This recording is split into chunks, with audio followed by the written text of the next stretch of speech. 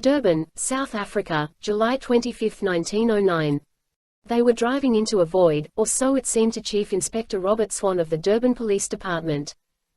On a moonless night, beneath a sky as dark as India ink, Swan rode shotgun in the cab of a motor truck as it rumbled down a dusty track in the countryside north of Durban. The headlights of the big Packard cast yellow beams of light that flickered and bounced and did little to brighten the path ahead.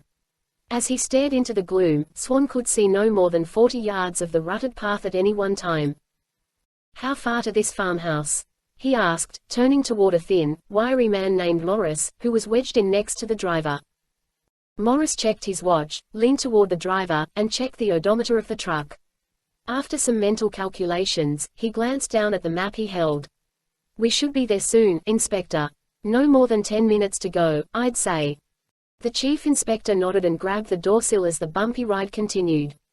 The Packard was known as a 3-ton, the latest from America and one of the first motor vehicles to be owned by the Durban Police Department. It had come off the boat with the customized cabin windshield. Enterprising workmen from the newly formed motor pool had built a frame to cover the flatbed and stretched canvas over it, though no one had done anything to make it more comfortable. As the truck bounced and lurched over the rutted buggy trail, Swan decided he would rather be on horseback. But what the big rig lost in comfort it made up for in hauling power. In addition to Swan, Morris, and the driver, 8 constables rode in back. Swan leaned on the doorsill and turned to look behind him. 4 sets of headlights followed. 3 cars and another Packard. All told, Swan had nearly a quarter of the Durban police force riding with him. "Are you sure we need all these men?" Morris asked. Perhaps it was a bit much, Swan thought. Then again, the criminals they were after, a group known in the papers as the Kla River Gang, had numbers of their own. Rumors put them between 30 and 40, depending on whom one believed. Though they'd begun as common highwaymen, robbing others and extorting those who tried to make an honest living doing business out in the veldt, they'd grown more cunning and violent in the last 6 months. Farmhouses of those who refused to pay protection money were being burned to the ground. Miners and travelers were disappearing without a trace. The truth came to light when several of the gang were captured trying to rob a bank. They were brought back to Durban for interrogation only to be rescued in a brazen attack that left 3 policemen dead and 4 others wounded. It was a line that Swan would not allow them to cross. "I'm not interested in a fair fight," he explained. "Need I remind you what happened 2 days ago?" Morris shook his head, and Swan wrapped his hand on the partition that separated the cab from the back of the truck. A panel slid open and the face of a burly man appeared, all but filling the window. "Are the men ready?" Swan asked. "We're ready, Inspector." "Good," Swan said. "Remember, no prisoners tonight." The man nodded his understanding, but the words caused Morris to offer a sideways glance. "You have a problem," Swan barked. "No, sir," Morris said, looking back at his map. "It's just that. We're almost there. Just over this hill." Swan turned his attention forward once again and took a deep breath, readying himself. Almost immediately he caught the scent of smoke. It was distinct in flavor, like a bonfire. The Packard crested the hill moments later, and the coal-black night was cleaved in 2 by a frenzied orange blaze on the field down below them. The farmhouse was burning from one side to the other, wells of fire curling around it and reaching toward the heavens. "Bloody hell," Swan cursed. The vehicles raced down the hill and spread out. The men poured forth and took up positions surrounding the house. No one hit them. No one fired. Morris led a squad closer. They approached from upwind and darted into the last section of the barn that wasn't ablaze. Several horses were rescued, but the only gang members they found were already dead. Some of them half-burned, others merely shot and left to die. There was no hope of fighting the fire. The ancient wood and the oil-based paint crackled and burned like petrol. It put out such heat that Swan's men were soon forced to back off or be broiled alive. "What happened?" Swan demanded of his lieutenant. "Looks like they had it out among themselves," Morris said. Swan considered that. Before the arrests in Durban, rumors had been swirling that suggested the gang was fraying at the seams. "How many dead?" "We've found 5. Some of the boys think they saw 2 more inside, but they couldn't reach M." At that moment gunfire rang out. Swan and Morris dove behind the Packard for cover. From sheltered positions, some of the officers began to shoot back, loosing stray rounds into the inferno. The shooting continued, oddly timed and staccato, though Swan saw no sign of bullets hitting nearby. "Hold your fire," he shouted. But keep your heads down. But they're shooting at us, one of the men shouted. Swan shook his head even as the pop-pop of the gunfire continued. It's just ammunition going off in the blaze. The order was passed around, shouted from one man to the next. Despite his own directive, Swan stood up, peering over the hood of the truck. By now the inferno had enveloped the entire farmhouse. The remaining beams looked like the bones of a giant resting on some Nordic funeral pyre. The flames curled around and through them, burning with a strange intensity, bright white and orange with occasional flashes of green and blue. It looked like hell itself had risen up and consumed the gang and their hideout from within. As Swan watched, a massive explosion went off deep inside the structure, blowing the place into a fiery scrap. Swan was thrown back by the force of the blast, landing hard on his back, as chunks of debris rattled against the sides of the Packard. Moments after the explosion, burning confetti began falling, as little scraps of paper fluttered down by the thousands, leaving trails of smoke and ash against the black sky. As the fragments kissed the ground, they began to set fires in the dry grass. Seeing this, Swan's men went into action without delay, tamping out the embers to prevent a brush fire from surrounding them. Swan noticed several fragments landing nearby. He rolled over and stretched for one of them, patting it out with his hand. To his surprise, he saw numbers, letters, and the stern face of King George staring back at him. "Tenors," Morris said excitedly. 10-pound notes. Thousands of them. As the realization spread through the men, they redoubled their efforts, running around and gathering up the charred scraps with a giddy enthusiasm they rarely showed for collecting evidence. Some of the notes were bundled and not too badly burned. Others were like leaves in the fireplace, curled and blackened beyond recognition. "Gives a whole new meaning to the term blowing the loot," Morris said. Swan chuckled, but he wasn't really listening. His thoughts were elsewhere, studying the fire, counting the bodies, working the case as an inspector's mind should. Something was not right at all. At first, he put it down to the anticlimactic nature of the evening. The gang he'd come to make war on had done the job for him. That he could buy. He'd seen it before. Criminals often fought over the spoils of their crimes, especially when they were loosely affiliated and all but leaderless, as this gang was rumored to be. No, Swan thought, this was suspicious on a deeper level. Morris seemed to notice. "What's wrong?" "It makes no sense," Swan replied. "What part of it?" "The whole thing," Swan said. "The risky daylight bank job. The raid to get their men out. The gunfight in the street." Morris stared at him blankly. "I don't follow you." "Look around," Swan suggested. "Judging by the storm of burnt cash raining down on us, these thugs were sitting on a small fortune." "Yes," Morris agreed. "So what? So why rob a heavily defended bank in broad daylight if you're already loaded to the gills with cash? Why risk shooting up Durban to get your mates out only to gun them down back here?" Morris stared at Swan for a long moment before nodding his agreement. "I have no idea," he said. "But you're right. It makes no sense at all." The fire continued to burn well into the morning hours, only dying when the farmhouse was consumed. The operation ended without casualties among the police, and the Klar River gang was never heard from again. Most considered it a stroke of good fortune, but Swan was never convinced. He and Morris would discuss the events of that evening for years, well into their retirement. Despite many theories and guesses as to what really went on, it was a question they would never be able to answer. 170 miles west-southwest of Durban, July 27, 1909. The SS Waratah plowed through the waves on a voyage from Durban to Cape Town, rolling noticeably with the growing swells. Dark smoke from coal-fired boilers spilled from her single funnel and was driven in the opposite direction by a contrary wind. Sitting alone in the main lounge of the 500-foot steamship, 50-year-old Gavin Brevard felt the vessel roll ponderously to starboard. He watched the cup and saucer in front of him slide toward the edge of the table, slowly at first, and then picking up speed as the angle of the ship's roll increased. At the last second, he grabbed for the cup, preventing it from sliding off the edge and clattering to the floor. The Waratah remained at a sharp pitch, taking a full 2 minutes to right herself, and Brevard began to worry about the vessel he'd booked passage on. In a prior life, he'd spent 10 years at sea aboard various steamers. On those ships the recoil was quicker, the keel more adept at righting itself. This ship felt top-heavy to him. It made him wonder if something was wrong. "More tea, sir." Deep in thought, Brevard barely noticed the waiter in the uniform of the Blue Anchor Line. He held out the cup he'd saved from destruction. "Merci." The waiter topped it off and moved on. As he left, a new figure came into the room, a broad-shouldered man of perhaps 30, with reddish hair and a ruddy face. He made a direct line for Brevid, taking a seat in the chair opposite. "Johannes," Brevid said in greeting. "Glad to see you're not trapped in your cabin like the others." Johannes looked a little green, but he seemed to be holding up. "Why have you called me here?" Brevid took a sip of the tea. "I've been thinking, and I've decided something important."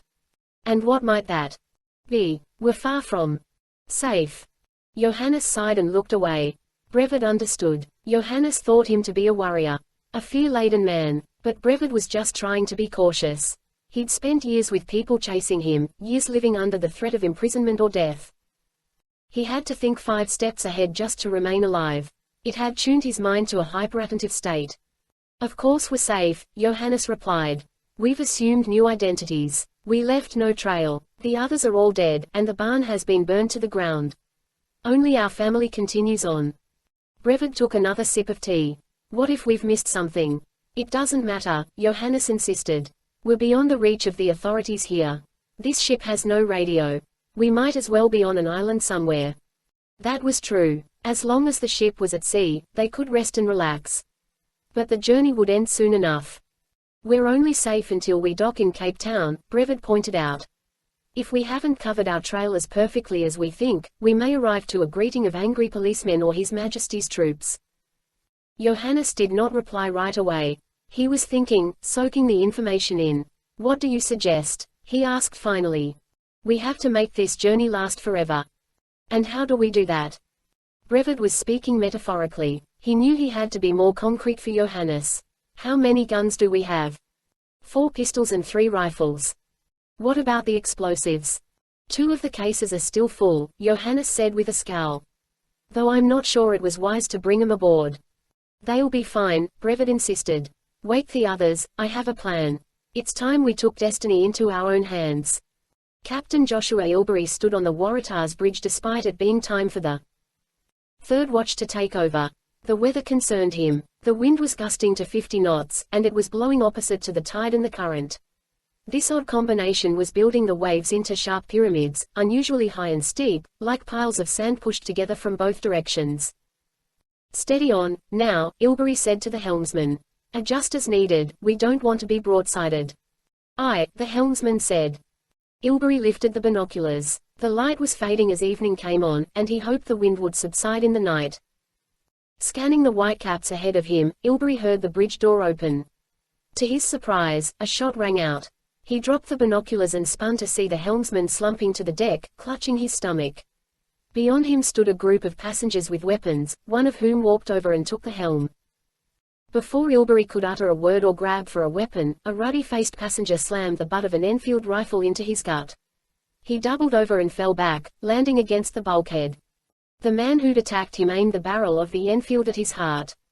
Ilbery noticed it was held by rough hands, more fitting on a farmer or rancher than a first-class passenger. He looked into the man's eyes and saw no mercy. He couldn't be sure of course, but Ilbery had little doubt the man he was facing had shot and killed before. "What is the meaning of this?" Ilbery growled. One of the group stepped toward him. He was older than the others, with graying hair at the temples. He wore a finer suit and carried himself with the loose elegance of a leader. Ilbery recognized him as one of a group who'd come on board in Durban. Brevid was the name. Gavin Brevid.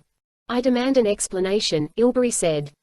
Brevid smirked at him. "I should have thought it quite obvious. We're commandeering this ship. You're going to set a new course away from the coast and then back to the east. We're not going to Cape Town." "You can't be serious," Ilbery said. "We're in the middle of a bad stretch. The ship is barely responding as it is. To make a turn now would." Gavin aimed the pistol at a spot halfway between the captain's eyes. "I've worked on steamers before, Captain. Enough to know that this ship is top-heavy and performing poorly. But she's not going to go over, so stop lying to me." "This ship will surely go to the bottom," Ilbery said. "Give the order," Brevid demanded, "or I'll blow a hole in your skull and pilot this ship myself." Ilbery's eyes narrowed to slits. "Perhaps you can navigate, but what about the rest of the duties? Do you and this lot intend to man the ship yourselves?" Brevid smiled wryly. He'd known from the start that this was his weakness, the chink in his armor. He had 8 others with him, 3 of them children. Even if they'd been adults, 9 people couldn't even keep the fires stoked for long, let alone guard the passengers and crew, and pilot the ship at the same time. But Brevet was used to playing the angles. His whole life was a study in getting others to do as he wished, either against their wills or without him knowing they were doing his bidding. He'd known he needed leverage, and the explosives in the 2 cases enabled him to turn the odds in his favor. "Bring in the prisoner," he said. Ilbery watched as the bridge door was opened and an unkempt teenager appeared. This one brought in a man covered in coal dust. Blood flowed from a broken nose and a gash across his forehead. "Chief." "I'm sorry, Cap'n," the chief said. "They tricked us. They used children to distract us. And then they overpowered us. 3 of the lads are shot. But it's so loud down there no one heard until it was too late." "What have they done?" the captain asked, his eyes growing wide. "Dynamite," the chief said. "A dozen sticks attached to boilers 3 and 4. Ilbery turned to Brevet. "Are you insane? You can't put explosives in an environment like that. The heat, the embers. One spark and we'll all be blown to kingdom come," Brevet said, finishing the thought for him. "Yes, I'm well aware of the consequences. The thing is, a rope waits for me on shore, the kind that stretches one's neck. If I'm going to die, I'd rather it be quick and glorious than slow and painful. So don't test me. I have 3 of my people down there with rifles like these to make sure no one removes those explosives, at least not until I leave this ship at a port of my choosing. Now, do as I say and turn this vessel away from the coast." "And then what?" Ilbery asked. "When we've reached our destination, we'll take a few of your boats, a heap of supplies, and everyone's cash and jewelry, and we'll leave your ship and disappear. You and your crew will be free to sail back to Cape Town with a fantastic story to tell the world." Using the bulkhead behind him for support, Captain Ilbery forced himself up and stood. He stared at Brevet with contempt. The man had him and both knew it. "Chief," he said without taking his eyes off the hijacker, "take the helm and turn us about." The chief staggered to the wheel and pushed the hijacker aside and did as ordered. The rudder answered the helm, and the SS Waratah began to turn. "Good decision," Brevet said. Ilbery wondered about that, but knew he had no choice. For his part, Brevet was pleased. He sat down in a chair, laid the rifle across his lap, and studied the captain closely. Having spent his lifetime misleading others, from policemen to powder-wig judges, Brevet had learned that some men were easier to read than others. The honest ones were more obvious than the rest. As Brevet stared at this captain, he pegged him as one of those. A man with pride and smarts and a great sense of duty for his passengers and crew. That sense of duty compelled him to comply with Brevet's demands in order to protect the lives of those on board. But it also made him dangerous. Even as he acquiesced, Ilbery stood tall and ramrod straight. Though he clutched his stomach from the blow he'd taken, he kept a fire burning in his eyes that beaten men didn't have. All of which suggested the captain was not ready to relinquish his ship just yet. A countermove would come, sooner rather than later. Brevet didn't blame the captain. Quite frankly, he respected him. All the same, he made a mental note to be ready. SS Harlow, 10 miles ahead of the Waratah. Like the captain of the Waratah, the captain of the Harlow was on the bridge. 30-foot waves and 50-knot winds required it. He and his crew were making constant corrections, working hard to keep the Harlow from going off course. They'd even pumped in some extra water as ballast to help reduce the roll. As the first officer re-entered the bridge following an inspection run, the captain looked his way. "How are we faring, number 1? "Shipshape from stem to stern, sir." "Excellent," the captain said. He stepped to the bridge wing and glanced out behind them. The lights of another vessel could be seen on the horizon. She was several miles astern, and making a great deal of smoke. "What do you make of her?" the captain asked. "She's changed course, out away from the coast. Could be a turn to get more clearance from the shoals," the first officer said. "Or perhaps the wind and current are forcing her off. Any idea who it is?" "Not sure," the captain said. "She might be the Waratah." Moments later, a pair of flashes only seconds apart lit out from the vessel's approximate position. They were bright white and then orange, but at this range there was no sound, like watching distant fireworks. When they faded, the horizon was dark. Both the captain and first officer blinked and stared into that darkness. "What was that?" the first officer asked. "An explosion." The captain wasn't sure. He grabbed for the binoculars and took a moment to train them on the spot. There was no sign of fire, but a cold chill gripped his spine as he realized the lights of the mystery ship had vanished as well. Could have been flares from a brush fire on the shore behind them, the first officer suggested. Or heat lightning. The captain didn't respond and continued to stare through the binoculars, sweeping the field of view. He hoped the first officer was right, but if the flashes of light had come from the shore or the sky, then what had happened to the ship's lights visible only moments before? Upon docking, both men would learn that the Waratah was overdue and missing. She'd never made port in Cape Town, nor had she returned to Durban or made landfall anywhere else. In quick succession both the Royal Navy and the Blue Anchor Line would dispatch ships in search of the Waratah, but they would return empty-handed. No lifeboats were found, no wreckage, no debris, no bodies floating in the water. Over the years, nautical groups, government organizations, and treasure seekers would search for the wreck of the missing ship. They would use sonar, magnetometers, and satellite imaging. They would dispatch divers and submarines and ROVs to scour various wrecks along the coast. But it was all in vain. More than a century after her disappearance, not a single trace of the Waratah had ever been found. Maputo Bay, Mozambique, September 1987. The sun was falling toward the horizon as an aging 50-foot trawler sailed into the bay from the open waters of the Mozambique Channel. For Quoto Zumbana, it had been a good day. The hold of his boat was filled with fresh fish, no nets had been torn or lost, and the old motor had survived yet another journey, though it continued to belch grey smoke.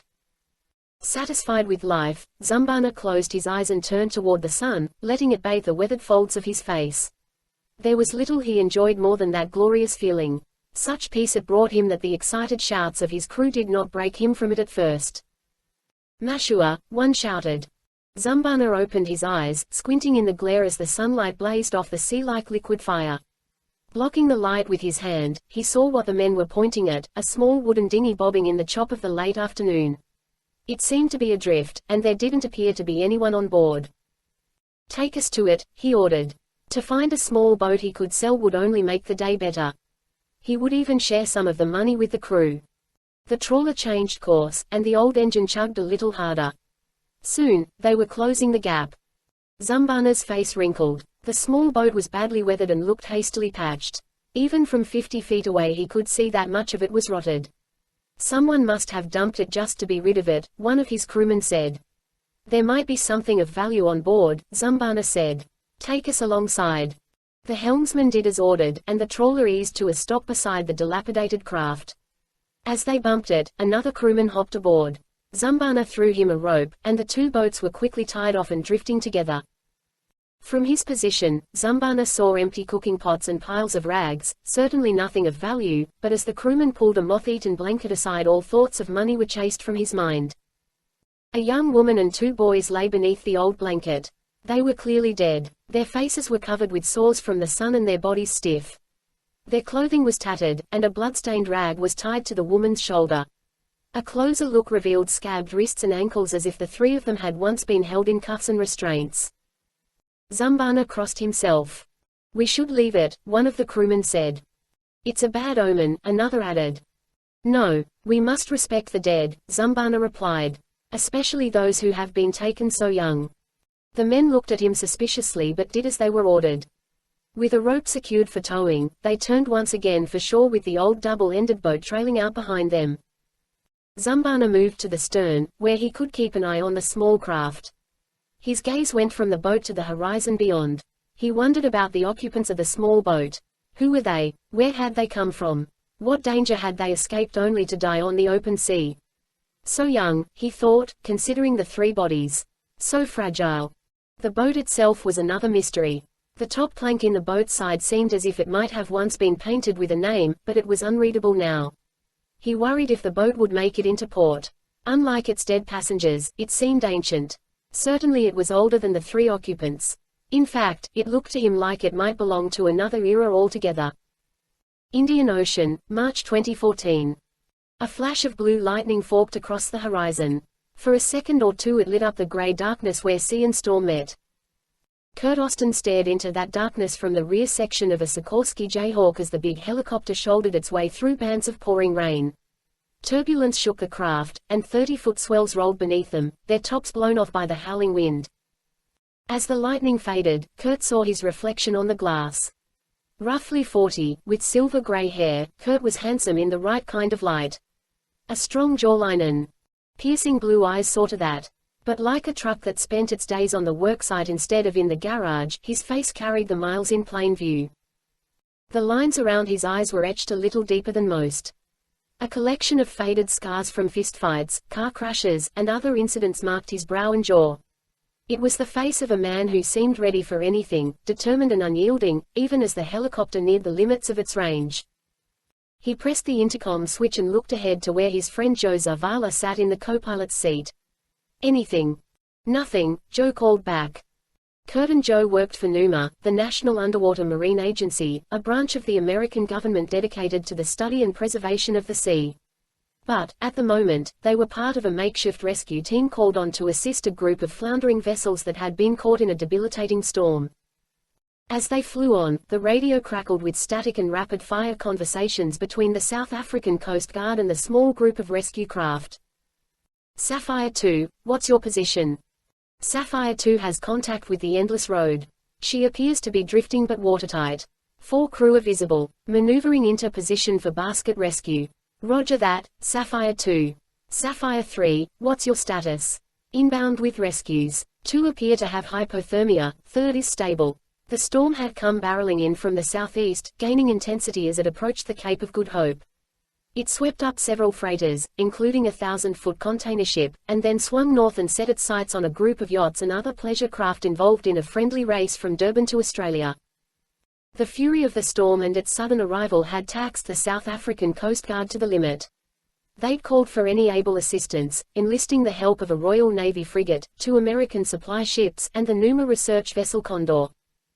70 miles east of the Condor, Kurt, Joe, and the pilot of the Jayhawk were nearing the GPS coordinates they'd been given.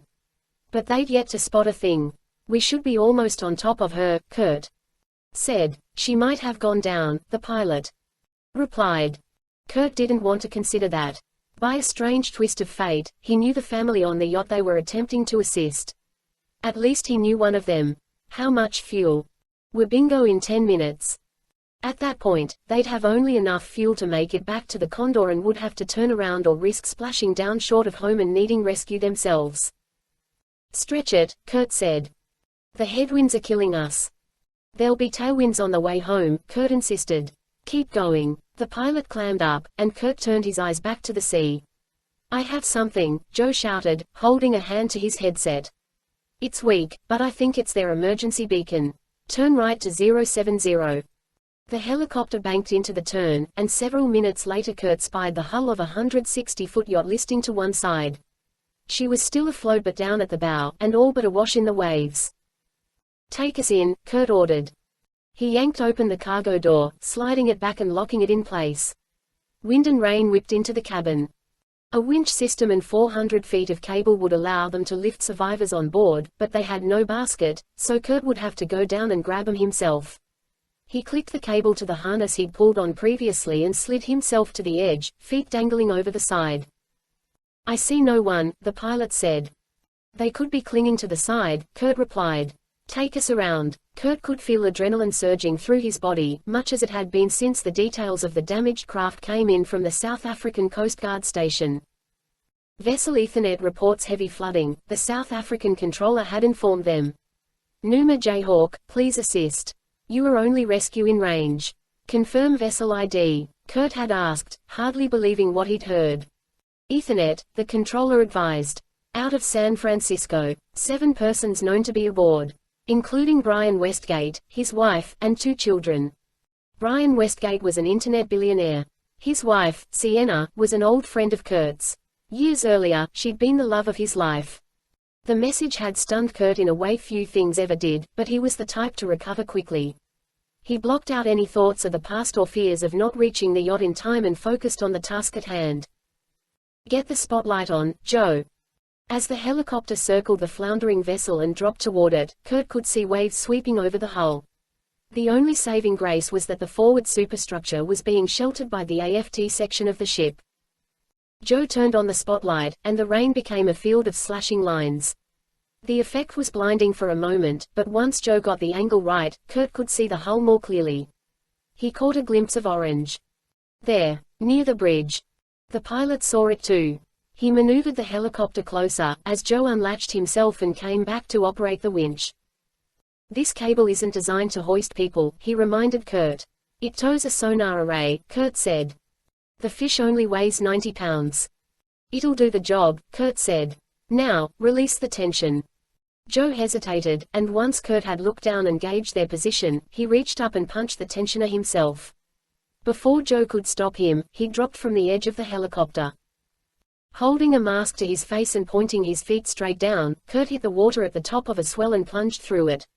For a long moment, he was bathed in the strange muted silence of the sea. It was calming and peaceful. And then he surfaced into the maelstrom. The swells were like rolling mountains, and droplets from the torrential downpour danced on the surface in every direction. Turning to the floundering yacht, Kurt began kicking hard toward it. Reaching the vessel amidships, he stretched for the rail.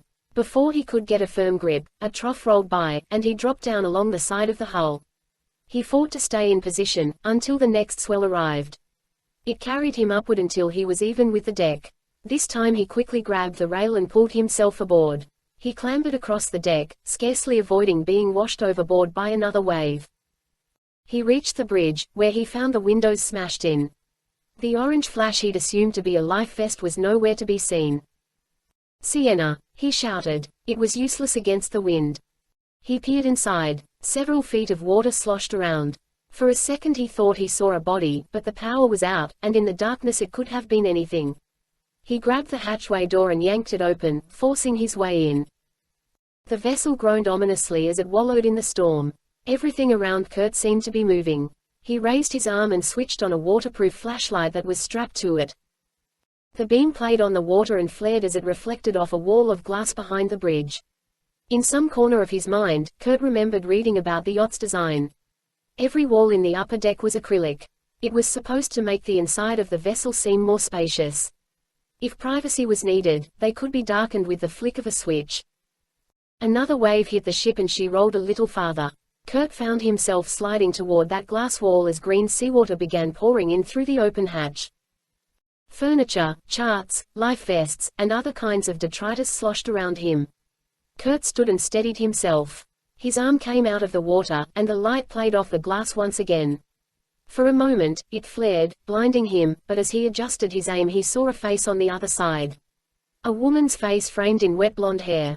A child floated beside her, a tow-headed blonde girl, no more than 6 or perhaps 7. Her eyes were open but unresponsive. Kurt lunged toward them only to crash into a glass partition. "Sienna!" he shouted. There was no response. The water was rising more rapidly now. It swirled up around Kurt's chest as he slammed his fist against the glass and then tried to smash it with a chair he found floating beside him. The partition held against 2 solid blows. And as Kurt reared back for a third swing, the ship rolled farther and the water reached his neck. The yacht was going over. He could feel it. Without warning, the harness snapped tight around him, and Kurt felt himself being dragged backward. "No!" he shouted, only to swallow a mouthful of water. He was being pulled backward against a great current flooding into the bridge. It was like being dragged upward through a waterfall. For a brief instant, he saw the faces again, and then his mask was ripped off and the world went blurry and green. The cable jerked once more, pulling him hard and slamming his head against the doorframe in the process. Dazed and barely conscious, Kurt sensed he'd been pulled free. But his progress was slowing. Some part of him knew the reason. Joe and the pilot must have maneuvered the helicopter to drag him out of the sinking vessel. They'd managed to yank him clear, but the cable must have snapped, perhaps when he hit the bulkhead. He tried to swim, kicking feebly, but his mind was cloudy and his muscles were mostly unresponsive. Instead of rising, he was being pulled deeper, drawn down by the suction of the sinking yacht. He saw it beneath him, a gray blur retreating from the beam of his light. Thinking only of survival, he turned his gaze upward. Above him, Kurt saw a ring of silvery light. And then, feeling only simple fascination, he watched it close like the pupil of a vast discerning eye. With a jolt, Kurt bolted upright in his bed. He was drenched in sweat and gasping for air, and his heart pounded as if he'd just run up a mountain.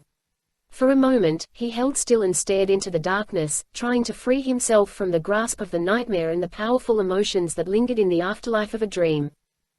The process was always the same, a quick realization of where he was and then a brief moment of uncertainty, as if the mind was torn deciding which world was reality and which was illusion.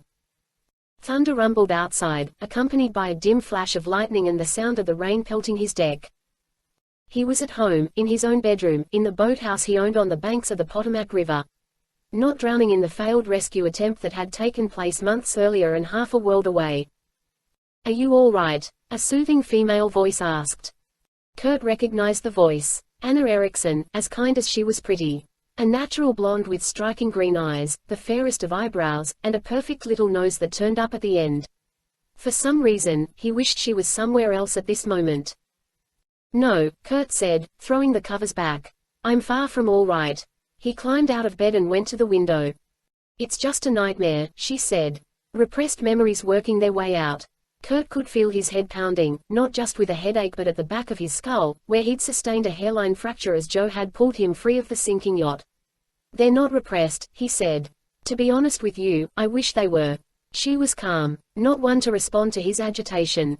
"Did you see them?" she asked. Thunder crashed outside, and the rain rattled against the Arcadia door with renewed vigor. Kurt wondered if the rain had triggered the nightmare. Then again, he didn't need anything to trigger them.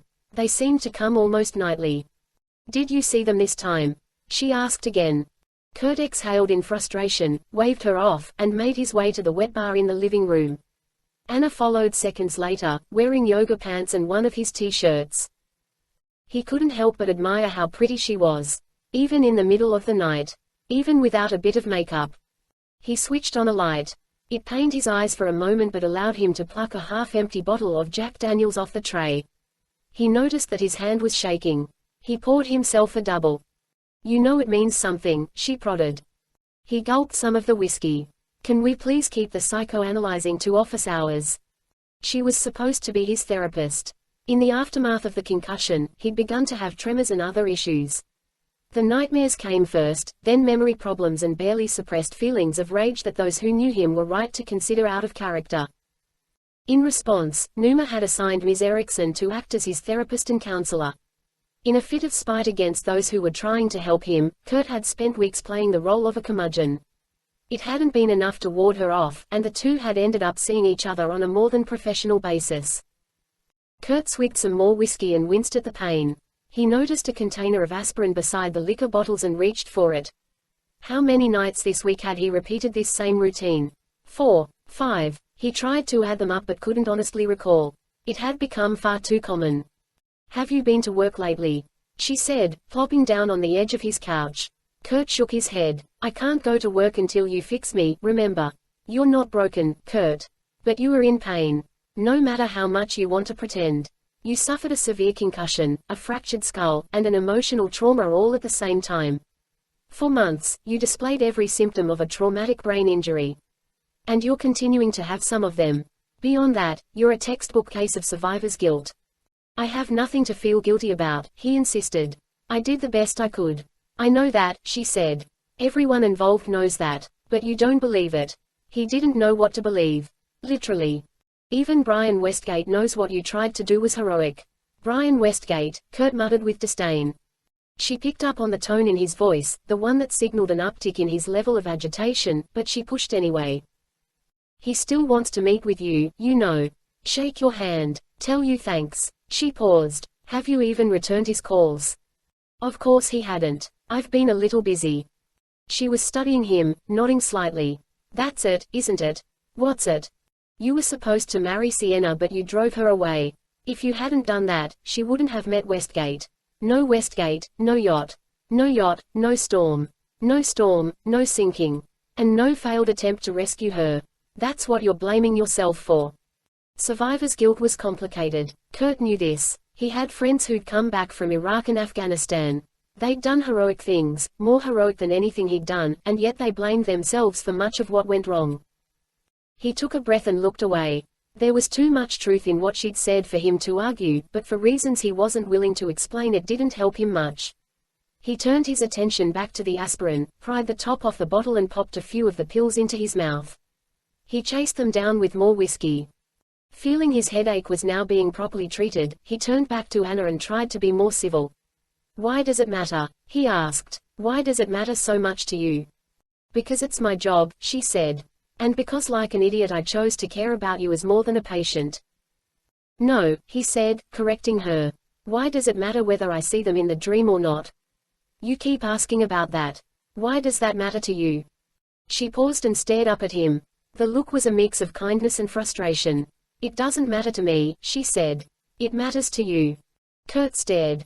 "Based on what you've told me, the dreams are all the same," she pointed out. "Except in half of them, you see this blonde Caucasian woman and one of her children, while in the rest you see nothing but debris and empty life jackets. You can't even be sure the woman is Sienna. But either way, real or imagined, you couldn't reach them, the ship went down, and, unfortunately, they're gone. End of story." She tilted her head a bit. A look of empathy settled on her face. "To the rest of the world, it doesn't make a difference because the outcome is the same. But these alternate dreams, these alternate realities, they must matter to you or you wouldn't keep having them. The sooner you figure out why, the sooner you'll begin to feel better." He could only stare. She was closer to the truth than she knew. "I see," was all he could say. She sighed. "I shouldn't have come over," she said, reaching for her sneakers and slipping them on. "For that matter, I shouldn't have kissed you. But I'm glad I did." She stood up and grabbed her coat off a rack by the door. "I'm going home," she said. "Go back to work, Kurt. It might do you some good. In fact, go see Westgate. He's actually in Washington. He's making some big announcement tomorrow on the steps of the Smithsonian. He's probably not the bastard you think he is. And it might give you some closure." She pulled her coat on, opened the door to the sound of rain on the driveway, then stepped through and shut it behind her. Seconds later, the engine of her Ford Explorer rumbled to life, followed by the sound of her backing out and up the hill onto River Road. Kurt stared at the empty space for a minute. With a gulp, he finished the drink and wavered on whether to pour himself another. He put the tumbler down. It didn't help much anyway. Instead of another drink, he walked through the living room and slid open the Arcadia door that led out onto the deck. The rain was relentless, beating up on the freshly stained wood like quicksilver in a lab tray. The river was covered in dancing droplets just like the sea in his dream. Why did it matter? He walked to the railing. As the rain soaked him, it seemed to draw some of the agony out. Far to the left he saw the red taillights of Anna's Ford as she drove off. Why did he try harder and harder to see the truth each time the dream started? He knew the answer to this mystery, it had come to him weeks ago, but he kept it to himself. He couldn't tell anyone, certainly not his therapist. Soaking wet, he stepped back and sighed, grabbed a towel to dry his hands and face, and dropped into the chair at his desk. Tossing the towel aside, he flicked on the computer and waited as the screen lit up. After typing in his main password, he clicked an icon that required a second password. It brought up a series of encrypted emails. The latest had been sent by a former Mossad agent whom Kurt knew through a third party. Money had been wired and received, and the man agreed to investigate a rumor. The email read rather matter-of-factly. Can neither confirm nor deny the presence of Sienna Westgate in Mashhad or surrounding area. Mashhad was a city in northern Iran, suspected of being the headquarters of a new technical group working for the Iranian military. No one was certain just what they were up to, but the Iranians were believed to be desperately upgrading their cybersecurity and attack force. Embittered that the US had somehow gotten a virus known as Stuxnet into their nuclear processing facilities and caused 1,000 high-priced centrifuges to spin out of control until they exploded, the Iranians were not only looking to protect themselves, they were planning to hit back. Part of that effort seemed to involve foreigners who'd been spotted shuffling in and out of Mashhad, sometimes under guard. Kurt read the rest of the email. On good authority, I've been informed that 3 Western persons, 2 male, 1 female, were in Mashhad for some time. They were present for at least 19 and possibly as many as 30 days. It's unclear if these individuals were captives or paid experts. Description of the female matches Mrs. Westgate in size and approximate age but not hair color. No photographs are available. Subject did not appear to be injured or to favor either hand in daily activities. She was seen arriving and leaving the suspected defense building in northern Mashhad under light security. No coercion was evident. No mistreatment detected. All 3 individuals were spotted departing via small aircraft 21 days ago. No information has been uncovered to accurately suggest the destination of that aircraft or the current whereabouts or welfare of the persons on board. Kurt closed the file.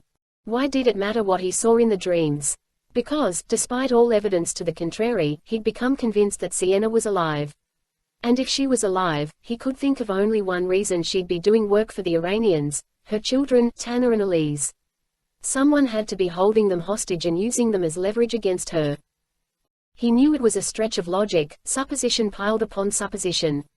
Considering the facts, it was irrational and unreasonable, and yet he felt it with every fiber of his being. Only the dreams made him doubt. If the empty salon and the abandoned yacht were the true memories, then he had reason to believe, to hope, and to trust his instincts. But if he had witnessed Sienna and her daughter drown, and was trying subconsciously to rewrite his memories and replace what he knew with what he wanted reality to be, then he was balancing on the very edge of madness, one misstep from tumbling into the abyss. Western Madagascar, June 2014. The woman on horseback moved slowly, materializing like an apparition through the shimmer of the midday heat. Young and fit, in her late 20s, she held the reins of a spotted Appaloosa with quiet confidence as it trotted slowly along the sand at the edge of a muddy river. She wore black from head to toe, stylish riding boots, and a caballero's wide-brimmed hat to keep her pale skin from the sun. She guided the horse effortlessly, passing through a narrow section, keeping her eyes on the water's edge in case any crocodiles were lurking. As the gorge widened out, she came upon a group of zebus, Brahman cattle with sharp V-shaped horns and distinctively humped shoulders.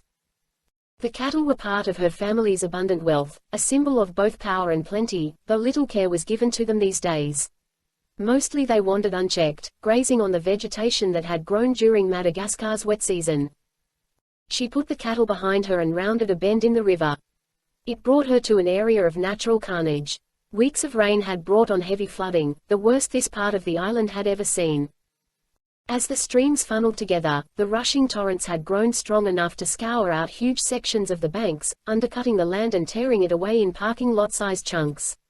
Fallen trees had been swept downriver like toothpicks, those that remained lay in a tangle, their roots upturned. Farther on, she came to a section of shoreline that had once been a peninsula sticking out into a large bend in the river. It was now an island, cut off from the land and surrounded on all sides by the arms of the rushing river. She checked the horse with a slight movement of the reins and paused. The Mozambique Channel spread out ahead of her, its shimmering waters stretching to the horizon. 300 miles beyond lay the eastern shore of Africa. She'd come to this spot often over the years. It was her favorite place on the island, though for reasons others would find odd. Alone in this desolate place, she felt something different, a certain kind of sadness that she hid from the world. It seemed to belong to her like nothing else she possessed. It was part of her, an emotion she didn't want to lose. Unfortunately, things were changing. Events were unfolding beyond her control, and that melancholy feeling was being torn away piece by piece, like the small island eroding in the center of the raging channel. As she watched, a section of red clay the size of a house sloughed into the water from the front of the island. It slid down at an angle, like an iceberg carving from a glacier, and began to dissolve as it contacted the churning river. In its place she noticed something odd. Not more clay but dark, blackened metal. Flat and smooth like a wall made of iron. The churning water rushed past, relentlessly scouring the mud from it and slowly revealing more and more. A seam appeared and then another. She saw that the wall was actually great plates of riveted steel. A chill settled on her spine, a sick feeling rising in her stomach. Fear and curiosity mixed in a cocktail of emotions. She felt drawn to what she saw and afraid of it at the same time. An urge to cross the river and investigate came over her as if something or someone was calling to her, as if she were being asked to come to the aid of ghosts trapped beyond that metal wall. She eased the horse to the river's edge but the animal bucked and resisted. The current was far too strong, the footing too treacherous. One step into it and she and the horse would be carried away as easily as the large trees. The horse raised its head and neighed. Somehow, the act brought the woman to her senses. She backed off and looked toward the small island once more. She didn't know what lay beneath the reddish soil. And suddenly she didn't want to know. She only wanted to leave, to get out of there, before the truth was revealed. She turned the horse sharply, pulling its head around, and kicking her heels into its sides. "Come on," she said. "Yeah." With a willing surge, the horse took off, galloping away, heading back inland, back to the plantation, the palace-like mansion and the life she knew. More storm clouds were gathering above the hills in the distance. Another flood would be coming. She guessed accurately that whatever lay buried under that island would be gone before morning. Sebastian Brevard waited in the main hall of his opulent plantation house. 6 feet tall, trim and muscular at 42 years of age, with smooth olive skin and dark hair that revealed his ancestral origins in the south of France, Brevard was a handsome man in the prime of his life. His hair was thick and dark as mahogany, his eyes were lightly colored, almost hazel, and he sported a thin beard that ran along his jawline, trimmed daily by a personal barber. He carried himself with an air of confidence, some would say arrogance, that came from a privileged upbringing as master of the house. And while he liked the finer things in life, he wore no jewelry, save for a single gold ring given to him by his father. The house around him was a minor palace, built in the Baroque style of 18th-century France. The grounds, arranged in terraces on the slope of the great hill, contained stables, ornate gardens, fountains, even a hedge maze that took up several acres on the second terrace just below the main house. The house itself was filled with splendor. As he walked the hall, he trod softly on polished Italian marble. Doric columns of granite rose on either side of the space, while extraordinary works of art lined the walls between statues and intricate tapestries. Like his home, Sebastian was clad impeccably. He wore a 3-button Savile Row suit that cost as much as a small Mercedes. His feet were covered in silk socks and $2,000 crocodile skin shoes. Completing the ensemble was a $500 Eton dress shirt with French cuffs, clasped together by diamond-studded cufflinks. It was true that he had an important meeting later that afternoon, but he considered it a privilege to dress like a king. It helped those who met him know their station in life, it reassured those who worked for him that his path was a path of success. Near the end of the hall, 2 men who resembled him in their features waited. They were his brothers, Egan and Laurent. They knew of the importance of today's meeting. "Are you really going to entertain Acosta's messenger?" Laurent asked. "We should have killed him for betraying us." Laurent, several years younger than Sebastian, was always ready for a fight, as if he knew no other way to deal with confrontation. Despite Sebastian's efforts to teach him, Laurent had never grasped that manipulation was more profitable and usually more effective than confrontation. "Let me worry about that," Sebastian said. "You just make sure our defenses are prepared in case we have to fight." Laurent nodded and moved away. In days past, the two had clashed, but Laurent had given way to his older brother's leadership completely now. "What about all the explosives in the armory?" Egan asked. "Some of the munitions that Acosta left here are unstable."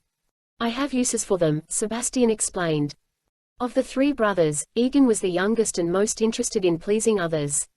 Sebastian considered it a weakness, but, then, Egan had been only 14 when their father passed. He'd not learned firsthand how to be hard. "I'll make sure to give you an inventory," Egan said, and left by the main hall. With the 2 of them gone, the sound of high-heeled boots clicking against the marble floor turned Sebastian around. Coming down the hall toward him was the lithe form of the youngest member of the family. Callista was 15 years his junior and as different from the brothers as night and day. Unlike them, she dressed as a commoner. Though with only half as much style, he thought. Today she wore black from head to toe, including a cowboy hat, which she took off and placed on the head of a priceless statue. Her short hair was dyed the color of coal. Her nails were painted darkly, and she'd done her eyes with enough mascara that she resembled a raccoon. "Hello, Callista," he said. "Where have you been?" "Out riding," she said. "And dressed for a funeral, I see." She put an arm around him provocatively and reached up to set askew his perfectly scented tie. "Is that what's on the agenda today?" He glared at her until she stepped back. Restraightening his tie, he spoke bluntly. "It will be if Acosta does not return what is taken from us." She perked up at that. "Is René coming here?" "Your personal interest in him bothers me," Sebastian scolded her. "He's beneath you." "Sometimes a cat plays with a mouse," she replied. "Sometimes she kills it. What concern is that of yours?" Callista was a lost child. She didn't bond well with people. Not that she avoided human relationships. On the contrary, she was always entering into or leaving one. But from their father on down, all her relationships were a mix of love and hate, anger constantly set off by a crushing devotion for all the things she could never have. And once she possessed them, it changed. Sudden and cruel indifference was the usual response, or even a desire to cause pain and torment to that which she now controlled. How perfect, he mused, to have a beautiful little sociopath for a sister. It made her useful. René's disobedience is my concern, he told her. He's betrayed us. She seemed ready to defend her ex-lover. He took the woman to Iran as you asked, she said. She's done what we needed her to do. The Trojan horse is in place. The trapdoor link is active. I've checked it myself. Brevid smiled. Callista had her charms, one of which was her ability with computers and systems. At least they had that in common, for Sebastian was an accomplished programmer in his own right. But she couldn't see the big picture like he did. The Iranians are just one part of the plan, he reminded her.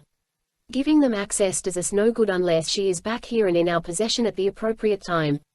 Unless the world fears what we can do, they will not react as we need them to. She stared at him and shrugged, hopping up on a 500-year-old credenza and swinging her legs back and forth as if it were a sideboard from a second-hand store. That piece once graced Napoleon's summer retreat, Sebastian chided her. She glanced at the antique wood with its perfectly curved lines and ornate finish. I'm sure he doesn't need it anymore. Sebastian felt his anger building but held back. We shouldn't have given her to René, she added, suddenly becoming the cold, dark version of herself again. We should have made a deal with the Iranians ourselves. Brevid shook his head. René is the front. His presence insulates and protects us. We set him up in business for that very reason. We need to keep that in place. But he needs to be reined in. Then we have to find a way to motivate him, she added. I suggest violence. Plenty of it. Really, he said. Why am I not surprised? It's all he understands. We are not blunt instruments like René, he insisted. We must succeed with style and grace. More to the point, we are artists. When we take what we're after, I know, she said, cutting him off, no one must know it was us. No, he corrected, no one must know it was taken. This was a point he thought he'd hammered home. She sighed, tired of his lectures. You will never get the woman back from René until he's afraid. He may be a brute, but I tell you he lives in great fear and that's why he lashes out. You want her back, you will have to tap into that fear. Sebastian was silent for a moment. You might be right, he said. Come to my office. René's messenger should be arriving any minute now. 20 minutes later, a servant opened the door to Sebastian's office. A guest has arrived, Monsieur Brevid. He claims to speak for Mr. Acosta. Did he come alone? He came with 3 men. They are undoubtedly armed. Show the messenger in, Sebastian said. And the others, sir? Offer 'em a drink from our private stock. Very good, sir. The servant bowed slightly and backtracked through the double doors. Moments later, a stocky man in tan cargo pants and a loose-fitting polo shirt came in. My name is Kovac, the man said. He spoke English with an Eastern European accent. He made uneasy eye contact with Sebastian and glanced nervously behind him at Callista, who stood with her back pressed flat against the wall. She didn't acknowledge him or move or even blink. Sebastian grinned inwardly. His odd little sister had a way of unnerving even the most hardened of guests. Where is René? He's here and there, Kovac said flippantly. A very busy man. And why has he broken our agreement? The American woman was supposed to be returned to us after the Iranian exercise was over. Kovac took a seat in one of the chairs fronting Sebastian's ornate desk and began to explain. We have discovered other buyers for her services. Who? Sebastian asked. I'm not at liberty to tell. You. Sebastian guessed the Chinese were involved, and probably the Russians. Both were known to be interested in cyber warfare and using computer hacking as a weapon. Perhaps there were others. Under different circumstances, he would have set up a bidding war and sold the woman and the others to the highest bidder just as René was attempting to do. But he needed her back. No one else would do. No doubt aware of this, Kovac shifted in his seat. His new posture oozed superiority and arrogance as if he were ready to dictate terms in Brevid's own home. His eye seemed to catch the box of Cuban cigars on Sebastian's desk. These are most delicious. You don't eat 'em, Sebastian pointedly explained. But if you mean they have a wonderful flavor, then, yes, you're correct. With great calmness Brevid picked up the box and offered it to his insolent guest. Why don't you try one? Kovac reached out and plucked one of the cigars from the box. In the next instant, Callista appeared in the chair beside him. She moved quickly and startled Kovac. She didn't sit as much as perch on the armrest with her feet on the cushion. She reached down, took the cigar cutter from Sebastian's desk, and toyed with it. "Allow me," she purred. In a swift move, she cut off the end of Kavak's cigar. Sebastian almost laughed. How she loved that little guillotine. Kavak seemed to enjoy the attention. He smiled and brought the cigar up to his nose, breathing in the aroma. "Do you have a light?" Sebastian reached for a wedge-shaped block made of iridescent glass. It had sharp edges and looked vaguely volcanic. It held a butane lighter, partially recessed in one surface. "Obsidian," Sebastian said. "From Mount Etna." In a moment the cigar was alight. The rich flavor of the Cuban tobacco was soon wafting through the room. Sebastian let his guest enjoy the smoke for a minute and then spoke once more. "Back to business," he said. "What exactly does René want from me?" "He wants you to bid. In real money." There was a sarcastic tone to the comment. "Real money," Sebastian said, his eyebrows going up. Kavak nodded. "He's arranging a new auction. Some parties have already been rejected. Their bids are too low. If you want her delivered back here, you will have to outbid the others, or Mr. Acosta will have no choice but to move the merchandise to the place where it brings the highest profit." Despite his ego and pride, Sebastian answered quickly. "Done," he said. It was foolish to quibble when billions were at stake. "I don't think you understand," Kavak said, puffing on the cigar. "There are many bidders. I doubt you will be able to afford the going rate." With that, Kavak exhaled a large cloud of smoke. For a brief instant it made a ring. Sebastian found his ire growing. Mostly because Kavak was right. There was no way he could outbid the Chinese or the Russians or the Koreans, who were also rumored to want the knowledge the woman possessed. Acosta knew this. He was flaunting it in their faces. It was obvious that Acosta had broken from him completely now. He didn't know Brevid's plan, couldn't possibly expose it or threaten to duplicate it. But through simple greed and stupidity, he was endangering a scheme 3 years in the making. A masterpiece of a long con. The longest of Sebastian Brevid's life, and by far the most profitable, if it worked. The time for negotiations had ended. Brevid would not be drawn in. His will would be imposed. He smiled like a wolf baring its teeth. "You have learned much about capitalism from René," he said. "I compliment you." The tension eased a bit.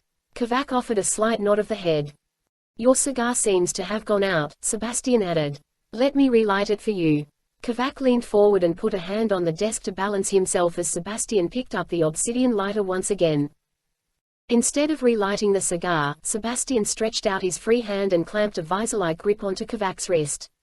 He yanked the man forward as Callista leapt from her perch, landed behind Kavak, and shoved his chair forward. Kavak was slammed against the desk, one of his arms pinned below the desktop, the other stretched and pulled toward Sebastian to the point where it felt as if it would be ripped from its socket. The cigar was long gone, fallen from Kavak's mouth, but Sebastian's free hand still curled around the heavy lighter. Kavak shifted his weight, trying to get in a position to use his legs, but Callista brought a letter opener up against his throat, pricking the skin. Kavak stopped struggling instantly. "Make him mad," she hissed, brushing Kavak's ear with her soft lips. "I want to see what he does." Kavak was unsure if the words were for him or for Sebastian. Needless to say, he did nothing. "Don't listen to her," Sebastian said calmly. "She will lead you astray. You would not be the first." "What's this all about?" Kavak shouted, panicked by what seemed like a mad game between the two of them. "We're talking business." "This is my way of sending a message," Sebastian said. "One that will be clearly understood." "Call for your men," Callista advised Kavak. "Perhaps the drink has not gone to their heads yet. Perhaps the poison was not as potent as intended." "Poison?" Kavak's eyes were almost bulging out of his head. They darted back and forth until he forced himself to be still. He focused on Brevid. The woman was insane. "What message do you want me to deliver?" He blurted out. "I will tell him. Anything you ask. I will deliver it personally. You can trust me, I'm René's right-hand man." Sebastian winced at the statement, an awkward look that crinkled the edges of his weathered face. "An unfortunate choice of words on your part," he said. With that, he tensed further, raised the obsidian lighter and slammed it down on Kavak's outstretched wrist like a meat cleaver. A blood-curdling scream echoed through the palace, and Kavak rocked backward, released by Callista and falling to the floor. He landed on his back, cradling the stump of his wrist as blood spurted in all directions. The double doors burst open and 3 of Sebastian's servants rushed in. "See to him," Sebastian said, tossing the severed hand at the wounded man. The servants dropped down beside Kovac and wrapped his arm quickly. A tourniquet was applied, and he was dragged out. Sebastian glanced around, studying the blood that soaked his desk and suit. "Look at this mess," he said as if a drink had been spilled. More servants came in and immediately began cleaning. Sebastian took off his coat and walked through a double French door out onto a balcony. Callista followed. Thunder rumbled in the distance as the latest storm prepared to soak western Madagascar. He was thinking he'd made a mistake. Anger had caused that. "René will not trust you after this," he said to his sister. "René has never trusted me," she corrected. "But he lusts for me, and he thinks I'm playing both sides." "Then you will go to his auction. To bid on the woman. To steal her back," Sebastian said unequivocally. "René would never accept our bid, even before all this. He's gone into business for himself. He knows if he delivered her to us, we would keep her. She's our property after all. And he would be passing up too much money. The way he spends it, he needs all he can get." As her brother spoke, Callista nodded, though she seemed preoccupied with Kovac's blood on the back of her hand. She dipped her finger in it and drew lines up along her forearm as if it were body paint. "Are you listening to me?" "You know I am." "Then tell me if you're up to it." "Of course," she said, looking up. "But René is no fool. He will be watching. And if I steal what others bid for, the Russians, the Chinese, they will become a problem too." Brevid was not worried about enemies. When he was done with the con, he would disappear like a ghost, like smoke in the wind. And it would be as if he'd never existed in the first place. "Figure it out," he said bluntly. "You're smarter than him. Smarter than all of them. Put that devious little mind of yours to work and get her back before everything we've planned goes up in flames." Kurt Austin arrived at the Numa building in downtown Washington under an impossibly blue sky. He parked in the garage, made his way to the lobby, and took the elevator to the 9th floor. The receptionist was surprised to see him. "Good morning," he said to her, smiling and heading down the hall. He arrived at the bullpen near his office where several others were gathered about, sipping coffee and getting ready to put in a good day's work. They caught sight of him and stopped. "If even one of you claps or says, 'Welcome back,' I'll assign you to McMurdo Station in Antarctica for the winter and you won't see daylight for 6 months." Knowing smiles crept across their faces, and a few nods came his way, but the response was limited to his secretary squeezing his arm and someone else offering him a cup of coffee. Joe Zavala arrived, filled with energy and smiling as he almost always did. "Hey," he called out loudly, "look who finally made it back to work." He seemed surprised by the limited reaction from the others. "Good luck, Joe," someone said. "Dress warm. Don't pack the sunblock," another co-worker advised. As they passed him, Joe turned to Kurt. "What was that all about?" "Long story," Kurt said, surprised at how good it felt to be surrounded by friends again. "How are you on the geography of Antarctica?" "Why do you ask?" "Because I have to send you there now or lose all credibility with the staff." Joe narrowed his gaze. He could guess what that meant. "Considering that you wouldn't even be here if I hadn't dove into the raging sea to pull you out after your safety cable snapped, I'd say we're even." Kurt was the director of special projects within Numa. It meant he and his crew could be assigned to anything anytime, anywhere. Joe Zavala was the team's assistant director, a fantastic engineer and one of the most resourceful people Kurt had ever known. He was also Kurt's best friend. "Good point," Kurt said, unlocking the door to his office and stepping inside. "But, then again, if you hadn't gotten so antsy and tried to reel me in like a prize marlin, I wouldn't have cracked my noggin on that steel doorframe and scrambled up all my eggs. Thanks to you, I've spent the last months on a shrink's couch." Joe followed Kurt in and closed the door behind him. "I've seen the shrink whose couch you've been sharing. You can thank me later." Kurt nodded. There was plenty of truth to that too. He sat down at his desk. It was piled high with unopened packages and unread reports. The inbox was stacked 2 feet high. "Didn't any work get done around here while I was gone?" "Sure," Joe said. "Where do you think all those reports came from?" Kurt began to leaf through things, most of it dull. Maybe he'd bring those files home in case he had trouble sleeping. They seemed boring enough to put him right out. He scanned through a stack of memos and other papers requesting his presence at meetings that were long over. Into the circular file they went. He began to look at the mail. A couple tubes held charts he'd requested months ago. He opened a box, finding a DVD. Inside, "What's this?" Joe leaned forward. "From the Jayhawks camera," Joe said. South African reporter turned it into a news story. It shows some of the action. Kurt thought about watching the video but decided against it. It couldn't help him with the questions he had. Too bad I didn't have a camera on my shoulder, he muttered. He put the DVD aside and went through some more inter-office mail. Finally, he got down to an envelope from the South African Coast Guard. He tore it open to find a report on the storm and the rescue. He scanned it like one might read the sports page, looking only for the highlights. His attention sharpened when he came to something he didn't know. He sat up straight, reading the paragraph 3 times just to be sure. He looked at Joe. Brian Westgate was picked up 19 miles from where the Ethernet went down. The next day, Joe said, after the storm passed, he was in an inflatable raft. I was under the impression he was found in a life jacket, bobbing up and down like a fighter pilot who bailed out. The story was kind of spun that way. He dove out of the raft and swam to the helicopter. When they picked him up, the only video they released was of him in the water all alone. Probably a publicity thing. Kurt put the report down. Doesn't it strike you odd that he was in a raft by himself while his wife and kids were drowning?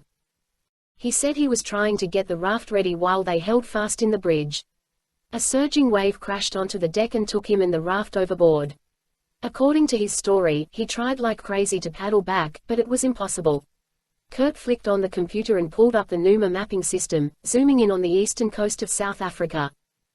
Running his finger beneath the numbers listed in the report, he memorized the latitude and longitude where the Ethernet foundered.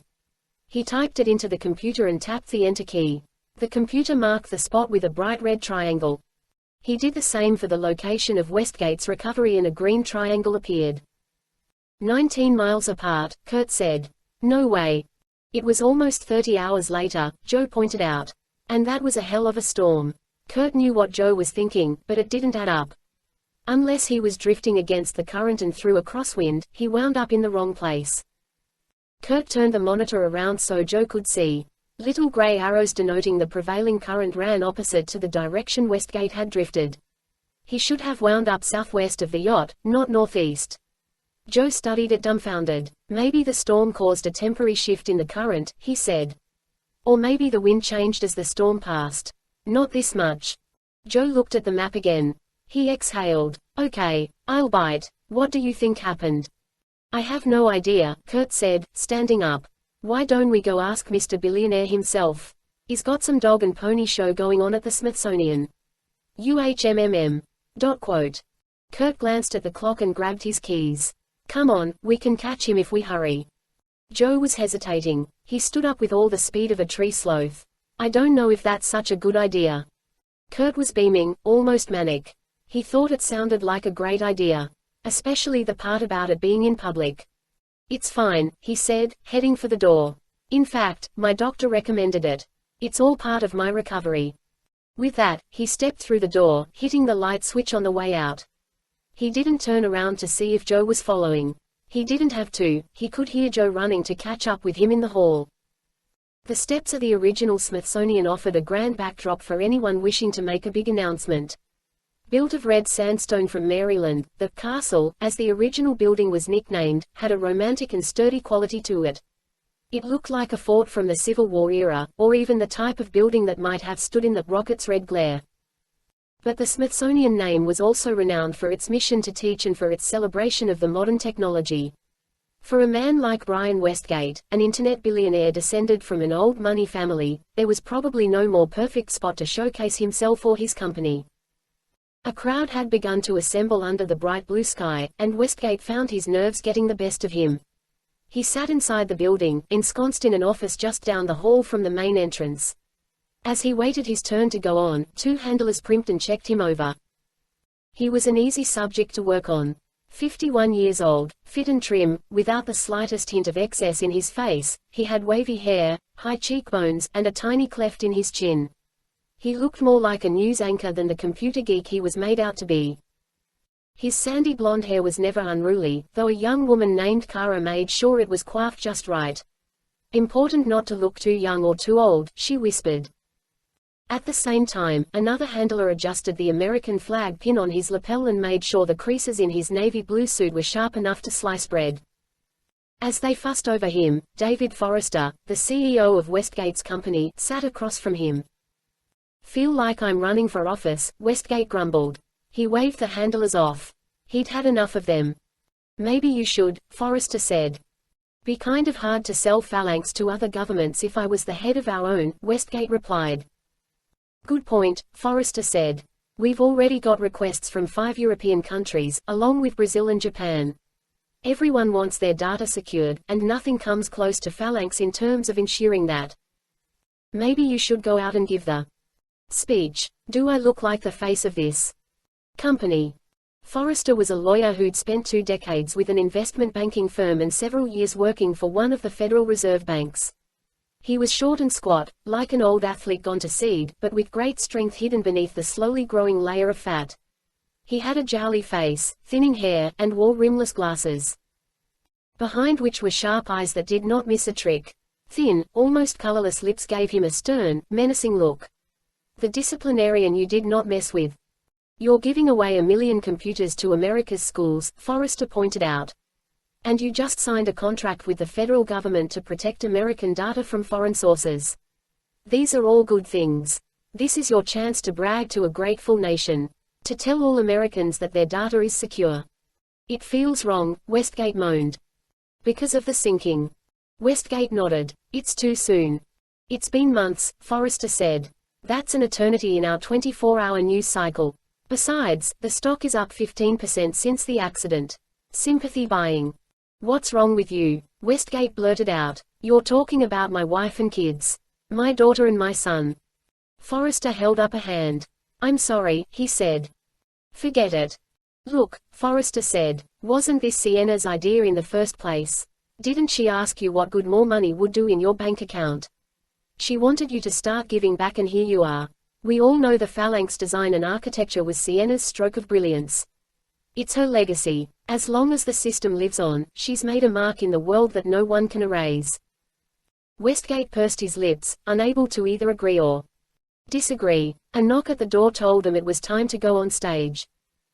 Both men stood up. Westgate walked out the door and onto the stage to fairly loud applause. He began in earnest, talking almost too quickly. But as he hit his stride, he began to forget about the crowd, the contracts, and even David Forrester, and he began to talk from the heart. He spoke about education and opportunity and the vast investment his company was making in America's schools. He spoke about how computers and training meant better jobs for single mothers and why technology and education meant a way out of poverty and off the government rolls.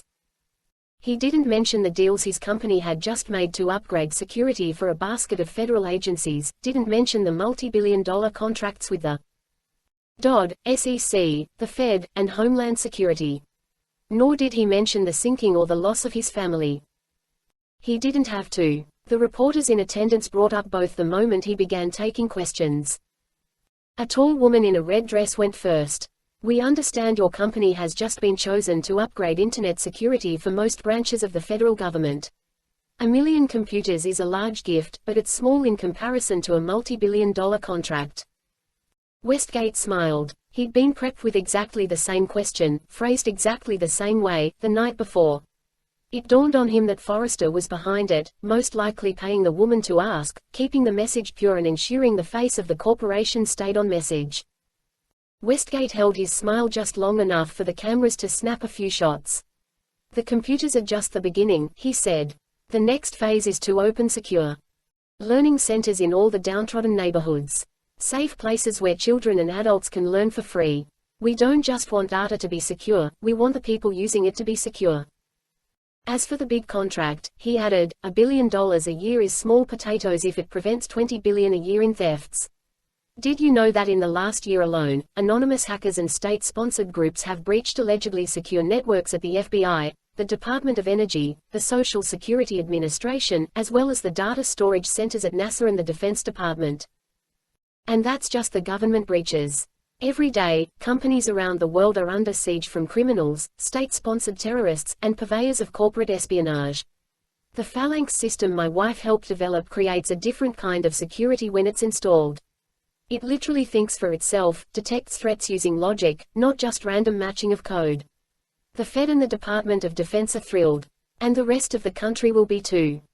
A smattering of follow-on questions were easily handled before a reporter from a local TV station asked about Sienna and the children. Westgate paused. He tried to collect himself, but when he spoke his voice genuinely cracked and he couldn't quite get the words out. It was unplanned, and awkward for him, but from the corner of his eye he saw Forrester grinning. Some part of him wanted to apologize and deflect the question, but he pushed on, despite a sudden pain in his temple that felt like the beginnings of a stroke. A part of me thinks I should be in mourning, he said. And, privately, I am. I miss my wife and children. They were the light of my life. But Sienna would be the first to say don't wallow in grief or self-pity. She was the first to stand up and help others even when she was hurting herself. This program was hers. I'd like to think it's her legacy. One that will help protect our country in what has become an undeclared war. A hush of respect lingered over the crowd before a few easier questions came his way. When he finished, the applause was loud and heartfelt. By the time he walked off the stage, Brian Westgate was glad he'd decided to push through. Forrester met him on the steps and the two made their way back into the Smithsonian. Great work, Forrester whispered. They stepped inside and turned down the hallway toward the office they'd been allowed to use as a waiting room. As they neared the door, Westgate noticed two men approaching. One of the men looked vaguely familiar. The square jaw, the bright blue eyes, the mane of platinum gray hair. I have a question, the man said. No more questions, Forrester replied. Westgate paused at the door, eyeing the man. It dawned on him suddenly. Kurt Austin. Before he got a chance to say anything, Austin spoke again. Where were you? Excuse me, Westgate said. Forrester stepped between the two men. I said no more questions. Forrester made the mistake of putting his hands on Austin and soon found himself spun around, his arm bent backward and his face shoved into the wall. The impact was so abrupt it cracked the drywall. Pinned against the wall, Forrester shouted for security. A pair of guards at the end of the hall turned slowly and then began to run down the passageway toward them. The second intruder, a man with dark hair and deep brown eyes, tried to keep the peace. He was flashing some kind of badge. We're with the government, he said. Kurt Austin, Joe Zavala. We're with Numa. It didn't work. Even as Austin released Forrester, the plainclothes officers pounced. Austin didn't resist, and they took him down without a fight. He seemed only focused on Westgate. Through a tangle of bodies he shouted at Westgate. Where were you when the Ethernet went down? This isn't necessary, Westgate said, trying to intervene. The hell it isn't. Forrester bellowed. Arrest this son of a, you were 19 miles away, Austin shouted. 19 miles. Shut up, Forrester demanded. A man appeared at the end of the hall, pulled out a camera phone, and aimed it their way. Turn that camera off. A third officer entered the fray, pulling out a pair of cuffs and slapping them over Austin's wrists, which were now behind his back. Austin wasn't struggling a bit, he seemed to know better, but was still straining to see past all the men and look Westgate in the eye. Let him go, Westgate shouted, putting a hand to his temple. For God's sake, there's no need for this. The cops yanked Kurt up, hauling him to his feet. We have to take him in, one of the officers explained. Anything like this happens, we have to run them in. Him too, Forrester insisted, pointing to the dark-haired man. What did I do? Zavala asked. You came with him, one of the cops said. Now, turn around. You're hiding something, Austin insisted as they began to drag him off. Forrester had had enough. He couldn't get the police to gag this madman, but he could get his own guy out of there. He grabbed Westgate by the arm and hustled him into the office. Get that camera, he yelled to an assistant. I don't care how you do it. Westgate was too stunned to do anything but go with Forrester. As he was pulled into the waiting room, he caught sight of Austin shouting at him one more time.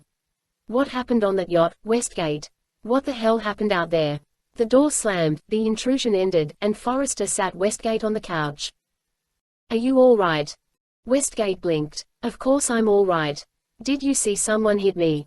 You may not feel like you were hit, Forrester growled. But if that tape gets out, you, me, and the entire company are going to have a problem. Westgate could hardly think. The pounding in his skull was relentless. What are you talking about? Forrester didn't explain but instead moved to a makeshift bar, poured a drink, and shoved it into Westgate's hand. Here. Westgate took a few sips. He felt confused and dizzy. Forrester sat down and poured a drink for himself. He chose to do more than sip. This could be a disaster, he mumbled. The door opened and the assistant came in. He held the camera phone in question. How much? $20K, the assistant said. Forrester nodded. Good, take care of it. And give the guy a job, if he'll take it. A highly paid spot. I don't want him changing his mind.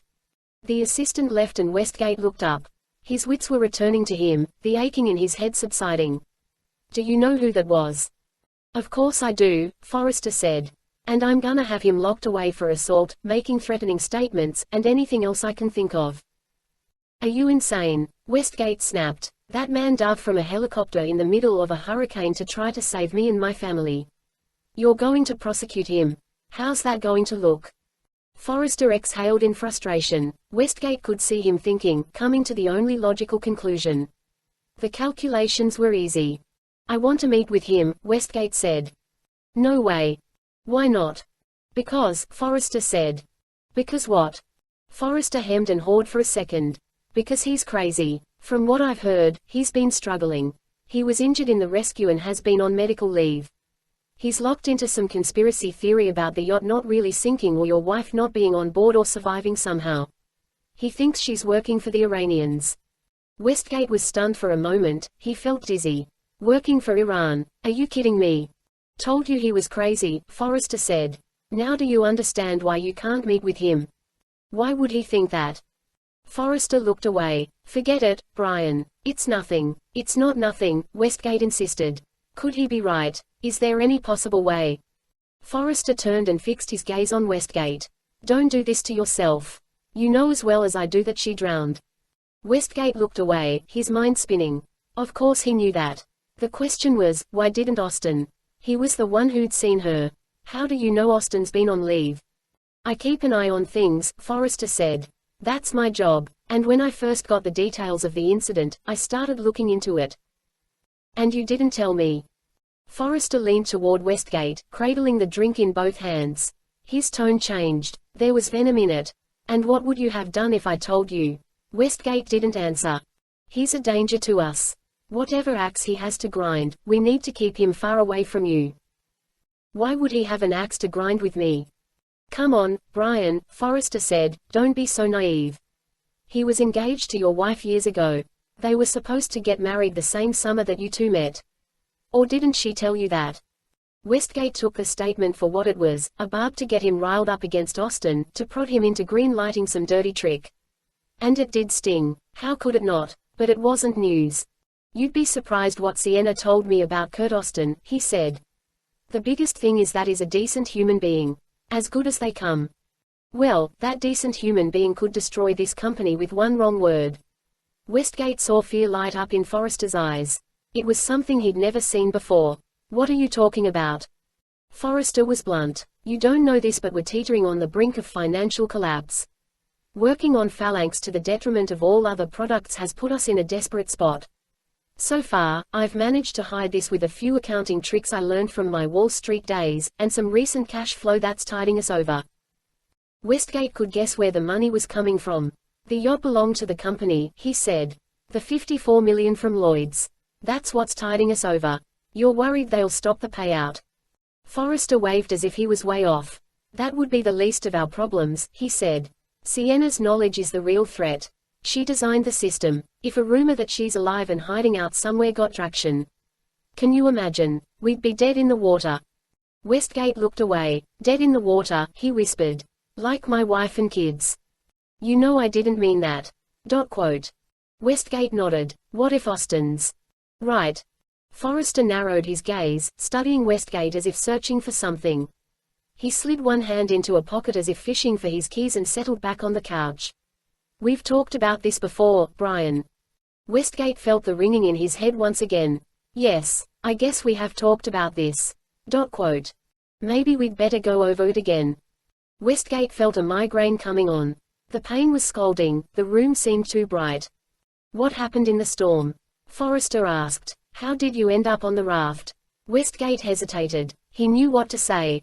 But the words stuck in his throat, and he took another swig of the gin to try and free up his vocal cords. Strangely, Forrester began telling him the story. The yacht was taking on water. You were prepping the raft. A huge wave hit and you got swept over the side. Westgate remembered this. He felt the cold of the sea. I almost drowned, he said. That's right, Brian. You almost drowned. He looked over at Forrester. The pain in his head was now blurring his vision. Soon, Forrester was just a voice at the end of a tunnel. You couldn't get back to them. I tried, Westgate said.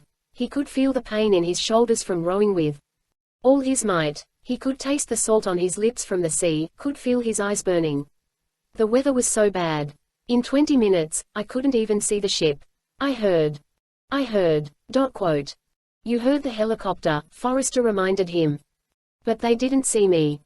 And before that? Forrester asked. Before you went out on the deck. Westgate remembered something. Shouting. Chaos. It seemed to make the pain in his head flare again. Even with his eyes shut, he saw a scalding light. He recalled something about the pumps. A failed hatch. He remembered Sienna and their children huddled in their life jackets. But there was something odd about the memory.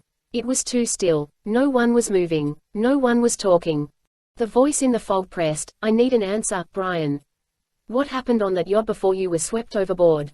Can you tell the story without help this time? Westgate fumbled for the words. Brian. The truth. For once, Westgate managed to speak it. I wish, he said.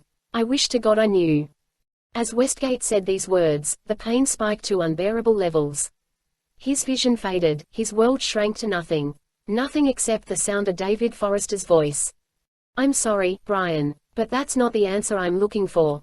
Dirk Pitt was the director of NUMA, a post he'd held for several years since his mentor and friend, Admiral James Sandecker, had gone on to be Vice President of the United States. At 6'3", Pitt was lean and a little on the lanky side. His opaline eyes conveyed an intensity and a sense of mirth equally well. With thick dark hair, broad shoulders, and a square jaw, he cut a striking figure.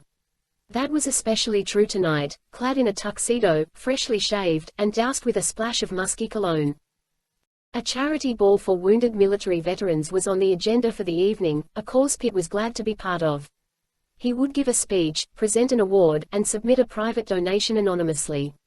For the rest of the night, he'd mix and mingle with a crowd of interesting people. Despite all that, Pitt knew the true star of the night would be his wife, Lauren Smith. She'd chaired the ball, overseen the committees and the invitations, and even chosen the orchestra. With her striking beauty and effortless charm, she would captivate all whom she encountered. No doubt she'd look resplendent in whatever she wore, and most of the attendees might remember Pitt only as that handsome gentleman who stood beside her. Which suited him just fine. The only drawback was dressing for the evening. They were going to be late if Lauren wasn't ready soon. Rather than badger her, which would only slow the process further, he stood calmly among a group of perfectly restored antique cars. The vehicles were part of his collection. They graced the ground floor of the aircraft hangar he lived in at Washington National Airport. As the current director of NUMA, and the head of the Special Projects Division prior to that, Pitt had been all around the world on various missions and expeditions. Many of the vehicles in the hangar had come back with him or were delivered shortly afterward by grateful colleagues or thankful governments. To the victor went the spoils. Before he could decide which of the magnificent vehicles to drive tonight, the intercom system buzzed. Pitt glanced at a monitor on the wall. He saw the face of an old friend with a neatly trimmed Van Dyke beard standing at the door. Two larger men loomed behind him, no doubt members of the Secret Service. Pitt touched a button that released the locks on the steel door. It swung open and the Vice President of the United States walked in. The bodyguards tried to follow, but Sandecker waved them back. At ease, men, he said. Mr. Vice President, Pitt said. I wasn't expecting to see you until later on this evening. To what do I owe the pleasure? I thought you might have some time to talk before the event, Sandecker said. Pitt glanced up the spiral staircase to the apartment above. No sign of Lauren yet. I think we're onto the third wardrobe change, he said. You probably have at least one more before the big reveal. Sandecker grinned. I played the odds. You have anything in this joint to quench a weary traveler's thirst? Pitt walked Sandecker to the bar and filled a couple of shot glasses with Johnny Walker Blue Label Scotch. After handing a glass to the Vice President, Pitt opened the questioning. Why doesn't this seem like a social call? Because I'm here on business, Sandecker said. Specifically, that business Kurt pulled this morning on Brian Westgate. Pitt nodded. I've been fielding some blowback from that myself. It didn't put NUMA in a good light. If there was anything to get Sandecker riled up, it was bad publicity for Numa, the organization he built from the ground up and still protected like an avenging angel. True, Pitt said, but I think Kurt's earned a free pass or two at this point. Sandecker narrowed his gaze. Is that what you told David Forrester? I heard he called you. Pitt grinned mischievously and took a sip of the scotch. What I told Forrester, he began, shouldn't be repeated in good company. But the gist of it went like this: if he was going to go after Kurt, he was going to have to get through me first. Sandecker grinned. I should have guessed. Lucky for Kurt. Kurt screwed up, Pitt admitted, but I'm not throwing him to the wolves. If it comes to a shoving match, I've got his record to stand on. That's good enough for me. Sandecker nodded. There was an unmistakable sense of pride in his eyes. I wouldn't have expected anything else. Loyalty's a two-way street and Kurt's never let us down. So you'll have my support. But there's a bigger issue. What's your take on Kurt's state of mind? Pitt wasn't sure how to answer. And he wasn't used to Sandecker beating around the bush. What are you getting at? Kurt's been contacting foreign sources. Wiring money to people who might work what we call the shady side of the street. This, Pitt didn't know. To what end? Looking for any sign that Sienna Westgate might somehow be alive. Pitt's eyebrows went up. Are you sure? Sandecker nodded. Pitt looked off into the hangar. That didn't sound healthy. Nor, honestly, did it sound like Kurt. Kurt was pragmatic, not given to flights of fancy. Every man has his limits, Pitt mused, considering Sandecker's original question. Even you and I have been close to ours a time or two. I suppose it's possible Kurt's reached his. Possibly, Sandecker said. But in this case, there's a twist. Trent McDonald over at Central Intelligence handed me a file today. They've looked at the same photos Kurt received and they can't rule out the chance that Kurt might be onto something. Can't rule out. What does that mean? It means they think he's tilting at windmills, but they can't prove it. From his pocket, Sandecker produced a 3x5 glossy. It showed a woman who looked somewhat like Sienna Westgate getting in a car with a burly-looking bodyguard. This was taken in Bandar Abbas. Dirk studied the image. It was a little grainy from being blown up. Do they really think it's her? A 1 in 5 chance, I'm told. Not all that high, but the possibility of a missing American being chauffeured around Iran doesn't make the government happy. Especially not when she was the guiding force behind Phalanx. I can see why that would make people nervous, Pitt said. What do they plan on doing about it? Well, there's the rub, Sandecker said. Despite my efforts, the agency is reluctant to do more than keep an eye on things. They see it as a catch-22. If that's her, and the Iranians took her, that's an act of war. And believe me, no one wants to open that can of worms. On the other hand, if it isn't her, they risk exposing precious resources in the effort. Dirk understood the dilemma. He glanced back at the photo. The woman was made up, her hair pulled back, her clothes conservative business style. Large sunglasses made it impossible to see her eyes or perform any type of facial recognition analysis. She doesn't appear to be under any duress. That's another concern. Who's the jughead next to her? He's a mystery, Sandecker said. He goes by the name of Acosta. He's a minor player in the Middle East and Africa. Weapons mostly. We know he's run guns and other contraband from time to time, but he's not a big name. Dirk handed the photo back. So what does this have to do with Kurt? It's been expressed to me that, should Kurt Austin be interested in poking around a little, no one in a position of power would be too upset about the matter. As long as he did it in the capacity of a private citizen.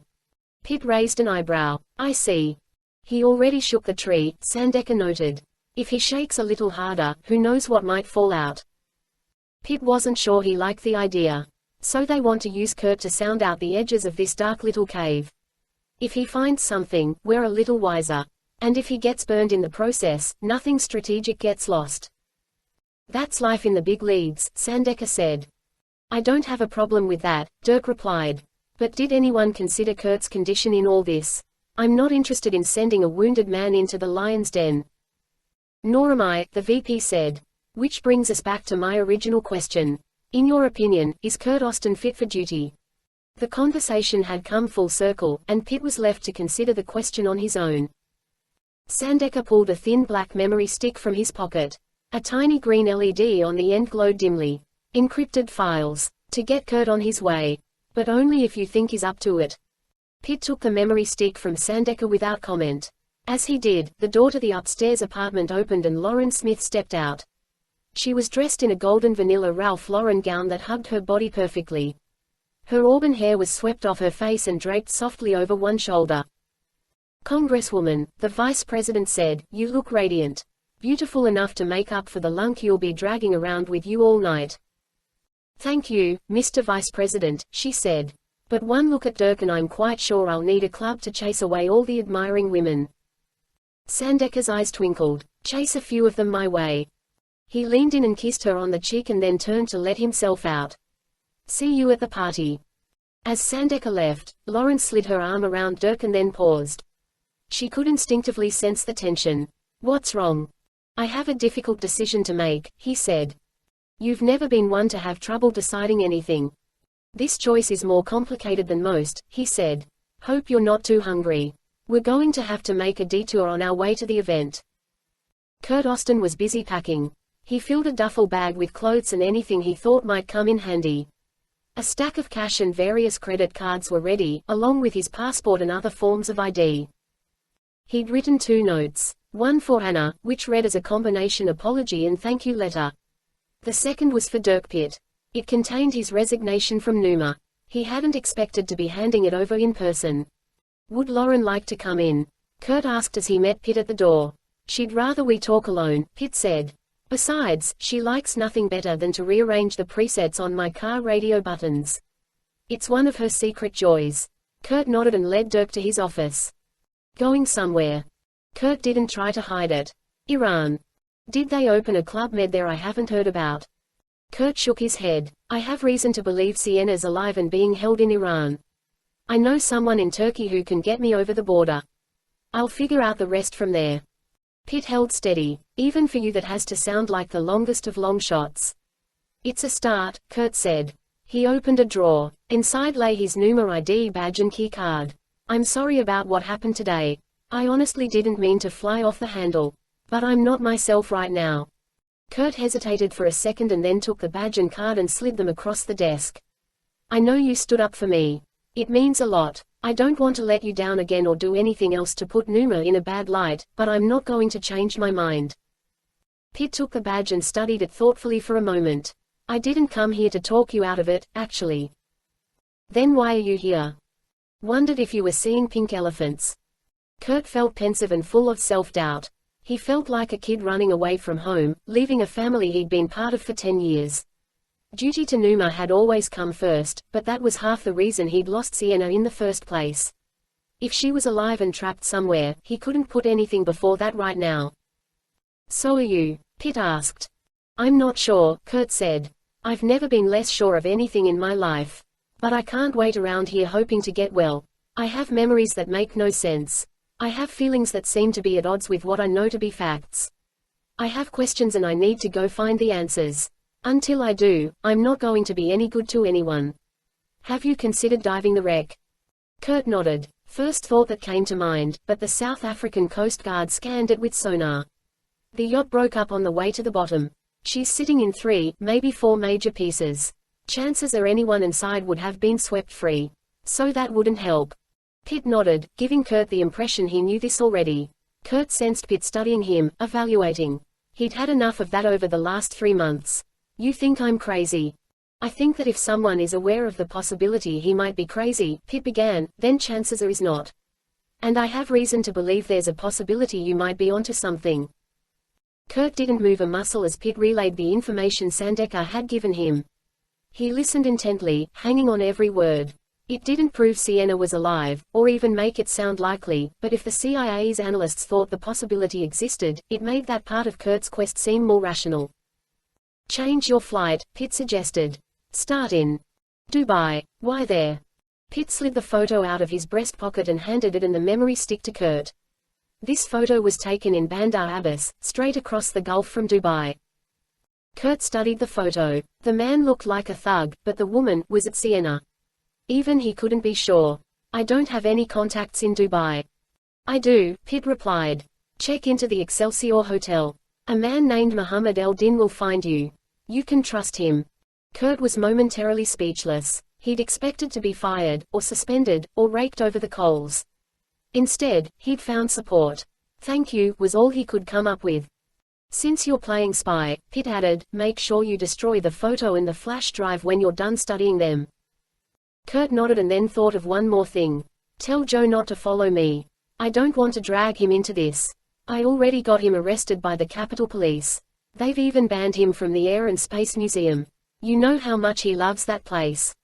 Pitt hesitated. "I'll find something for him to do," he said. "When do you think you'll be back?" It was a difficult question. Kurt could only answer it by turning it around. If Lauren were out there, or if you'd known Summer was alive all those years, how long would you have looked for them? "Until I found them," Pitt said truthfully. "That's when I'll be home." Pitt grinned and slid the ID badge back across the desk to Kurt. "Put it in a drawer," he said. "No one quits on my watch." Kurt did as ordered, and the two friends shook hands, a rock-solid handshake between men cut from the same cloth. Pitt turned to go but stopped in the doorway. "Be careful, Kurt. You know there is a chance you might not like what you find." With that, Pitt slipped through the door and disappeared. 5 minutes later, Kurt was backing out of the driveway in his black Jeep and heading for the airport. Unknown to him, Dirk Pitt and Lauren Smith were watching from their car 100 yards up the road. "So he's going off half-cocked after all," Lauren noted. "No," Pitt said, "he's fully loaded and gunning for bear. He started the engine and put the car in gear. But he's not going alone. I'm going to round up Joe and the Trouts. At some point, Kurt is going to need some help. And, officially or not, we're going to be there when he does." Dubai, United Arab Emirates. Kurt Austin watched through binoculars as rich dark soil flew from the hooves of a chestnut thoroughbred that was thundering down the track at Maiden Racecourse. 7 other horses trailed, but most were so far back that it seemed as if the leader was the only horse in the race. Thousands cheered, others groaned. Kurt noted that the long shots hadn't stood a chance. "Nothing here is what it seems," someone mentioned.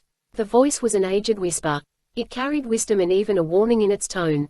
"That is the first thing you must understand." Kurt watched the horse cross the finish line.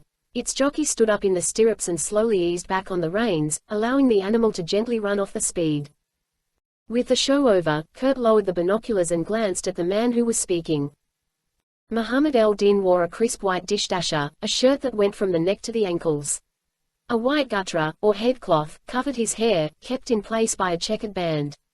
His face looked small beneath the cloth, his shoulders were slight. Kurt guessed his age to be 70 or more. Kurt placed the binoculars down on the edge of the table. "Are you referring to the race or something else?" The man smiled. The corners of his eyes crinkled. "Everything," he said, and then pointed toward the track. "This race is not a race but a staged sales pitch. There are buyers down there. The lead horse is the prize. The other jockeys are paid to run slower. It makes the victory seem more impressive than what the stopwatch actually says. Even the soil beneath their hooves is artificial, it's actually a synthetic mix of sand, rubber, and wax. All of it a carefully staged deception, much like the city itself." Kurt nodded thoughtfully. Trying to distinguish between fiction and reality seemed to be a recurring theme in his life. "Is it a mirage, then?" Kurt asked. In a manner of speaking.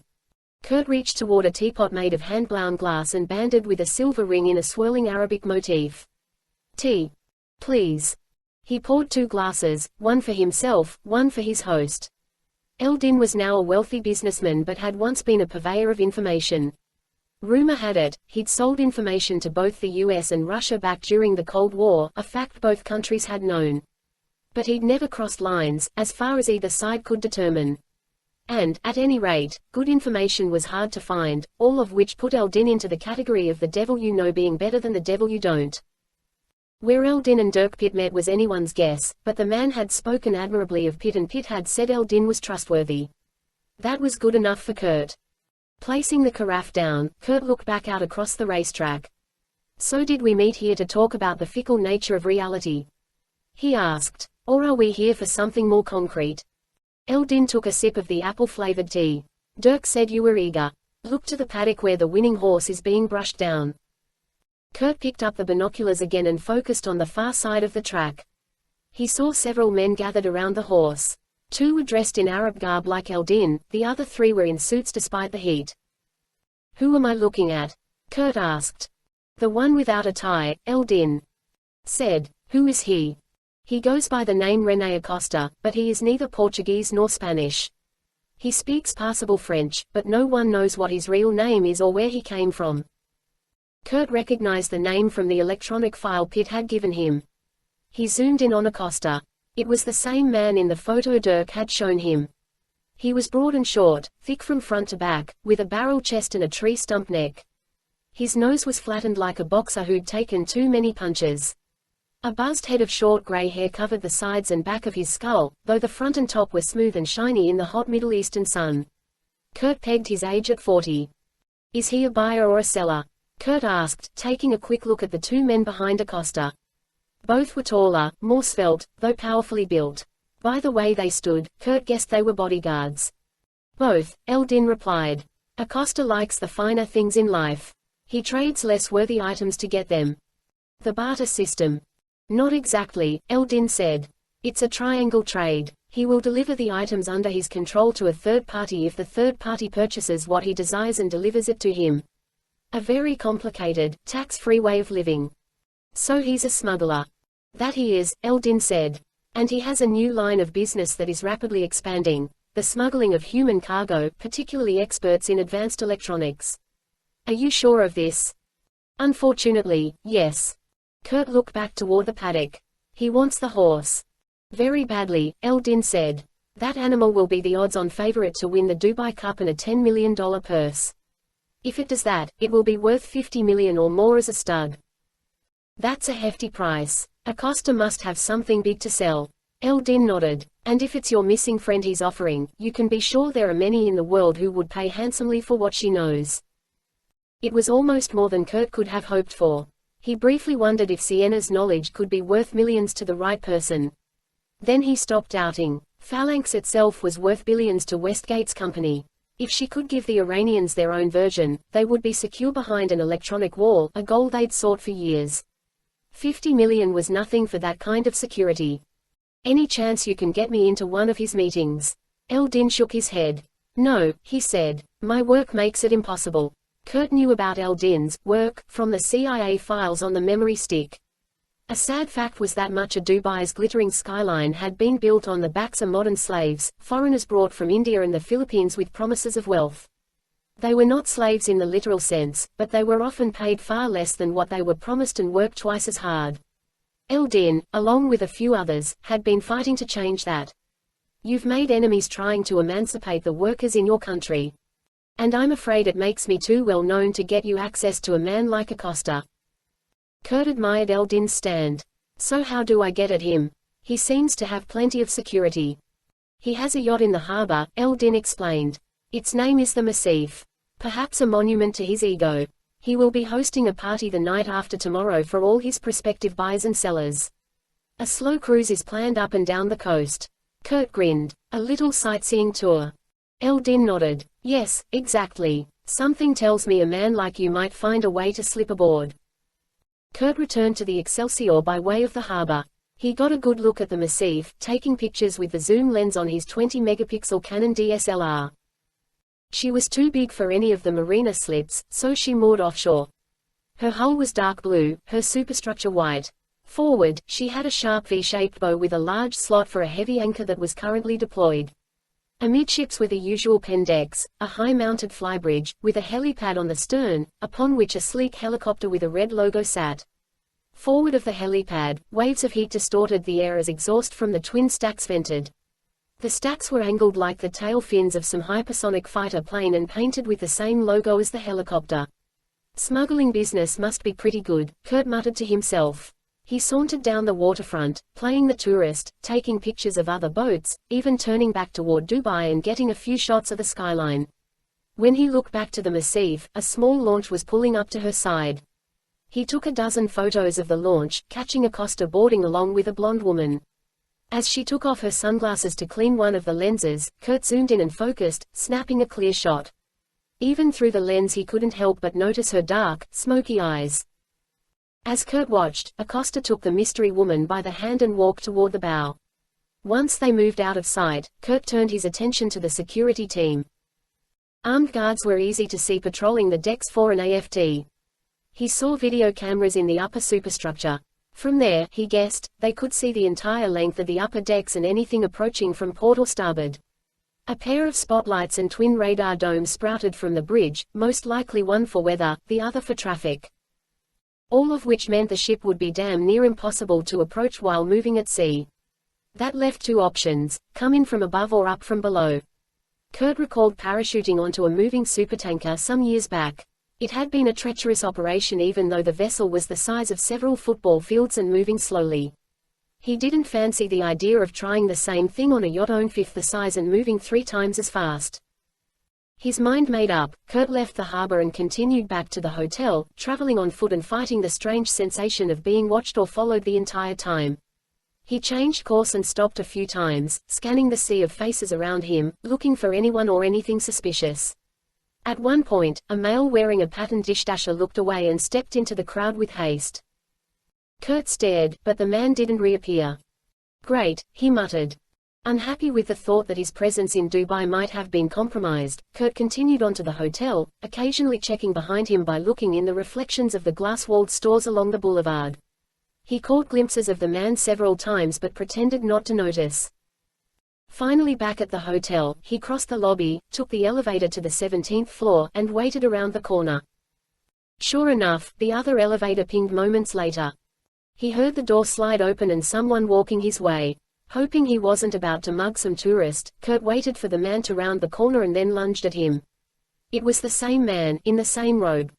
Kurt slammed a hand over the man's mouth, shoved him against the wall, and then swung a fist toward the target's solar plexus. To his surprise, the man reacted almost instantly, arching his body and twisting to the side. Kurt caught him with only a glancing blow, his fist hammering abs that were hardened and ready to take the shot. The man knocked Kurt's hand away and put his own hands up. Easy, Kurt. It's me, Joe. There was a moment of incoherence as Kurt's mind put 2 and 2 together, trying to reconcile his friend's voice with the clothes he saw in front of him and the fact that Joe should have been at least 7,000 miles from there. As if reading Kurt's mind, Joe pulled off the gray-colored gutra that was covering half his face. "What are you doing here?" Kurt asked. "I came to help you." Kurt didn't know whether to be happy or furious. He led Joe to his room and repeated the question. "I've been following you," Joe said. "You're hard to track, you know that." "Not too hard, obviously. What's with the disguise?" "I didn't want you to notice me." "In that case, your surveillance technique needs a little work," Kurt said.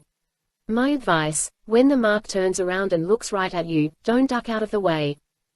Joe smiled. "Duly noted." "Good," Kurt said. "Now that we've got that straight, you're getting on a plane and getting out of here. I appreciate the thought, but I'm not dragging you into this. This is my problem, not yours." "You can't send me home," Joe said. "Why not? I'm your boss." "You're on a leave of absence," Joe reminded him. "Technically, you're not anybody's boss at the moment.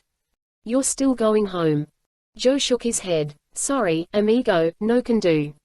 He reached into a pocket, produced an envelope, and handed it over to Kurt with a hint of glee in his eyes. As Kurt opened it, Joe flopped down on the couch, put his feet up, and placed his hands behind his head as if he were planning on staying a while. Inside was a note in Dirk Pitt's handwriting. It contained no orders, only a few brief words and a quote from Rudyard Kipling. "Now this is the law of the jungle, as old and as true as the sky. And the wolf that shall keep it may prosper, but the wolf that shall break it must die.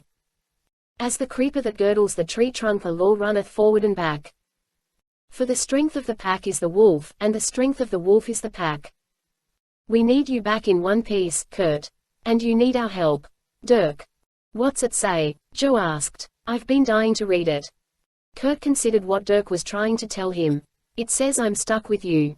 And lucky to have such good friends." "Muy bueno," Joe said. "Anything in there about a raise and my request for hazard pay?" "Afraid not," Kurt said, folding up the note and sliding it into his pocket. He looked over at Joe. Despite his gruff tone, Kurt was glad to see his best friend. Joe was the kind of friend who never wavered, never hedged his bets. He was all in at all times. Always there for those he cared about. Even if the task was going to be difficult, Kurt could count on Joe to go the distance. Just as important, Joe was a mechanical genius. He built and maintained most of NUMA's advanced submersibles, ROVs, and other exotic mechanical equipment. His work on cars was legendary. He'd made one fly and another swim. He'd even turned a golf cart into a 500-horsepower drag racer. Maybe you can be of assistance after all, Kurt said. I need to figure a way onto a yacht called the Massif. It's moored in the harbor, guarded by 24-hour security and filled with armed thugs. And I almost forgot, I have to do this all without disturbing a posh gathering of people who may or may not be hardened criminals. Joe looked at him as if he'd lost his mind. A look Kurt had gotten used to over the last months. But no more than 10 seconds passed before Joe perked up. I suppose you can't sneak on with the catering crew. Not unless I learn to speak Arabic in record time, Kurt said. Nor can I approach her on the surface. Or expect to get aboard while she's moored. I think our best bet is from below while she's moving. You'll need a submarine. My thoughts exactly. Kind of short notice, Joe said. Can't exactly build one from scratch. What about something I can ride? A diver propulsion vehicle. Kurt nodded. Can you build me something that will catch a yacht? Sure, Joe said. But where do we get the parts? Funny you should ask, Kurt grinned. I have an idea. An hour later, while Eldin was securing a fishing boat that would not draw much attention, Kurt and Joe were at the airport looking over a sprawling parking lot of dusty cars. I feel like I've died and gone to supercar heaven, Joe said. Or at least purgatory, Kurt replied. The cars in front of them were exotics. Hundreds of them. Lamborghinis, Maseratis, Bentleys. Ferraris were as plentiful as minivans at a kid's soccer field. They were stored like one might expect to find lemons and junkers on an auction lot, parked so close the doors were touching. How long they'd been out there was anyone's guess, but most were covered in so much sand and dust that the colors were hard to make out. The tires were flat on many of them, and all of them were baking in the sun. Somewhere a man named Enzo is crying, Joe said.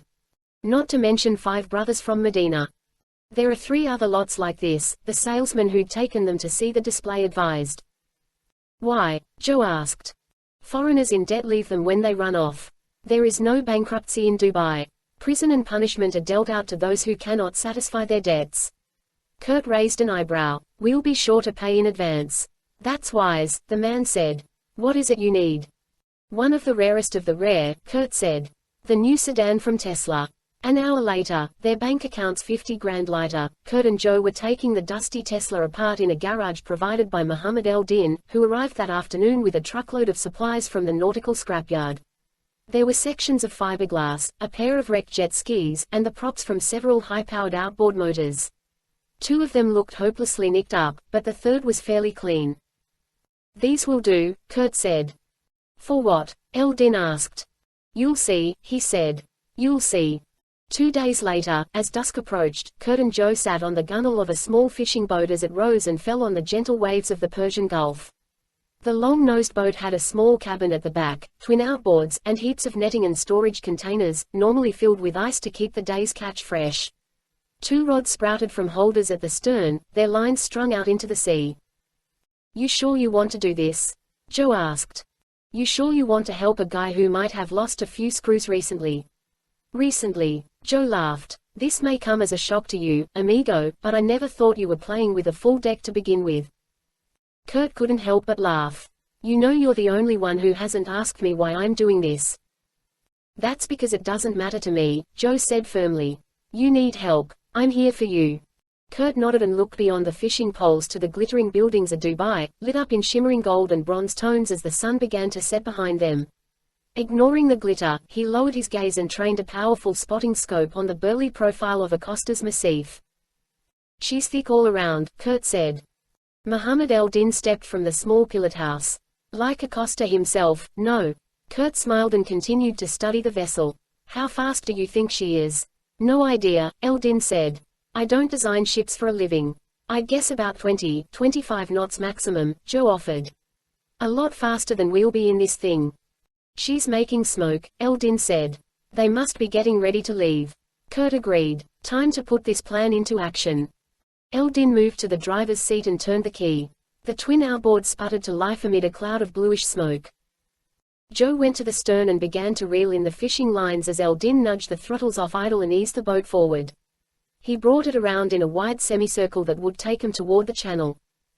Kurt pulled off his dish dasher to reveal a wetsuit. He dropped to the floor and slid a tarp from what looked like a small torpedo with handles. "Do you think this contraption of yours will work?" Eldin asked. "Of course it'll work," Joe interjected. "I built most of it."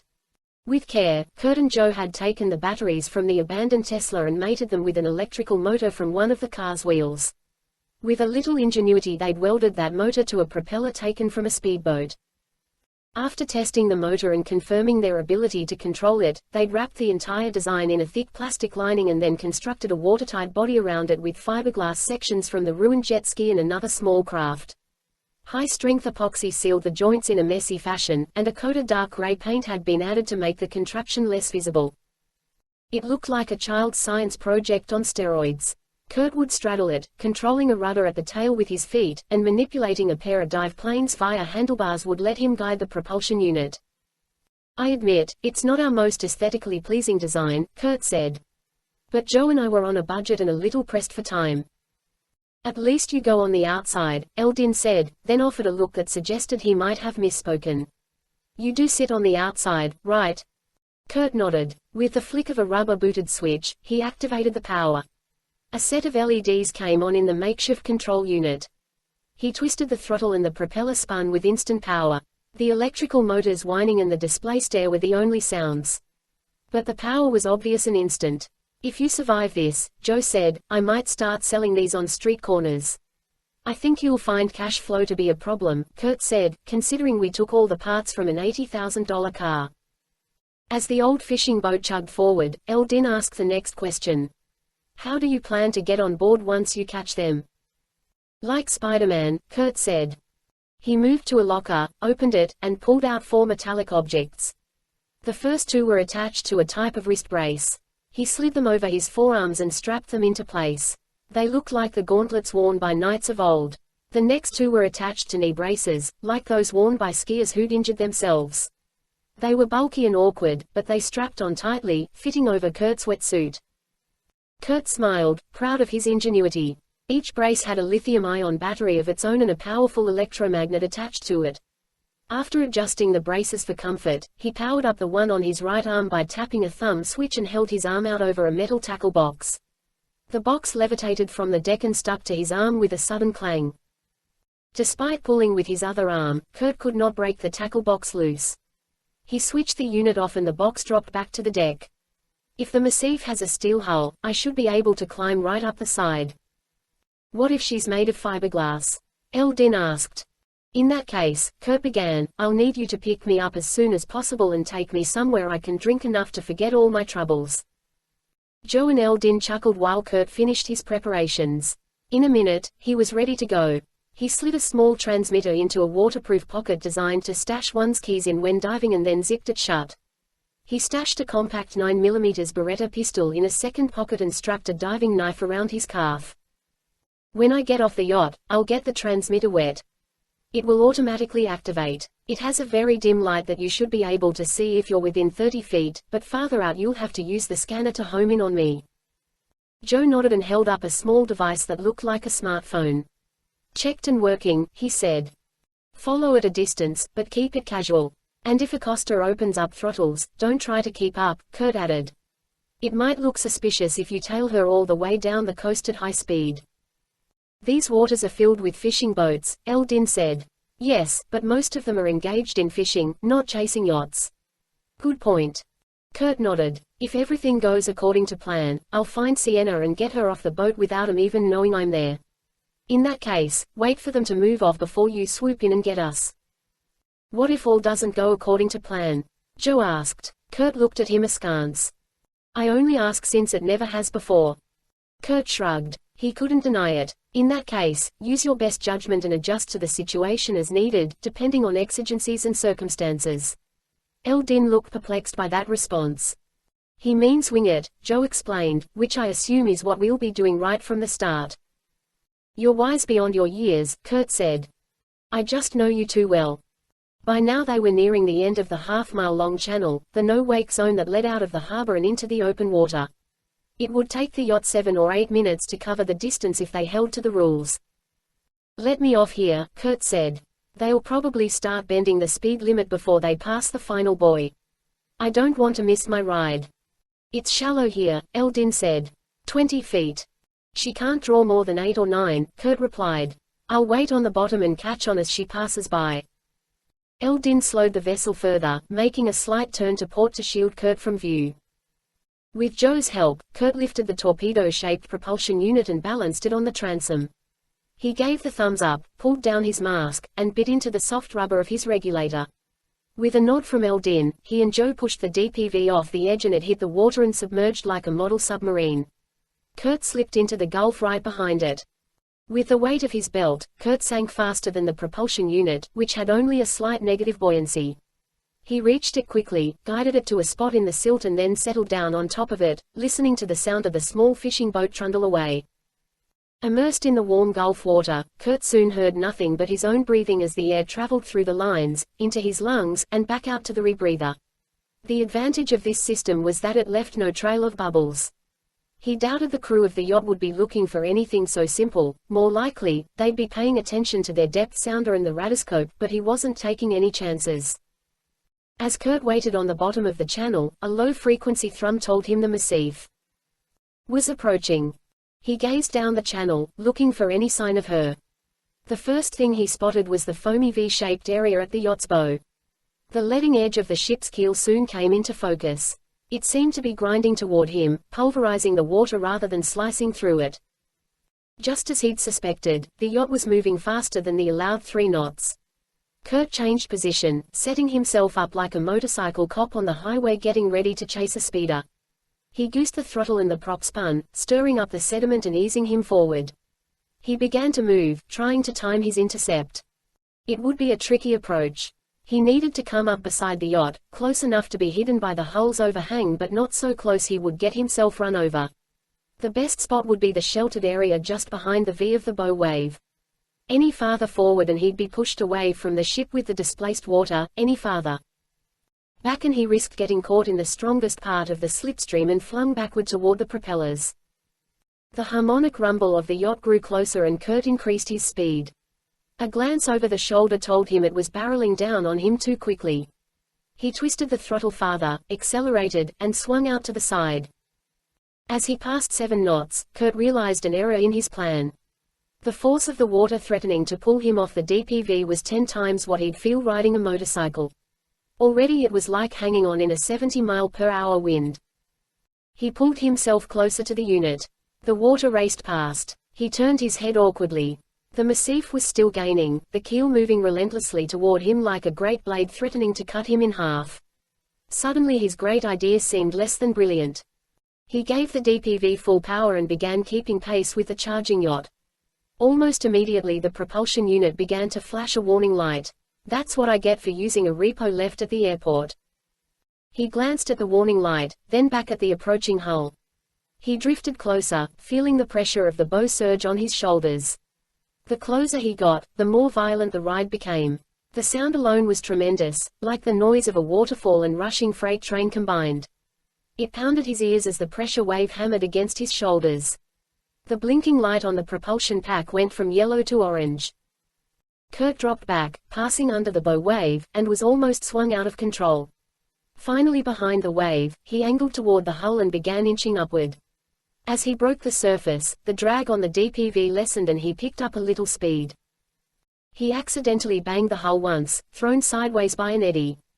The impact almost sent him spinning out of control, but he re-established his line and tried once again to move closer. The orange light was blinking now, about to turn red. The power began to fade. In a desperate effort, Kurt swung toward the hull, stretched forward, and pushed off the DPV with his legs. He let the unit go, clicked his thumb switches, and slammed into the metal skin of the yacht's hull. The pads on his forearms hit and locked first. The knee pads followed, snapping into place an instant later. He was on, just above the waterline, a stowaway of the strangest order. He looked up. As far as he could tell, no one had seen him. Nor were they likely to. The V-shaped hull curved out over him, widening on the way up. To spot him, someone would have to lean out over the edge at least 2 or 3 feet and look straight down. For a full minute he didn't move, gathering his strength as the powerful magnetic fields held him in place. When he felt ready, he clicked the left thumb switch and pulled his left arm away. He stretched it forward and clicked onto the boat once again. Another click and he brought his right leg up. Left arm, right leg, right arm, left leg. He moved in this fashion, slow and steady. By the shape and fury of the bow wave beneath him, Kurt could tell the yacht was picking up speed. He guessed they were passing 15 knots, heading for 20. He continued to climb. The hard part was over, he told himself. At least the first hard part. The main deck of the Massif held a sprawling oval parlor, about twice as long as it was wide. Floor-to-ceiling windows covered the sides. Intricate repeating patterns of warm-hued inlaid wood covered the walls.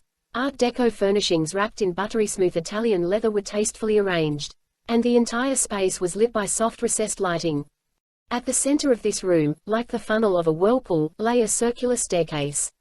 It swirled its way into the lower levels of the yacht beneath a skylight 12 feet in diameter. The skylight allowed natural light to enter during the day, but at night it acted as a dark mirror, reflecting all that went on below. Spread about the parlor were 15 people, not counting the ship's staff. Some were admiring the artwork, others drank and spoke among themselves. Callista Brevard entered this quietly swirling landscape in a shimmering black cocktail dress. Her makeup was more restrained than usual, her dark hair hidden beneath a wig of platinum blonde that fell to her shoulders in the back and gave her graceful bangs that halted just above her eyes in the front. She moved slowly toward a grand piano where Rene Acosta was holding court. The bottom line is simple, Acosta was telling a Chinese man. You will be locked out and they will still have access to your deepest secrets. Can this system really be that advanced? The man asked. We've heard tales like this before. All systems have weaknesses. It is only a matter of time until we penetrate the phalanx. Acosta shook his head. Would the United States put all its eggs in one basket if it didn't know that basket was absolutely untouchable? Perhaps they're wrong. Acosta shrugged. Perhaps, he said. Can you really afford to take that chance? The Chinese man turned and began to discuss this with two of his countrymen, and Acosta excused himself and took Callista by the arm. You have them right where you want them, she said. I must admit you're far smoother than I expected. I've learned to be tactful, he said. And my brother has learned to be a brute. You could have stopped him, Acosta said. Poor Kovac. He has to learn how to shoot and stab people with his other hand now. Perhaps it would be best if you avoid him for the time being. I doubt he'll recognize me. And if he does, then he'll find that he got off lucky. Acosta chuckled, and they moved to the bar. The bartender immediately poured him a glass of 50-year-old port. And for the lady. Ice water, she said. It runs in her veins, Acosta added. The bartender immediately filled a lead crystal glass with ice water. He wiped the side with a napkin before handing it to her. You could have at least tried to limit the damage, Acosta said. And show my true colors. I don't think so. If I protected Kovac, my brother would have become suspicious. He may be anyhow. If you don't return the woman to us, it will be all-out war between you two. I only need her a little longer, Acosta said. Not just her, the others as well. All three of them. You don't understand, Acosta said. You have no idea what these foreigners are willing to pay. 10 million for a month of work. 20 million for 6 weeks. Can you imagine? She can't possibly be worth more to your brother. Hold him back. Tell him I will cut him in on the spoils. He has other plans, Callista said. What kind of plans? How would I know, Callista said. He tells me only what he wants to. But I promise, they are important to him. He sent me here to take her from you. The only way I can stop that is if you deliver her to me as planned and blame the Iranians for the delay. Acosta hesitated and Callista narrowed her gaze. She saw something in his eyes. It said he'd already crossed the Rubicon. What have you done, Rene? He didn't respond, but the tension was obvious in a tightening of the muscles in his thick neck. Rene. She's not here, he said finally. I delivered her to Than Rang last week. He wants the others as well. Than Rang was a Korean industrialist. Callista's mind raced trying to figure out why he would need or want the American or the other hackers. If that's so, you'd best retrieve her. I can't, he said. Than Rang is not a man to be trifled with. I'd rather deal with your brother's wrath than his. Callista wondered if he was lying or not. Sebastian will not wait, she said. The woman must be delivered into my brother's hands before the Americans finish their trial run with Phalanx, or 3 years of effort will be ruined, that much I know. And if that occurs, Sebastian will not rest until he murders you. As she spoke, Callista stared at her former lover with unblinking eyes. The more nervous he appeared, the more joy it brought her. Anything to increase his agony. What's done is done, he said. The only question is where your loyalties rest. My loyalties. Yes, he said. If it comes to war, whose side will you be on? She tilted her head as if the question was silly. A wicked smile grew on her face. Why, my dear Renee, she began, I'll be on my own side of course. I thought you would have learned that by now. She put the glass down and turned away. He watched her walk off, headed for the spiral staircase. Despite a plan to remain calm, he found his emotions had become unbalanced, a volatile mixture of anger and lust as always where Callista was concerned. But the facts were simple. He could not retrieve the American woman from the Nrang's clutches even if he wanted to. Nor could he forego the revenue from transactions involving the other 3 experts he held. To keep up his extravagant lifestyle he needed more cash and he needed it now. He snapped his fingers and 2 of his men appeared. Keep an eye on her, he said. I don't want her causing any trouble or upsetting the other guests. They nodded and turned to follow. For her part, Callista expected to be followed. She walked slowly to the center of the room and took the spiral staircase down to the accommodations deck. She traveled toward the stern, where a small but warmly appointed cabin with a single berth had been reserved for her. She opened the door and held it, pausing long enough to make sure Renee's men spotted her. They slowed their pace but kept on coming. She winked at them and then ducked inside and shut the door. They would likely guard her until the auction. But Renee would want her there. She was a mysterious presence and a distraction. The bids would be higher because of her. That would make it easier. She turned the radio on and started the shower. She figured that was enough. She'd already swept the room for bugs and other listening devices. Unzipping the cocktail dress and removing the wig, she quickly changed into another outfit consisting of dark slacks and a gray silk shirt.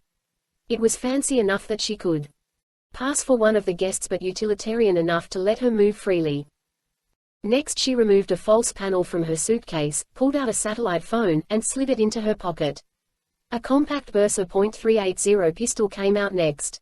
It was a thin, nickel-plated automatic, with black polymer grips. It carried 7 hollow-point rounds in a short magazine and 1 more in the chamber. It was a trusty weapon, accurate, with a smooth trigger pull. Callista had taken out several adversaries with it.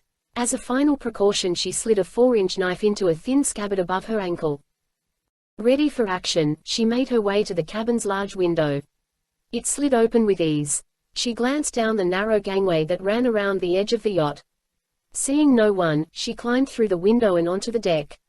With smooth precision, she slid the glass shut and began walking toward the bow. Clinging to the side of the Massif like a stubborn barnacle, Kurt studied his options. The heavy yacht was now cruising at 20 knots. Light spilling from the superstructure cast a subtle glow on the waters flowing past, but other than that he was bathed in darkness. Since he couldn't go up and over the rail without being seen, Kurt moved quickly toward the stern. He knew there were several hatches there, one of which had been wide open shortly before departure as the crew took on supplies. He moved toward it, traveling like a crab, until he found it. Considering how close it lay to the waterline, Kurt wasn't surprised to find it battened down tight. He looked around, noticed a crack of light up higher on the hull and farther aft. He reached it quickly, peeked around the edge, and, seeing no one inside, swung around and dropped in. He was in a small workspace connected to the engine room. It was cramped, hot, and loud. He'd covered a few feet when a figure in white coveralls appeared. The man wore a bulky headset to protect his hearing from the whining engines and didn't notice Kurt or hear him coming.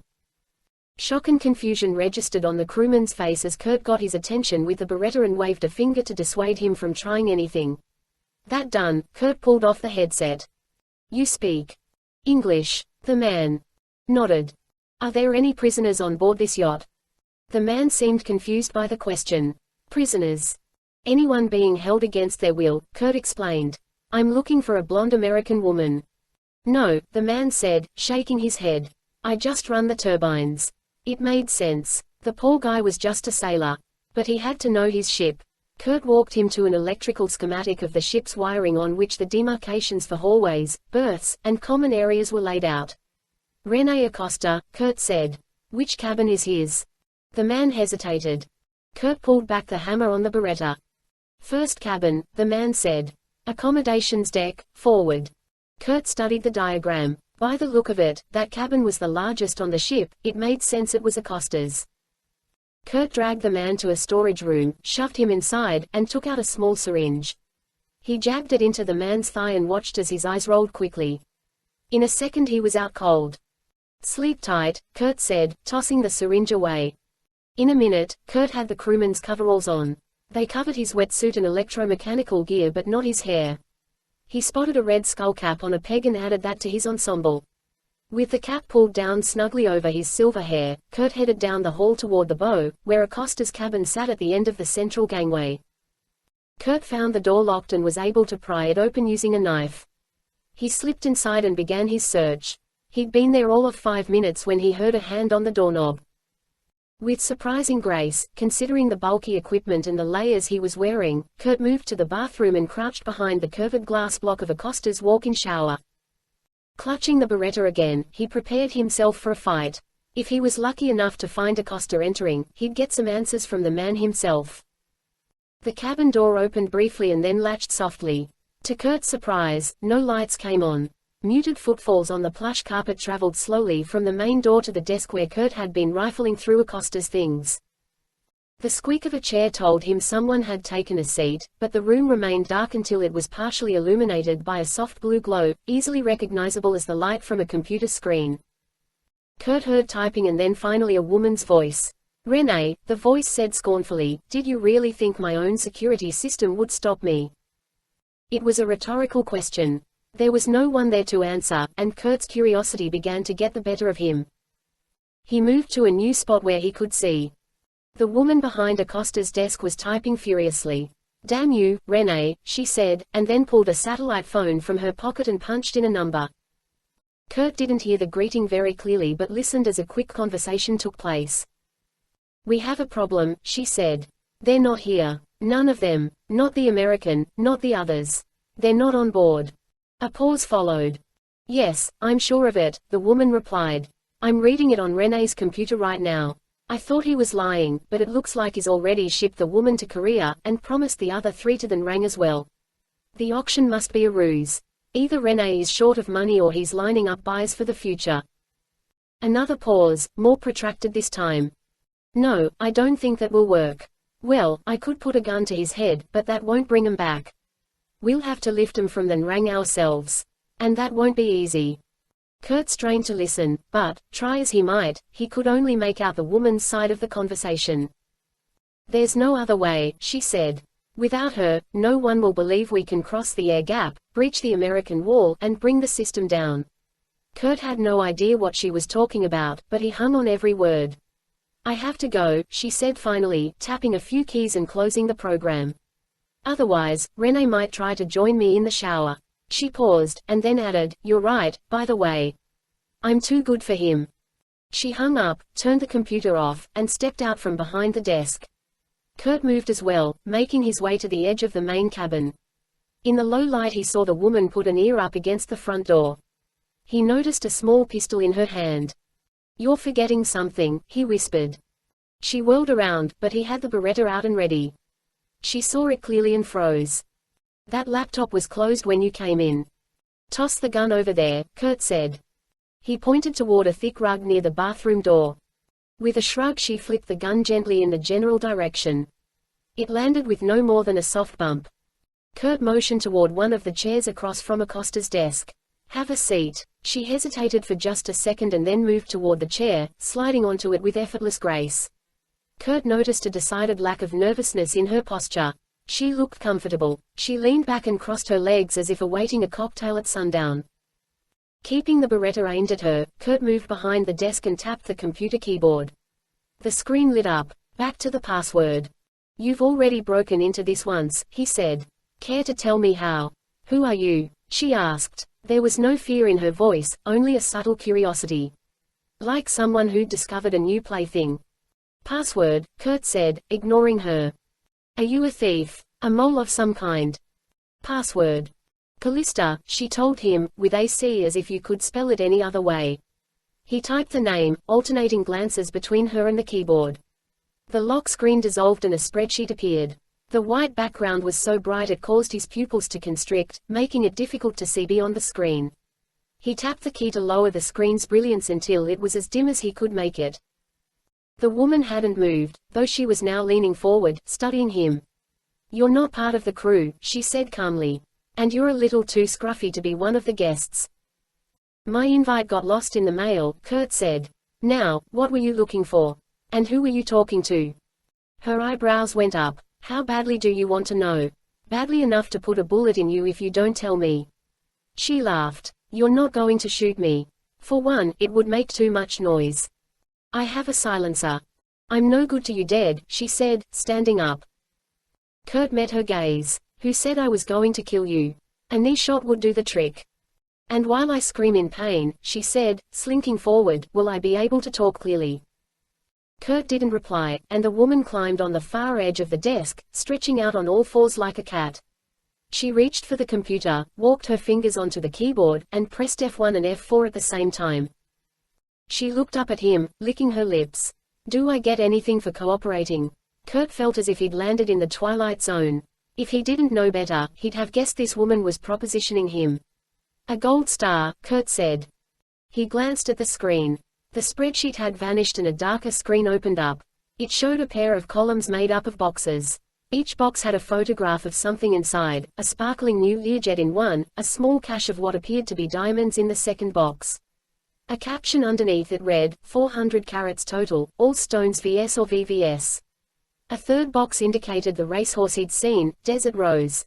Numbers underneath each box indicated supplemental money contributions. Apparently, the business wasn't as cash-free as Eldin suspected. Kurt assumed these boxes contained bids for whatever it was Acosta was selling. Kurt followed the lines across the screen to the second column of images.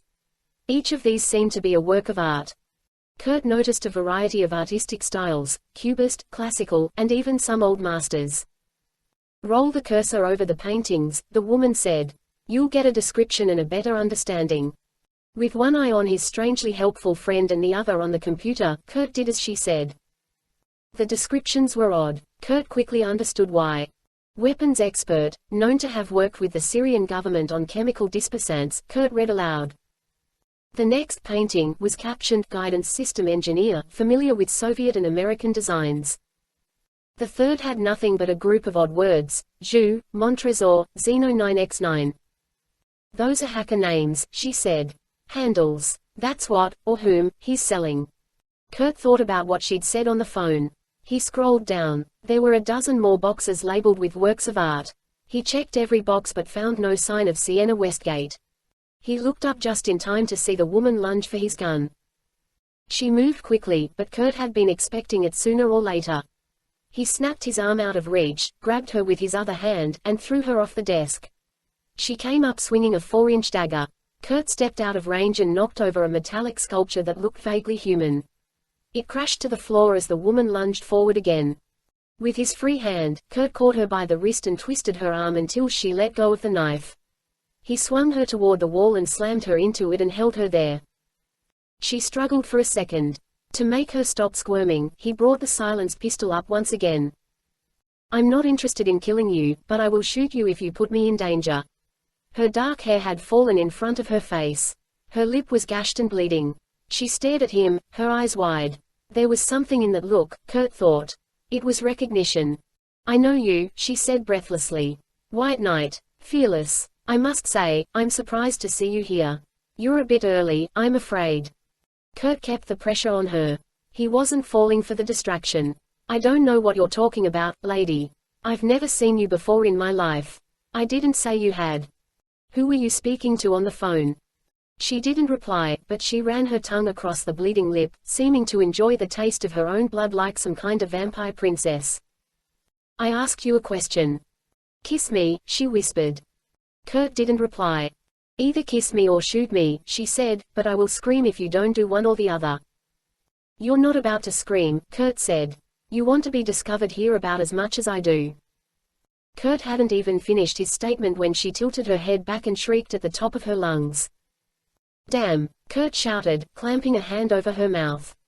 Between the screaming and the commotion, he figured it was time to shove off. He reached into her pocket, grabbed the satellite phone she'd used, and tucked it into a pocket in his coveralls. Before he could do anything else, the door flew open and a group of Acosta's men came piling in. They tackled Kurt and knocked the gun from his hand. He managed to throw one of them off and then slammed the second guy onto the desk, but the third guy caught him in the chin with a knee. Kurt was knocked backward for an instant, just long enough to allow the others back into the fight. Punches landed from all sides. Unable to break free, Kurt was quickly subdued. The men lifted him to his feet and slammed him into the same wall he'd held the strange woman against. She was behind them now with Kurt's pistol in hand. 3 against 1, she said. That's hardly fair. Without hesitation, she began firing, drilling holes in the men who restrained Kurt. They dropped to the ground all around him. And she kept firing, making certain they were dead. With the 3 men lying still on the floor, she tossed the pistol to Kurt. Better run, she said quickly. There's plenty more where they came from. Kurt had no time to consider the madness. He'd landed in the middle of something strange. Damned strange. He looked out into the hall. Men with guns were running his way. He shut the door and ducked back into the room. You should have kissed me, she said, raising her eyebrows. Maybe next time. He turned and blasted 3 holes in the window and then dove through it, shattering the wick and plate glass and landing on the deck outside. He got up quickly and sprinted for the stern as an alarm began to blare overhead. Gunshots followed, coming from above and behind, and bullets ricocheted off the deck all around him. Taking cover, Kurt pressed himself against the superstructure, changed out the spent magazine, fired a few shots, and then scrambled beneath the steel beams supporting the helipad. He gazed up, looking jealously at the shiny helicopter. Realizing it could be a problem for him later, he aimed for the cockpit and reeled off a half-dozen shots, shattering the side window, drilling a few holes in the instrument panel and a few more in the sheet metal where the fuel tank was located. He wasn't sure if he'd hit anything vital, but any pilot would have to think twice before taking the helicopter for a spin. Ducking back into the shadows, Kurt checked the clip in his Beretta. 4 shells left. Time to abandon ship, he muttered. The sound of booted feet pounding the stairway from above only reinforced his decision. He fired 2 shots toward the approaching crewman and took off for the railing. At the same instant, one of Acosta's men came racing around the corner. They collided like 2 cars at an intersection. Kurt hit the deck and rolled over, looking for the Beretta, turned back the other way and came face to face with a Colt .45 aimed at his chest. The man holding it had wispy blonde hair, pale eyes, and a hollow face that looked almost skeletal in the dim light. Hands up, he said, inching toward Kurt until the weapon was no more than 8 inches from his nose. Kurt raised his arms slowly. The man relaxed a bit and used his free hand to depress a small radio attached to his collar. This is Caleb, the man said. I have the intruder. Do you want to interrogate him? A second of static preceded the reply. No, a man Kurt assumed was Acosta said. Just shoot him and bring me his body. As the words came from Acosta's mouth, Kurt hit the thumb switch on his left wrist guard. The powerful magnet came on instantly. It drew the heavy metal gun to the side just as Caleb pulled the trigger. Fire exploded from the barrel, and the bullet hit 6 inches to the left, punching a hole in the teak deck instead of Kurt's skull. Caleb stared in disbelief as the Colt stuck to the magnet on Kurt's left arm. He never saw Kurt's right hand balled into a fist and flying toward his jaw. The blow knocked him sideways and sent him sprawling onto the deck. Kurt sprang to his feet and dashed for the rail without looking back. At a full run, he put his hands on the rail and hurtled over it. He swung through the air, holding the rail for a split second longer than necessary, and then he vanished into the dark. On the bridge of the Massif, René Acosta waited to hear that the intruder was dead. To his surprise, Caleb's voice came over the radio sounding angry and somewhat panicked. The intruder has gone overboard, he shouted. I repeat, the intruder has escaped and gone over the rail. Acosta lifted a radio to his mouth. I told you to shoot him. I did, Caleb said. Then, what happened? I don't know, Caleb said. But I'm sure I hit him. Acosta burned with indignation, half at Caleb for such stupidity, half at the intruder for having the insolence to crash his party. He glanced over at the yacht's captain and made a twirling motion with his hand. Turn us around. We're going to have a hunting party. At that moment Kovac came in, waving for Acosta's attention with his bandaged, handless arm. As Acosta looked his way, Kovac slung Callista onto the deck. She landed at Acosta's feet. She was found in your cabin. My cabin. Callista spoke up with a snarl. The intruder broke into my cabin first, she insisted. He put a gun to my head and dragged me out the window while your inept fools snoozed outside my door. Acosta glared at her. Another lie. There was always another lie waiting on her lips. Do you really expect me to believe that? He boomed. You're dressed differently than you were before. Perhaps we're seeing your true colors. Look at me, she said. Her face was bruised, the split lip swollen and wet with blood. Does it look like I went to your cabin of my own accord? Acosta turned to Kovac. Did you or your men hit her? No, Kovac insisted. Tell them how you found us, Callista prodded. Kovac hesitated. Well, her screams alerted us to his presence, Kovac said. If it wasn't for her, we wouldn't have known he was there. By now Acosta could feel the ship leaning into the turn. He had bigger issues to deal with. Lock her back in her cabin and post a guard outside her window, he ordered. And then join me on deck with rifles and a spotlight. The guests are concerned, another one of Acosta's people mentioned. Tell them we're going to have a bit of sport, he replied. The intruder is in the water. I'll give $10,000 to whoever gets off the killing shot. 5 miles behind the Massif, Joe Zavala stood at the bow of the small fishing boat, trying to keep the speeding yacht in sight. At this point he could track the warm glow from the ship's interior lights. But if she went dark, they would have a problem. He turned to Eldin, who stood at the helm. We're still falling back. Can't you goose any more speed out of this lobster boat? Patience, Eldin said. Remember, patience may be bitter, but its result is sweet. Joe cut his eyes at Eldin. I'm not interested in learning patience. Just keeping that yacht in sight. Without warning, the tracking scanner began to chirp. It's the beacon. He's in the water. Thank Allah, Eldin said. He shoved the throttles full onto the stops, hoping for more speed than the boat possessed. What happened to all that patience? Joe asked. I was never very good at it, Eldin said. Besides, the time for patience is over. Now is the time for action. Joe could not agree more. Kurt had been aboard the Massif for just under an hour, but it felt like half the night. He placed the scanner down and raised the spotter's scope up to his eye. Almost immediately he saw something he didn't like. Damn. What is it? The yacht's turning broadside, Joe said. They're coming back around. The Massif turned in a wide arc, shedding velocity as it went. By the time its rudder was back on center, the huge vessel was making no more than 5 knots. Standing on the bridge, Acosta marked a spot on the GPS map where the stowaway had gone overboard. Hold this speed and keep the ship stable, he ordered. I want you to make slow passes back and forth through this area until we spot and kill the intruder. Yes, sir, the captain said. He didn't bat an eye at the brutal order. With that done, Acosta stepped out on the deck. Caleb waited there holding a bolt-action hunter's rifle. Give me that, Acosta said. You might miss again. Caleb scowled and handed the rifle to his master. In addition to his own hand, Acosta had stationed teams of armed men at various spots on the main deck. 2 groups stood amidships, 1 on each side. 2 more men waited at the stern. Lights to full, Acosta ordered. Around them exterior lights lit up the waters of the Persian Gulf in a swath 200 feet wide and 500 feet long. 2 spotlights above the bridge came on and were aimed ahead and outward at 45-degree angles in order to cover the most water possible. This won't take long, Acosta promised, wrapping the rifle strap around his forearm. Target off the starboard beam, someone shouted. Acosta was on the port side. He strode back through the bridge and pushed out through the starboard door just as his men opened fire. Ribbons of water flew up where the men laced bullets into the fire zone. Acosta raised his weapon and spotted the target quickly, a flash of white clothing. He fired once, a direct hit. The coveralls jerked as the bullet found its mark, but there was no blood or even the slightest defensive reaction. As the target drifted closer, Acosta saw why. The stolen coveralls were empty. They floated past in a tangle, sliding gently across the waves. More shots rang out. Hold your fire, Acosta shouted. There's no one there. He must have shed the clothing and left them behind as a decoy.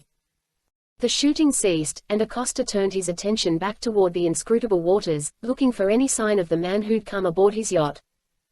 After several minutes with nothing to see, he lost his patience. Take us back around, he bellowed. He has to be out here somewhere.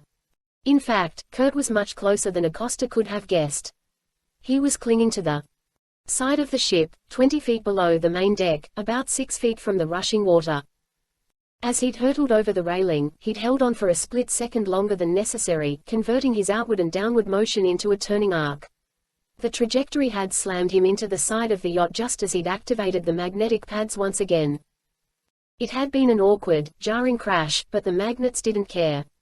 Once again they'd done the trick, locking him to the steel hull and holding him in place. From there, Kurt had crabbed his way forward and parked himself in a spot below the Massif's 4-ton anchor. After tearing off the white coveralls and throwing them into the sea, he waited patiently as the yacht reversed course and slowed to a crawl. Aside from some strain on his arms and legs, Kurt was quite comfortable. Assuming the battery packs held out, he could hang in there for quite some time. And he intended to do just that. Sooner or later, Acosta would give up, douse the lights, and turn back onto his original course. At that point Kurt would slip off the side and into the darkness, treading water until the yacht was far enough away for Joe and Eldin to come get him. After 3 runs back and forth, Kurt figured the towel was close to being thrown in. He grinned in the dark at his own tactical brilliance, all but ready to pat himself on the back, when he noticed something he hadn't expected. Speeding toward them, just barely visible in the moonlight, was the silhouette of a long-nosed fishing boat. "You've got to be kidding me," Kurt whispered. "What can they possibly be thinking?" And then it dawned on him. He glanced at his right arm where the key pocket was.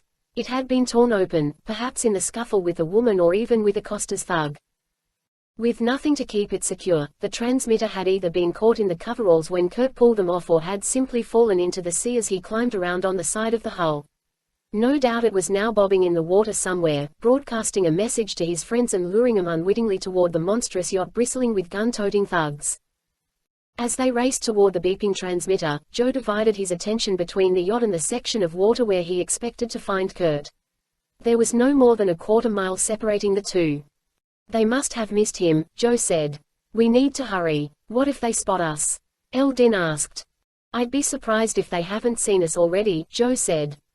"But we're not leaving Kurt out there to be run down or shot." "They're lit up like you're a proverbial Christmas tree," Eldin said. "Maybe they're not able to see us out here in the dark."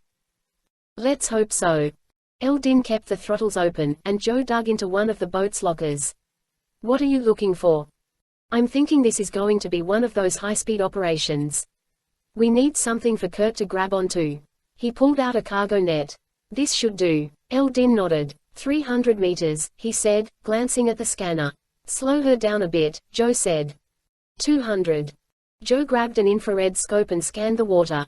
The surface of the Gulf remained dark. But the heat from Kurt's body should have stood out plainly.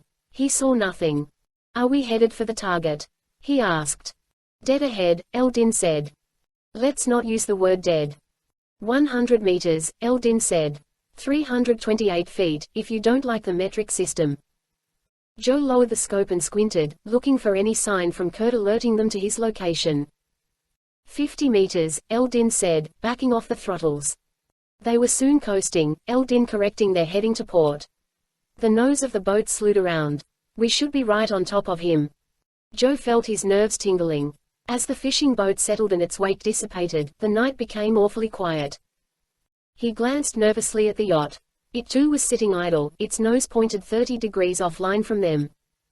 With their small boat in a similar condition, it felt like a stalemate between predator and prey. The yacht, a big cat crouching on its haunches, the small fishing boat, a gazelle ready to bolt at the cat's slightest twitch. For now, both held still as stone, waiting for the other to make the first move. "They know we're looking for him," Joe said, whispering. "They're waiting for us to find him. Be ready to go. As soon as we have him, I'll head straight for the shore." Joe raised the infrared scope and studied the yacht. He could clearly see the heat plume emanating from its angled stacks. The scope was working, so why wasn't it picking up Kurt's body heat? Fearing the worst, he grabbed the scanner and stared in the exact direction of the beacon. Kurt wasn't there, but in the darkness Joe caught sight of a dim flash, too dim to be seen from more than 20 or 30 feet away. "There," he said. Eldin nudged the throttles and then brought him back. The boat coasted forward on the impulse, closing the gap. As the dim flash came into range, Joe used a fishing net, stretching over the side. He scooped a familiar-looking cylinder out of the water. "Is that what I think it is?" Eldin asked. Joe nodded. "Kurt's transmitter." So where is the man who's supposed to be attached to it? A sudden rumble from the yacht drowned out any reply. Joe turned to see water churning at the aft end of the big vessel and the bow of the yacht swinging around rapidly as if guided by bow thruster. Almost simultaneously the twin spotlights on the bridge converged on the small fishing boat and the sea around it. In quick order the behemoth was charging toward them. "Go!" Joe shouted. Eldin gunned the throttles and turned away from the yacht, setting a heading for the shore. As the chase began, Joe saw a big problem with their plan. The yacht was still accelerating and already gaining on them. "We can't outrun it," he shouted. "Turn toward her." "Are you sure?" "Quickly," Joe shouted. He was amazed by the speed of the Macif's acceleration. It was bearing down on them like a thundering giant, eating up the distance rapidly. Eldin spun the wheel to port. The outboard motors pivoted in their cradles and the nimble little boat curled back toward the big yacht. Joe had to hold on to keep from being tossed out. The Macif tried to match their turn but was simply unable to change direction fast enough. The little boat raced by less than 100 feet from the yacht. Gunfire rang out and Joe dove for cover. He gazed up at the side of the yacht as it swept by. "We have a problem," he said. "If you mean getting shot full of holes," Eldin said, "I'd have to agree with you." "Unfortunately, that's not the problem I was talking about," Joe said. "I'm afraid we need to get closer." "Closer? Why would we want to get closer?" "Because Kurt is clinging to the side of their hull." From his position, the side of the hull, Kurt had watched the fishing boat coast to a stop. He'd felt the sudden surge of power through the hull of the Macif as the gas turbine engines came on full bore and her twin screws bit into the warm Gulf waters. He'd hoped the boat with his friends on board would run for the shallows, but they'd turned and raced back toward him, passing in clear view. The two vessels were now caught in a stalemate. Like a grizzly bear being pestered by a yappy little dog, the big yacht could not turn with the small boat. But if the fishing boat tried to flee, the Macif would use her great speed to run the small boat down. When gunfire rang out, Kurt knew he had to go on the offensive. As the yacht leaned into another turn, Kurt began a slow climb. He moved straight up, heading for the anchor and the hawse hole, where the chain came through the hull. The higher up he went, the more angled the bow became. It was like climbing an inverted overhang. He had to be careful. If one of the magnets slipped, he might fall from his perch and hit the water in front of the ship's bulk. An image of his body getting crushed under the keel and then shredded by the propellers at the aft end flashed through his mind. He shook it off. "I really have to learn to think positive," he told himself. He made it to the hawse hole, squeezed through, and found himself on the foredeck just as the yacht whipped into another turn. With all eyes tracking their prey, no one saw him. "Too bad this isn't the engine room," he muttered, thinking of all the damage he could cause back there. "But it'll have to do." Another burst of gunfire rang out and the spotlights swung around overhead until they pointed down the starboard quarter. Kurt scrambled to where the anchor chain was wrapped around a large capstan. A fierce-looking metal hook, known as a devil's claw, secured the chain. A check of the control panel told him it was a standard type. He activated the power, eased the chain back, and unhooked the claw. He considered dropping the anchor until it caught the seafloor. The average depth of the Persian Gulf was only 150 feet, and they had plenty of chain for that. But the anchor itself was a fluke type. With the yacht traveling at such a high rate of speed, it would literally fly once it hit the water like a kite on the breeze. Even if it did reach the seafloor and catch, it would just rip out the capstan and pull free from the hull.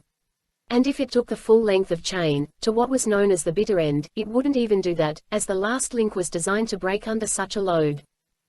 Despite the confusion it would cause, cosmetic damage wouldn't help his friends much.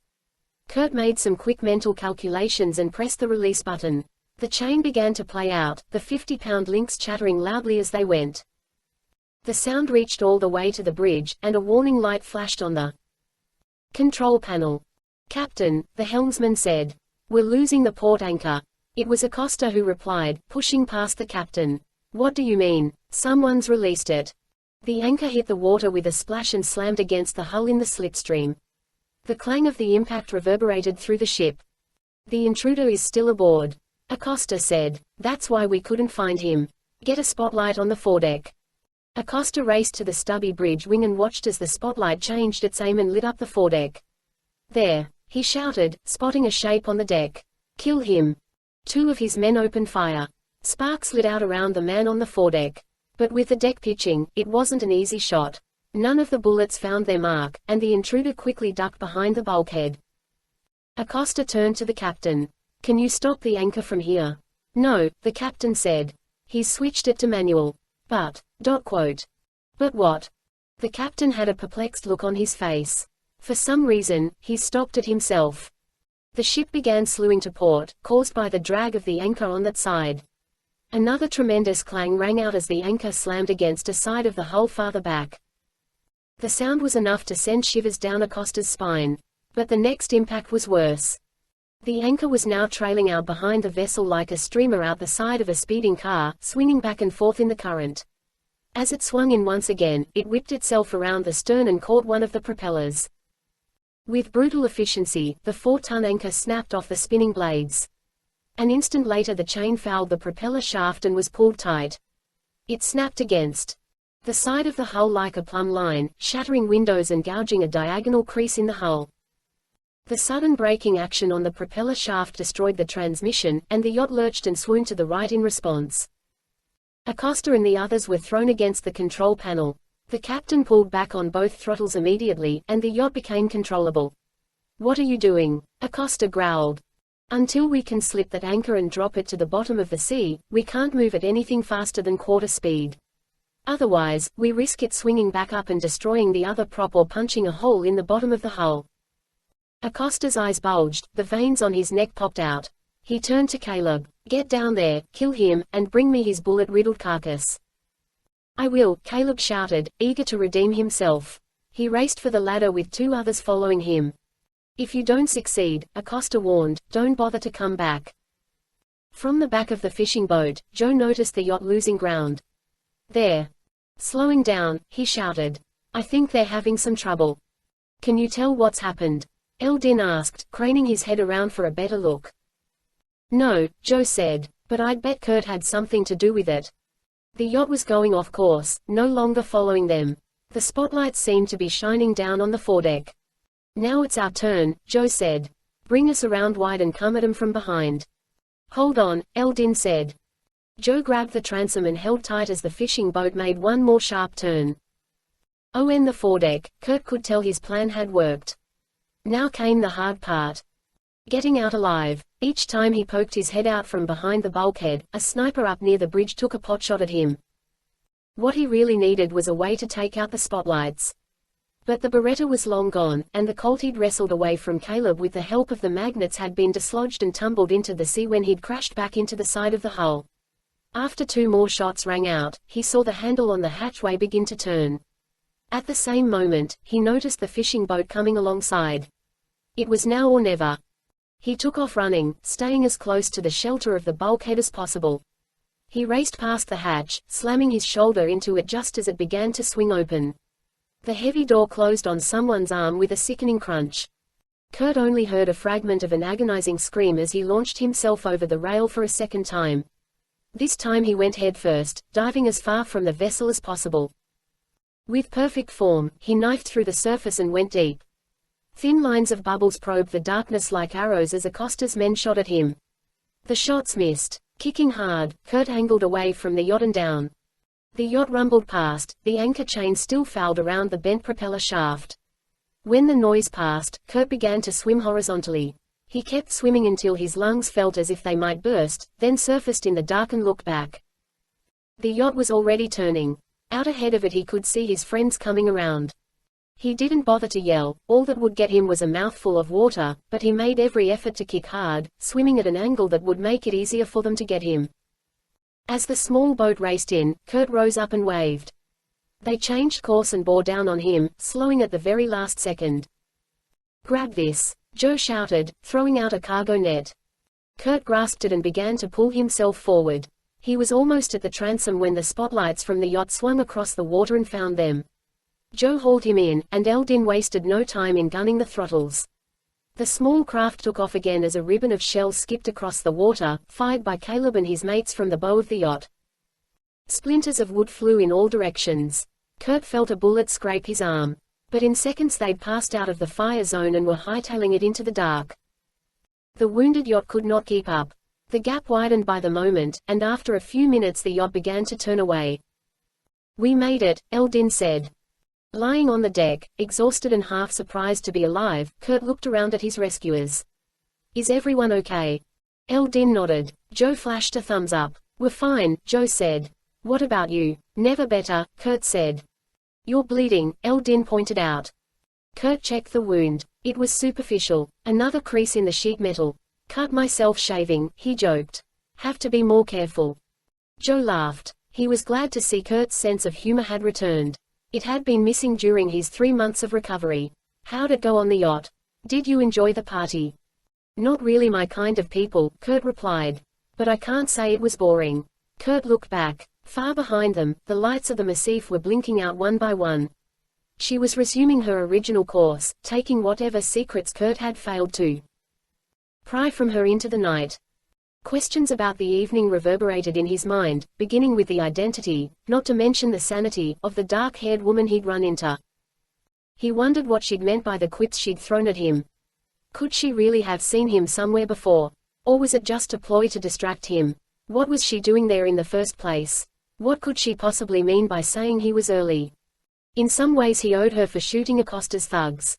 On the other hand, they wouldn't have found him without her screaming. He wondered if she'd escaped the yacht during the commotion. More important, he wondered who she'd been talking to on the phone and what they were up to. No luck finding Sienna, Joe guessed. She wasn't on board, as far as I could tell. Any idea where she might be? Eldin asked.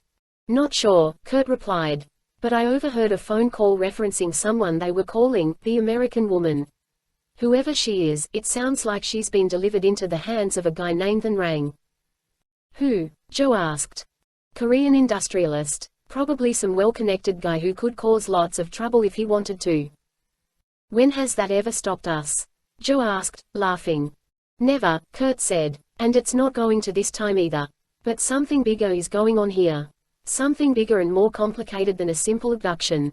Any idea what? Nope, Kurt said. But I heard them talking about breaching the American wall. Whatever that means, we need to stop it from happening. Than Rang is a stone-cold killer, not the kind of man you want to tangle with on a whim. The words came from Dirk Pitt. They were spoken via an encrypted link-up that ended in the display screen of Joe's computer. Not going off on a whim, Kurt said. If Sienna is out there, this guy Rang has her. And based on what I saw on that computer, he's gathering up a small stable of top-flight hacking talent. I believe you, Pitt said. The question is, why? What's his background? Kurt asked. Maybe that will tell us something. He's the head of a South Korean chaebol. His corporation works in mining, waste management, and energy. Can you give us some details? Than was born in 49, right before the Korean War. His family fortunes were already in decline, but because the North ravaged so much of Seoul and the surrounding area when they occupied it, the decline of the family businesses intensified. At some point, his father got involved with underworld elements to keep the cash flow going. By the time Than was 16, the company did more smuggling and laundering than anything else. When his father died, a war broke out within the ranks. By the time it ended, Than had murdered all those who opposed him, wiped out the criminals who'd funded him, and killed every family member who disagreed with his leadership. A palace coup, Joe noted.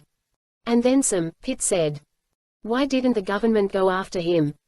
Friends in high places, Pitt explained. Most people forget that South Korea was basically a military-industrial dictatorship from 1951 to 1979. All emphasis was on growing the economy and doing so by any means necessary. They needed wealth to build a military and prepare for the next invasion by the North.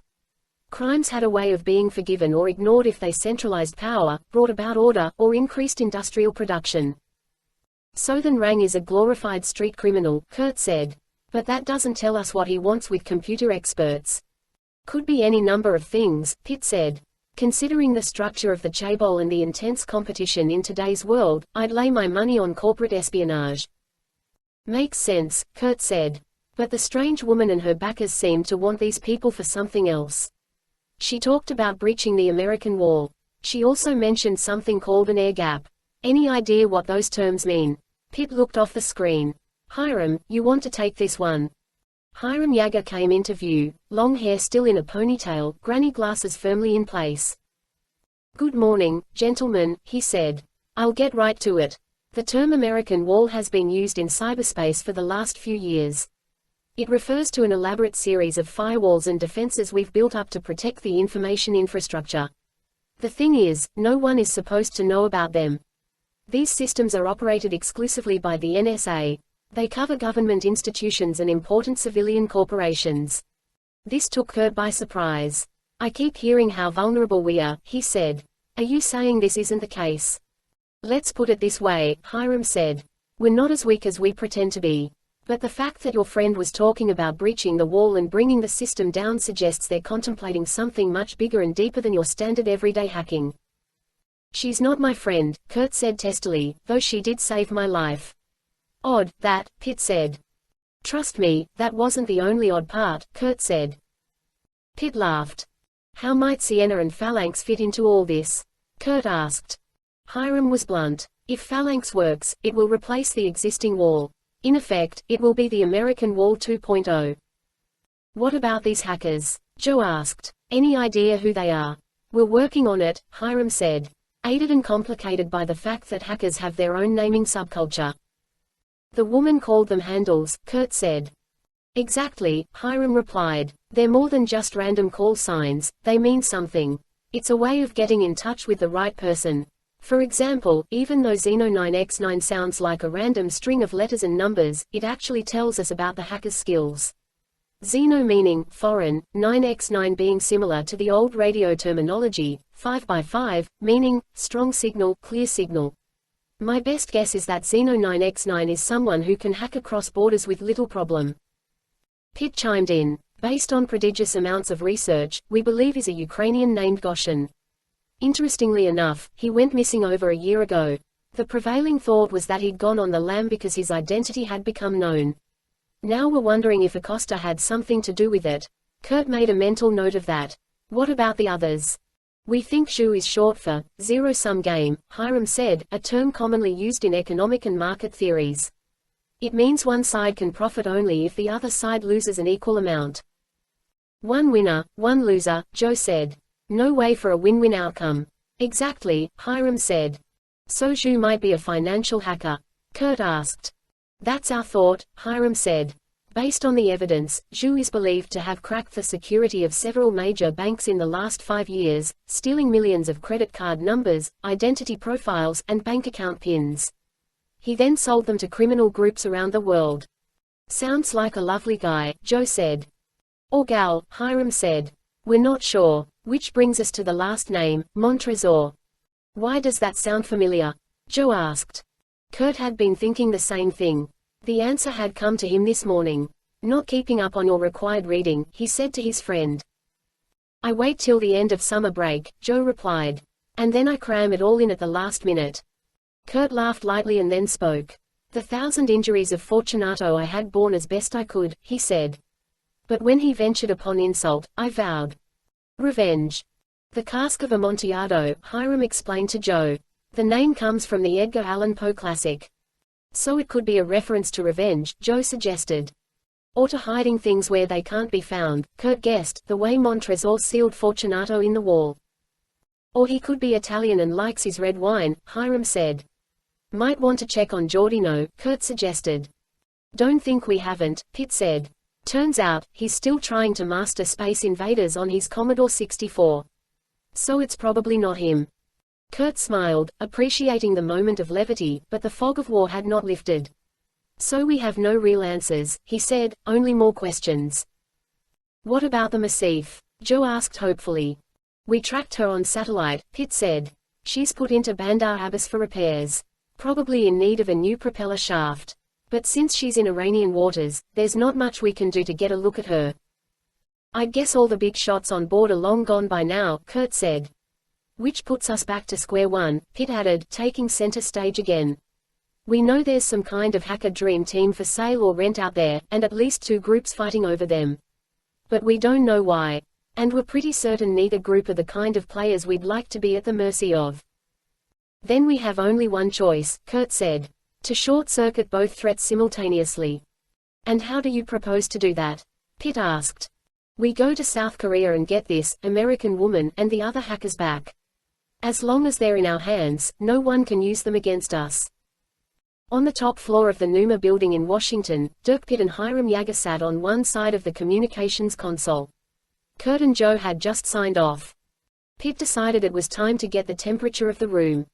"Well," he said, "what do you think?" Across from him, out of sight and silent during the call, sat Trent McDonald of the CIA, a man named Sutton from the NSA, and two others from Numa, Dr. Elliot Smith, who'd become NUMA's chief medical officer, and Anna Erickson. Pitt didn't like speaking to Kurt with these observers watching from the shadows like some kind of judging committee, but considering how the stakes were rising, it needed to be done. Dr. Smith spoke first. "Kurt looks stable. His affect is normal and he's not reporting any symptoms." "That's good," Pitt said. Smith gave a non-committal shrug. "It is, except that symptoms like Kurt's shouldn't just vanish because he got away from Washington. I've always found leaving this place cures a few ills," Yager added, clearly hoping Kurt was on the road to recovery. "Maybe," Smith said, "but not the kind Kurt had." Pitt jumped in. He wanted concrete statements, not vague assertions. "Meaning what?" "I'd say we can expect his symptoms to return at some point. Most likely, under a moment of extreme duress." "Ms. Erickson?" Pitt asked. "He looks well to me. Better than he did when he was cooped up back here." "What about his story?" Sutton asked. "What about it?" Pitt said. "Seems a little odd, don't you think? He got on board the yacht, found something extremely vague, was attacked, and then was rescued by this strange mystery woman. He supposedly got her satellite phone but lost it. Gave us a poor description. All things we have to take on faith." "You think he was making that up?" "That's just it," Sutton said. "He was the only one there. So we can't prove it one way or another." "What about the call she made?" Pitt asked. "We've been trying to determine if that happened," Sutton admitted. "No luck yet. It could have been Foreign Service," Hiram pointed out, "someone you don't have access to." "We have access to everyone," Sutton assured him. "Trust me." "What about the names of those hackers?" Pitt asked. "He didn't just pluck them out of thin air." Sutton shrugged. "He had no comeback to that." "Now for the elephant in the room," Pitt said. "We know where Sutton stands. He thinks this is all one big delusion.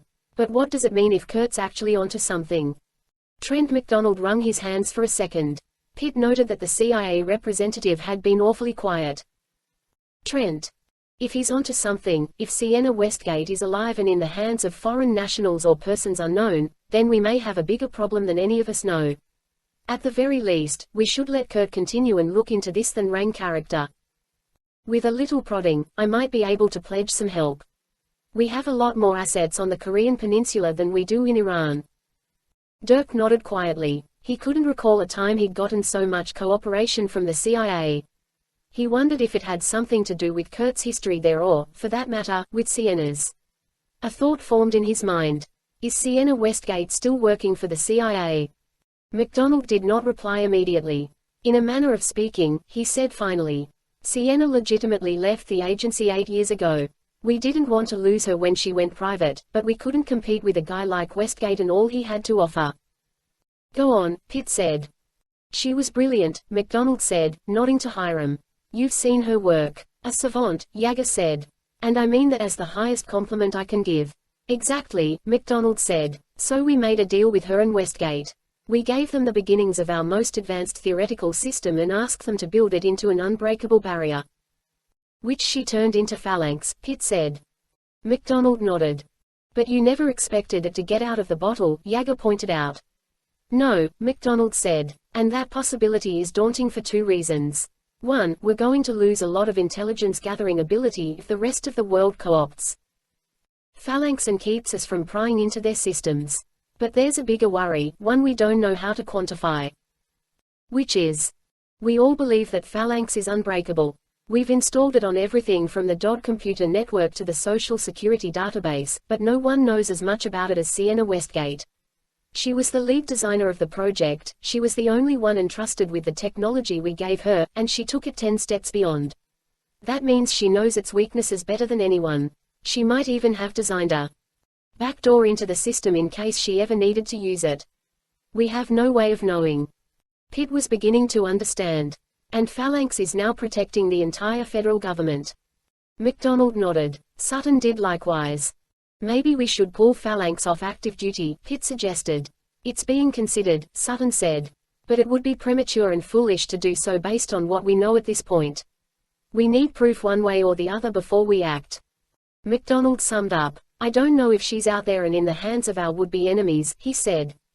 But as much as I hate to say it, I'd be a lot happier knowing for certain that she'd been dragged to the bottom of the sea and drowned. As cold as the statement was, Pitt understood the thought. Then we'd better get a team down to what's left of Westgate's sunken yacht, he said bluntly. It's a long shot, considering the condition of the vessel. But if we find Sienna's body, then you guys can rest easy. And I can bring Kurt home. The Numa vessel Condor sat calmly on a glittering sea 200 miles northeast of the South African port city of Durban. The sun was high above and there wasn't a cloud in the sky. The sea was like glass. With no weather on the horizon and the automated station system holding the Condor against the current and keeping her over the proper coordinates, there was little activity on the bridge. The AFT deck was a different story. A dozen men and women were clustered around a pair of davits as twin submersibles were being readied for launch. The subs were called scarabs, because they resembled the beetles of Egyptian legend. Instead of narrow and tube-shaped, like most submersibles, the scarabs were flat and wide.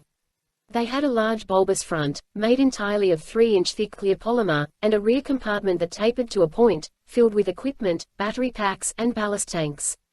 Thruster pods housed in short tubes on either side of the body looked like stubby legs, and a pair of large mechanical arms that sprouted from beneath the nose, carrying sampling probes and grabbing appendages, were reminiscent of a beetle's pincer-like claws. Scarab 1 was the older model, painted international orange, the color of life jackets. Scarab 2 was bright yellow, the color commonly associated with experimental submersibles. It had come from the factory only a month before, equipped with more power, newer, longer-lasting batteries, and an advanced touchscreen control system. Standing one deck above the busy crewmen, Paul Trout watched with great interest as the subs were readied for operations, though he had no intention of going down in either of them. Paul was the size and shape of a professional basketball player, though even he would admit not as coordinated or athletically gifted. What he lacked in sporting skills Paul made up for with a brilliant mind. A gifted geologist, he and his wife, Gamay, were often called on to run NUMA's most important scientific studies. While he excelled in geology, Gamay had a PhD in marine biology and had made several important discoveries of previously unknown species. Paul realized this latest mission would not offer such a positive find. "Hey, Paul, care to join me?" The shout came from William Duke Jennings, one of NUMA's most experienced submersible pilots. "No thanks," Paul said. "I prefer something with lots of headroom. Or even a convertible, but that's not going to work 1,000 feet under." "Good point," Duke said. His next target was one of the more shapely women on deck. "What about it, Eleanor? Room for 2 in there. Can't beat the view." By that, everyone knew Duke was referring to himself. Duke looked like a surfer, young and muscular, with bronzed skin and a mane of blonde hair. Even now, he had his shirt off. He was humorous and cocky and pretty good at everything he did to back it up. "No thanks," Eleanor responded. "I'd rather be in a phone booth with an amorous octopus." Duke feigned grave injury. "Where are you going to find a phone booth these days?" As the crew continued working, the hatch swung open behind Paul. Gamay stepped through, headed for his side. 5'10", with hair the color of red wine, and smooth pale skin, Gamay was an athlete and in fantastic shape. She had a sharp wit that was usually used in jest, though you didn't want to be on her bad side, as she didn't suffer fools lightly. "I see we're almost ready," she said. "Just about," Paul said. "Think we're going to find anything down there?" "I don't know," Gamay said. "But look at this." She handed him a printout from the multi-beam sonar scan. It showed the Ethernet lying on the seafloor 800 feet below. They were lucky. The ship had landed on a shelf that stuck out like a submerged peninsula in the deeper waters of the Mozambique Channel. 10 miles in either direction and she'd be sitting under 4,000 feet of water. Paul noticed something more significant almost immediately. "She's in one piece," he said. Kurt was told the ship had broken up into several sections on the way down. None of us ever questioned it. "I wonder where he got his information," Gamay replied. "Or who had sent him the incorrect information," Paul asked. "I talked with Ms. Erickson," she said. "If the subconscious part of his mind is running with a fantasy or delusion, it will do everything it can to keep the story alive. Knowing the ship didn't break up would mean the task of confirming the truth was easily done by searching her. Then it was easy for him to take the report at face value. The delusion couldn't allow that to happen, Paul guessed. I'm told it's fairly common. Paul felt a knot in his stomach. It was hard to fathom one of the people he admired most could be off his game so badly. It made him all the more determined that they should find the answer. Let's get this show on the road, he said. Gamay nodded and made her way to the stairs. I'll be in Scarab 1. I'll monitor you from the control room, Paul said. Be careful. He gave her a kiss and let her go. As Gamay made her way down to the AFT deck, Paul took a long look around. He saw nothing but the peaceful sea in all directions. Hoping it would stay that way, he stepped inside. With Scarab 1 ready to be hoisted, Gamay climbed in and took a seat on the right hand side. To her left sat Elena Vasquez, the submersible's pilot. Elena was petite, with short black hair and a mocha-colored complexion. A former Navy diver, she was a recent addition to Numa. While Elena drove the sub, Gamay would handle the undersea communications and operate the mechanical arms, which were outfitted with cutting tools, including acetylene torches and a circular saw with a diamond-tipped carbon steel blade. It could cut through 2-inch armor plate with ease. Attached to the other arm was a small hydraulic wedge, something like the jaws of life that paramedics used to pry open mangled cars on the highway. The plan was simple: cut open the side of the hull, send a remote, swimming camera into the ship, and look for the bodies. Gamay put on a headset and ran through her checklist. Elena did the same from her command seat. My board is green, Elena said. Mine too, Gamay replied. She spoke into the headset's microphone. Scarab 1 ready to go. Put us in the water. The hydraulics of the crane went into action and the 8-ton craft was lifted from the deck and carried over the side of the Condor. With careful precision, it was lowered into the waiting sea. A loud clanking sound and the feeling of the craft settling told them the submersible had been released. Scarab 1, you're clear of the boom. Turning you over to control. With that, Paul's voice came on the radio.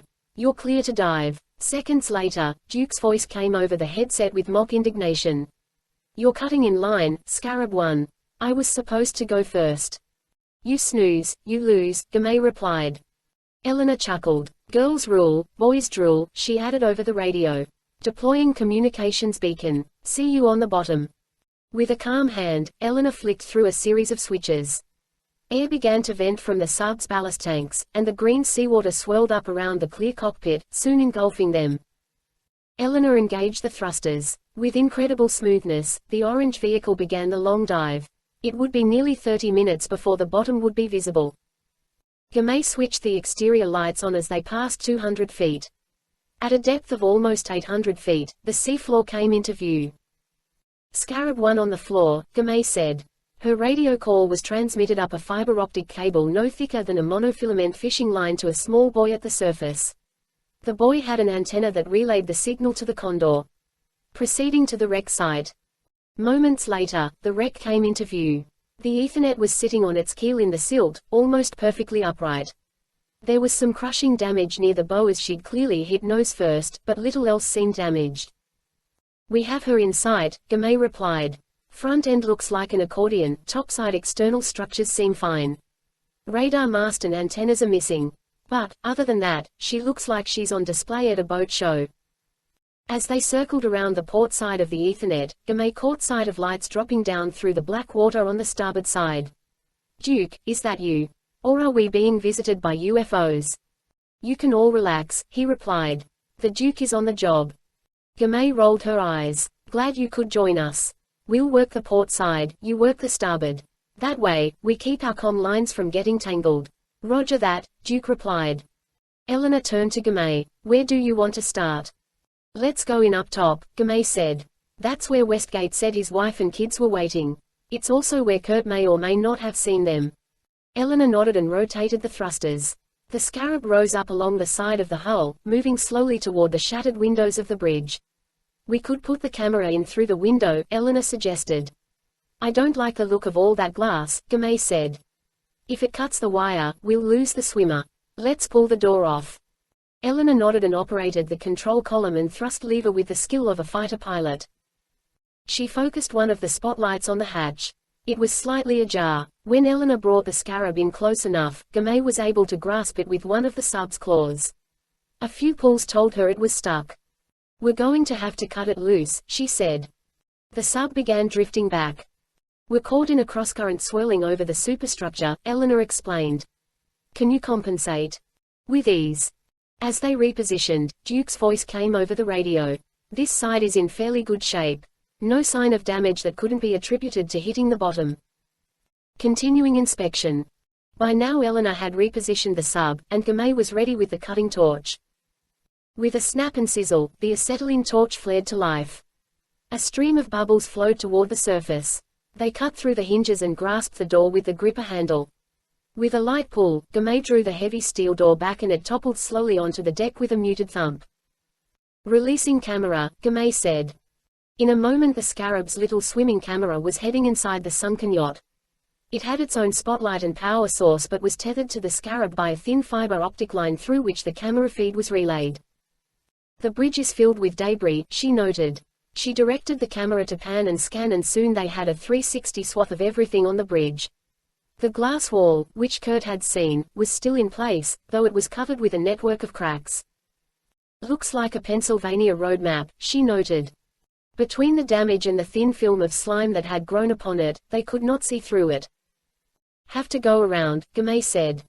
An open hatchway suggested a possible route, and Gamay sent the camera in that direction. "Weird that all the hatches are open." This came from Paul, who was seeing the same video feed as they were. Considering that the ship was in distress and going down, all the watertight doors should have been shut. As Gamay directed the small camera toward the hatch, Duke chimed in. "Got something over here, Condor. Seacocks for the engine cooling system appear to be open." "If the ship was taking on water, those should have been closed as well," Gamay replied. "My thoughts exactly," Duke said. Heading to the stern. Gamay guided the camera into the main salon. She couldn't bring herself to hope they'd find a drowned woman and her children. Not even if it meant the end of the mystery. Scoping out the salon now, she said. Like the bridge, the main salon was filled with debris. The heavier items remained on the floor. The buoyant items, cushions, life vests, plastic bottles, and bins, floated around the ceiling. She had to guide the camera beneath them, like flying under a cloud layer. Fortunately, they were deep enough that little algae could grow, but there was plenty of silt in the water, courtesy of the Mozambique current and the snow falling from above. And despite the fact that the camera's thrusters were tiny, they stirred it up with each maneuver. Duke came on the line again. "Got a gaping hole at the stern end. Impact or explosion?" Paul asked from above. "I'd say neither," Duke replied. "The edges are too sharp.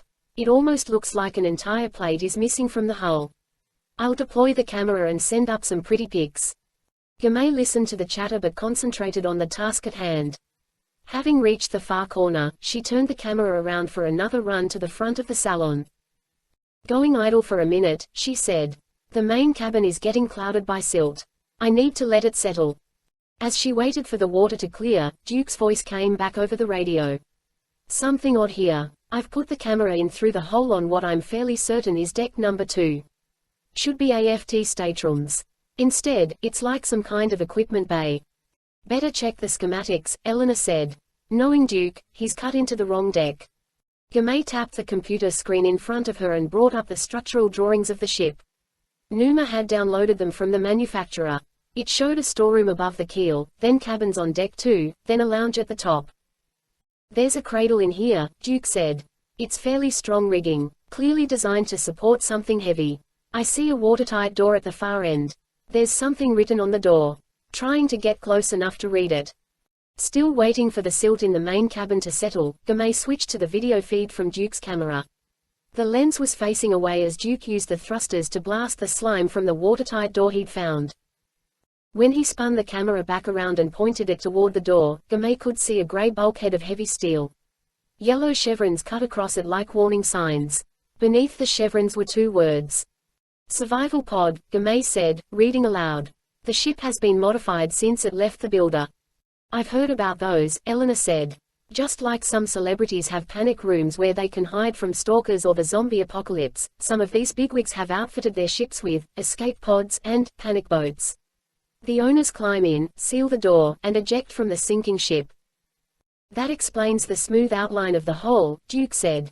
Looks like a panel was blown out with explosive bolts. Gamay nodded. Once they're free, the pod can either float or submerge up to 100 feet. Deep enough to keep them out of the reach of pirates or terrorists. Or to ride out the worst storm imaginable. Depending on how many occupants, they might have a week of supplies and at least a day or two of oxygen. They call for help with the same kind of buoy transmitter we're using, and either Coast Guard or contracted security companies come in and scoop them up. Paul broke in. So if the yacht had one, why didn't Westgate and his family use it? Maybe he couldn't get to it, Duke suggested. Maybe the lower decks were flooded. Someone got to it, Gamay pointed out. Maybe some other crew members. So where are they? Eleanor asked. Gamay felt a chill on her neck. Maybe something's going on here after all.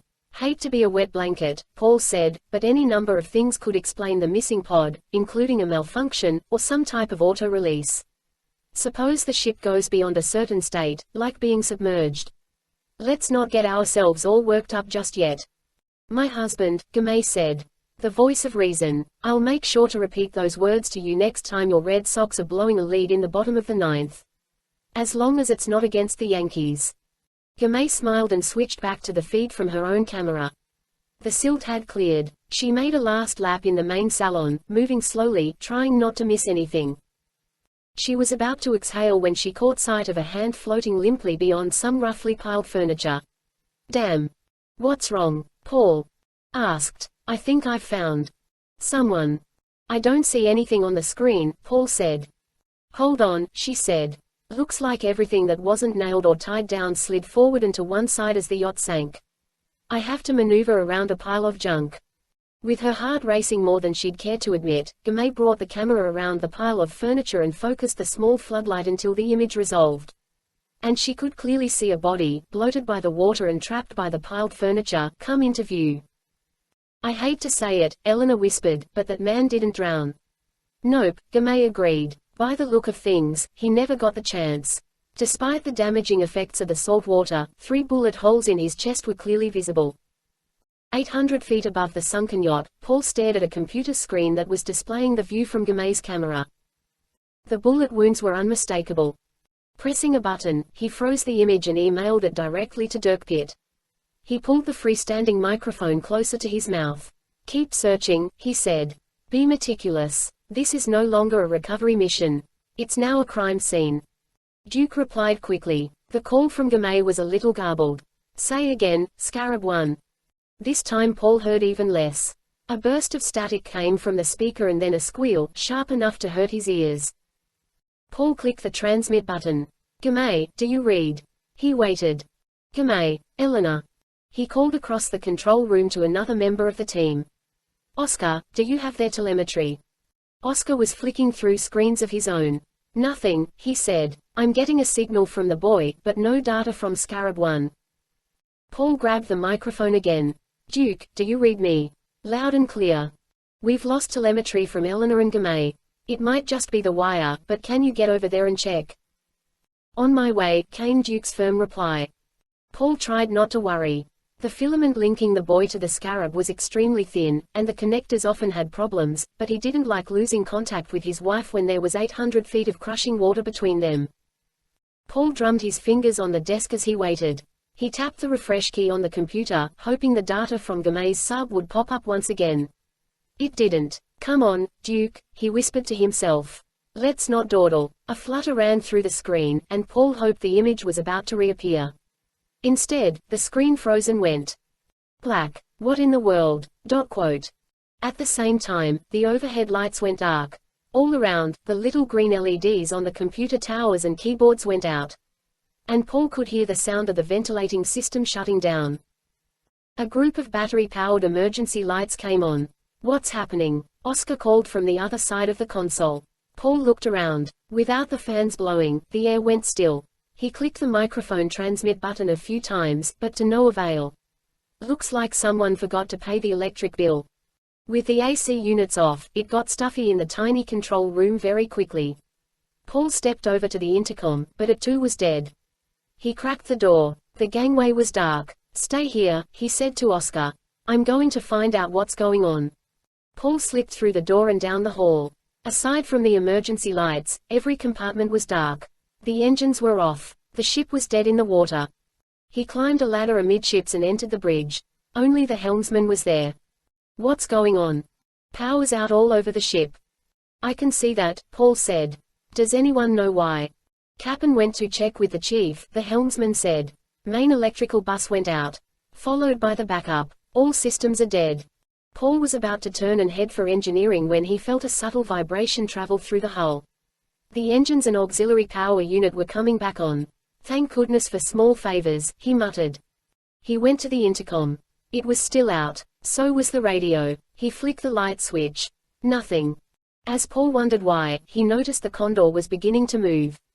Not just holding station in the current but accelerating. He stepped to the command console. There was power for the display, but as the helmsman tapped various icons on the screen, nothing happened. The ship began to turn, heeling over as if the rudder had been deflected all the way to the stops. "It's not me," the helmsman insisted. He was holding the small wheel that controlled the rudder dead center. The ship continued to accelerate, straightening out and heading due south. They continued to pick up speed. In a moment the ship was running flat out, racing across the glassy sea and cutting a white swath away from the two submersibles and the wreck below. A warning light on the console showed the propeller RPMs reaching maximum and going beyond.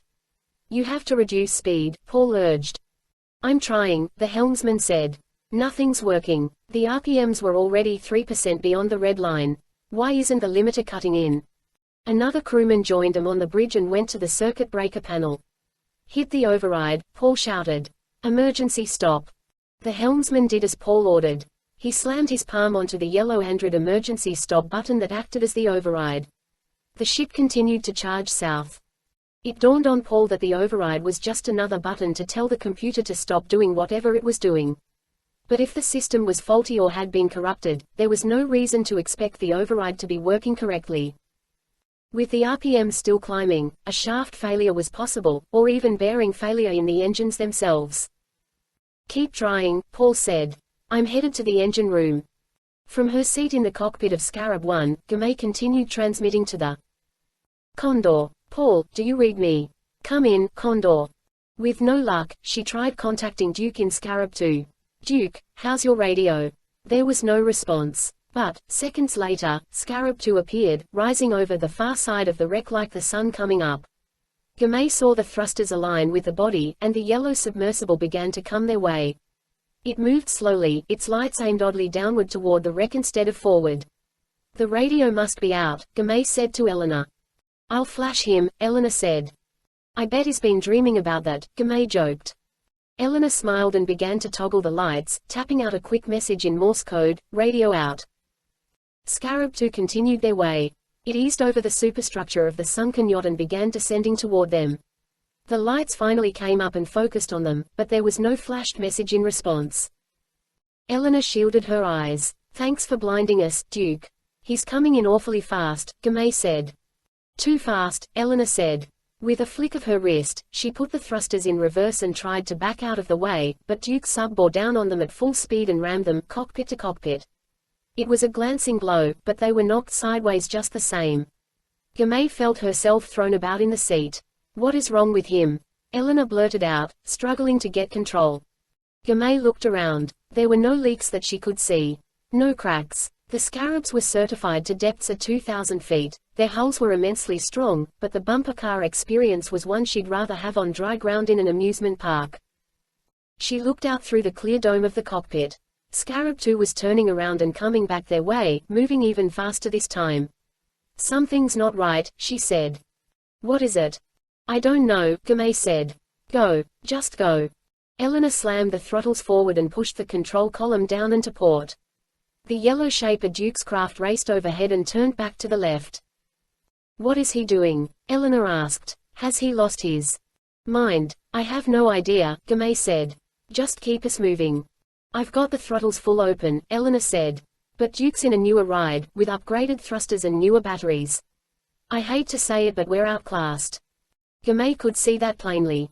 This time Duke sideswiped them and tried to force them into the hull of the Ethernet. Eleanor reversed thrust and the orange submersible slowed. Duke shot past once again. "Now what?" Take us up. He'll catch us if we try to surface.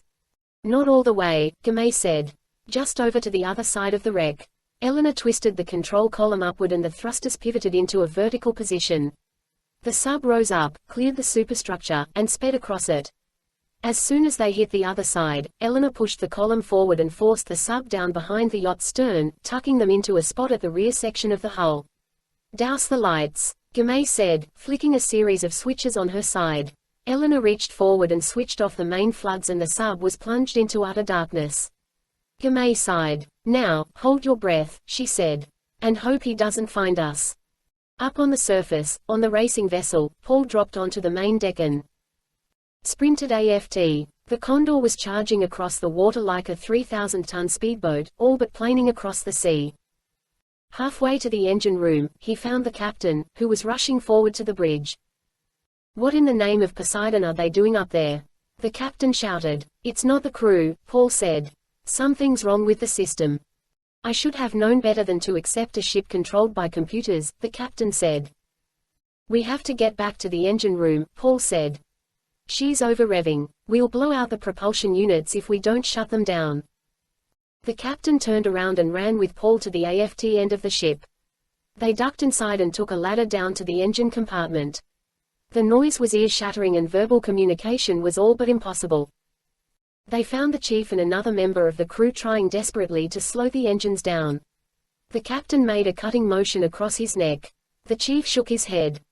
What about the fuel pumps? Paul shouted at the top of his lungs. They looked at him. He leaned closer. Fuel pumps. There must be an emergency shut-off in case of fire.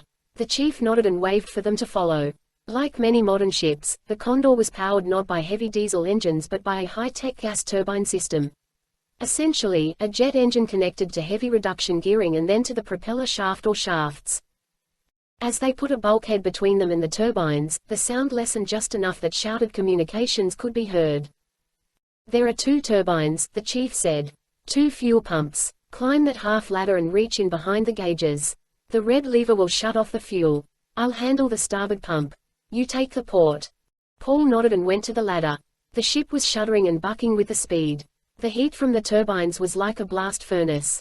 With sweat pouring into his eyes, Paul climbed up and found the instrument cluster. He noticed the RPM indicator at 139%. Well above the red line. Without delay, he spied the emergency shut-off lever, grabbed it, and yanked it down hard. The fuel cut out and the turbine instantly began a rapid deceleration. It was more than the reduction gearing could handle. With a loud bang and the shriek of tearing metal, something major blew apart in the system. Paul found himself diving for the deck and covering his head as shrapnel flew through the compartment.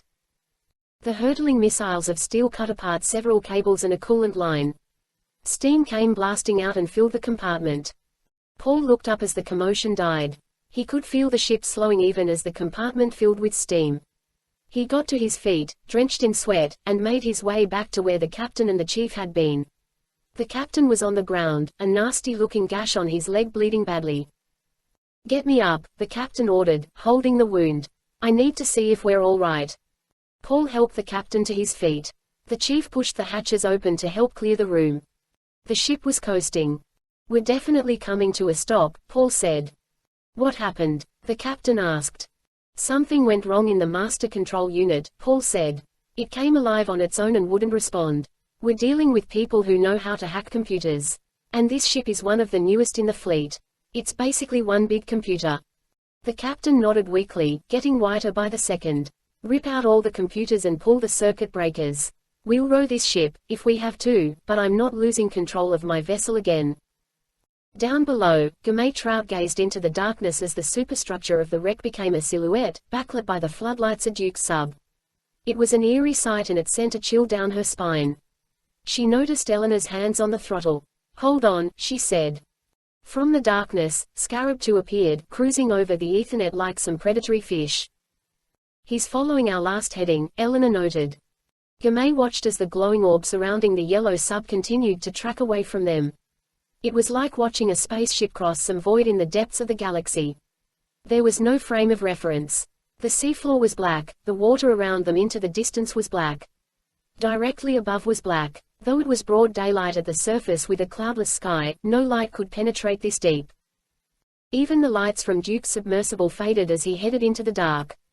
After several minutes, they too vanished, swallowed up by the depths. "Where do you suppose he's going?" Eleanor asked. "Looking for us," Gamay began. "Why, I don't know. This doesn't make any sense." "Something big is going on here," Eleanor said. "Seems that way." "I should have known," Eleanor said. "When the Special Projects Division gets involved, it's usually trouble. At least that's what the scuttlebutt is." Gamay could not disagree. "Too much excitement for me," Eleanor said. "Me too," Gamay replied. "Me too. Shall we surface? Can you do it without the lights?" "With ease." Gamay took one last look into the dark. "Let's go. I want to warn Paul and the others as soon as possible." Eleanor added some power and the interior display lit up to show the thruster levels. She eased them away from the yacht and was rotating the thrusters when a set of blinding lights came on, aimed right into the cockpit. The 4 lights surged toward them. Like the eyes of some undersea monster. A hideous scraping sound assaulted their ears as the grappling arms of Duke's Scarab clamped onto them like great claws. Gamay grabbed her own controls and tried to use the arms of their submersible in defense. But before she could do much, Duke had grasped one of the arms and attacked it with the rotary saw. It snapped off in seconds, and Gamay was left fighting with only one arm. "Use the torch," Eleanor shouted. Gamay ignited their acetylene torch and brought it down on Duke's cockpit, planning to burn a hole in the bubble-like canopy. To her surprise, she saw Duke's face in the light and he looked terrified. He held up his hands even as his machine continued to shove the older Scarab backward. "It's not him," Gamay shouted. "He's not in control." Instead of torching a hole in the cockpit and killing Duke, she moved the arm to the side and tried to cut off one of his thrusters. At almost the same instant, they were pushed into the wreck and their own port thruster was bent and rendered inoperative. Duke's sub now had at least twice their power. "He's pinning us down," Eleanor shouted. "I'm telling you, it's not him," Gamay replied. She extended the torch and began burning off one of Duke's thrusters, but the circular saw from Duke's sub shot forward. It skipped up the cockpit glass, leaving an ugly scar, and began grinding on their back. The hoses to their acetylene torch were sliced through and the sub was instantly surrounded by a whirlwind of bubbles that ignited. Fire engulfed both Scarabs as they battled in the deep. In the garish illumination, Gamay saw Duke get up from his seat with a black crescent wrench in his hand. He was slamming it against the computer console, smashing the control unit. After a third or fourth hit, the lights on his sub went out and the turbulence of the battle ceased. The subs, locked together and enveloped in bubbles and flame, fell slowly to the seafloor. They hit the silt and were still.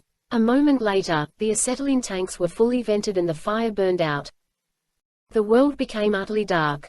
Gamay flicked a few switches. "He cut our power lines," Eleanor said. "Or his sub did," she added, correcting herself. Gamay found a flashlight and switched it on. Amazingly, there were no leaks in the cabin yet. She narrowed the beam and held it to the window. It cast just enough light to see the yellow nose of Scarab 2. Using the flashlight like a semaphore, she tapped out a message to Duke. "Are you all right?" A few seconds later, a response came. "Sorry, ladies, I don't know what happened." Gamay realized what Paul had also discerned up on the surface. They'd been hacked. Duke's newer sub was the target. Its touchscreen control system made it vulnerable, unlike the older Scarab with its manual hydraulic systems. "It seems you've been hacked," Gamay replied with the light. As Duke's reply came in, Gamay read it aloud. "Nothing left to hack now. I've smashed everything in sight and ripped out all the wires. Don't suppose they'll take this out of my paycheck, do you?" Gamay smiled. And Eleanor shook her head as she grinned. "Can we surface?" Gamay asked Eleanor. "We have no power, but we can blow out the ballast tanks," she said. "Duke should be able to do the same." Gamay nodded and tapped out the thought. There was a delay in responding, and they could see Duke moving around in the cockpit, using his flashlight to check readings on the few analog gauges still present in the new Scarab. He seemed to spend a lot of time at the AFT wall. "What's he checking?" "The emergency air valve," Eleanor said, pointing to a gauge and valve in the same spot on their sub. "Afraid I won't be making the trip," Duke signaled. "Seems you've cut into my compressed air tank. Not enough left to gain positive buoyancy. You gals will have to go up first and then come back and get me." "How much air do you have?" 5 hours worth. Plus what's left in the cabin. Should be plenty of time, Eleanor said. Gamay agreed. All they had to do was get a cable down here and they could use the Condor's winch to haul Duke back to the surface. Good thing Paul didn't join him, Gamay said. He'd have half as much air. And you'd be twice as worried. That was true, though Gamay was worried enough for Duke as it was. She tapped out a new message. We're going up. Hope you can stand being rescued by a couple of girls. If it means I get to see the sunlight again, I'll wear a women's lib t-shirt for the rest of the trip. That, I'd like to see, Eleanor said, putting her hand on the release valve. Prepare to blow tanks. Good luck, Gamay signaled. You too. With that, Eleanor turned the valve. A turbulent hissing sound followed as high-pressure air forced its way into the ballast tanks. As the water was forced out, the submersible slowly began to rise. There was a brief pause and some odd metallic clangs as they untangled from Duke's sub, and then they were free and ascending. A few more flashes of light from Duke came forth. If you spot a waiter, send me down a drink. Gamay laughed and turned her attention upward. For now, it remained black up above, as dark as a night without any stars or moon. She couldn't wait for the first hint of grayish-green that told her the surface was not too far away. A minute went by, and then another. Gamay began to feel a little dizzy. I feel like I'm in a sensory deprivation tank, she said. My thoughts exactly, Eleanor said. Gamay decided to keep her head level. Looking up was messing with her inner ear and giving her vertigo. She glanced at her watch. 10 minutes. 15 more to go, Eleanor said. It was a smooth ride until suddenly they were jarred by an impact. Gamay was thrown forward and whiplashed back into her seat. What was that? Did something hit us? Eleanor was looking up as if they'd crashed into the bottom of a ledge or the hull of the Condor or something. Gamay didn't think so. She'd felt the impact come up through her feet and her lower back like it did when she and Paul went four-wheeling. She pulled the flashlight from her pocket and flicked it back on. Holding it against the window, she saw clouds of silt and then the featureless gray-brown of the seafloor. We're back on the bottom, she said. A light flashed on and off, perhaps 30 yards away. Missed me that much. Gamay released her belt and climbed halfway out of her seat. She twisted around and held the flashlight against the rear section of the canopy. Thin streams of bubbles were flowing from the ballast tanks on the Scarab's back. It looked like someone had opened a whole box of Alka-Seltzer. You don't even have to tell me, Eleanor said, I already know. Duke, hold our ballast tanks with that saw. Gamay nodded, sat back down, and switched the light off. So much for Duke's pina colada. And our quick ride back into the sunlight. It's worse than that, Eleanor said. There are 2 of us in here. And we just vented all our spare air. By my calculations, we have less than 2 hours left. In a darkened room, very similar to the Condor's control center, Sebastian Brevard stared at the pair of flat-screen monitors in front of him. He grinned almost maniacally in the cold computer light as Callista tapped away at the keyboard. She looked up. I'm afraid both links are dead, dear brother. Yes, I can see that, he said. We're receiving nothing from either the Numa sub or the Condor. They'd just watched in living color, via NUMA's own cameras, as a virus of Callista's design unleashed chaos in the Numa operation. By hacking a simple navigation update, they'd downloaded viruses on both the Condor and the Scarab. Those programs turned control of the computerized vessels over to a remote location, in this case, the Brevard lair. Only Scarab 1 had been immune, because its design was older and less automated. With the skill of a hunter, Callista had used the controls at her fingertips to turn one of the Numa submersibles into a killer, seeking out the other and smashing it against the hull of the wreck. Last she'd seen, they were locked in a death struggle with each other. Then all had gone dark. Well, you've gotten what you wanted, she said. They've discovered the missing survival pod. They'll know the truth about the Ethernet sinking before too long. About time, her brother said. I was beginning to think they'd never go look for it. Perhaps we shouldn't have edited the sonar scan to show the vessel in ruins. It was necessary, Brevard said dismissively. Once Austin began to recover, he immediately started looking into it. He would have made a dive there months ago if we didn't trick him. And that would have thrown our whole timetable off. Her brother and his timetables. Everything had to be so complicated. Won't they go after Westgate now? Not right away. It will only ratchet up the suspicion. They will begin to investigate from afar, hoping not to alert him. And then, And then we will prod them along with another clue at the appropriate time. One step at a time, she thought. But there was a problem. We have to assume they know they've been hacked, at this point. I would hope so, he said. We need them to understand just how vulnerable they are. It will get the gears turning in the minds of the powerful. It will begin the chemical reaction that leads to doubt and confusion. It will create a hidden sense of panic and a need to do something about it. Anything. That's how they work. Action. Reaction. They will not sit still. You're planting a seed, she said. He nodded. One that will lead to the flowering of our plan. She pushed out from the console, leaned back in her chair, and put her feet up on the desk. Thigh-high boots with stiletto heels landed on the desktop, clipping the keyboard. I wish you would be careful, he said. She ignored him as usual. Now what, she said. Acosta is going to trade the hackers to the Korean, he said. You and Egan are to take a group of the men and make contact with him. If you can bargain for them, then bargain. If not, let the deal go down and swoop in. Most likely, they will lead you right to Sienna Westgate. Bring her back so we can finish this. Paul Trout stood on the deck and watched as the Condor's captain was airlifted in the ship's helicopter. The same one that Kurt and Joe had been in when they'd discovered the Ethernet sinking 3 months before. The captain objected to leaving, but the ship's doctor confirmed that a major artery had been nicked in his leg. He was lucky not to have bled out and he needed surgery quickly. Having lost so much blood, the captain was too weak to argue. Take care of my ship, he'd said to Paul as they'd loaded him on board. As the helicopter disappeared toward the west, the Condor's chief came up to Paul. I guess you're in command now. Lucky me, Paul said. What's our condition? All systems are offline, he said. We're dead in the water. At least we're not going anywhere, Paul muttered. What do you want to do about the subs? Paul glanced at his watch. It's been 45 minutes.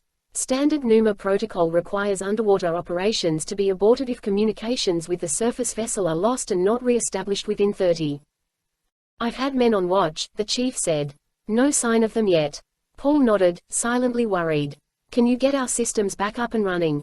The chief took off his cap and scratched at his scalp. Starboard engine survived the emergency shutdown. We could restart it, but only if we bring the propulsion control unit and the main computer back online. Paul shook his head. Find another way, he said. No computers. How? I don't know, Paul said. How does Mr. Scott always get the Enterprise restarted when the dilithium crystals fail? The chief exhaled sharply and headed back to the engine room, grumbling something about the Condor not being a spaceship, but Paul was confident he'd figure something out. In the meantime, Paul turned his attention to the sea. He made his way to the rail, brought a set of binoculars to his eyes, and scanned the water himself. There was no sign of the submersibles. The Scarabs should have been on the surface by now, firing off location flares. The fact that they weren't suggested a problem. He brought up a handheld radio, the only form of electronic communication left on the ship. Marcus, this is Paul, he said, calling the engineer in charge of the Condor's submersibles. Go ahead, Paul. The Scarabs are overdue. I want to go look for them. What else do we have on board? A small ROV and the ADS. ADS stood for atmospheric diving suit, made of hard-plated metal, and used for taking a single diver to great depths. They were often worn by divers working on pipelines and oceanic cables. The most famous of the various ADS designs were the bulky gym suits of the 80s and 90s. NUMA's ADS was a more modern design, still bulky and robotic-looking, but it came with its own thruster pack like a NASA suit designed for walking in space. Does the ADS have any kind of computer interface? Paul asked. No, Marcus replied. Why? No reason, Paul said. Get it ready. I'm going down. Inside Scarab 1. Someone will come, Gamay said with determination. Paul won't leave us down here. Eleanor nodded grimly and stared into the black. I don't want to die, she said. Who does? Gamay replied. Eleanor smiled at that, but it faded quickly. What could be taking them so long? Gamay wondered. They had to know by the lack of communications that something had gone wrong. They had to have known for at least 2 hours. To conserve air, they hadn't moved and had barely spoken. But the silence made it torture and the minutes felt like hours. Gamay was aware of every little creak and groan and she nearly jumped out of her skin when the hull reverberated with a bang. Looking up, she saw a modicum of light through the frost. Excitedly, she reached forward and scraped it off with the palm of her hand. She saw nothing at first and then recognized the Condor's ads. She grabbed the flashlight, switched it on, and signaled to the diver that they were alive but freezing and running out of air. In response, the diver began to tap on the hull. "Don't worry. Saving you is on my honey-do list for today. It's Paul," she said with a sigh of relief. He continued to tap. "Get ready to be reeled in. You first, then Duke." "Thank you," she tapped out. "You are my knight in shining armor." Paul flashed his lights a few times and moved to the side. Only now did she see the ROV beside Paul, a high-strength cable gripped in one claw. Showing surprising dexterity for a man with giant metal pincers for hands, Paul hooked the cable to the Scarab's pickup bar and stepped away. The cable went taut and the Scarab began to rise once again. This time it continued upward, hauled by the winch for 30 solid minutes, until it broke the surface at the aft end of the Condor.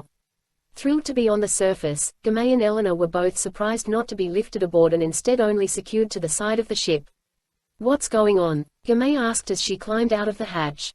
"Technical difficulties," the chief replied. "Sorry it took us so long to get you, but we've had our own problems." Gamay smelled smoke and noticed that portable generators were rumbling beside the winch that had just hauled them from the seafloor. The cable was spooling out so that it could be hooked to Duke's stricken sub. "We've had to jerry-rig everything," the chief said. "We're operating on one engine, and the men are controlling it by hand. If it gets any worse, we'll be sewing the bedsheets into a sail." Something told Gamay it wouldn't get that far, but she wouldn't leave the deck until Paul surfaced with Duke's Scarab beside him. As he came up, smoke began pouring from the vents to the engine room, and two of the crew came stumbling out through the smoke. "That's it, Chief," one of them said. "The bearings have gone out on the starboard gearing." "Fire?" the chief asked. "No," the crewman said, "just smoke." The chief nodded. "Keep an eye on it." Paul was lifted aboard moments later. As he was extricated from the ads, he was given the bad news. "Get on the radio," he said. "Call for a tow." "Right away," the chief said. "And, Chief," Paul added, "tell them not to send anything fancy. We want the oldest, least automated rust bucket of a tug they can scrounge up." With a plan that went no further than getting themselves to Korea, Kurt and Joe had packed quickly. Their host, Muhammad El-Din, gave them a lift to the airport in his armored limousine, bidding them farewell in the traditional Arab style, with a hug and a kiss on each cheek and parting gifts. To Joe he gave a small hourglass. "The hourglass is to help you learn patience," El-Din said. "It didn't seem to help you," Joe noted. "Why do you think I'm getting rid of it?" Joe laughed, and El-Din's beaming smile came out again. El-Din turned to Kurt next and handed him a small case. Opening it, Kurt found an antique revolver, known as a Colt single-action army. It was in excellent condition, chambered for Colt's .45 caliber rounds, 6 of which were lined up in a neat row beneath the barrel. It was the type of weapon a gunfighter might carry. In fact, the single-action army was often called the gun that won the West. It was the standard U.S. sidearm from 1873 until 1892. "Dirk told me you collect dueling pistols," El-Din explained. "This is not exactly of that era, but I thought you would like it. It was given to my great-great-grandfather by an American who helped my family escape from Barbary pirates." "I can't accept this," Kurt said. "I should be giving you a gift." "You must take it," El-Din said, "or I shall be offended." Kurt nodded and offered a slight bow of thanks. "It's a beautiful weapon. Thank you." A smile crinkled El-Din's weathered face. "May peace be upon you," he said. "As Salamu alaikum," Kurt replied. With El-Din's influence, Kurt and Joe bypassed security and boarded their plane. The Korean Air A380 double-decker was spacious, which would serve them well on a flight that would span 9 hours gate to gate. It was a long trip, and by the time they reached Seoul, the whole world had changed. The blinding sunlight and heated Dubai were gone, replaced by a cold, misty rain. The nature of their mission evolved as well, though for the minute neither Kurt nor Joe were told how or why. But instead of a rent-a-car and the next step in their privateer's underfunded journey, they were met at the airport by 3 men in dark suits and Macintosh overcoats. State Department IDs were flashed. "Come with us," the leader of the group said. With little choice in the matter, Kurt and Joe collected their luggage and climbed into the back of a van with diplomatic plates. It took them north. As the lights of Seoul receded, Joe pointed out the obvious. "If we're going to the consulate, we must be taking the scenic route." "We're not going to the consulate," Kurt replied. He knew who the men were. He recognized their style and their tight-lipped expressions. They were employees of the company. "We've been shanghaied," he said, "and we're not even in China." The van continued north for another 15 minutes until they were nearing the demilitarized zone. With the razor wire fences and guard posts visible in the distance, the van turned east and drove through an unpopulated area filled with trees, huge satellite tracking arrays, and towers bristling with strange-looking antennas. There were no buildings to be seen. Eventually the road began to drop. Smooth concrete walls rose up on either side until the van was traveling in a channel 20 feet deep. It cruised beneath an overhang, and the channel became a tunnel lit with orange lights. Somewhere deep beneath the rolling hills of central Korea, the underground road curved tightly and came to an end. A huge steel door opened and led them into a parking area.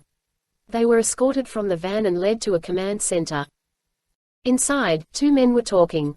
Both looked rather haggard but in different ways.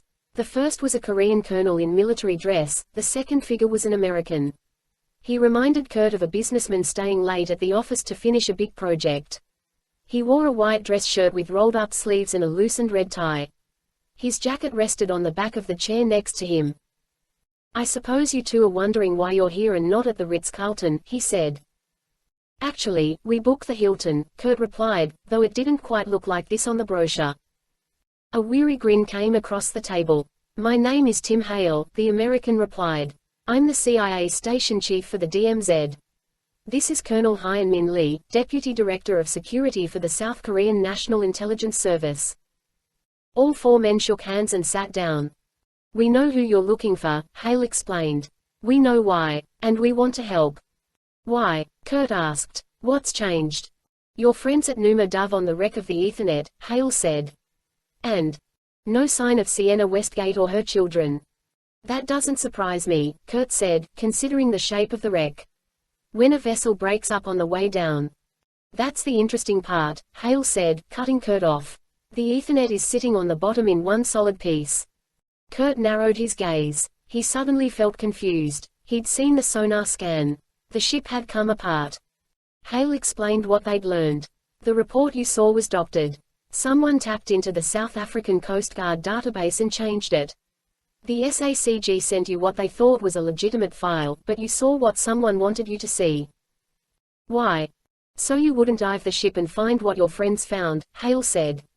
He went on to explain that 3 bodies were recovered from the ship, 2 members of Westgate's crew and his personal bodyguard. He also told Kurt what had happened to the Condor and the submersibles. "To hack both of those systems and gain such control is quite a feat," he said. "Especially considering Numa has stringent safeguards in place." "Obviously, not enough," Kurt said.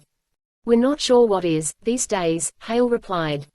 "Which leads us to your main suspect, Cole," Lee said. "Mr. Than Rang, head of the Daishin Group, and a man with many sinister connections to generals in North Korea." Kurt sat dumbfounded. "Are you trying to tell me Than Rang is a North Korean sleeper agent?" "No," Lee said, "the other way around. Than Rang is interested in the inevitable day when North and South finally embrace in reunification. His corporation has spent years buying up ancient deeds to land in the North. The deeds are worthless of course, but if unification ever comes about, he will have some amount of standing to claim nearly 1/3 of the land in North Korea.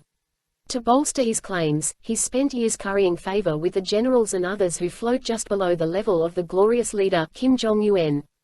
If change ever comes, these friends of his will be the first to benefit, just as the ardent defenders of communism in the old Soviet Union awarded themselves the vast majority of state-run industries as soon as the country turned to capitalism." "What does he give them?" Joe asked.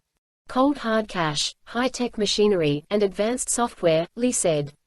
"And possibly well-known programmers and hackers," Hale added. "In exchange for nearly worthless land?" Kurt asked. "Much of it lies above proven reserves of minerals, coal," Lee said. "And Than Rang has already shown a knack for taking played-out mines and increasing their production, in many cases to record levels. He would no doubt be very successful if his scheme ever came to pass." Joe held his phone up, bringing it close to his mouth like a pocket recorder. "Note to self, invest retirement nest egg in Daishin Group." "I wouldn't go that far," Hale said. "We don't see anything happening for a long, long time." Joe brought the phone back up. "Cancel note to self." Kurt laughed. "I get it. You want us to do some dirty work. The question is, can you get me into North Korea?" No, Hale said. You wouldn't last 5 minutes there if we could. Then what? Then Rang is having an elegant reception for his business partners, Cole. Lee explained. There will be wine, women, and song, as you Americans like to say. Most important, there will be a guest arriving and delivering a very important package. I believe you know the man. Fortunately, he doesn't know you. At least not by sight. Acosta, Kurt said with disgust. He's bringing the other hackers, Joe guessed. Exactly, Hale said. He will exchange them for a large sum of diamonds and a painting by one of the masters. Kurt's mind was running now. For such an exchange to happen, both items would need to be verified. Hale said, Acosta isn't interested in getting a fake, and then Rang isn't interested in delivering a couple of dupes to his friends in the north. They'll both need experts to make sure the goods are bona fide. Then Rang will use several techs from his company to give the prospective hackers a final exam of sorts. Most likely, they'll be given a complex code and asked to break it, and then perhaps a secondary task of inserting a program through a sophisticated firewall. In the meantime, Acosta will be examining the painting, and that's where we get our chance. You see, Acosta holds himself out as a big-time collector, but he knows less about art than he pretends. Far less. To make sure he's not swindled, he's arranged for a legitimate expert named Solano to go with him. For a healthy fee, Solano will verify what is no doubt a stolen work of art to begin with. It's all a very sordid business. What do you want us to do? Kurt asked. Mr. Zavala here will pose as our friend Solano, who hails from Madrid. They're the same build, almost the same height. With a little makeup and subtle lifts in his shoes, Joe will be the spitting image of the wayward art expert. What if Acosta figures it out? He won't, Hale insisted. He's never met Solano, only talked to him on the phone. And they're arriving separately. Solano comes in tomorrow, Acosta will be here the day after. Fortunate timing, Kurt thought. But there were problems. What about his voice? If they've talked, Joe will have to sound like Solano. According to his file, Joe speaks fluent Spanish. Joe nodded. The only concern is that this is Catalan Spanish, Hale said. But we're going to take Solano out of circulation before he makes it to his hotel, get him to talk, and allow Joe to practice his voice. Kurt didn't like his friend taking the risk, but he knew they weren't likely to get another chance at this. Should be a piece of cake, Joe said. I'm going in with him, Kurt insisted. Of course you are, Hale said. Because your job is to place a transmitter on one of the hackers while Joe keeps Acosta and the others busy. Kurt nodded. That sounded fair, but then what? I think we can all picture the outcome if we fail. But what happens if we succeed? You can't get them out of the north any more than we can. The thing is, Hale said, we're not sure where they are. Any of them. North Korea has a cyberforce known as Unit 121. We've confirmed that some of them operate in China, others have been tracked to sites in Russia, and some to sites right here in Seoul. You don't have to be at home to attack a country these days. You can launch your strike from anywhere you find a computer terminal and an internet connection. If they like, these people can wage war in their pajamas. Kurt understood, but something was missing. He studied Hale. Both he and Cole Lee were rather inscrutable. Maybe it was the nature of their occupations or the hangdog expressions that told him they'd been working the angles long and hard on this one. Either way, something didn't quite fit. Kurt couldn't begin to guess what it was, but he had a feeling he'd find out at the worst possible time. Numa vessel Condor, southwestern Indian Ocean. The Condor drifted with the current all afternoon, and Paul Trout began to feel like a sailor on an old galleon, caught in the horse latitudes and going nowhere. As dusk approached, the ship was enveloped in darkness. The chief and his men rigged up an auxiliary unit that brought power back to the desalinization and ventilation systems, but because the unit was relatively small compared to the need of the ship, most of the lights were kept off and the HVAC processes were run at the lowest settings. As a result, the interior of the ship was a sweet box and those who didn't have to be inside congregated on various parts of the deck. Paul considered himself fortunate to be on the bridge wing with Gamay. What a beautiful night, she said. It really is, he replied. There was a soft southerly breeze, just enough to keep the humidity from being oppressive. Maybe there's something to be said for the old ways, she added. No hum of machinery, no annoying computers telling us a new message has arrived. She put an arm around his waist and pulled closer. I wouldn't mind a candlelight dinner, if you've got nothing else planned. Paul cocked his head at her. Are you getting romantic on me? She huffed and pushed him away. If you have to ask, I must be doing it wrong. He pulled her back to his side. No, you're doing fine, he said. Now, where were we? Too late, she said. The moment has passed. If it wasn't already gone, the appearance of a crewman sweating through his t-shirt sent it packing for good. Sorry to interrupt, but we're picking up something on radar. I thought the radar was out. Gamay replied. Paul shook his head. Considering our predicament, I thought it would be wise to know what's going on around us. I had the chief power up the short-range unit. Do you want to take a look? The crewman asked. Paul nodded, and both he and Gamay entered the semi-darkened bridge. Any chance it's the tug? Gamay asked. No, ma'am, the crewman replied. Target is to the east. Tug will be coming in from the west. By our estimates, she's a good 4 hours away. Paul stepped over to the radarscope. What's the range? 46 miles. That's pretty much the maximum range of the system on this power setting. What's her course and speed? Maybe we can hail her. That's just it, the crewman said, she has no course and speed. The target has been intermittent, appearing and disappearing. For the last hour there was nothing there and we thought whoever it was had moved on, but then it came back in the same relative position. But we're drifting, Paul said. Even if she was sitting still, her bearing should be changing unless she's drifting as well.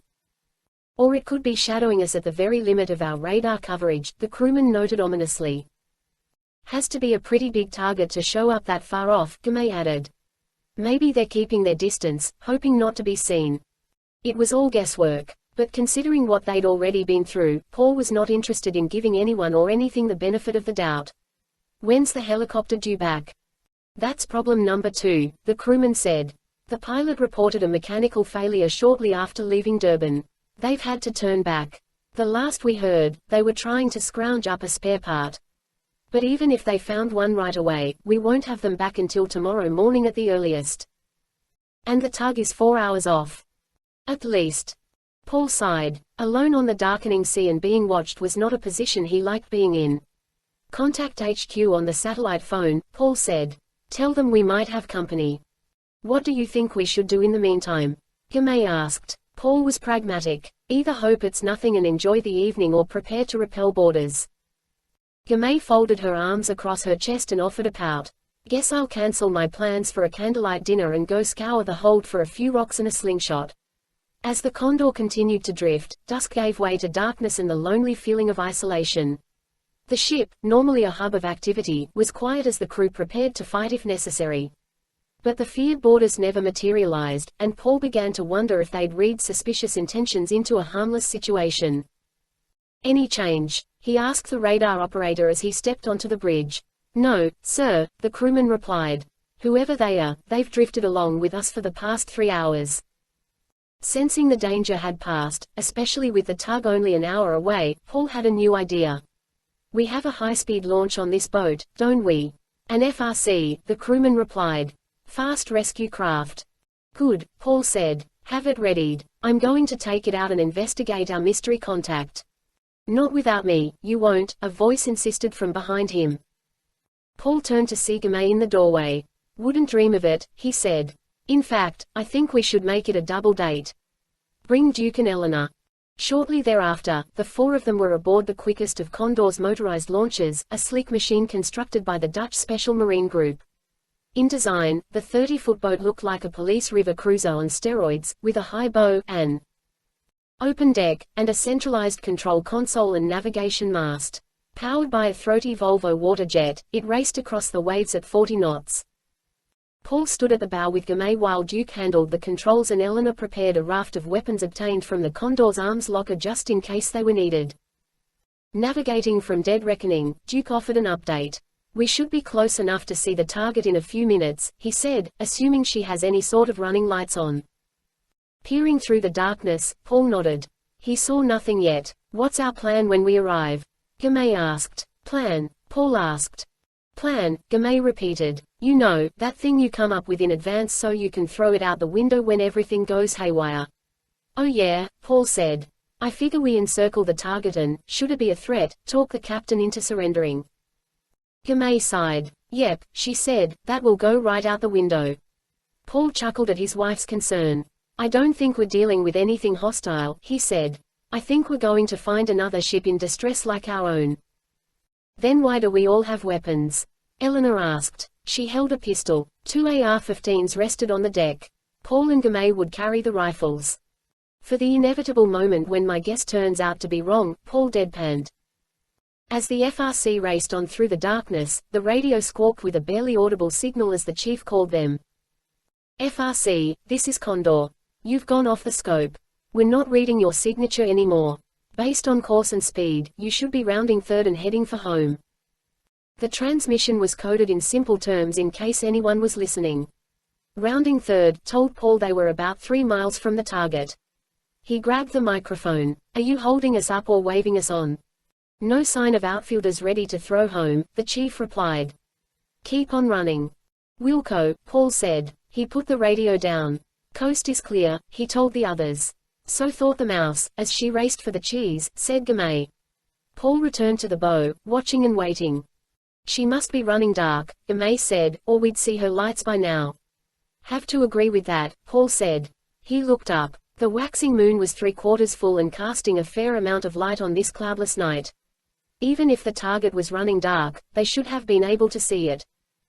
Duke, what's our heading? 095, Duke replied. It should be right in front of us. Maybe it's a ghost, Eleanor suggested. A ghost, Paul said. Eleanor rolled her eyes. On the radar, you know, a false return. Paul had to consider that a possibility and began to wonder if they'd made the trip for nothing. He pulled on a set of night vision goggles and stared until he finally saw an outline growing on the horizon. It was low and long and just barely jutting above the calm sea. Dead ahead, he said.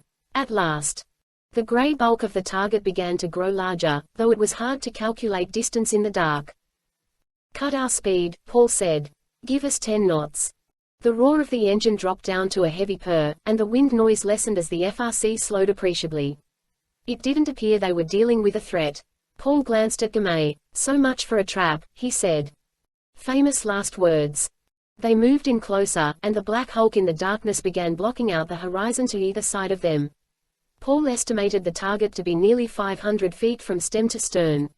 There were no smokestacks or antennas, no defined areas of superstructure, that he could see. And though some sections were higher than others, there was a rounded effect to them, more like a river barge piled high with coal or some other bulk commodity. Looks like a barge, Paul said. What's a barge doing all the way out here? Eleanor asked. No one ventured a guess. Take us around to port, Paul said. Duke cut the wheel, and the FRC turned right and traveled down one side of the vessel. As they passed the end of the derelict, Duke took him up along the other side. Rounded end, Paul said. This is the stern. It's not a barge, Gamay added, it's a ship. A dark, dead ship, Eleanor said. A ghost ship, Gamay replied. Even Paul had to admit there was something ominous about the vessel, something the grainy gangrene-tinted view through the night vision goggles only added to. Mist shrouding the ship, backlit by the stars and the sliver moon, gave it a spectral aura. Ghost ship, Gamay whispered. Paul had seen enough. He pulled off the goggles and went to the FRC's small mast. As a rescue boat, the FRC was equipped with a row of powerful lights. Paul switched the main flood on and turned it toward the target's hull. The garish light spread across heavy steel plate, rusted and corroded as if the ship had been drifting for years. The ship's portholes appeared to be sealed shut and were opaque with a tawny scale. A line of them ran just above the waterline. As Paul panned the light, it revealed tangled lines running across the hull, strands of brown and green. It took a moment for any of them to realize what they were looking at. Gamay was first. Vines, she said. Duke brought the throttle back to idle, and Paul angled the spotlight, tracking a tangled group of the vines that ran up the side of the hull past what should have been the sharp edge of the main deck but what was, in fact, an eroding slope of tan-colored sediment. What in the world? Up on top, the vines ran everywhere like ivy draping an old stone wall. Dying grasses, weeds, and tangled scrub brush grew where the superstructure should have been. Duke shook his head at the sight. I've found some strange things floating out at sea before, but I've never seen anything like this. They passed the bow without sighting any markings, and Duke brought them back amidships. I think we should go back to the Condor, Gamay said abruptly. Paul turned. Aren't you curious about what we've found here? Of course, she said, I'm as intrigued as you are. But we came here to see if the target was a threat or a vessel in need of our help. It's obviously neither. With that established, we should get back home before anything strange occurs. Paul studied his wife. Not like you to be the voice of reason, he said. Where's your sense of adventure? On the nightstand back home with my car keys, she said. He laughed. We've come this far. Might as well go. Aboard. And how do you propose we do that? She asked. Paul looked at her as if it was obvious. Tarzan style of course, he said, pointing to the vines. With calm precision, Duke brought the launch up against the hull where a thick group of creeper vines hung. Paul grabbed them and pulled with all his might. I'm going first, he said. If these hold me, they'll certainly hold the rest of you. Using the rim of a porthole as a foothold, he went up, climbing hand over hand, like he was going over the obstacle course wall in basic training. Eventually, he made it up onto the deck, which was covered with sediment. Gamay came up next, and Eleanor followed right behind her. Duke remained on the launch. Feel like we've discovered a deserted island, Eleanor said. Let's hope it's deserted, Gamay added. I'd hate to find headhunters living aboard. Paul looked around. It really felt as if they'd made landfall. There was nothing man-made in sight. Just a foliage-covered mound in the middle of the Indian Ocean. Looks like this ship got caught in the Sargasso Sea. Except that this isn't seaweed, Gamay said. The fact that she's still afloat tells me she's basically watertight, Eleanor mentioned, though she's riding awfully low in the water. Paul thought so as well. I wonder if all this vegetation is weighing her down. Possibly, Eleanor said. Considering the thickness of the vegetation and the soil, it's probably making her top heavy. Hopefully, we don't get any big waves while we're on board. If she starts to roll, she'll almost certainly go over. To Paul, the discovery of the ship was a bolt of adrenaline. He wanted to know what ship it was and where it had come from. He stepped to the edge and shouted down to Duke. Throw up the paddles. I think we can use them. Duke pulled the FRC's emergency paddles from a locker and tossed them up one at a time. Paul caught them, handing one to Gamay and keeping one for himself. What are we supposed to do with these? Gamay asked. Row this ship back to civilization. That is not a paddle, Paul explained, it's a shovel. And we are not going to row, we're going to dig. If this ship is watertight, that suggests all the muck is on the outside, leaving the interior intact. We're going to find a hatch and go inside. And I can't get you to rake the leaves at home, Gamay said. Not as much fun. I like it, Eleanor said. See, Paul said. You're supposed to be on my side, Gamay told Eleanor. Girl power, remember. Sorry, Eleanor said. This beats sitting around on the Condor in the dark and doing nothing. With a smile of satisfaction, Gamay handed Eleanor the paddle. Then you can help him dig. Paul chuckled and called down to Duke once more. Stay close. We're going on a nature walk. Will do, Duke replied. With his sense of curiosity near an all-time high, Paul led the party through the foliage toward the highest point of the mounding, an area completely entombed in the thickest of vines. If he was right, the main part of the ship's superstructure was hidden beneath it. Pushing between a pair of wild bushes, he stopped. Look at this, he said, aiming his flashlight into a tangle of leaves. A huge spider, the size of a child's hand, sat in the middle of an ornate web. It had a yellow color to its body and was hard-shelled, as opposed to soft and furry like a tarantula. Nearby, a second spider of similar size and color rested on an even larger web. They found 3 more in a 10-foot radius. EWWW, Eleanor said quietly. They're absolutely disgusting. Did you have to point them out? Gamay asked. Now I feel like they're all over me. She was turning awkwardly, trying to see if anything was on her back. Paul had to laugh. He'd always found spiders interesting, though even he had to admit he wouldn't want the ones they were looking at sneaking into his sleeping bag. Come on, Paul said. He continued forward, careful to avoid the spiders and the thicker parts of the scrub, and they soon arrived at a spot just below the peak of the mountain near the center of the ship's beam. With Gamay providing the illumination, Paul and Eleanor began pulling out the vines and excavating the clumpy soil. The paddles proved to be fairly effective as shovels, and they were soon tunneling at a 45-degree angle, gouging a channel deep into the soil, when Gamay put a hand on Paul's shoulder. Stop. He looked back at her. I thought I heard something. You mean besides my grunting at having to do all the work? I'm serious.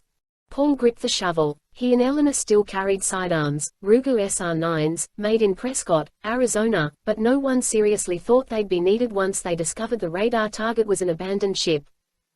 Gamay used the beam of her light to scan the area. Nothing appeared out of the ordinary. Maybe it's a giant spider, Paul whispered. Mama spider to all those little babies we found.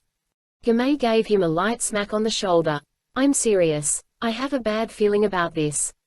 Beside them, Eleanor unlatched the holster strap on her sidearm and put her hand on the grip of the pistol like a gunfighter getting ready to draw. A light breeze rustled the leaves around them and faded away. As it did, Paul heard something too. It was low and raspy, like the sound of labored breathing.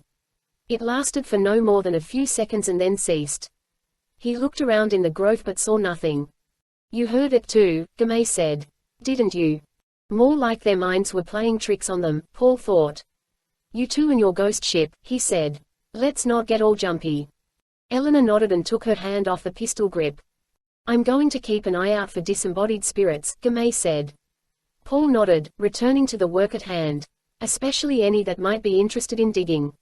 With renewed vigor, he continued the excavation. Soon enough, the paddle struck something hard. Brushing the debris away, he spotted the rusted steel plate. We've hit the wall, he said. Literally. They widened out the channel and came upon a hatch.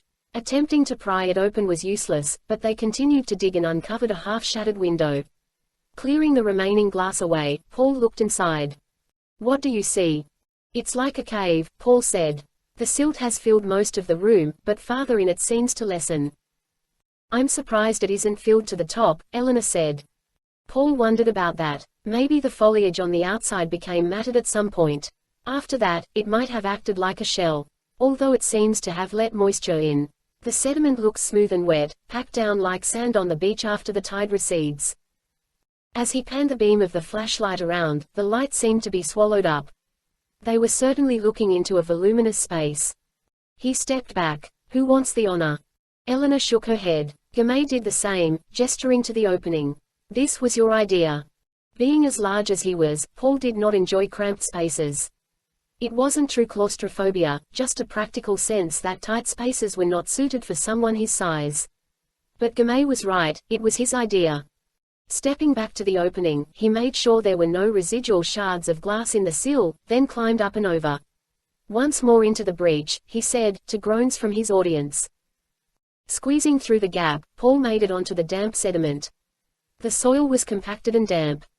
Any spiders? Gamay called out. Not that I can see. Are you sure? Positive. With that established, Gamay crawled in after him. To Paul's surprise, Eleanor came next. You're not leaving me out there on my own, she said. At first, they could only crawl.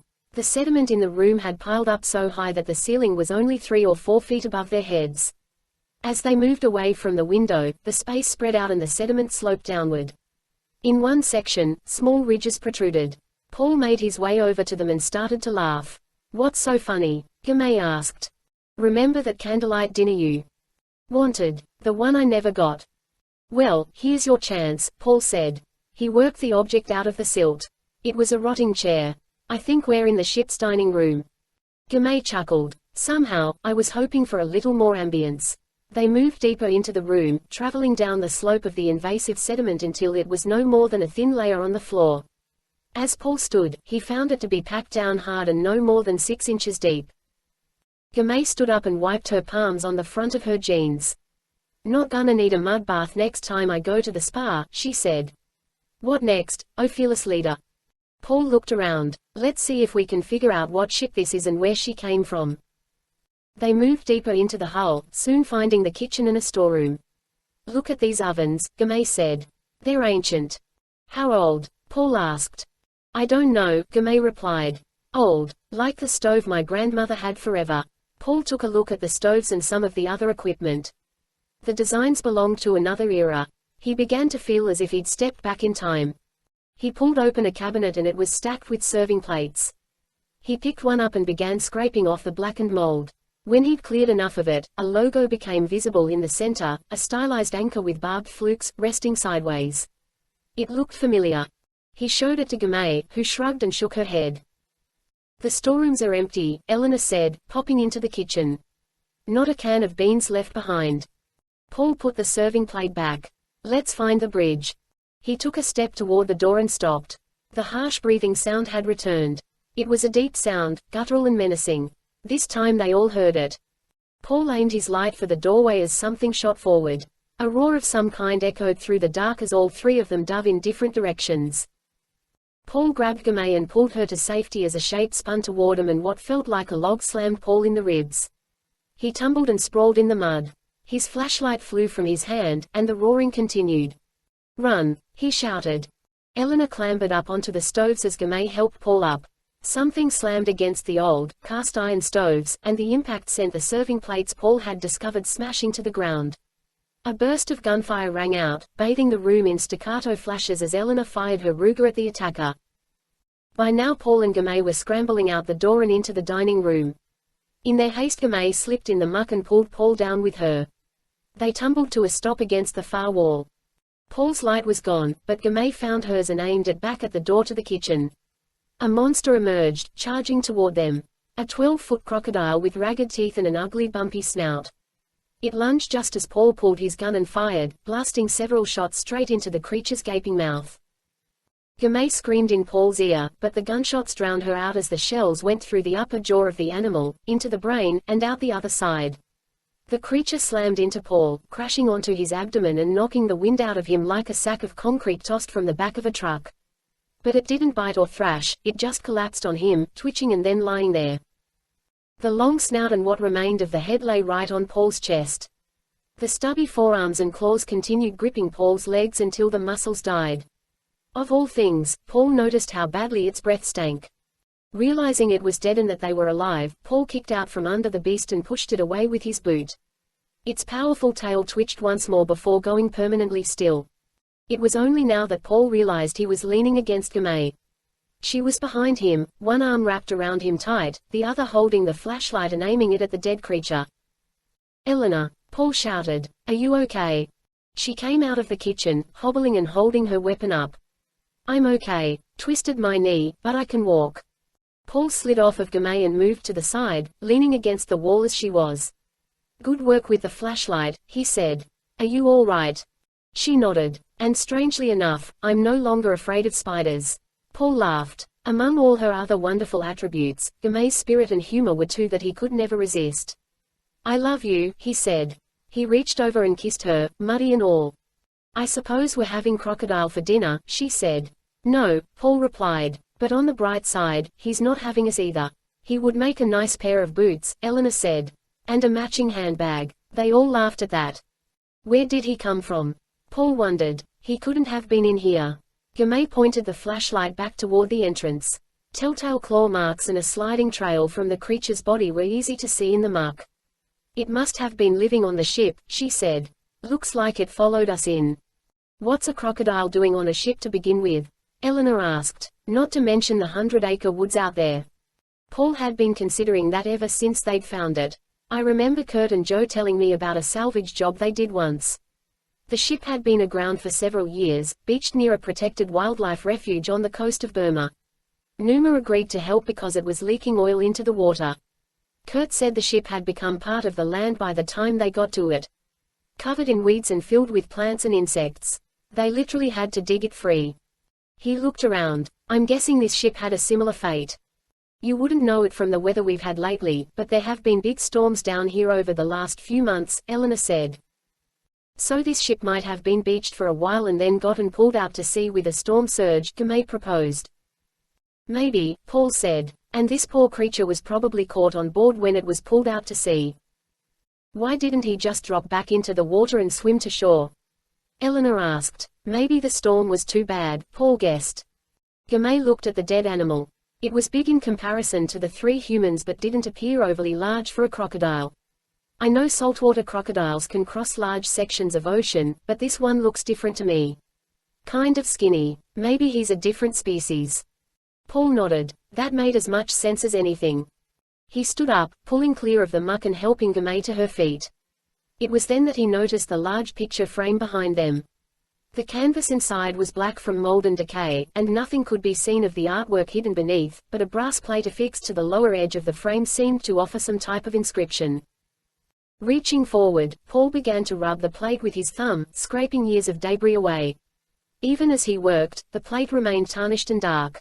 But before too long the recessed markings of an engraving became visible. He continued scraping until he could just make out the last part of a name. 3 letters, TAH. Despite rubbing his fingers raw, he couldn't make out anything else. "It can't be," he whispered. "Can't be what?" Gamay asked. He thought about the advanced age of the kitchen appliances, the dimensions of the vessel as they'd estimated them, and the logo on the serving plate he'd found. "You may be right," he said to Gamay. "This might be a ghost ship after all." Gamay looked at him suspiciously. "What are you talking about?" "Let's get to the bridge," Paul said. "I don't want to jump to any conclusions. It would take another 20 minutes for them to find the bridge." It was eerie. Standing there, with mud smashed up against the ship's windows. It was as if the ship itself had been buried in some gigantic grave. Paul looked through every drawer and cabinet. No charts, no logbooks, nothing of value. "Just like the storeroom," Eleanor said. "Someone cleaned this ship out." Finally, Paul found something that was too heavy to carry, a bell the size of a laundry basket, lying on its side. He rolled it over until he found another engraving. This time the carved markings were deeper, and once he'd scraped the corrosion and tarnish away, Paul could see the letters clearly. A name was engraved on the side of the bell, a name he recognized, a name that all those who'd ever studied shipwrecks knew quite well. "The Waratah," Paul said out loud. "I can't believe it. This ship is the Waratah." He showed the engraving to Gamay, who seemed as surprised as him. "Why do I know that name?" Eleanor asked. "Because it's famous," Paul said. The SS Waratah, of the Blue Anchor Line, vanished with the crew and passengers in 1909. She was believed to have gone down in a storm somewhere between Durban and Cape Town. No wreckage was ever found. Not so much as a life jacket or a buoy with the name Waratah stenciled on it. Eleanor narrowed her gaze at the two of them. "You're saying this ship we're on, covered in mud and wrapped in vines, is actually a 100-year-old derelict that's supposed to be sitting on the bottom of the sea?" Paul nodded. "Sitting on the bottom of the sea a long way from here." "I told you those stoves were old," Gamay said. Paul laughed and considered the irony. Everyone who is anyone in undersea exploration has searched for this ship at one time or another. Treasure hunters, naval historians, adventurers. Numa even took a stab at it with the help of this famous author whose name escapes me at the moment. "We thought we'd found it, but the wreck turned out to be a different ship called the Nailsea Meadow." "No wonder no one could find it," Eleanor said. "It never actually went down." "Which begs the question," Gamay said, "where has she been hiding out all these years? And since she seems to be empty, what happened to her passengers and crew?" Incheon Airport, South Korea. The passengers of Air France Flight 264 from Paris to Seoul gathered their things in the orderly but eager fashion of those who'd been cooped up in a metal tube for too long, as if the 11 hours on the aircraft were more easily endured than the 5 minutes it took to unload and escape into the terminal. An announcement that the jetway had malfunctioned was met with a universal groan. But the opening of the rear doors allowed fresh air into the cabin, and soon the passengers were streaming down the stairs at the rear of the aircraft. This odd method of emptying the aircraft meant that the passengers in the rear went first while those in first class had to endure the interminable delay. In the very first row, in seat 1A, Arturo Solano did little to hide his displeasure. The only solace was a few more minutes staring at the shapely American woman who sat next to him. They'd spoken all too briefly during the flight, but as the other first class passengers filed out she turned his way. He knew the look. A few words about art and parties and most women went weak in the knees. She was going to ask him if she might attend the party or perhaps even meet privately for dinner.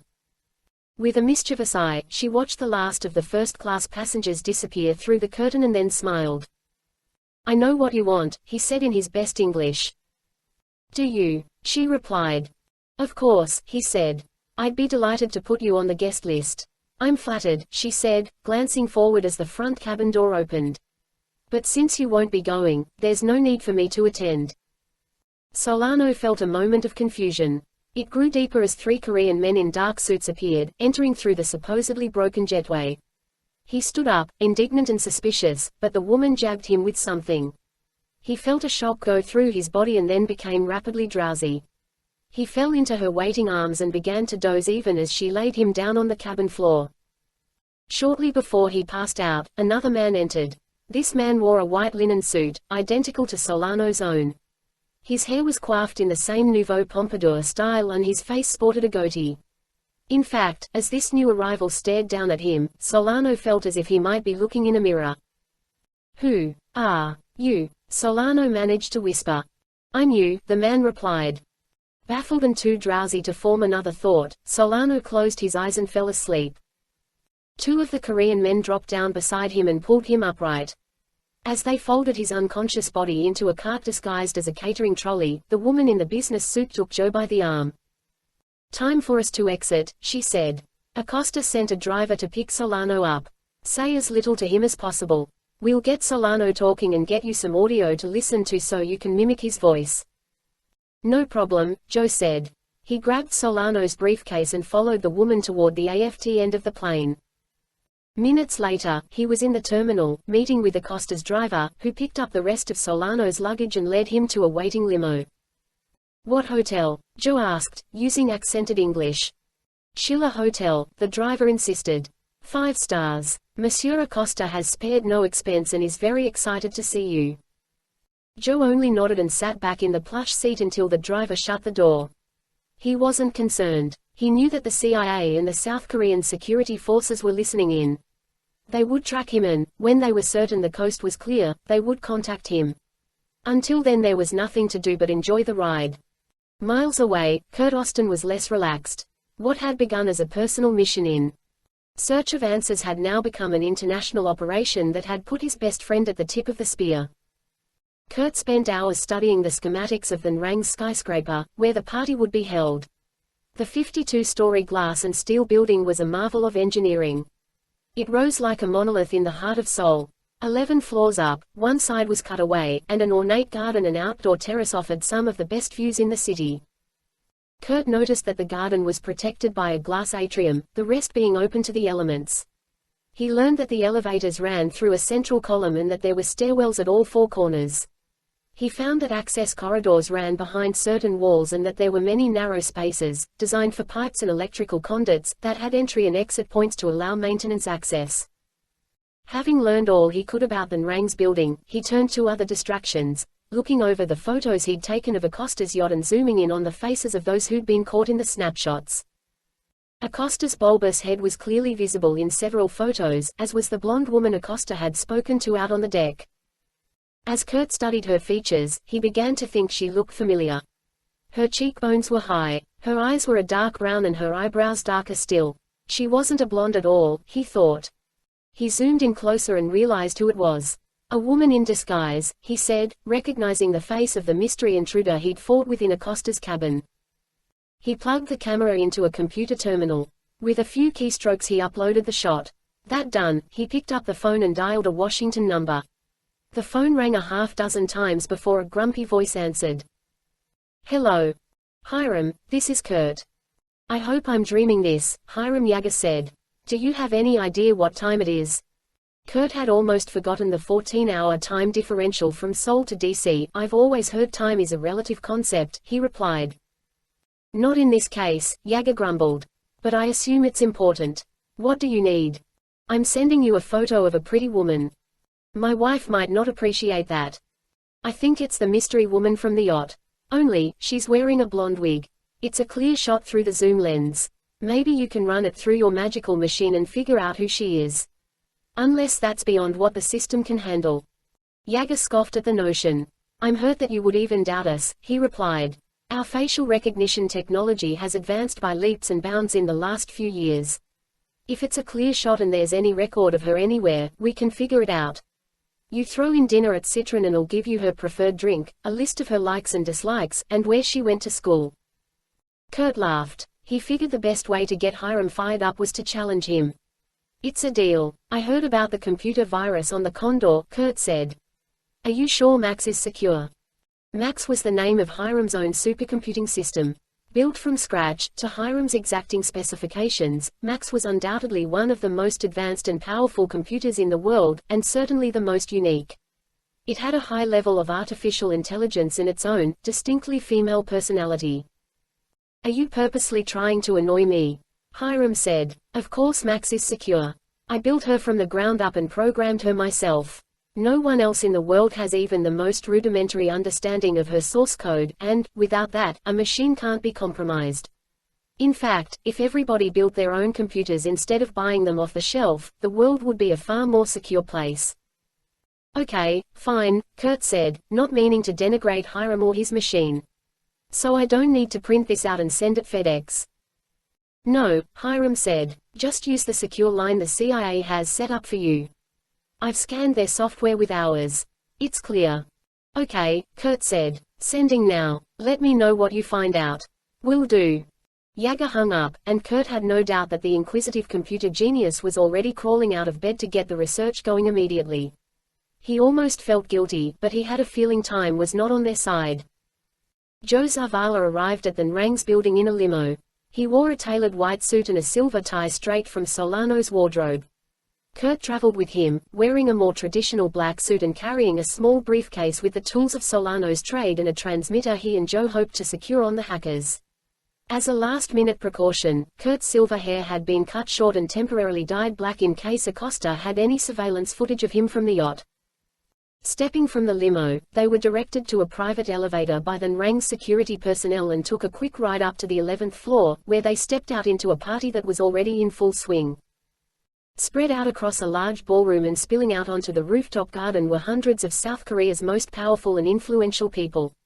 Industrialists, politicians, and celebrities mixed with poets, artists, and philanthropists. Ambassadors from 5 nations were there, along with dozens of trade representatives, including a group from the United States. To kick the festivities into high gear, the Nrang appeared on a raised stage at the end of the ballroom. He wore a traditional Korean outfit known as a gongbik, which was an indigo-colored robe of silk tied at the waist with a gray sash and fitted with a high collar. In the ancient dynasties of Korea, the gongbik was the dress of a nobleman or a king. It told Kurt a lot about who the Nrang thought he was. While there were a few others dressed similar to the Nrang, most of the guests wore Western clothing, suits and tuxedos for the men, all variety of bright formal wear for the women. It was a dizzying kaleidoscope of movement and color. When do you meet up with Acosta? Kurt asked. His message said he'd find me when he needed me and to enjoy the party until then. Kurt noticed Joe was speaking with a heavy accent even though he was using English. He'd been in character since they left the hotel room. The acting classes seemed to be paying off. Perhaps you'd like to wait in the garden, sir? Kurt asked, speaking in the tone of an assistant. Yes, Joe said, I believe I would. Let's enjoy the cool night air for a while. They made their way outside to the ornate garden that covered half the 11th floor rooftop. It was lit up by thousands of tiny lights, enough to compete with the glow of the city beyond. The other half of the building rose another 41 stories into the night behind them. Out in the garden, it didn't take long for a trio of women to catch Joe's eye. He flashed a grin, his teeth as white as the jacket he wore. The women responded with smiles of their own, and the 2 boldest of them began to walk his way. Must be the suit, Kurt whispered. I do make it look good, Joe replied. You look like Mr. Rourke, Kurt said. They're probably hoping for a trip to Fantasy Island. That would make you tattoo, Joe whispered. Let me know if you spot the plane. As the women came into range, Joe began to hold court, getting their names and their stories and discussing his position in the world of art. If they weren't already weak-kneed from Joe's looks and charm, hearing that he was an international art expert with a big hacienda on a stretch of Spanish beach made him positively melt. As one of them sipped the last of her martini, Joe asked if she'd like another. I'd love one, she said. So would I, the second woman added. Without a glance at Kurt, Joe sent him to the bar. 2 martinis and a gin Ricky, he said, ordering Solano's favorite drink. His friend was enjoying this, and Kurt could not so much as give him the evil eye. He would have to find a way to repay him later. Yes, Mr. Solano, he said, right away. Do you require anything else? No, Joe replied with a light sigh. I seem to have all I need right here. Kurt handed the briefcase over to Joe and made his way toward the center of the garden, where a circular bar made of glass shimmered with electric blue color where it was lit from within. One of the many bartenders noticed Kurt immediately. As the man went to work, Kurt studied the surroundings, looking for Acosta. So far, he hadn't seen him. But considering the number of guests, that was not a surprise. The blue martinis arrived, made with vodka, curacao, and an ounce of bitters. Shaken and poured, they were almost identical in color to the glowing bar. The gin Ricky was another story. The bartender needed fresh limes. As he went to retrieve them, Kurt's gaze settled on a couple who'd eased up to the bar directly opposite him. The man he didn't recognize, but the woman's face was unmistakable at this point. It seemed the mystery woman from Acosta's yacht had an invite to the Nrang's party. Her hair was copper-colored, now an arrow straight. It shone like a new penny beneath the lights and was coiffed in an asymmetrical style that framed her face in a way that was both striking and yet well designed to disguise her features. Despite that, Kurt had no doubt who he was looking at. He'd stared at the photo of her in the blonde wig for hours after sending it to Hiram. He'd burned her features into his mind, the angle of her cheekbones, the narrow bridge of her nose, the arch of her eyebrows, and the little scar that ran through one of them like a part. All these things were easy to make out. He noticed her bottom lip seemed to be swollen, almost be stung. Considering it had been bruised and bleeding 4 days prior, that did not surprise him. Nor did it surprise him that she was here. After all, they were chasing the same thing. "Your drinks, sir." The bartender had returned. "Thank you," Kurt said. It was an open bar, but Kurt believed in tipping. He handed over a 50,001 note. The equivalent of about $40. The bartender smiled intently. "Thank you, sir." "You're welcome," Kurt said, lifting the small tray on which the drinks had been placed. "Us working-class guys need to stick together." With the grace of a waiter, Kurt carried the drinks back to Joe, where the women continued to hang on his every word. As soon as the drinks were distributed, Joe handed the bag to Kurt. Before Kurt could explain the latest complication, Acosta appeared. His arrival was enough to scatter the women like spooked doves. The pleasantries were exchanged somewhat awkwardly. "My Spanish is not so good," Acosta managed. "Nor my French," Joe replied. "Perhaps English is better." "Not better," Acosta grumbled, "but common." Acosta laughed at his own joke and then continued the conversation in accented English. Joe did likewise, doing his best to sound like Solano. "Are you ready?" Acosta asked. "Whenever you are," Joe replied. With that, Acosta and his bodyguards led Joe and Kurt to another elevator guarded by the Nrang's men. As they reached the door, one of the guards pointed at Kurt and shook his head. "He's my assistant," Joe said. "Do you need him?" Acosta replied. "Of course not," Joe said. "He is simply here to carry the bags." Joe snapped his fingers and made a give it to me motion with his hand. Kurt dutifully handed the briefcase over. "Enjoy the festivities," Joe said. "I'll signal you when I return." The elevator door opened. Acosta and Joe stepped inside.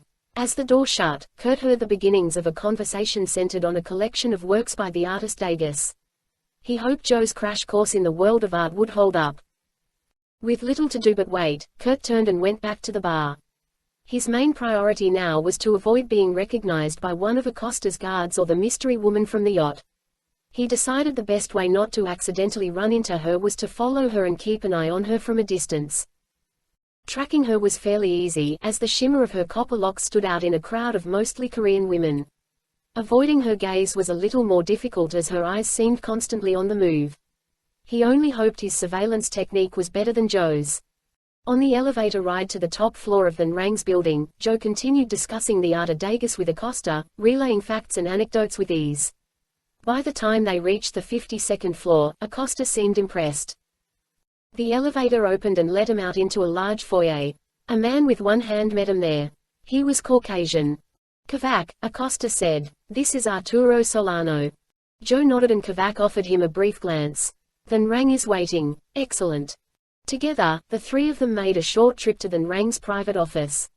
The Nrang was already there, still dressed in his indigo robe, looking out over the lights of Seoul through the floor-to-ceiling windows.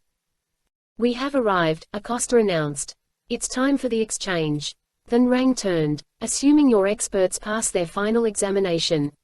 Joe glanced around. The office was sprawling and included a conference room behind smoked glass, but the room was dark, and he saw no sign of the hackers. Wherever they were sequestered to do their final exam, it wasn't on the 52nd floor. "They will pass every test you can devise," Acosta insisted. "Of that I assure you. Then you will have your prize." The Nrang extended a hand toward the far wall. There, guarded by two additional men, was a small easel. At the center of the easel sat a painting not much larger than a standard sheet of paper. It was surrounded by a gilded frame and bathed in a soft warm light. "First, we'll run our own tests," Acosta said confidently. "As you wish." Acosta led Joe toward the easel. I'm sure this won't take long. Joe went to set up, but the guards didn't budge. Do you mind? Joe asked. I need some room to work. The guard stepped back a few feet. With some room to breathe, Joe set his case down and studied the painting in the low light. Fortunately, he recognized it. The painting was a Manet. It was known as the Chez Tortoni. Joe ran through what he knew about it in his mind. Oil on canvas, painted by Manet over a period of several years and finished sometime in 1880. It depicted a French gentleman with a high top hat sitting in a café that the artist himself was known to frequent. But there was something else. Are you surprised to see it again? Acosta asked, all but chortling. Of course, Joe thought. He'd almost forgotten. It had been stolen, along with a dozen other pieces from the Gardner Museum in Boston.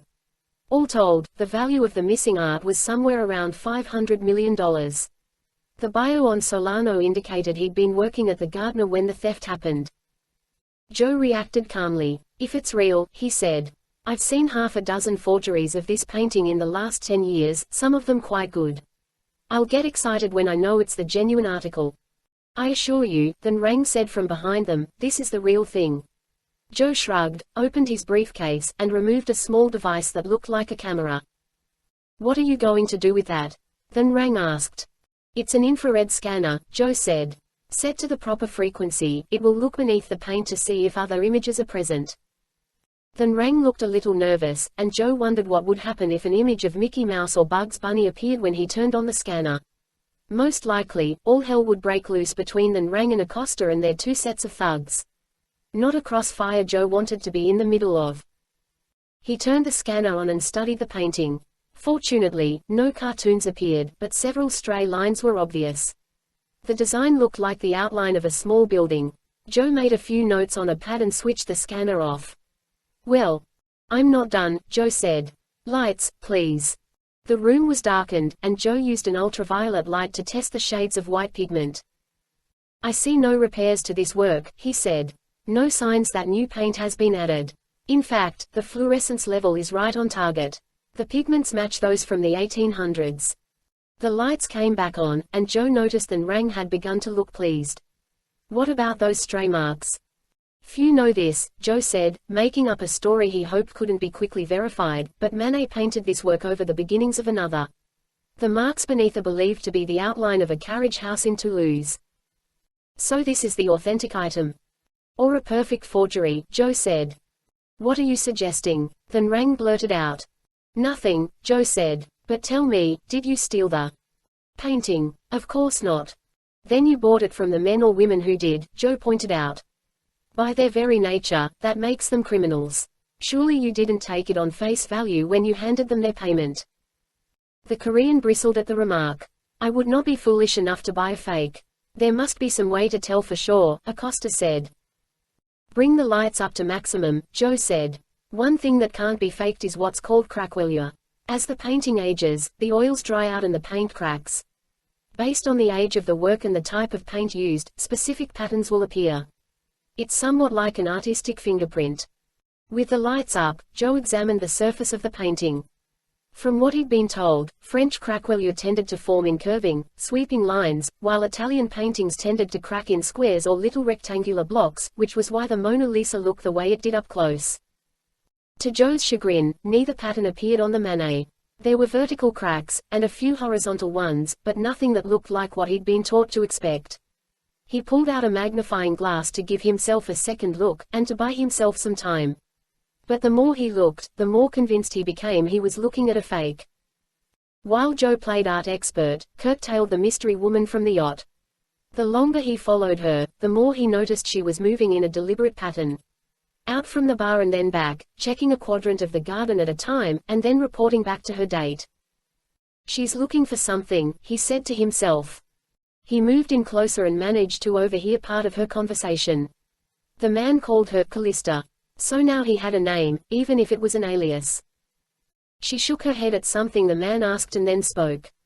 Acosta and then Rang are nowhere to be seen. They must be making the exchange now. Time to get in position. The man nodded. Very well, he said. Let's be quick. Kurt turned his back and eased in between two Korean businessmen who were having a spirited debate, nodding his head as if he agreed with something that was being said. The businessmen looked at him oddly, then went back to their conversation. Callista and her date moved past Kurt and separated, heading off in different directions. Kurt followed Callista as she made her way from the terrace into the covered part of the ballroom and down a short hall. She slipped through a doorway and disappeared as it closed behind her. Squinting, Kurt noticed the sign on the door. The ladies' room. He looked for a place to linger, but the hall was a dead end. Instead of getting too close, he actually moved back, loitering in a spot from which he could watch the hall in the reflection of a smoked glass window. Soon enough, the door swung open again. Kurt kept his eyes on the reflection as she made her way back toward the garden. She passed him without a glance. But Kurt noticed something different about her. Her walk had changed. It was more refined, less brisk. The dress seemed to fit a little tighter, the figure inside was a little fuller. Kurt couldn't see her face, but he didn't have to, he knew what he knew. The woman who'd come out of the restroom was not the same one who'd gone in. On the 52nd floor, Joe stared at the painting, wondering what to do. If he pronounced it a fake, all hell would break loose. If he claimed it to be real and it was some kind of test set up by Acosta or even Then Rang, his cover would be blown. Well, Then Rang said, "What is your verdict?" Joe stroked the goatee that had been glued to his face. He turned to Acosta and in full character said, "It brings a tear to my eye to see such an old friend once again. Never did I think it would be recovered." Then Rang relaxed. Acosta sighed. Joe exhaled along with them. "Yes," he said, "I can assure you, this is the bona fide work of the master. Look at the touch. Look at the depth. You are both very lucky men." "Very good," Acosta said. He motioned to the man with one hand and pointed to Joe. "Pay him." A briefcase was produced that looked exactly like Solano's. "The second half of your fee. 100,000 euros, as we agreed." Joe opened the case, looked over the money, and then shut it quickly. Unfortunately, even as he did so, the one-handed man was taking the case Joe had brought in with him and carrying it off with the tracking device inside. "My pen," Joe said. "It's in the case." Acosta laughed and slapped Joe on the back. "You can buy a whole factory of pens with what I've paid you." Joe chuckled in an effort to cover his chagrin, but as the one-handed man was already disappearing into a conference room he decided not to draw any more attention to himself. "Enjoy the remainder of the evening," Acosta said. "Perhaps the young women you were engaged with earlier will still be unattached for the evening."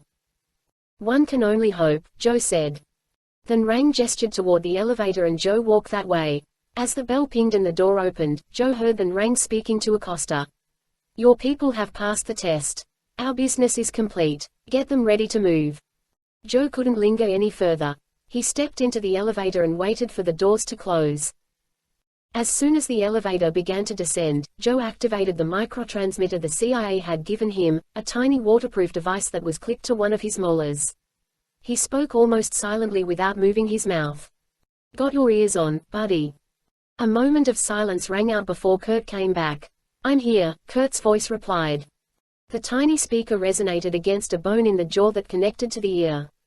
It truly sounded as if Kurt was in his head. "I'm on my way down," Joe whispered. "Mission accomplished." "Not exactly," Joe said. "I think we'd better make a quick exit, stage left, right, center, it doesn't matter."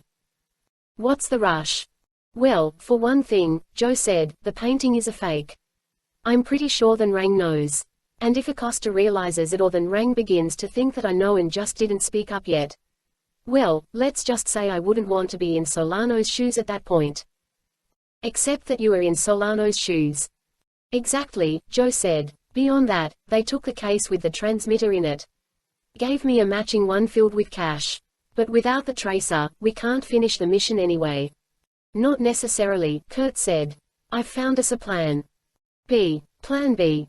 The one person in the world as interested in locating Sienna as we are. And if I'm right, she's just going into action. Your mystery woman.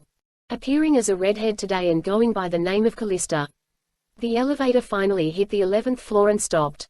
As soon as the doors were open, Joe stepped out. "Let's make this quick. Where are you?" "Getting ready to sneak into the ladies' room."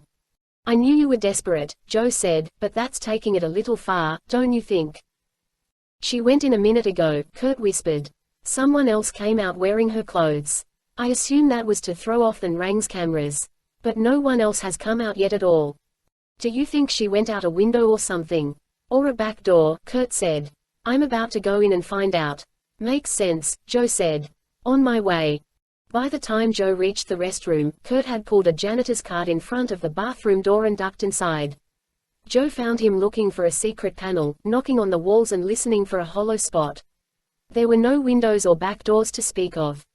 What about the air vent? Joe said, studying the louvered metal grate that covered it. People don't really climb through air ducts, Kurt said from inside one of the stalls.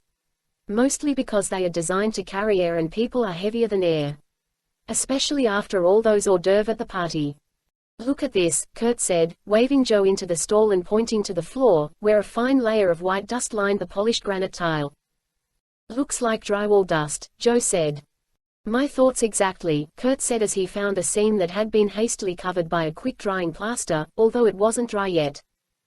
With a little effort, Kurt was able to dig his fingers into the seam and pull the panel out. It was a 3 by 3 foot square. Just big enough for someone to climb through. Either they have very large mice or she went through here. Where does it lead? Joe asked. Kurt put his head inside. I saw these on the building schematics. It's a crawl space between the walls. Lots of pipes and electrical wire. It's dark to the right side, but there's a sliver of light perhaps 100 feet down on the left.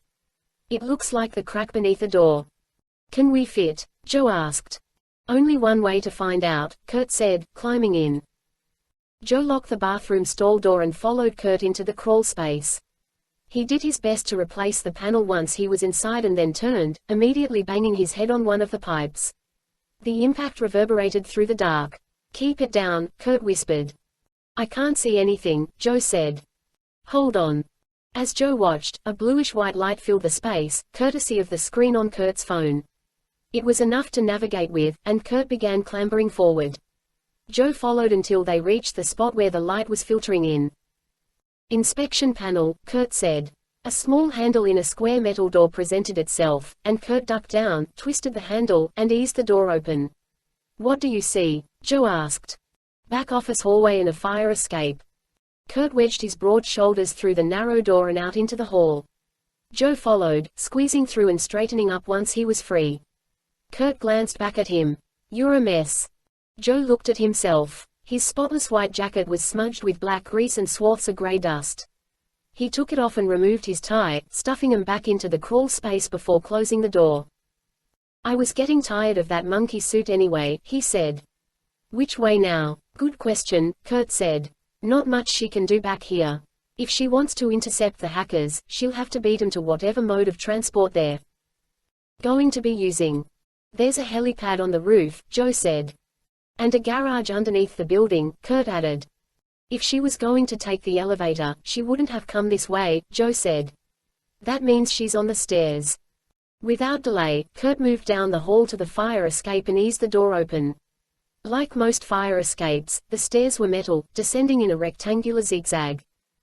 Even before he was fully inside, Kurt could hear rapidly moving footfalls echoing in the space. He moved to the edge of the rail as Joe slipped inside and shut the door.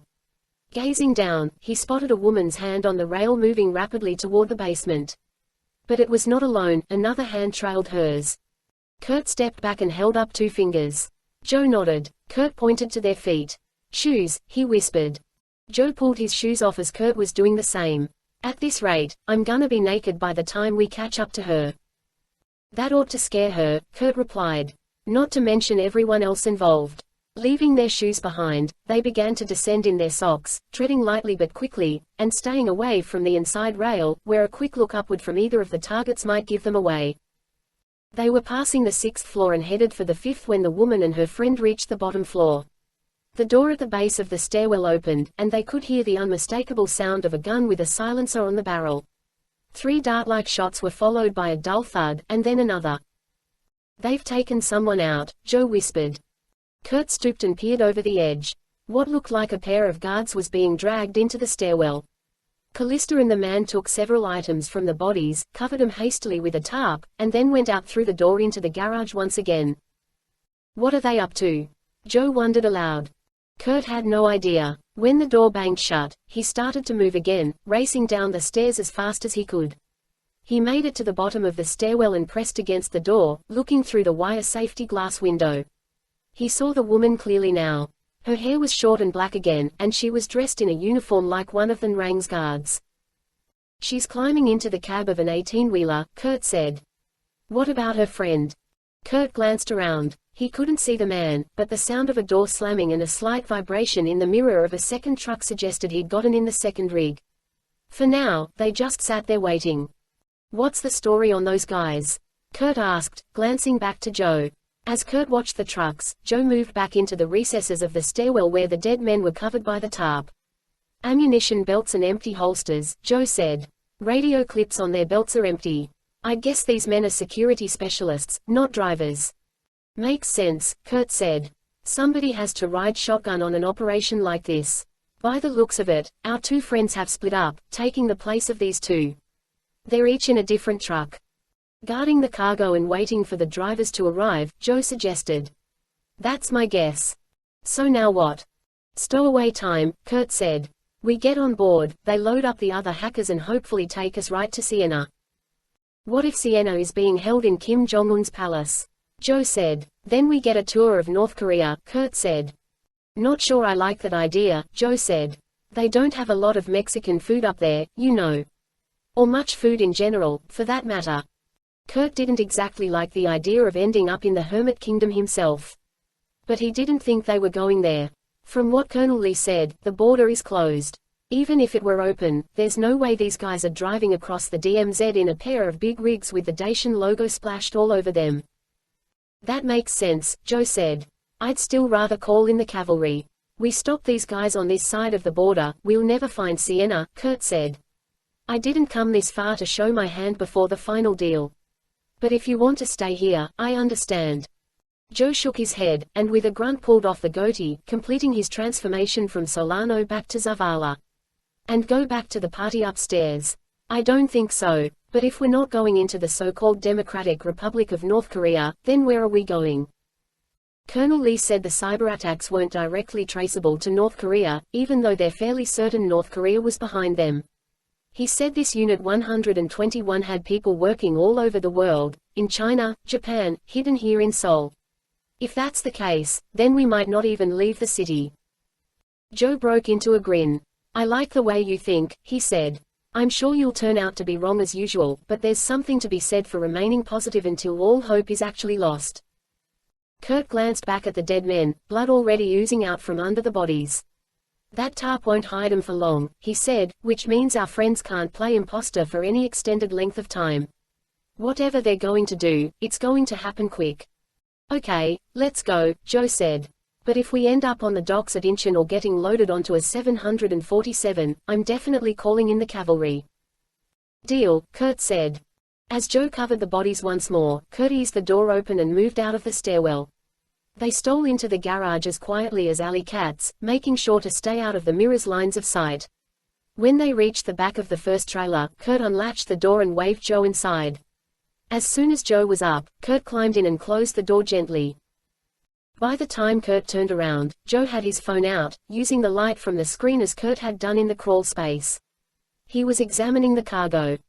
"Computers," Joe said. "High-tech servers, by the look of things. I've seen racks of equipment like this in Hiram's data center." "We're in the right place," Kurt said. "This cargo must be destined for the North Korean cyber force." They settled in, sitting down and leaning against the wall of the truck, hidden by a large stack of equipment in case anyone opened the door for a quick look. A short time later, the sounds of activity picked up outside the vehicle. Loud voices speaking Korean were interspersed with directions in broken English. Shortly thereafter, the big rig shuddered as the engine came to life and the truck began to move. They seemed to inch their way through the garage slowly before climbing a ramp and then accelerating. After several turns that felt like they were negotiating city blocks, the truck began to pick up speed. Kurt pulled out his phone, found he had a strong signal, and switched it to map mode. It took a moment to locate his whereabouts and calculate his direction and speed, but soon there was a little blue dot on the moving map. "Where are we headed?" Joe asked. "You don't want to know," he replied. To Kurt's chagrin, they were on the main highway, moving due north, heading directly toward the DMZ. Sebastian Brevid sat on the veranda of his sprawling Baroque palace, overlooking the Olympic-sized swimming pool where he swam most mornings, as a servant delivered his breakfast of crepes and fresh fruit. After deeming the meal acceptable, Sebastian waved the servant away, only to have Laurent appear seconds later. "I assume you have news," Sebastian said. "Callista reports the infiltration plan is underway," Laurent said. "Egan is with her. As planned," Sebastian thought. "Make sure the extraction team is ready to pull her out as soon as she signals us." "Already done. What about the others?" "Preparing to eliminate Acosta." "Excellent," Sebastian said, grinning. "I only regret that I won't be there to see his fat face when they dump him into the sea." "Yes, it would have been nice to take him ourselves," Laurent said. "Make sure there is no evidence," he said. "It will serve us well if the rest of the world thinks he's still alive." "I've already given that order," Laurent said. Sebastian took a sip of fresh papaya juice and gazed out over the shimmering pool to the sprawling hedge maze that covered 10 acres on a lower level of the property. His grandfather had built the house and the surrounding walls. Sebastian's father had brought in the flowering plants and built the maze. A reminder, he often had said, that those who don't know the path are liable to get lost. Brevid knew the path he must take. Much as his great-grandfather had done, Sebastian intended to complete the job of a lifetime and disappear. In some ways, he hated to leave the family home, but it was the only path that led to a future. To keep the treasure he planned to take, the world would have to be fooled into thinking nothing had been stolen in the first place. To survive, if they ever figured it out, required a second trick, misdirection. He would convince the world that they'd killed him and ended the threat. And, for good measure, he'd point the finger at someone else if they needed a scapegoat to hang. In that role, he would cast his unstable little sister and her ex-lover Acosta. They would play it perfectly. He considered her fate for a moment, wondered if he should feel some sense of guilt, and then dismissed the idea as if it were absurd. Much like the family home, she would soon outlive her usefulness. Dismissing Laurent, Sebastian opened a laptop beside him and tapped a few keys. Callista had set it up to monitor activity of the Numa crew to their south, the ones investigating the wreck of the Ethernet. According to the latest report, they were in the same vicinity, now getting assistance from a South African tug and setting up a salvage effort on a derelict they'd discovered. Curious, he tapped a few keys and was able to retrieve from the Numa database several photos of the ship. To his surprise, it was covered in foliage and tawny-colored soil. He scrolled down until he found a designation. The discovery all but sent him into shock. The salvage claim listed the derelict's name as the SS Waratah. He put down the slice of orange he was chewing on and wiped his mouth with a napkin, scanning the Numa file for more information on the ship. Her dimensions matched. The photos taken in several parts of the ship depicted old equipment and fittings. A picture of serving trays with the Blue Anchor logo in the middle were unmistakable. And an off-colored image of the ship's bell with the name and the ship's launch date engraved on it left no doubt. "Damn," he said, tossing the napkin down. Brevid felt his throat constricting. It was as if unseen hands were reaching out from beyond the grave to choke him and to pay him back for his family's treachery 100 years before. As he scanned the remaining details on the file, he recalled his father telling him the story, a story passed down from one patriarch to the next through 4 generations. It was a lesson about pain and danger. A tale of escaping death and passing it on to others so the Brevid family might be preserved. He knew of his family's escape from South Africa with the wolves of the Durban police on their heels. He remembered hearing over and over again how it was only ruthlessness that had saved the family, how shortly after the hijacking the crew tried valiantly to take the ship back. How they'd been thwarted because his great-grandfather had expected it and had taken hostages whom he was willing to kill. In the aftermath of the uprising, the passengers and most of the crew were put off the ship in the lifeboats, leaving only 2 double-enders for launchers and 20 crewmen behind to run the ship itself, a far more manageable number. As fate would have it, a storm had come up the next day, a storm so powerful the Waratah was almost capsized, just as the newspapers thought she had been. It seemed impossible that any of the lifeboats survived that gale, and, as it turned out, not one ever made it to shore.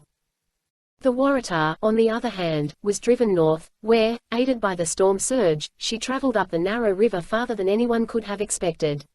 She ran aground in a meander that couldn't be seen from the coast in an unpopulated section of the country. It was there that the last members of the crew were killed.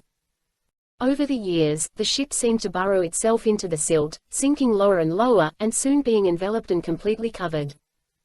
Sebastian's father had shown him the hill beneath which the ship sat, and, years later, he'd seen part of the ship itself after a woman the Brevet family was holding had inadvertently discovered the ship and tried to escape, along with 2 of her children, using one of the ship's remaining dilapidated boats. To everyone's surprise, the wooden launch actually stayed afloat long enough to reach the African coast, but the woman and her children had died from exposure long before they reached safety. Sebastian had always considered it poetic. They were, in some ways, the last victims of a doomed ship. But the superstitious part of him now wondered if this ancient ship could somehow be in the process of evening the score. How is this possible? Sebastian whispered to no one. He could only conclude that the torrential rains of the month prior had somehow unearthed the ship and pushed her out into the channel, and from there the current had taken her south, right into the path of the Numa team. But how had she remained afloat? How had she not broken apart and sunk to the watery grave long rumored to be her home after 100 years of rotting away? Whatever the reason, it seemed karma, the random nature of the universe, had dealt him a terrible card at the very moment he was getting ready to play his hand.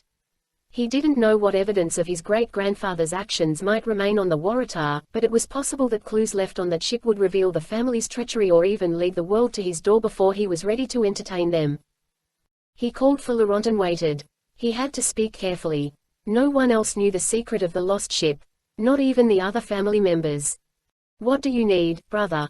Laurent asked upon returning to the veranda. "Gather up your pilots and get the helicopters ready," he said. "It's time to attack our friends at Numa once again before they become too complacent." "You want us to attack them from the air?" Laurent asked. "I thought you and Callista had already sabotaged them with the computers." "We did," Brevet said. "But instead of being towed into port, they've remained on station and even found themselves a derelict to salvage. They're proving more resourceful and persistent than I care to allow. I need them distracted further. At this moment, with their salvage operation underway, they seem to have made themselves vulnerable." "We have a few torpedoes in the armory," Laurent said. "Acosta was going to sell them to the Somalis before he betrayed us." "Perfect," Brevet said. "Arm the helicopters with those torpedoes. I want that derelict sent to the bottom. And while you're at it, make a few strafing runs over the other ships in their little fleet." "You want us to attack the derelict?" Laurent said, sounding confused. Sebastian stared. He could understand why the order sounded odd. "Don't question me," he growled, "just do as I order. Trust me, I have my reasons." Laurent held up his hands in an act of contrition. "I'm sorry," he said.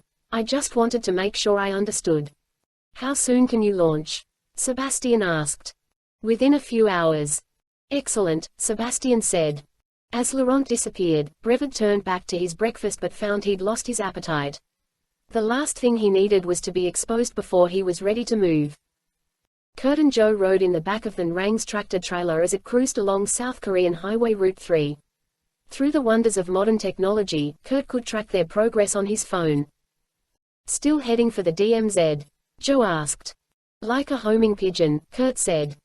45 miles from Seoul, and no more than a mile from the edge of the DMZ, they felt the truck gear down. A series of twists and turns made it feel as if they'd gone off the highway.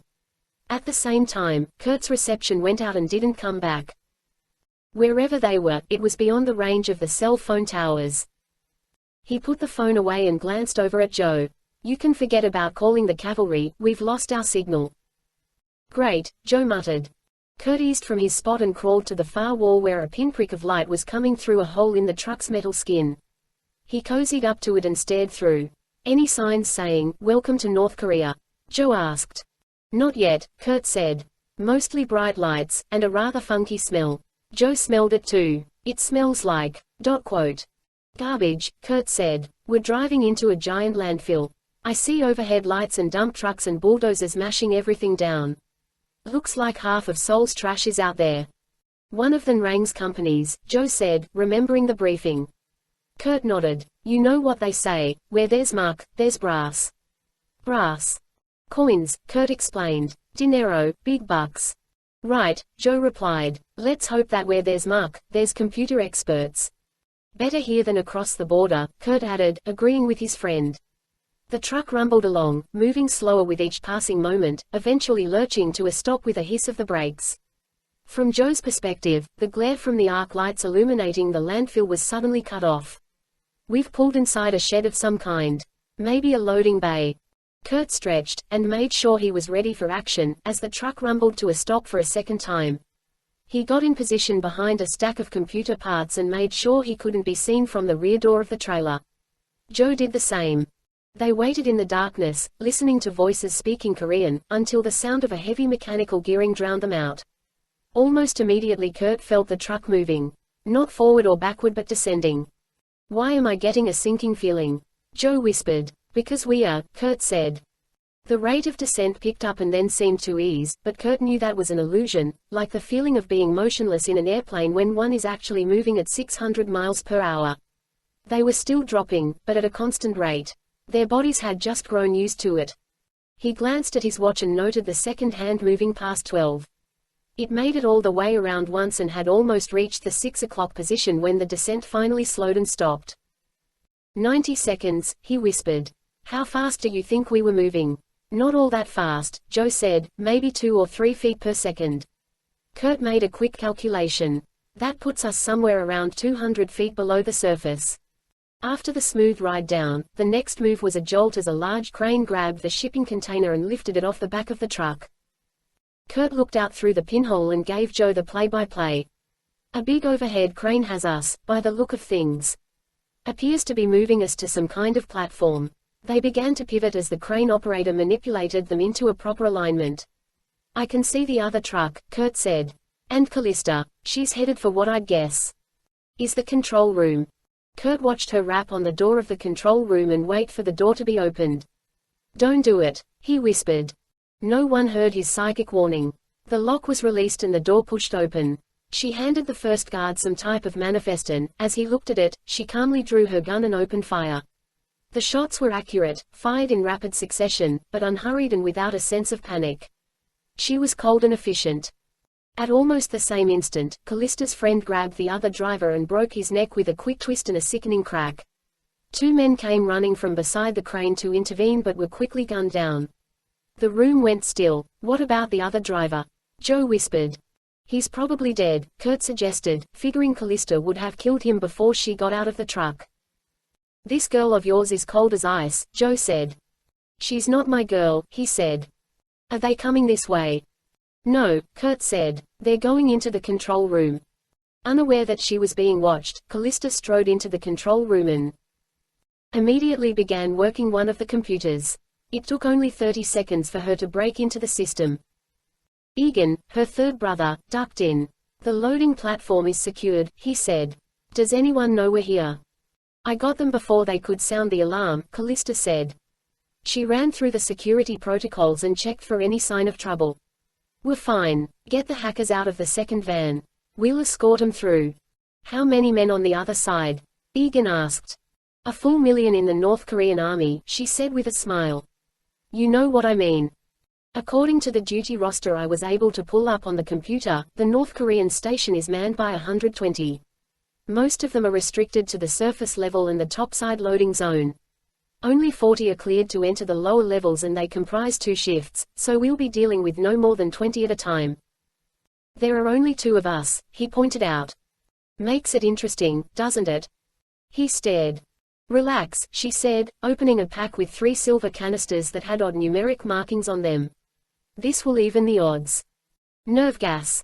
Nothing so dangerous," she explained. "It's an RPA, a rapid paralytic agent. Freezes the central nervous system for 10 minutes or so. It won't knock them out or kill them, but it will make them easy to hit.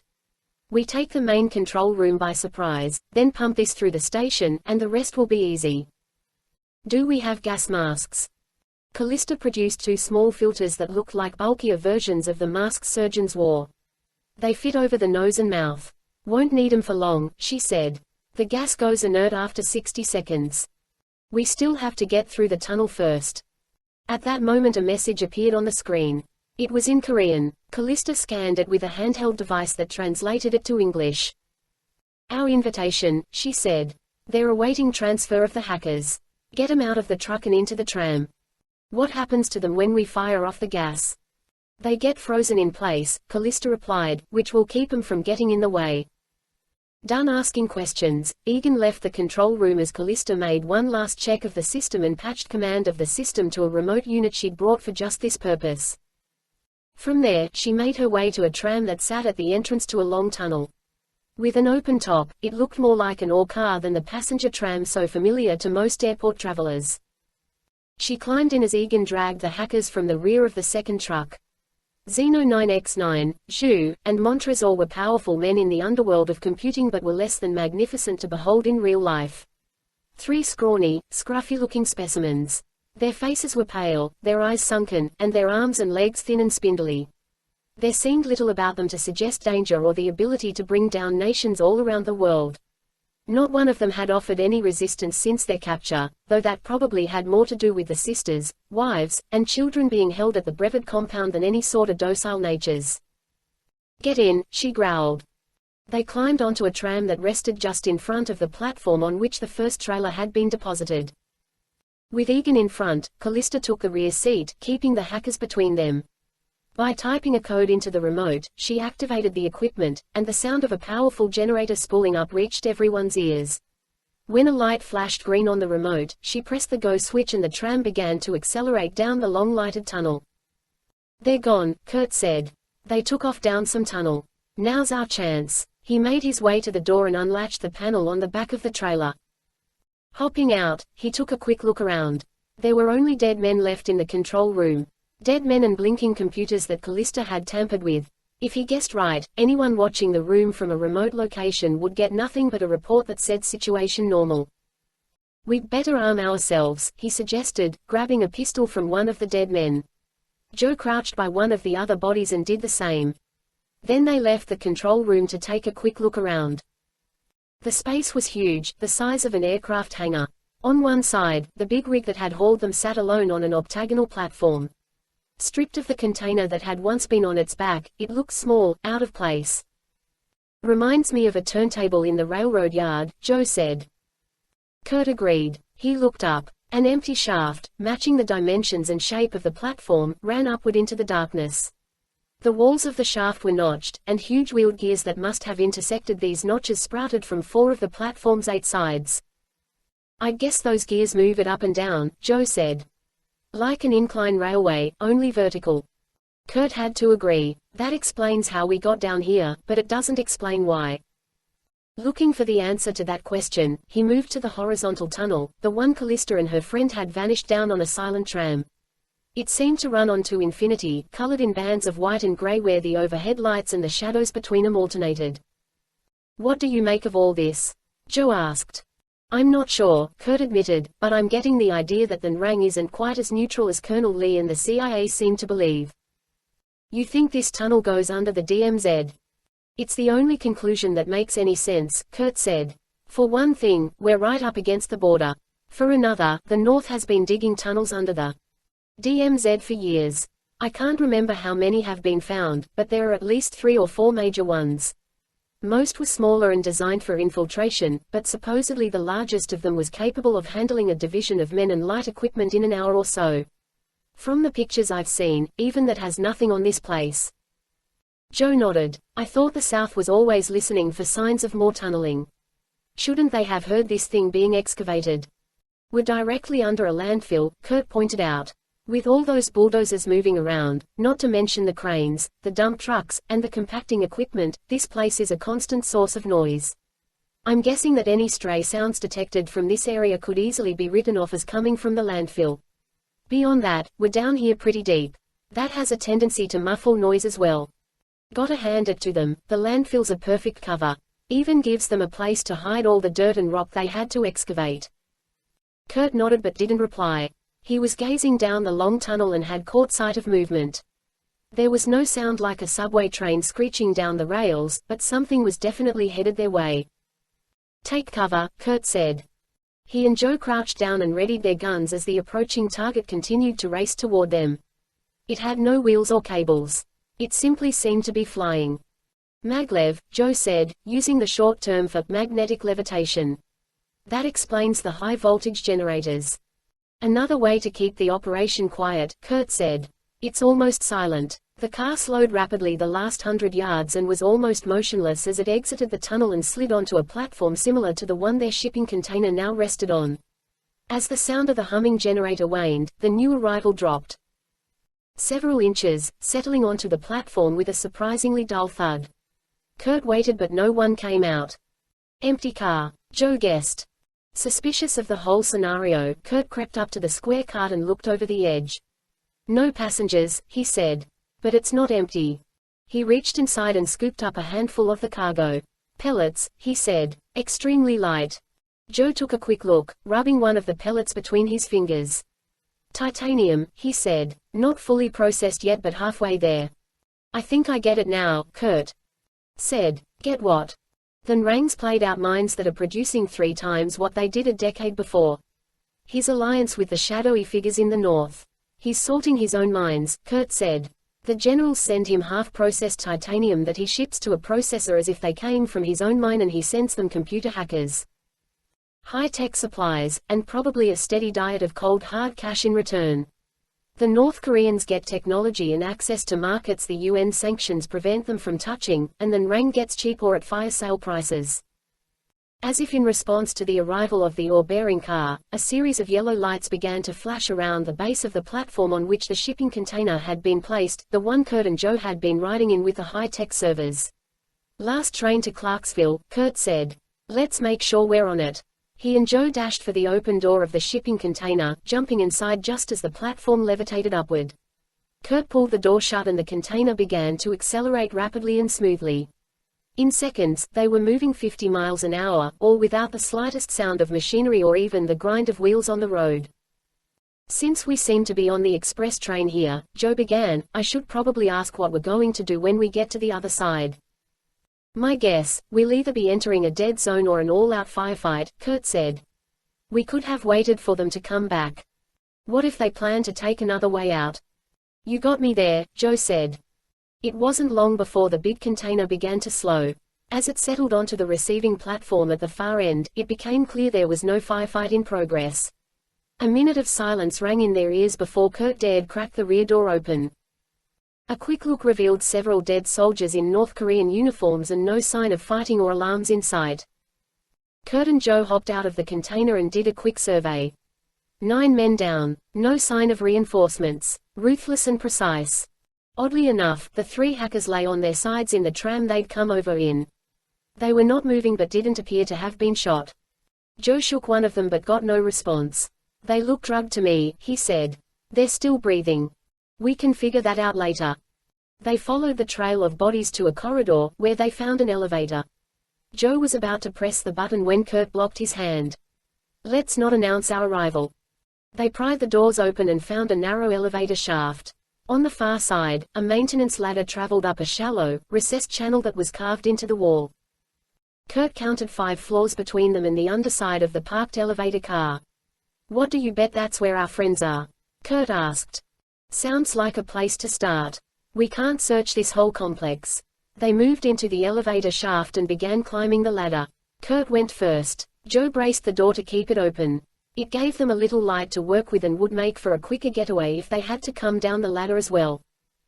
Climbing quickly, they passed the first 2 floors. As they cleared the third, Kurt heard a clink beneath him and then a dull metallic clatter as something fell down the shaft to the concrete below. He looked down and saw Joe, holding on for dear life with one hand and clinging to a broken part of the ladder with another. What are you doing? Joe hooked the broken section of the ladder onto one of the rungs and climbed past it. We're in a lot of danger here, Kurt. I don't think anyone heard that. I'm not worried about the guards, Joe said, I'm worried about North Korean construction practices. Have you looked at this concrete? It's flaking away like a day-old croissant. I'm thinking they used way too much sand. And this rebar, it's all rusted and loose. As if to emphasize the point, Joe pulled on one of the bars and it came right out. I say we make this quick before the whole place caves in on us. Kurt smiled. His friend was an engineer and a perfectionist. He would never allow such shoddy work on his watch. I'll be sure to send a strongly worded letter to Kim Jong-un when we get home, Kurt said. Please construct your secret bases with better materials so we don't get injured when infiltrating them. Otherwise, you'll be hearing from our lawyers. I'm sure that'll spur him to action, Joe said. By now they'd reached the elevator car. Kurt squeezed by it and climbed on top. He pried open the emergency escape panel and dropped in as quietly as possible. Joe followed. The door was already open. The equivalent of a hold switch was in the lock position. 2 more bodies lay in the hall, and for a moment the silence held. But as Kurt stepped forward, a commotion rang out at the far end. Multiple gunshots, a stun grenade going off, and then return fire from the silenced pistols of Callista and her partner. Whatever trick had gotten them this far without resistance had apparently failed at the last moment. Alarms were now sounding throughout the complex. So much for the peace and quiet, Joe said. Come on, Kurt urged, running forward, headed straight for the sounds of the battle. Pressing himself up against the wall beside an open door, Kurt heard another volley of gunfire, a shout of pain, and then a second explosion from a stun grenade. Glancing inside the room, he saw Callista lying on her side, blood streaming from her ear. Her friend was firing into a smoke-filled room when a bullet knocked him backward and a second shell hit him dead in the center of the chest. On the ground beside him lay Sienna Westgate. A spike of adrenaline surged through Kurt. He could hardly believe his eyes. She was alive, or at least she had been. But now, a trio of North Korean soldiers rushed through the smoke, and Kurt instinctively opened fire, dropping the first 2 quickly and winging the third, who dove back through the smoke to a position of relative safety. Cover me, Kurt shouted to Joe. Joe swung into position and unleashed a hail of bullets as Kurt crawled into the room, grabbed Sienna, and dragged her out. She groaned as he pulled her into the hallway. At least she was alive. As he pulled her around the corner, a new volley of return fire came from the depths of the room, peppering the doorframe and the wall.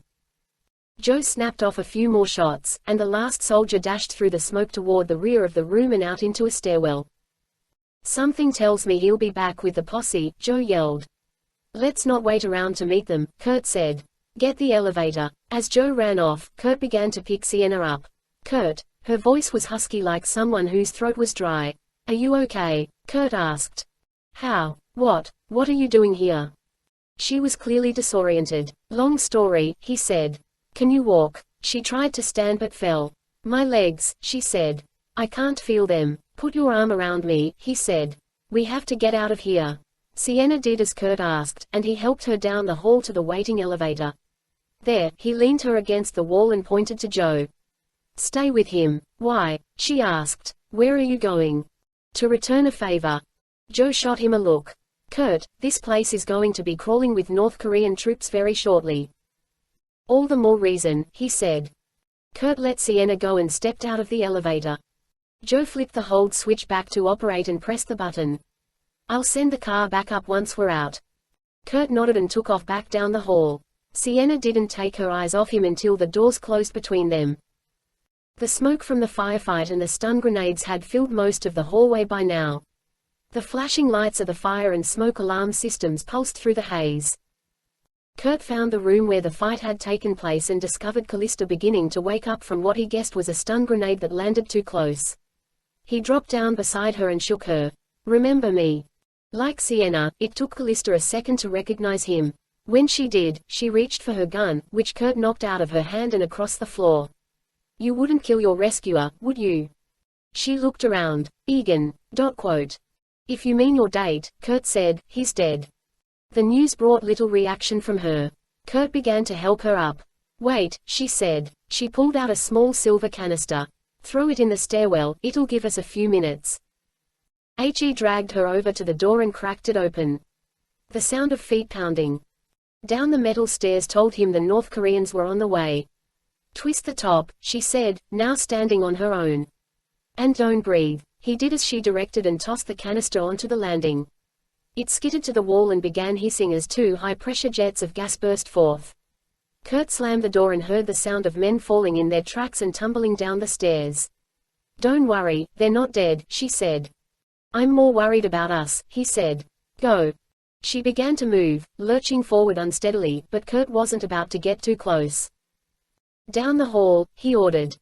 With a wall to lean against, she made better progress, slamming her hand onto the elevator call button as soon as she reached it. The doors opened and she fell inside. Kurt followed and stood on the opposite side of the car, the pistol in his hand. He punched the bottom button and the elevator began a slow creaky descent. She laughed. "You really are a white knight," she said. "Can't resist a damsel in distress. Even one like me." "Don't flatter yourself," he said. "You have answers, that's all I want from you. Who are you? Who are you working for? What do you want with Sienna and the others?" An exaggerated pout appeared on her lips. "I was hoping for something more than boring conversation." The elevator reached the bottom floor and the doors opened. Joe and Sienna stood at what appeared to be the control panel for the maglev train. To Kurt's surprise, the three hackers from the tram were awake and helping. "Can you work it?" Joe looked at Kurt and shook his head. "It's all Greek to us," he said. "And by that I mean Korean." Callista made her way over. "Maybe I can help." Kurt didn't trust her, but even she couldn't possibly want to stay where they were. She studied the panel and flicked through a couple of screens. "They've cut the main power from up above. I can probably override their command." As she fiddled with the controls, Kurt looked over a battery of closed-circuit TV feeds. One showed the hallway where the firefight had been. Another camera showed the stairwell. There seemed to be one on each floor. He checked through all of them. Men were piled like cordwood on each of the upper landings, but at the top level a new group of soldiers were rushing in. They wore gas masks. "Better hurry." "I think I've got it," she said. "Get in the tram." At her command, the three hackers began to move. Joe helped Sienna while Kurt stood by Callista, waiting for the inevitable trick. "Relax," she said. "I'd rather spend time in a Western prison than a North Korean one." She flipped a switch and the power pack came to life. The hum of electricity and the whine of high-voltage generators were a welcome sound to everyone. "Get on board," Kurt said. "We need to transfer control to the remote," she said, reaching into her pocket and grabbing for something. The act brought about a quick jab from Kurt's pistol. "It's just a remote control," she said, pulling out a small device with a glowing screen. "We're going to need it, unless you want to stay behind and press go." He snatched the device from her and pushed her toward Thetram. As soon as they were all in it, he pressed the flashing green button. But instead of the tram accelerating, a lightning bolt flashed in Kurt's eyes and across the synapses of his brain. A wave of pain shot through his body combined with the sensation of dropping from a great height. Aided by a push from Callista, he fell backward, tumbled over the side of the car, and was unconscious by the time he hit the ground. "I told you I'd be ready next time I saw you," Callista whispered. Dumbfounded, Joe watched Kurt fall. There was no sound, no indication anything had happened, Kurt just dropping as if someone had turned off a switch in his brain. Sienna screamed, and Joe instinctively jumped out of the car and began to pull Kurt up. Kurt was deadweight, a 200-pound rag doll. Behind him there was a commotion.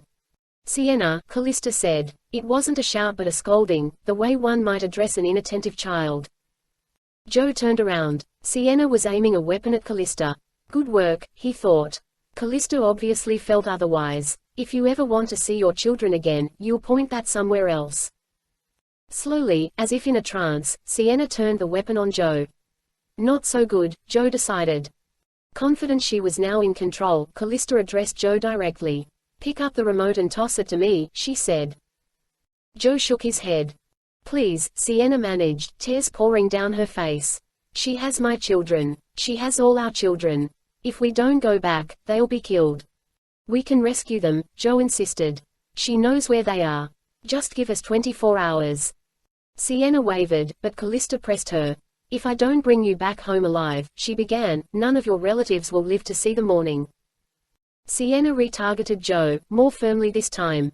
"I'm sorry," she said, "tomorrow will be too late. Please, give me the transmitter." Joe held still, but one of the hackers intervened, climbing awkwardly out of the tram car and grabbing the remote from the floor of the tunnel. As soon as he had it in his hand, the man climbed back in the car and gave it to Callista, who tapped the screen a few times and offered Joe a satisfied grin. "Au revoir," she said as the tram began to accelerate away. "Give your friend my love when he wakes up." Joe watched the tram pick up speed and vanish into the gloom of the tunnel. "I knew we should have called the cavalry." Hoping to wake Kurt, Joe shook him twice but got nothing. Kurt was catatonic, exactly the way he'd been when Joe pulled him from the water 3 months earlier. The parallel was eerie, and Joe began to think perhaps it was not entirely coincidental. "This is bad," he said. It may have been the understatement of Joe's life. He was trapped in a secret base on the wrong side of the DMZ, with an unconscious friend, a 9mm pistol carrying perhaps 5 shells in the clip, and an angry battalion of North Korean soldiers barreling down on them. Bad did not begin to cover it. With little time to waste, Joe eased Kurt to the ground and began to look around for options. First, he raced over to the panel and checked the security video once more. The feed showed more North Korean soldiers picking their way through the piles of unconscious men who'd made the initial descent. Counting up from where he was, Joe could see that the new troops in their gas masks had reached the 7th floor and would soon reach the 6th, where the battle had occurred. He guessed they would clear that floor and the ones beneath it first before making their way to the bottom, but time was not on his side. He studied the control panel, but it was an incomprehensible mess of Korean and flashing icons. No way he was going to be able to decipher that in time. He looked around, desperately seeking a mode of transportation that didn't require a physicist to operate. In the dark corner to his left he saw something that might fit the bill. Of course, he said. The ore had to get down here somehow. There, sitting on a platform like the one in the Nrang's underground base, was a big North Korean tractor-trailer. It was a bulk hauler with an open top, more like a dump truck than the modern intermodal shipping containers the Nrang was using. Joe ran to the cab, climbed in, and was ecstatic to find the keys in the ignition. "Thank God for the internal combustion engine," he said, twisting the key and listening to the sweet sound of the rumbling diesel coming to life.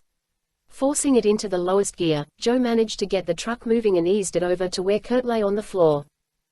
Stopping the truck and jumping out, Joe picked up his friend, carried him to the passenger's side, and hauled him onto the tattered vinyl of the old bench seat in the cab of the truck. As he settled, Kurt began to thrash around a bit, almost as if he was trying to swim, but then he slumped against the seat and went quiet once again. Joe climbed back into the cab on the driver's side and slammed the door. "Don't worry, amigo," he said, putting the truck in gear. "You just enjoy your power nap. I'll get us out of here. And when you wake up, we're going to have a long talk about the kind of women you rescue and the kind you leave behind. Because clearly no one has explained the difference to you yet." As Joe spoke, he maneuvered the steering wheel and managed to get the behemoth of a truck pointing down the maglev tunnel toward freedom. Pressing the accelerator brought a roar from the engine and began filling the tunnel with thick black exhaust. The truck moved forward and was soon picking up speed. He hadn't gone too far when gunshots rang out from behind. From the cab of the rig, all Joe heard was the ping of ricochets bouncing off the thick walls of the truck bed and the boom of a tire exploding. Trying not to think about the danger, Joe kept his foot on the throttle and continued to gain speed. Between the unmuffled exhaust, the noise of the big engine reverberating off the walls, and the old chassis bouncing and shaking on its leaf springs, the ride back to the south could not have been more opposite from the smooth, quiet ride-in on the maglev tram. Joe cycled through the gears, grinding every one of them. He began to laugh, enjoying the sound and the fury. It had to be 120 decibels or more. For the hell of it, he reached up and pulled the big rig's horn, which echoed down the tunnel as it blared. Soon enough, they were passing 40 and then 50 miles per hour. Ahead Joe saw a problem. Every half-mile or so in the tunnel was a choke point, where a reinforced concrete ring constricted the diameter of the tunnel. As he closed in on the first one, Joe was pretty confident the truck would fit. As it turned out, he was wrong. At 50 miles an hour, the metal top of the trailer clipped the roof, blasting chunks of concrete loose. It sounded like a bomb had gone off. The second choke point was even narrower, but Joe didn't slow down. More concrete was blasted free. This time a large section of the trailer's side was torn off, clanking to the floor and tumbling loudly across it. In the mirror, Joe saw the remnants of the twisted bed sticking out 2 feet to the side. It gave him an idea. Without slowing down, he eased over to the wall until the bent section of the truck bed was grinding against it, gouging a line in the wall, shedding sparks, and adding to the din. Eventually, the metal tore further until the whole side was ripped off and dragging behind the truck. Joe glanced at Kurt. "You must really be out cold if this isn't waking you up." Joe pulled on the horn lever once again and held it, letting it blare until his ears were hurting. Even then he kept sounding it. He wanted the world, and particularly the South Korean military, to know he was coming. The way Joe saw it, that was their only hope. 7 miles away, in a listening post manned by the South Korean military, a young private named Jeng studied her monitors. The South Koreans had placed sound detection equipment all along the DMZ to listen for any possible underground incursion by the North. From time to time they detected odd signals. Small earthquakes had been a problem, and the North Korean atomic bomb and other underground disturbances had sometimes triggered false readings, but nothing like what she was getting now. She called her supervisor over. "Listen to this." He moved slowly, appearing unconcerned. "Something must be wrong with the system." Private Zheng shook her head. "I checked, sir. Plus, we're detecting the sound at several stations. That is not a sign of malfunction." "Let me hear it." He plugged a headset into her console and listened as she turned up the sound. "Trucks," he said. "Heavy trucks." There was also a grinding noise that sounded like metal tank trucks. The computer agreed, assessing the vibration as multiple heavy vehicles moving at high speed. Suddenly alarmed, the supervisor picked up the phone and checked with a major in the post's operations bunker. He told the major what he was hearing and then received more disturbing news. "We are witnessing sudden, frantic activity among North Korean units just on the other side of the DMZ." "Where?" The coordinates relayed to him were alarming. North Korean units were on the move, near the very spot where the subterranean noise had originated. "Calculate its direction and speed," the supervisor ordered. "Already done," Private Zheng said. "Show me." She tapped a button and the signal's path appeared on the computer screen. It led straight from a suspected base in the north to a commercial site on the southern side of the DMZ. "What is that place?" the supervisor asked. Private Zheng was checking. "Landfill," she replied. "Daishin Landfill number 4. The supervisor put two and two together. He could not believe what he was seeing. He called the major back and gave his assessment. Confirmed large-scale subterranean incursion underway. Entry point must be in or around the Daishin landfill. Recommend defense condition 1. Immediate alert. Racing beneath the DMZ, Joe had no idea what forces he'd set in motion, but he hoped it would mean a warm welcome instead of a firefight through a group of armed thugs loyal to the Nrang. As he entered the last third of the passageway, the grade ramped up just a bit and the truck began to slow. Instead of the light at the end of the tunnel, he saw the darkness of the Nrang's underground transportation center. There was no sign of any resistance awaiting him, nor were there South Korean soldiers, which for the moment was probably a good thing. It was a different story behind him. Vehicles were heading their way, catching up quickly. Based on the silence, he guessed they were running on the maglev system. As one of the trams raced up beside him, Joe spun the wheel to the right and knocked the tram off the centerline of its magnetic track. Deprived of its support, the tram crashed to the ground amid a shower of sparks. Gunshots rang out from the second vehicle that was also closing in from directly behind. Once again the bulk of the big truck protected them. This time Joe simply stomped on the brakes. The big rig skidded to a stop amid a shriek of squealing tires and a cloud of blue smoke. Unable to adjust its speed as quickly, the second tram rear-ended the truck with jarring impact. Their pursuers now successfully dealt with, Joe put the truck back in gear and began to accelerate, working through the gears and heading into the homestretch. The truck labored on the slight upward grade and chugged into the loading bay at the end of the tunnel, bumping the ore car filled with the titanium pellets, which dumped out and spread all across the floor. As the sound of 1,000 marbles rolling in all directions ceased, Joe peeked out of the truck. There was no one there to greet them. No angry brutes with drawn weapons. No sign of Callista and the hackers. And still no soldiers. Joe looked back down the tunnel. The North Koreans had given up the chase. He could see them running the other way. He guessed they were not interested in getting caught on the wrong side of the border. Joe looked over at Kurt. "We made it," he said. "And just like the last time, you missed the whole thing." Joe considered looking for a stairwell but was not interested in lugging Kurt up 20 flights. Instead, he drove over and parked next to the octagonal platform they'd originally descended on. He parked the truck, pulled Kurt from the passenger's side, and found the controls. With the flick of a switch, he engaged the power system and moved the control lever upward from the neutral position. The incline gearing came to life and began to turn, and the platform began to rise slowly. As they went up, Joe pulled out his phone, hoping he would get a signal before they reached the top. No such luck. In fact, the phone was acting weird as if it was being jammed. When the slowly rising platform finally reached the surface, Joe found out why. 30 Korean soldiers were waiting for him with weapons drawn. Humvees with .50 caliber machine guns were arranged in a semicircle around them. A spotlight snapped on, blinding Joe. Shouts that needed no translation told Joe to put up his hands, which he had already done. A pair of soldiers rushed over and forced him to his knees. I'm an American, Joe said. To Joe's right, another soldier had a rifle aimed at Kurt. He's injured, Joe shouted. He needs a doctor. More shouts came his way. We're American, Joe replied. We're on your side. We're operating undercover for Colonel Lee of the National Intelligence Service. No response. CIA, Joe shouted, hoping they knew the acronym. With the spotlight on his face, they could clearly see that he was not Korean. A quick discussion was held, and Joe and Kurt were cuffed, thrown in the back of one of the Humvees, and driven off. As they pulled out of the warehouse, Joe got a first-hand look at the effectiveness of his plan. South Korean helicopters, armed with missiles and spotlights, were circling the landfill.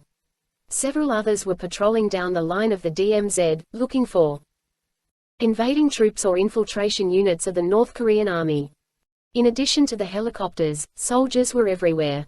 And as they took the road out, Joe saw Abrams tanks moving into position, while a flight of F-16s flashed overhead in full afterburner.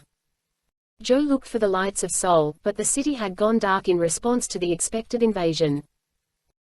Joe whispered to himself. Maybe that plan of mine worked a little too well. They were taken to a military base and quickly separated. Kurt whisked off to the infirmary, Joe to an interrogation room. For 2 hours, Joe was subject to continuous interrogation by officers of the South Korean military. He told them all the same thing, and he asked repeatedly about Kurt. He got nowhere until Cole, Lee and Tim Hale arrived. They were livid. You two must be insane, Hale said, following them into North Korea. We were following the lead, Joe said. What did you want us to do? Just let them go. Maybe you should have, Hale said. You know this will calm down, Joe said. It's a minor incursion. And let's not forget who built the damned tunnel. I wasn't talking about the political situation, Hale said, I was referring to Kurt. Why, what's happened? Joe said, concerned. He's in a coma, Hale explained. The doctors can't say when, or if, he's going to come out of it. Indian Ocean, 12:30 hours local time. 7,000 miles and 6 time zones from Korea, a small flotilla of ships was in the process of linking themselves together with heavy steel cables. Over the course of a day, 2 ocean-going tugs had arrived from South Africa. The Drakensberg had reached the Condor and towed it to where the Waratah lay drifting in the current, while a second tug, known as the Sedgwick, had arrived 6 hours later and was preparing to run lines to the foliage-encrusted hulk of the old ship. But before she could be put under tow, an inspection had to be made. At Paul's direction, a salvage crew had gone aboard, splitting into 3 groups. The main contingent began clearing the accumulated growth and sediment from the ship's hull, hoping to make her lighter in the water and less top-heavy. As they excavated up above, the Condor's chief engineer went down into the lower recesses of the ship to check the integrity of the hull and internal bulkheads. As they worked on the inside, Duke and another diver were finishing up a survey of the hull's exterior below the waterline. The radio cackled at Paul's side. Paul, this is the chief. Paul put the radio to his mouth. What's the word? The engineering spaces are pretty gunked up. At least 2 feet of sludge down here. And in some places several feet of water. That didn't sound promising. Can you find the leak? No leaks, the chief reported happily. It's fresh water. Rainwater, if you want me to guess, must be leaking in somewhere. But if you ask me, the hull itself is sound. That's good news, Paul said. What about corrosion? I think we're fine, the chief said. To be honest, the old gal is in great condition for a ship that's past the century mark. Any idea why? Paul asked. She should have rusted to pieces years ago. I think it's the sediment, the chief said. It's very dense, more like clay. It seals so tightly it blocks out most of the oxygen. Less oxygen means less rust means a strong hull. Sounds good, Paul said. He wondered how the exterior looked. Duke, are you finished with your survey? Duke's voice came back after a slight delay. Affirmative, he said. How's she looking below the waterline? The plating is in great shape, Duke replied. If the chief is right, then I'd guess the exterior was sealed up with mud almost from the moment she went aground. Paul was glad to hear that. Good news all around. Okay, if we head back to Condor for some lunch and dry clothes. Duke had been in the water for 3 hours already. You've earned it, Paul said. Roger that. Duke out. Paul turned his attention back to the interior. What do you think, Chief? Are we going to make it in? Numa had plans to bring the Waratah into Durban 2 days hence. She wouldn't make Cape Town, her official destination when she'd vanished, but if she reached Durban, it would be a triumphant homecoming. We have a good chance, the chief replied. The only real danger is that she was obviously sitting aground somewhere for a long time. A ship isn't supposed to be out of the water and resting all its weight on the bottom like that.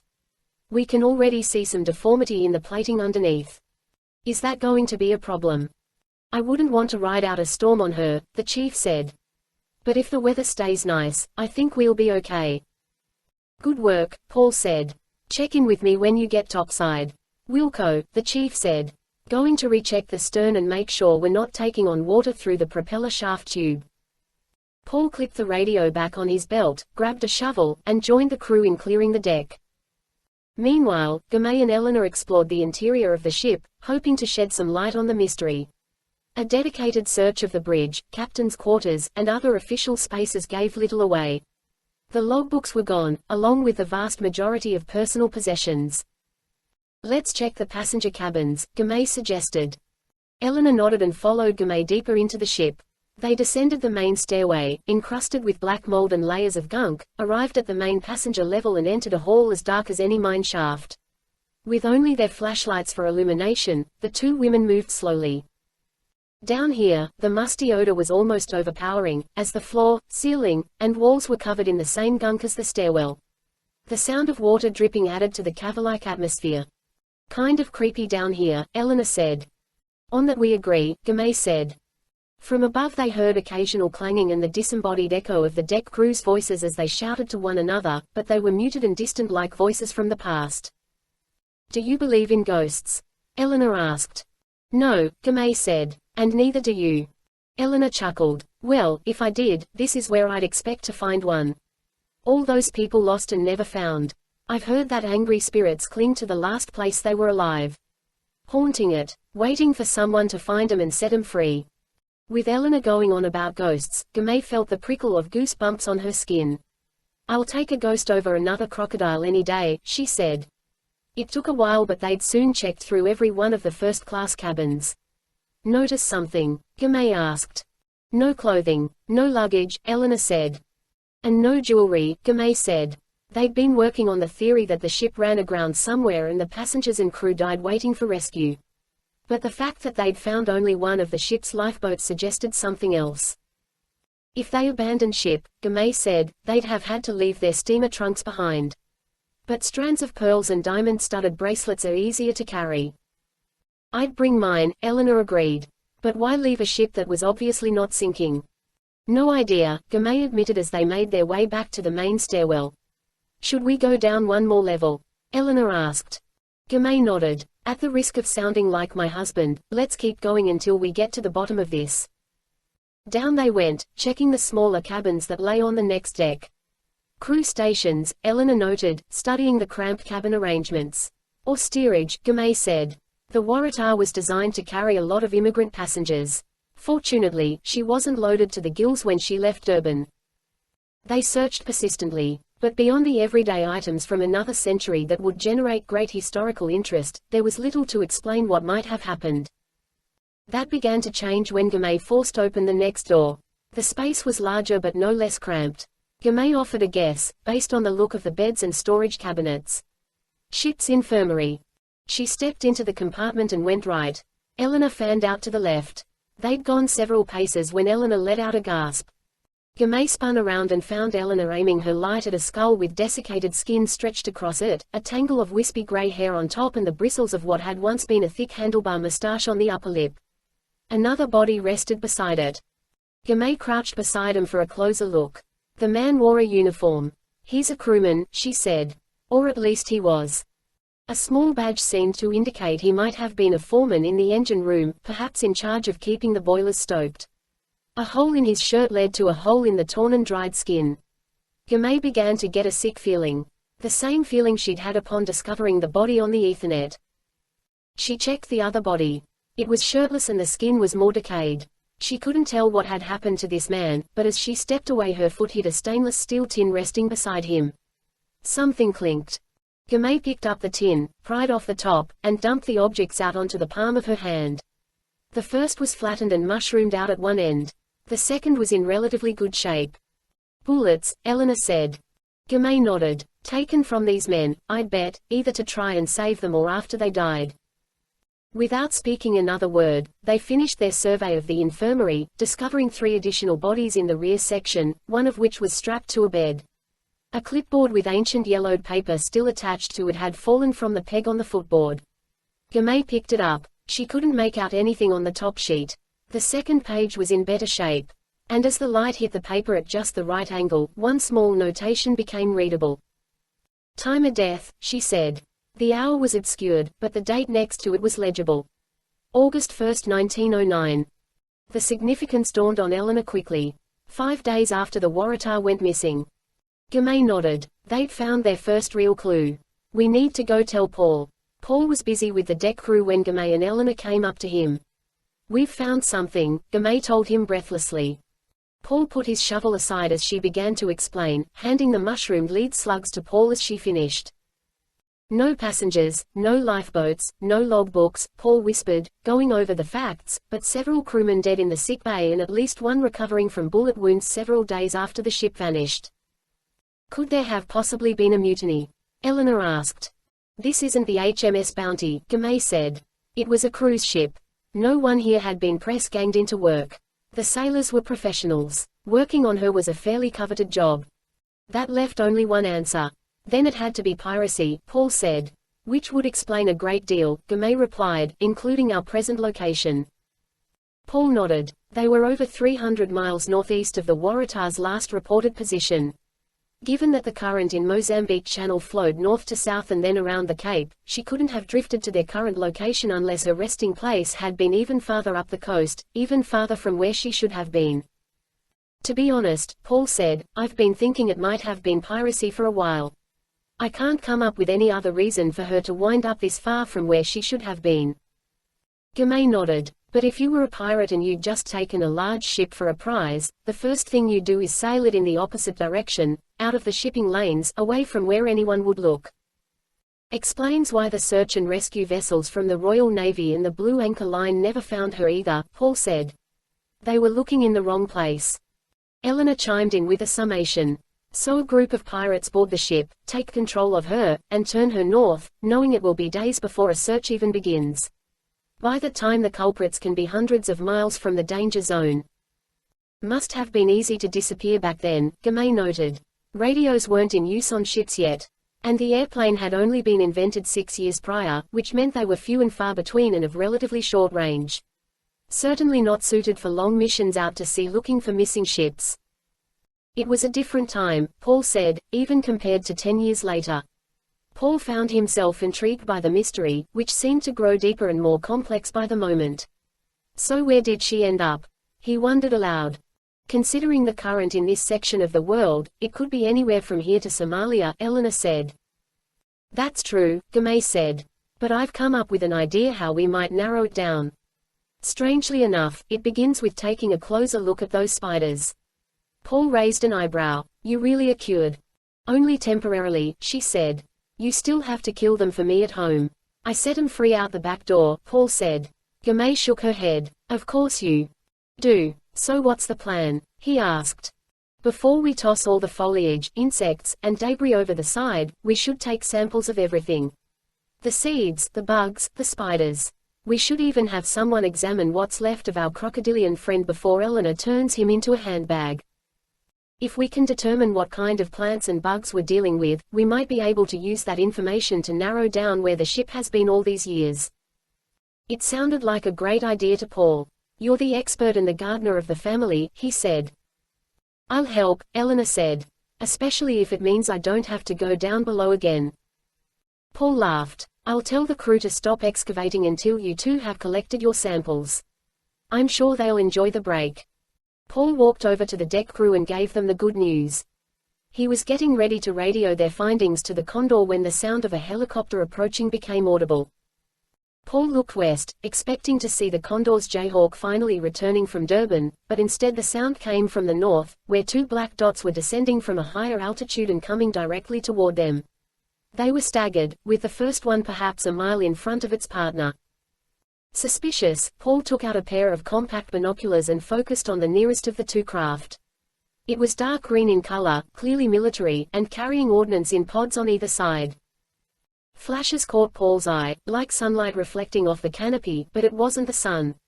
Ribbons of water flew up on a track toward the bow of the ship. The heavy thunking sound of .50 caliber shells tearing through metal followed. "Hit the deck," Paul shouted, stepping away from the rail and diving behind the piles of dirt as if they were sandbags. The other crewmen dove to the ground around him, and Paul caught sight of Gamay and Eleanor racing his way. "What's happening?" Gamay shouted. The first helicopter thundered overhead, heading to the south and banking into a right-hand turn. "Not sure," Paul said. "But I'm beginning to think someone doesn't like us very much." He looked up and trained the binoculars on the second helicopter, coming in low and slow. It was over a mile away and less than 100 feet above the water when it released its payload. Paul had been on heightened alert since the incidents during the dive on the Ethernet, but even he needed a moment to process what he was seeing. The payloads were long and thin. They hit the water with tiny splashes and then vanished, leaving only thin trails of bubbles stretching out behind them to mark their course. It was clear to see that they were tracking straight for the Waratah. "Torpedoes," he said. "Torpedoes." Gamay sounded as shocked as he was. "Coming right at us," he added and then turned to the crew. "Everyone off. Abandon ship." Paul's urgent warning reverberated across the deck. The crewmen, who had recently scrambled for cover, got back on their feet and charged toward the rope ladders that led to the launches below. "Go," Paul said, helping people over the edge. "Quickly." As they scampered down the ladders, Paul glanced around. The helicopters were swinging around, strafing the tugs first and then the Condor. At the same time, the torpedoes they dropped were tracking slowly inbound. The torpedoes were running toward the Waratah at just over 30 knots, and with a mile between them, it gave the crew nearly 2 full minutes to abandon ship and move out of harm's way.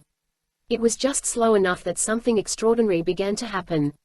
In the distance, the red hull of the FRC flashed into the picture, racing at full speed and dropping in behind the charging torpedoes. Paul grabbed the radio. "Duke, what on earth are you doing?" "Intercepting the torpedoes," Duke replied. "Seems like an awful shame to let that old rust bucket go down now. Especially when she's just recently returned from beyond like this." Paul watched as Eleanor went over the side and down the ladder. Gamay was next. But the chief was still down below. "You're damn right it is," Paul said into the radio. "Do what you can."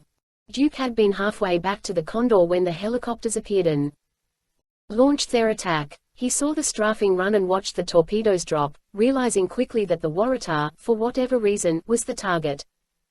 Instead of continuing on toward the Condor, Duke had slammed the throttles forward and spun the FRC's wheel until it was tracking back toward the old derelict. His first thought was that he might be needed to help get the crew off the ship, either before or after it was struck. But as the speedy little boat raced toward the hulk of the old liner, it quickly came across the trail of bubbles from one of the torpedoes and, in that moment, Duke came up with a different plan. "Pull the guns out of the weapons locker," he shouted to the other divers. Ahead of them the broad flank of the Waratah loomed, growing larger in his sight with each passing second, but they were gaining rapidly on the second torpedo. "Don't hit the warhead," Duke shouted to his gunners. "We'll be blown to pieces. Hit the prop or the motor or the fins. We just need to get it off course." The men nodded and switched off the safeties on their weapons. They had only handguns to work with. But if Duke got them in close, it would be enough.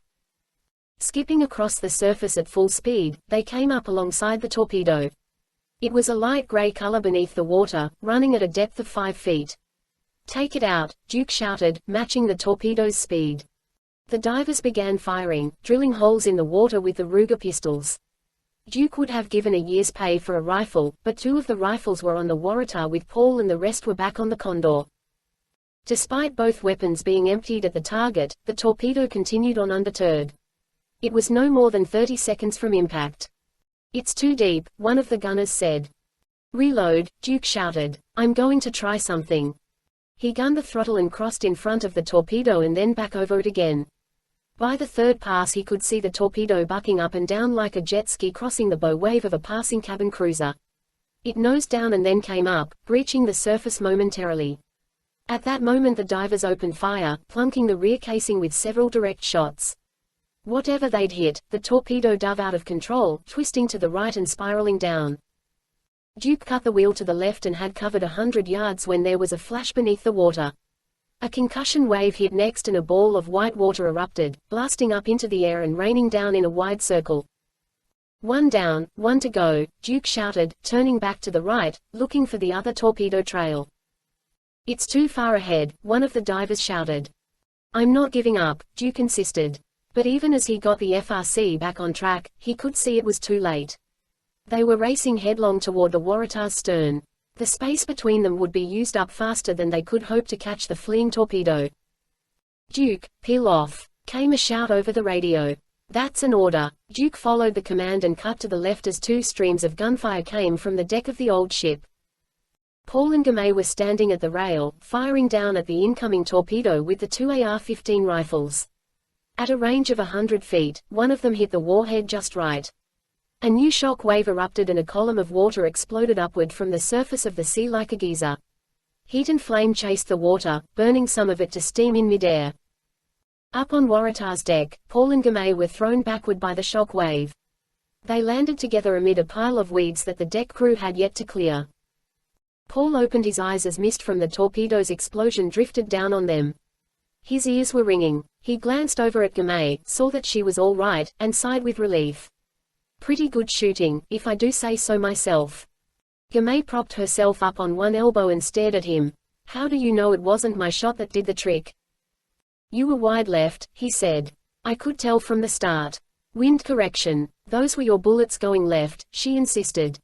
Paul laughed and got to his feet. He looked around for the attacking helicopters, hoping they wouldn't make another run. Thankfully, they were heading back to the north. They left behind two patches of churning water, a smoking tug, and a bewildered group of people who wondered what could be so important about a derelict ship that someone would want to sink it. Paul found the radio that had been knocked from his belt. He picked it up and made sure it was working. "Thanks for the help, Duke. You must be half crazy, but it's much appreciated." "You're welcome, Paul. Sorry I couldn't get 'em both. Nice shooting, by the way." "Thanks," Paul and Gamay said in unison and then glanced at each other. Duke signaled that he was heading back to the Condor and Paul acknowledged the message before reaching out to the Condor. "Condor, this is Paul," he said. "I need a damage and casualty report." "Mostly cosmetic," the voice replied. "Two crew were injured by shrapnel. Another seems to have a nasty bump from diving into a bulkhead. But no major injuries or fatalities." "Sounds like we got off lucky," Paul replied. "Contact the tugs and get me a report. I see a lot of smoke coming from the Drakensberg." "Roger that," the crewman said. "And get in touch with HQ," Paul added. "We need some protection out here. I haven't the foggiest idea why someone would try to sink an old derelict like this, but there's no denying that's what they wanted to do. Until we figure out who they are and what they want, we can't put it past them to try again." As the Condor signed off, the chief called in from down below. "What the heck is going on up there?" "Believe or not, we almost got torpedoed," Paul explained. "Torpedoed? I realize it makes no sense," Paul said. "Just trust me. It was close but we seem to have survived intact." There was a long pause before the chief radioed back. "Maybe not," he said grimly. "The shock wave must have buckled the old plating. We've got water coming in down here." The chief's message was grim news to Paul. "We may have won the battle but lost the war," Gamay said, giving words to Paul's thoughts. "I'm going down below," Paul said, handing the radio to Gamay. "Get in touch with Condor and the tugs. We need pumps. We need divers with salvage gear. If there's a buckled plate, they can weld a patch over it." "Are you crazy?" she said. "It's a miracle this ship is still afloat as it is." "I can't explain," Paul said, "but I've grown attached to this ship and I'm not giving up on the old gal yet. Not after all she's been through." "Who are you?" Gamay asked. "And what have you done with my sensible New England husband?" Paul gave her a quick kiss, took her flashlight, and ran for the stairs. He heard her calling over to the Condor as he raced down into the dark. 4 flights down, he could already hear the sound of water coming in. It was a powerful rushing noise as if a fire hydrant had been busted wide open. As he reached the bottom landing, Paul's feet plunged calf-deep into water. "Chief, where are you?" he shouted. "AFT bulkhead," a voice shouted from down the hall. "Hurry." Paul charged toward the stern, past the boilers and coal bunkers, to the old engine room.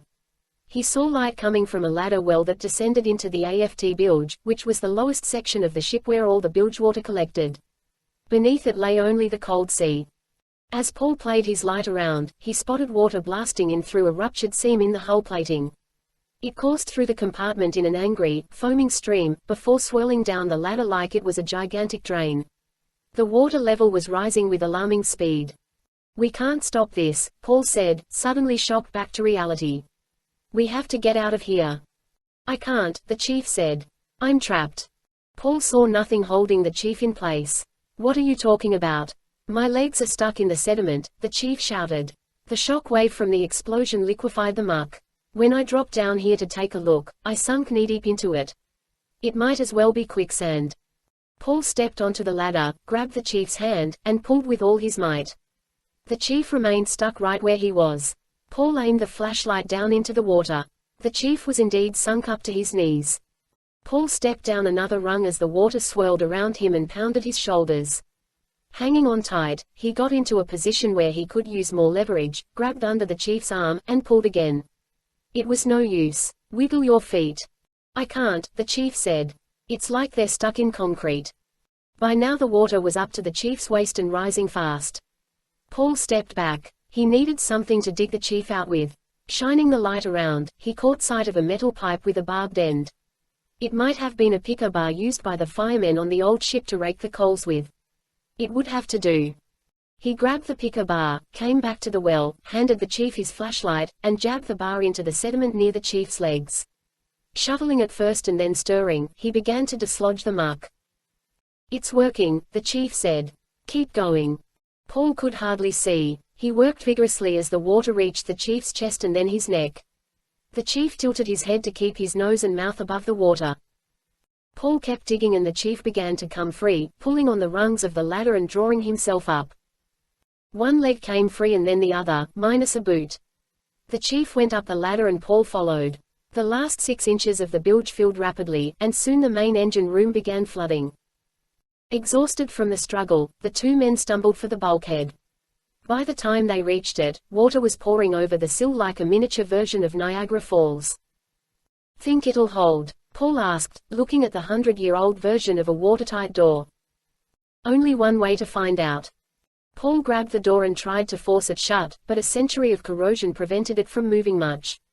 Putting his shoulder into it, Paul managed to move it halfway to a closed position before it seized once again. Stepping back, he took the iron picker bar and banged on the hinges, trying to knock the corrosion off. A few flakes were all he managed to clear. Putting the bar down again, he and the chief got behind the door and leaned into it. Closed 3/4 and then almost flush, but the weight of the water pouring through was too much and it pushed him back. "It's no use," the chief said. "One more try," Paul said. From the corner of his eye he saw a figure come running down the stairs behind them. Some assistance at last. "Help us." With the water surging through waist-high at this point, Paul leaned into the door one more time. He felt the chief pushing with all his might and then felt a powerful shove from behind as the crewman who'd come to help reached them. Between the three of them they overcame the force of the rushing water. The door clanged shut, and Paul wrenched the wheel over to lock it tight. The seal was less than perfect, after all these years, and water sprayed through around the edges in several places, but it could be measured in gallons per minute. Pumps could handle that, at least as long as the door held. Paul collapsed onto the floor and looked at the chief, who was smiling from ear to ear. "Just another day at the office," the chief said. "Think I'm ready for a day off," Paul replied. He turned to thank the crewmen for coming to their aid, but there was no one there. He looked around in all directions, but even after grabbing the flashlight from the chief he saw nothing but the dark hall. They were alone. "Did you bring anyone else down here?" Paul asked. The chief shook his head. "Everyone else went topside before the attack." "Why?" Paul gazed down the hall to the stairwell. He now realized that in the dark it would have been impossible for him to see someone standing there. But he distinctly remembered a broad-shouldered man with a mustache. He decided his mind was playing tricks on him. "No reason," he said finally. "Just making sure. Let's get up top in case this door gives way." Paul grabbed the picker bar, climbed to his feet, and helped the chief up off the deck. Wearily, they slogged their way toward the stairwell and climbed up into the daylight. In the hour that followed, pumps from the Condor and one of the tugs were brought in. The watertight doors were braced and reinforced inside the ship, while the salvage divers quickly found the ruptured seam and welded a patch job over it. The ship was still leaking, and it was anyone's guess if the hull would hold out, but as the tow got underway and the ships began to move, they did so under the watchful eye of the South African Air Force, which sent fighter aircraft and armed helicopters overhead in a series of revolving sweeps. As evening came on, the small flotilla met the first ship in what would prove to be a substantial honor guard. Within the hour, 2 additional warships joined it, followed by a dedicated repair vessel ready to lend a hand. It seemed that having endured the Waratah's loss once already, the South African government was determined not to let anything happen to her again. With a protective force around them, Paul began to feel more at ease. He found Gamay on deck, placing samples of many different things into plastic baggies, labeling them, and zipping them shut. She had her hair tied back, a pencil behind one ear, and her most studious look firmly in place. Paul sat down beside her. "Almost done with the collection part," she said, placing the samples into a plastic cooler. "I'm flying back to Durban to meet with a biologist regarding these samples." "Want to come?" "I'd love to," Paul said, "but I want to make sure this ship reaches port." "I'd say you've done enough," Gamay replied, "but I've seen that look before." "The job is not done until it's done," he said. "I'll be there to see you arrive," she said, placing the lid on the container and locking it down. He smiled, thinking back to all the times one of them had waited on shore for the other to come home. It was always an enjoyable reunion. She stood and picked up the cooler. Paul grabbed a second cooler and they began walking to the stern, where a launch waited to whisk her over to the Condor and the military helicopter waiting to fly her to Durban. "Do you believe in ghosts?" he asked. She laughed at the question. "Not really." "Why?" "No reason," he said. "Just checking." They'd reached the ladder, where a crewman helped lower down the containers. "I'll be ready for that candlelight dinner by the time I make port," Paul said. "I'll make us a reservation," she said. Paul hugged and kissed her and then stood back as she climbed down the rope ladder to a waiting boat. As the launch peeled off and made for the Condor, Paul decided he was a man with a lot to look forward to over the next few days: dinner with Gamay, bringing the Waratah into port after 105 years, and, if Gamay was right, some new insight into where the ship had been hiding all these years. At the Brevard Lair, the family mourned the passing of Egan with a somber ceremony, counterbalanced by the fact that Acosta the traitor had been killed and the hackers returned to their rightful owners. Without delay, Sebastian put them to work. Using their own skills and the offensive capabilities of Phalanx, they were soon hacking into the American Department of Defense, the European Air Traffic Control System, and various other entities, with the intention of wreaking havoc. "Is all this really necessary?" Callista asked. "We need a smoke screen for our true plans," he said. "A little carnage will do nicely." Callista nodded and walked to the front of the control room, where the floor-to-ceiling windows looked out over the Olympic-sized swimming pool. A pool where she'd learned to dive. Where she and the others had trained for the mission to attack the Ethernet. Thinking about that moment, her mind wandered to Kurt Austin. Since encountering him there, she'd hacked into the medical files Numa was keeping on him and learned of his relationship with Sienna. She wondered what would possess a man to risk life and limb for a woman he could never have. A woman whose rescue would only result in him losing her again, as he delivered her back to another man's arms. Either Sienna was the type of woman who inspired such love, or she was fortunate enough to have encountered a man whose sense of duty was more important than his own self-preservation. In either case, Callista found herself jealous. She had never known such a man and probably never would. "Get Laurent up here," Sebastian said, breaking her train of thought. "We need to make sure all his men are brought back to the compound and ready to fight. Even the ones we've simply hired for local jobs. Expecting company." "Not right away," Sebastian said, "but soon enough. When they do come, we must be certain that they bleed. They must find it as difficult as possible to overcome our defenses, or they won't truly believe they've won." She understood. It was all part of the game. Durban, South Africa. Gamay arrived in Durban and found herself something of a local attraction. The discovery of the Waratah was being kept secret until the ship was brought safely into South African waters. But the rumor had begun to spread. And hearing that a member of the Numa team had been flown in with samples of something that she needed examined, she was met with an excited response. Several experts flew in on their own dime and convened with her at the University of Durban Westville campus. They quickly set up shop, examining the samples of the insects, dead rodents, and various seeds and plants discovered on the Waratah. While they worked, Gamay took the opportunity to visit the library and found a microfilm machine, where she could peruse the old newspapers printed at the time of the Waratah's disappearance. "Are you sure you don't want to use a computer?" one of the librarians asked.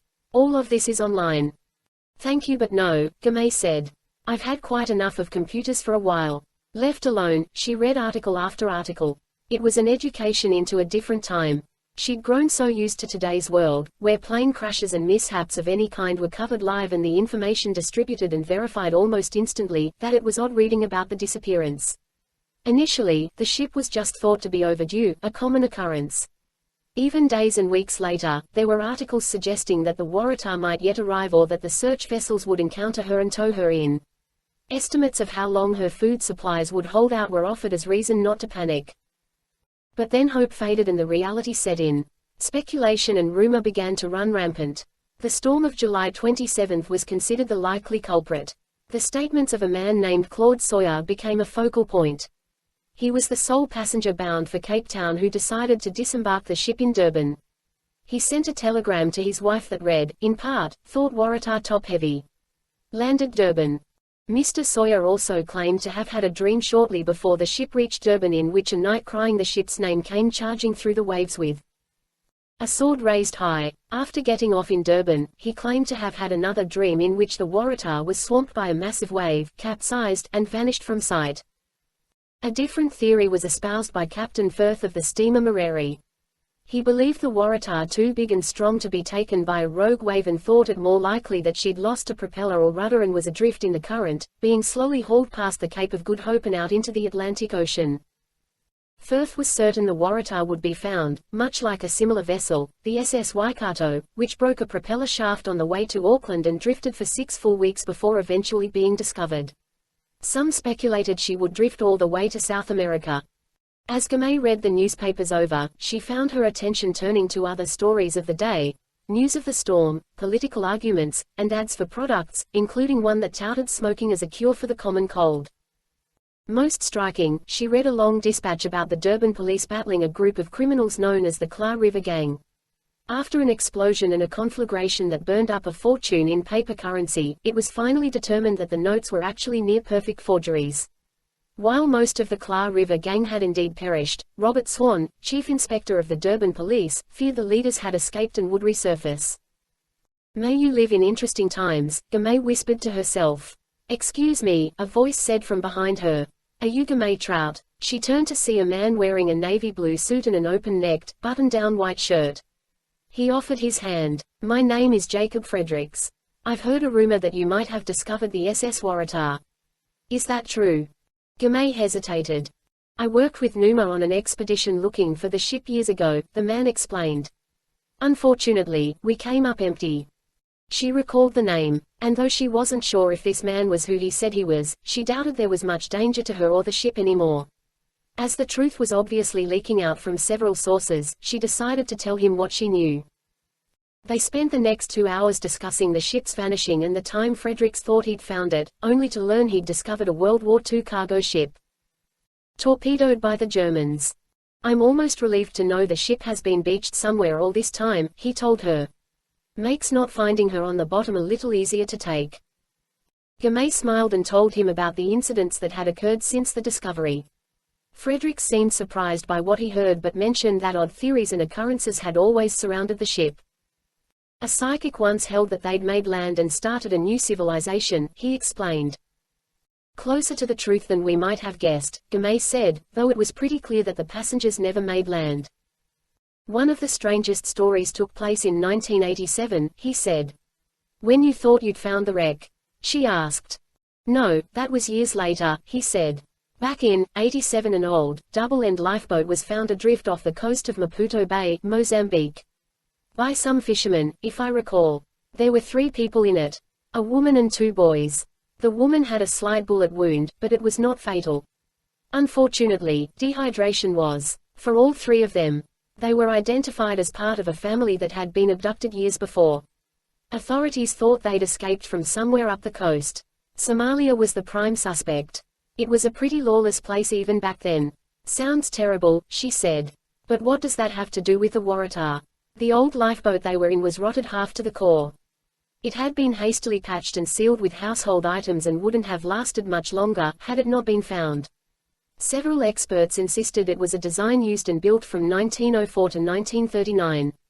Years later, someone did a computer analysis of the photos taken then and claimed to discover the remnants of lettering still visible on the highest plank, basically because the layers of paint had limited the erosion. I truly can't remember how they did it, but in the photo the writing could have been interpreted to spell Waratah. Gamay sat back, stunned. You're joking. He shook his head. At the time, everyone assumed it was a hoax. Like that alien autopsy video. But now, after what you've found, there is a possibility it might be true. And then there was the Kla River Gang, he said, moving on to a new subject. I was just reading about them, she said. Some think they bribed their way aboard the ship, he told her. Really? Yes. And then drowned when it went down. Except that it didn't go down, Gamay noted. Could this gang have hijacked the ship? From what I've read, they were ruthless, he told her. If the ship was taken over, they would have been just the kind of people to do it. Gamay found her mind swirling. She wanted to investigate everything this man had told her. But before she could do anything, her phone buzzed. A text message requested that she return to the laboratory, where the samples were being analyzed. I have to go, she said. I would love to talk more when I have some time. Anything for Numa, he said, handing her a business card and shaking her hand. Gamay left the library and returned quickly to the lab. The biologist who'd led the team summarized the results. Have you been able to give us some idea of where the ship might have been?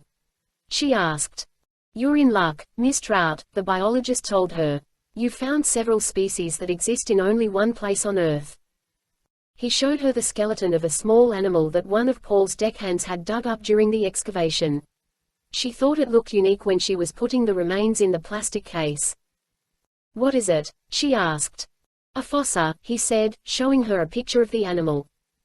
It looks like a cross between a cat and a kangaroo, she said, looking at the picture. It's actually a type of mongoose, he replied. Next he showed her a large moth. It had been just emerging from a cocoon when Eleanor had spotted it. Neither of them could believe how large it was. This is a moon moth, the biologist said, before moving over to the spiders they'd found on the first night. Golden orb weaver spider, he explained. While there are many species like this around the world, what we found in its web is unique. He pointed to an insect, one that had been wrapped up in spider silk. Giraffe weevil, he explained, handing her a magnifying glass. She focused her vision. The little bug looked fairly normal except for a long, skinny neck and head that stuck out from its body like an extension attachment on a vacuum cleaner. She couldn't believe they'd gotten so lucky. She figured the bad news was coming next. Let me guess. Somalia. No, he said. Much closer. The west coast of Madagascar. Madagascar, she repeated. He nodded. You see, the island of Madagascar broke off from Africa 160 million years ago, he explained. India was still attached to it at the time. But, 80 million years ago, India itself was torn loose by plate tectonics. As the three landmasses were pulled farther and farther apart, animals and plants left on Madagascar evolved differently from those in the rest of the world. As with Australia, there are hundreds of species that call only Madagascar home. You've discovered 3 of them on your floating wreck. Which tells us it was parked there for quite a while before it floated back out to sea. And the crocodile? She asked. Plenty of them in Madagascar, he said. Gamay nodded. The evidence was clear. The Waratah had spent her time aground on the western shores of Madagascar. The only questions now were where, and why someone was interested in sinking her. Kurt Austin felt himself falling, dropping weightless, into the darkness, his nerves tingling at the sensation. He plunged into the water and the cold sting opened his eyes. Suddenly he could see. Murky blue surrounded him, but there was light up above and the strange sight of waves toppling from beneath as they rolled over him. He kicked for the surface and came out into a storm. Wind-driven rain lashed the sea, and swells the size of railroad cars buoyed him up and then dropped him down once again. The yacht, the Ethernet, was ahead of him. Sienna and her family were on it. He kicked toward it and pulled himself aboard as a wave brought him up on the deck that was nearly awash in the storm. Struggling toward the bridge, shouting for Sienna, he found himself pushing through the main hatch only to be clubbed in the back of the head and slammed to the floor. The impact at the back of his skull nearly knocked him unconscious. He was woozy and dazed. The next thing he knew, someone was slamming him against the bulkhead and trying to choke him. Where the hell did he come from? A voice shouted from the other side of the bridge. There's a rescue copter outside, the man holding him called back. Kurt knocked the man's hand from his throat, but the man flung him down and put him in a headlock. Not one to lose many fights, Kurt was aware of weakness in his limbs that must have come from the initial blow to the back of his head. Having been concussed several times in his life, Kurt recognized the symptoms. The ringing in the ears, tunnel vision, dizziness. The blow should have put him out, might have even killed him. But, then again, Kurt has always been a hard head. He looked up, trying to assess the situation. The man at the far end had a woman by the arm. Sienna, Kurt said weakly. She looked over at him. Kurt, she said. She tried to pull free and reach for him, but the man yanked her back and handed her off to a subordinate. Get her to the escape pod. Her husband and the children are already there. Sienna struggled against him but could not break free. As she was dragged into the ship, Kurt could hear her shouting his name. He tried to stand, but his assailant was too heavy for Kurt to overcome in his current state. What about the rest of us? We'll be joining her as soon as we get rid of this one. The man dropped down beside Kurt, flipped open a knife, and went for the cable that attached Kurt to the harness. Kurt heard the helicopter through the storm and saw the spotlight probing around. It spurred the dim realization that he wouldn't survive if these men cut the cable connecting him to it. He snapped free, kicked the man with the knife, and lunged for the door only to be tackled again. Kill him. The man cocked the hammer on the pistol, but Kurt spun and kicked the man's knee. The weapon discharged, hitting the clear ceramic wall. The wall didn't shatter, but cracks spread across it like veins.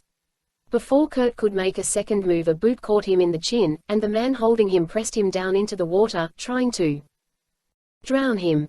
Despite every effort, Kurt could not push hard enough to rise up. Wait. The order came from a female voice.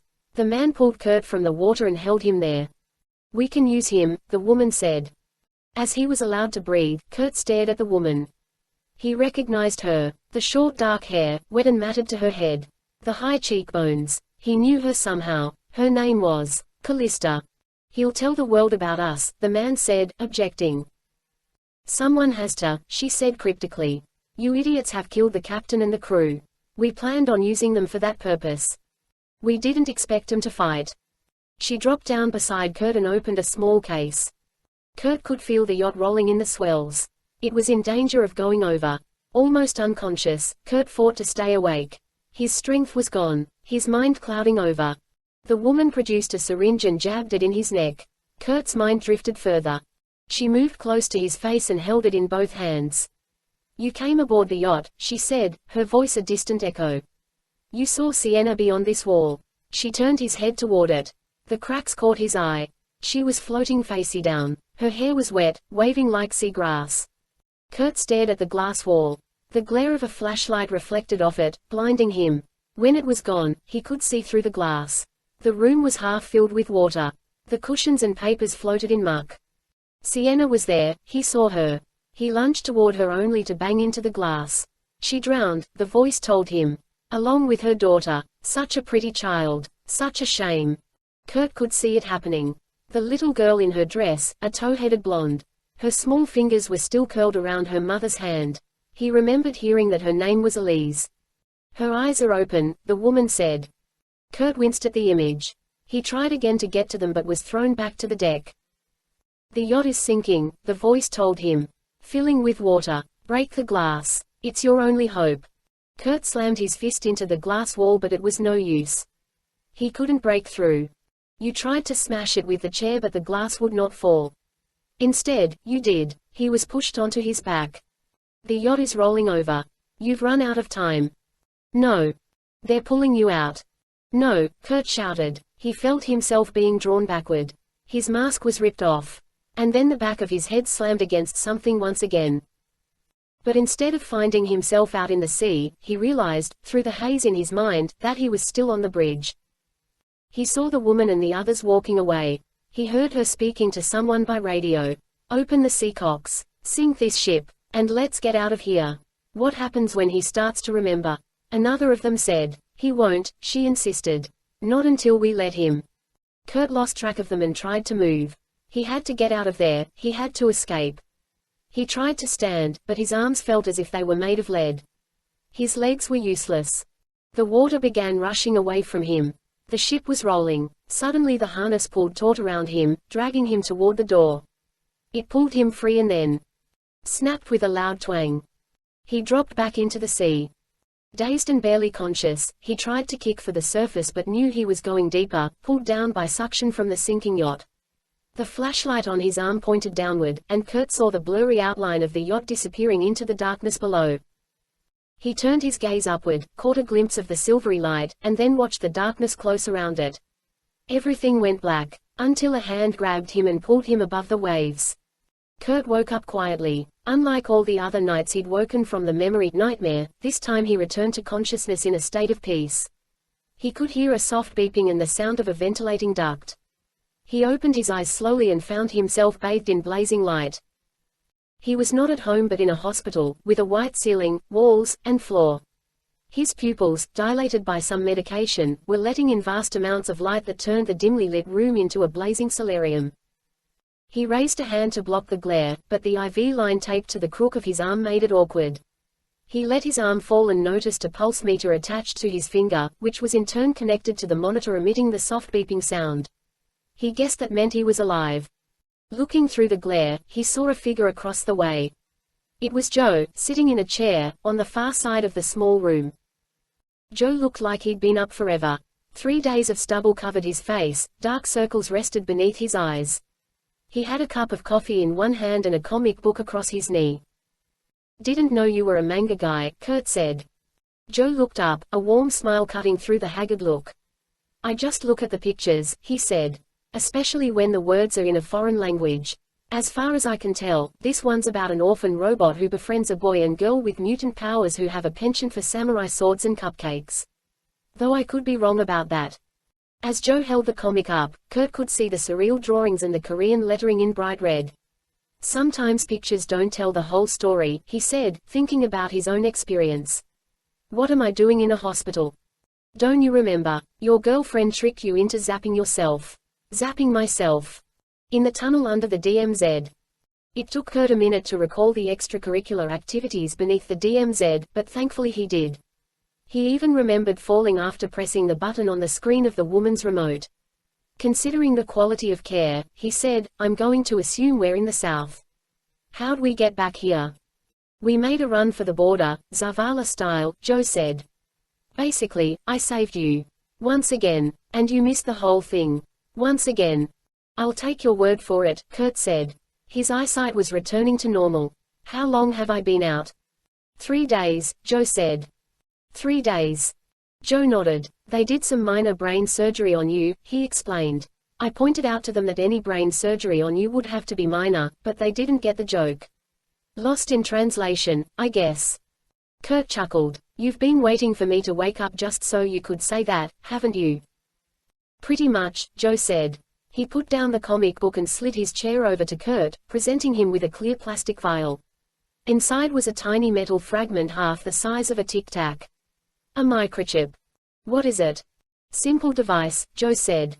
"It emits an electronic signal that short-circuits your brain every time they expose it to a certain frequency. The doctors say they've tried similar systems on patients with Parkinson's to control tremors. Or on people who've experienced emotional trauma, in an effort to rewire the recollection and reduce the emotional pain." Kurt looked at the chip. He wondered if its removal had allowed his memory to clear or if the jolt Callista had given him was so powerful that it had somehow overridden the false memory. "According to the docs, the little thing has to be triggered by a transmitter," Joe added. Hearing that, Dirk sent a team to sweep your house. They found a transmitter hidden in your garage. Kurt considered all the trouble the tiny chip had caused him. "That's why the nightmares stopped once I left DC and, I'm assuming, why I can remember being on the yacht now. I even remember you pulling me out of the water. That alone has to be worth all the trouble," Joe said. Kurt nodded and told Joe the memories he'd finally recalled. "Some of it's still fuzzy," he added, "but Callista was definitely there.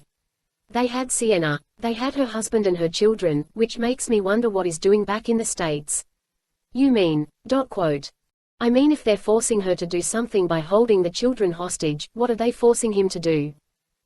You didn't hear it from me, Joe said, but I'm told the CIA is already wondering the same thing.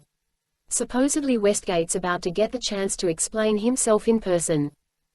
Kurt considered that progress. He sat up and pulled the pulse meter off of his finger, causing the monitor to flatline. An alarm sounded, bringing a nurse. She shut off the chirping, checked Kurt's vitals, and called a report into the nursing station. As she left, new visitors arrived. Hale from the CIA with his ever-present partner, Col. Lee. You're lucky to be in a hospital, Hale said, and not in a North Korean prison camp. Or one of ours, for that matter, Col. Lee added. You two almost caused a second Korean War. Technically, Joe said, the first one never actually ended. There was no peace treaty, only a ceasefire. So it would really be a continuation of the first war. You think this is funny? Col. Lee asked. No, Joe said. But I think the fact that Kurt and I discovered a threat to South Korean security in the form of a secret tunnel from the north has to count for something. Hale gave Col. Lee a look that said he has a point. You're both very lucky, Col. Lee said. Lucky you didn't end up dead or in a North Korean gulag. Lucky that Kim Jong-un is denying any such tunnel exists and claiming these are all imperialist lies rather than admitting 24 of his men were killed in the skirmish. Lucky that calmer heads prevailed. It's taken 3 days for the sides to calm down. But tensions are almost back to normal. Kurt was glad to hear that. Maybe we went too far, he said. We'll definitely be more careful next time. Sorry, Kurt, but there's not going to be a next time, Hale said. The words were delivered with a tinge of regret, even sadness. What are you talking about? Kurt said. We've proved Sienna is alive. We know these people have her and the other hackers on that list. We have to go after them before they do something terrible. The trail's gone cold, Hale explained. There are no leads left to follow. Then Rang is locked up in a maximum security prison, surrounded by guards and lawyers, and he's not talking to anyone. Your mystery woman and the hackers have vanished without a trace. What about Acosta? Kurt said. He took our tracking device. You should be able to activate it and find him. We tried that, Hale said. No luck. This country is a peninsula, Kurt pointed out. Considering the roadblock to the north, it might as well be an island. They can't just drive off into the sunset, especially when they're supposed to be under surveillance. We're watching the airports and all the major harbors, Hale said, but we've seen nothing so far. Acosta wouldn't be fool enough to book a commercial flight. There were too many other ways to get out. Hundreds of merchant vessels steaming in and out of Korean ports every day. Beyond that, there were thousands of small watercraft or privately owned jets. And even if something does turn up, Hale added, it won't be your job to follow up. Kurt narrowed his gaze, all but burning holes in Hale with his eyes. I've been on the phone with your boss back in DC, Hale said. He agrees with me that NUMA's involvement in this situation has run its course and is now at an end. If any other leads do surface, they'll be followed up on by Central Intelligence or Special Forces personnel under the direction of the NSA. Kurt knew the sound of a dismissal when he heard it. It sucked the air right out of him. He glanced over at Joe. I spoke with Dirk too, Joe said. He wanted you to know, it's time to let this go. Kurt leaned back against the bed. If there was an emptier feeling on Earth, Kurt hadn't felt it. They'd been so close. He'd finally found Sienna. He'd actually had her in his arms. Now she was gone. Again. The doctors insist you're ready to be discharged, Hale said. We're going to move you immediately, since we have reason to believe that Van Rang or even Acosta may have agents hanging around who'd like to kill you both. You'll be flown out of here at dusk on a military C-17 headed for Guam. From there, it's on to Hawaii and some R&R. Enjoy it, if you can. Kurt didn't respond, and Hale straightened up and made his way toward the door. He stopped to offer one more comment before he left. I'll give you this, Kurt. You put on one hell of a show. As dusk fell, Kurt and Joe were driven to an American air base in a battleship. Gray C-17 that sat on the tarmac, illuminated by a series of floodlights. They entered from the tail ramp, cleared by a loading officer, who was busy strapping down a Humvee and some other tarp-covered equipment, and were offered seats near the front. Kurt dropped into his seat, dejected and exhausted. Joe offered a few jokes to cheer him up, but Kurt didn't have it in him. He sat in silence and stared straight ahead as the huge four-engine transport taxied and then took off into the dark sky. As they climbed to altitude, Joe fell asleep, but Kurt found he couldn't close his eyes. He racked his brain for one more avenue to explore, one tiny thing they might have missed that could lead them to Sienna, the other hackers, and whoever was behind a plot that Kurt was certain hadn't truly begun to unfold yet. Try as he might, he came up empty. And as the drone of the engines and the chill of the cabin numbed him, he stood and walked toward the front, stopping to stare through the small window in the aircraft door. The sky was dark up ahead, but with a line of light on the horizon. Silver lining, Kurt thought, how ironic. As drained as he was, it took Kurt a minute to realize that there should not be a silver lining up ahead. If they were headed to Guam, they would be flying into the teeth of the night. They'd only been airborne a few hours and, despite the time zone change, it couldn't be anywhere near dawn yet. He looked backward. The sky behind them was pitch black. We're going the wrong way, he said to himself. Before he could hazard a guess as to why, the cockpit door opened and a familiar figure stepped out. Hiram, Kurt said. Seeing Hiram Yeager outside of the Numa building was like running into the high school principal out on the town somewhere. It was off-key somehow. Adding to that effect was Hiram's clothing. Instead of his trademark t-shirt and jeans, Yeager was zipped up in an olive-drab military flight suit, with his ponytail tucked up into an Air Force ball cap pulled down tight over the top of his head. Are you undercover? Kurt asked, half joking. In a way, I am, Yeager replied. Dirk wanted me to brief you in person. Brief me about what? The mission. Kurt paused. I thought there was no mission, he said. In fact, Tim Hale gave me the distinct impression that if I pushed it any further, I might end up in a stockade somewhere. Hiram laughed. Hale is actually rather fond of you, from what I hear. He was very impressed with everything you two accomplished in such a short time. So why the cold shoulder? It was for Colonel Lee's benefit, Yeager said. And anyone else who might have been listening, for that matter. We think the Korean security database has been hacked. And we're not too sure about our own or the DoD's.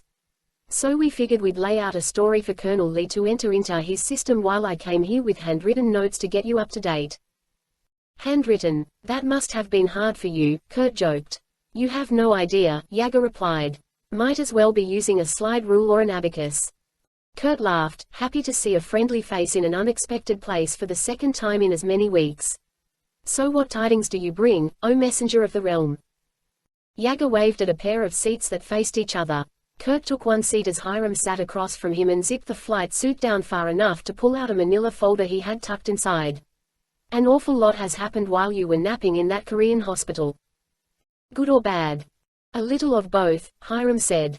As soon as Joe positively identified Sienna Westgate among the group of people that had been smuggled out of North Korea, the administration went into overdrive. Brian Westgate was called in to explain himself. In the middle of a tirade about how Phalanx was unbreakable, even if someone had Sienna in their clutches, he suffered a mental breakdown of some kind and what we thought was a stroke. Turns out he'd been given the same treatment as you. They pulled a chip from his occipital lobe. A team from the FBI found prescription drugs in his house that had been tampered with and laced with memory-inhibiting compounds. He's recovering and under guard for his own protection. Does he remember anything? Kurt asked.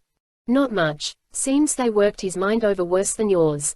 Kurt sat back. He'd harbored a natural dislike of the internet billionaire ever since he'd learned of Sienna's engagement to him. And from the beginning of this mystery, he'd been certain Westgate had some part in it. Finding out that Westgate had been given the same rough treatment and had been used as a pawn in some bigger scheme put Kurt in the odd place of feeling he'd misjudged the man. He could only imagine what was going through Westgate's mind at this point. They pulled him from the yacht, Kurt said, remembering what he'd heard. After they escaped in that pod and the storm had passed, they put him in that raft and waited for someone to find him. Yeager nodded. Seems likely, he said. The thing is, with both Brian Westgate and Sienna compromised, it's become obvious to everyone that Phalanx cannot be relied upon to protect the computer systems and networks it's been tasked with guarding. What's being done about it? Yeager sighed. Everything that can be, he said. A crash effort is underway to pull Phalanx and replace it with alternate systems. In addition, other security measures are being strengthened and reviewed. Some systems are being disconnected from the grid entirely. A step in the right direction, Kurt said. But when the people behind this mess realize that Sienna is no longer useful to them, neither she nor her children are going to last very long. No, Yeager agreed. The most likely outcome has them being killed. The group behind all this will simply start over.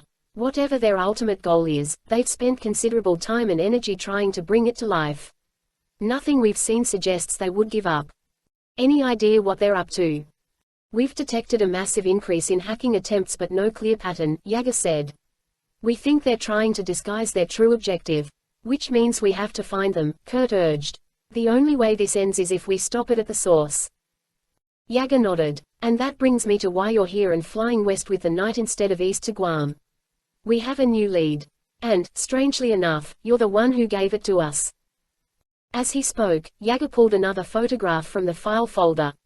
Kurt had seen it before. It was the picture he'd taken of Callisto on the deck of Acosta's yacht.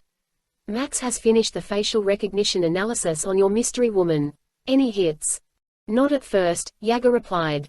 We checked through the civilized world's DMV bureaus, passport-issuing organizations, and court archives. Even Interpol. No matching photographic record of this woman exists. So I asked Max to scan all publicly available images and see if we could find a counterpart. There must be billions of photos out there, Kurt said.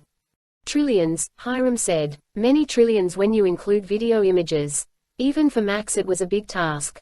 Took 3 full days. And when she finally came up with an answer, I almost asked her if she was joking. I didn't know computers could joke, Kurt said. Max has been known to pull a prank or two.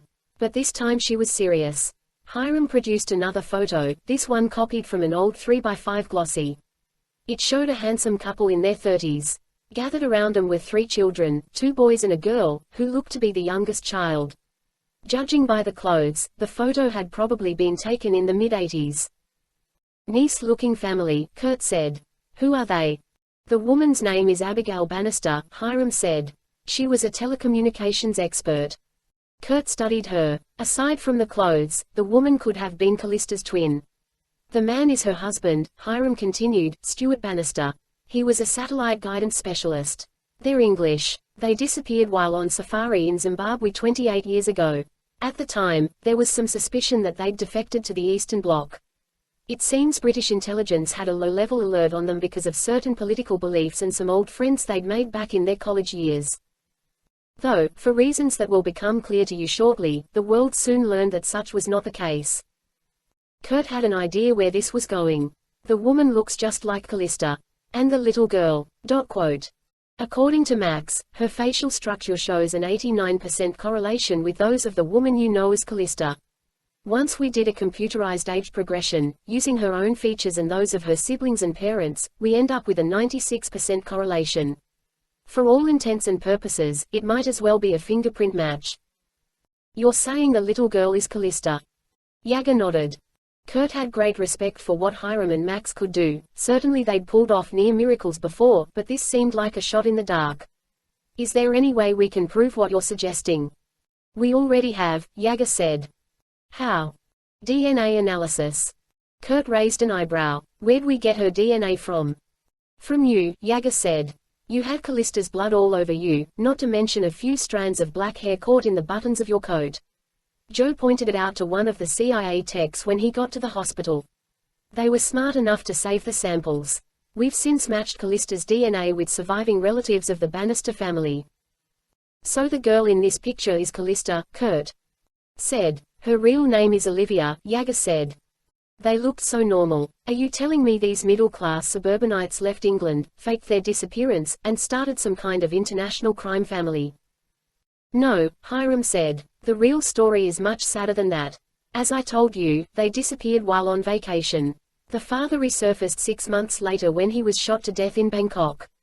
His hands were bound, his face was bruised, and he was clearly trying to escape from someone when he was gunned down. The responsible party was never found. A year after that, the bodies of the mother and the 2 boys were discovered. Where? Quote. In a dilapidated lifeboat drifting off the coast of Mozambique. Hiram passed another photo over, this one of the lifeboat as it was discovered. The 3 bodies were covered, but there were several containers at their sides. Here and there, Kurt saw patches to the rotting wooden boat and a pair of makeshift oars. In one corner was a broken splint of wood and a tattered bolt of cloth that might have been used as a mast and sail. They died of dehydration, Hiram explained. No water in those containers? Kurt asked. Perhaps at first, Yager said. But if that's what they held, it wasn't enough.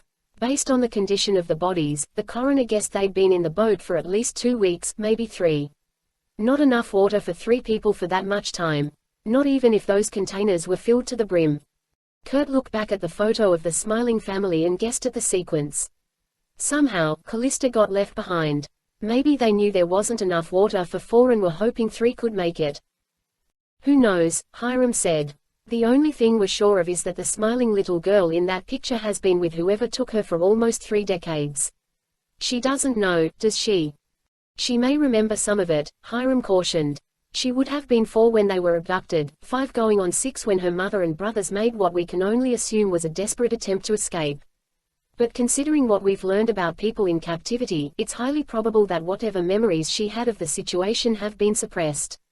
Between Stockholm Syndrome and the human desire to survive, the mind can be bent into accepting even the strangest of things. In her case, as a young child, it would probably have been as simple as just making her part of a new family. Kurt considered the irony. She's gone from abductee to abductor. She wouldn't be the first. Kurt nodded. Looking at the photo, he felt sorry for the little girl who'd become Callista. But his main concern was the madness she and her partners were now spreading over the world. So this is a break for us, he said. If we find the people who took her, we find the mastermind behind all this. Exactly our thinking, Hiram said. Which leads us to a leap of faith. Take a look at the old lifeboat in the picture. Can you make out the name stenciled on the upper plank? Kurt squinted. He could see a discoloration, but that was it. He shook his head. Here's an enhanced photo. Kurt took the new printout. Computer augmentation had made the name more legible. Kurt read it twice to be sure, and then a third time. I know you wouldn't be joking at a time like this, but are you certain? Hiram nodded. The Waratah, Kurt said. The Blue Anchor Line's Waratah that vanished in 1909. One and the same, Hiram said. Between St. Julian Perlmutter's vast number of records on the subject and a South African who spent years looking for the Waratah, we've confirmed that she had 2 double-enders of exactly this type among her complement of auxiliary craft and lifeboats. Kurt stared at the name on the photo. It certainly looked correct. But it seemed impossible. It's got to be a mistake, he said. Logic would tell you that, Hiram agreed, except that I know something you don't. The Waratah never went down. With that, Hiram pulled out another photograph. On it Kurt saw a derelict vessel covered in sediment, corrosion, and what Kurt guessed to be vegetation. She didn't have much shape to her. I present the SS Waratah, Hiram said. Discovered by Paul and Gamay Trout, 3 days ago, adrift in the southern reaches of the Indian Ocean. Kurt looked at the photo. He realized that Hiram wouldn't be joking about such a thing, not at this point, but it boggled his mind and he had to make sure. You're serious? Yager nodded. How is it possible? Hiram explained their theory about how the sediment she was buried in stunted the corrosion on her hull, and what Gamay and Eleanor found in her sickbay. We're operating on a theory that a violent group took over the ship, he continued, and sailed her north. Any idea where she ended up? Hiram nodded. The west coast of Madagascar, he said, then followed up by explaining how Gamay had led them to that answer, passing yet another photo from the file to Kurt. 2 satellite images were printed on the photo side by side. They showed a muddy river snaking and turning. Before and after, Yager explained. The picture on the left is 2 months old. The picture on the right was taken last week. Kurt's eyes went right to a highlighted section where the channel bent 90 degrees and then ran out to the sea. In the older photograph there was a large obstruction, like a hill or sandbar, that seemed to force the bend. In the newer photo the hill was gone, the river had carved out a new course, and the channel had widened and straightened substantially. Torrential rains last month scoured a new route to the sea, Hiram said. They took everything in their path along with them, including the hull of the SS Waratah. The hill in question matches her dimensions almost perfectly. Kurt rubbed the stubble on his chin.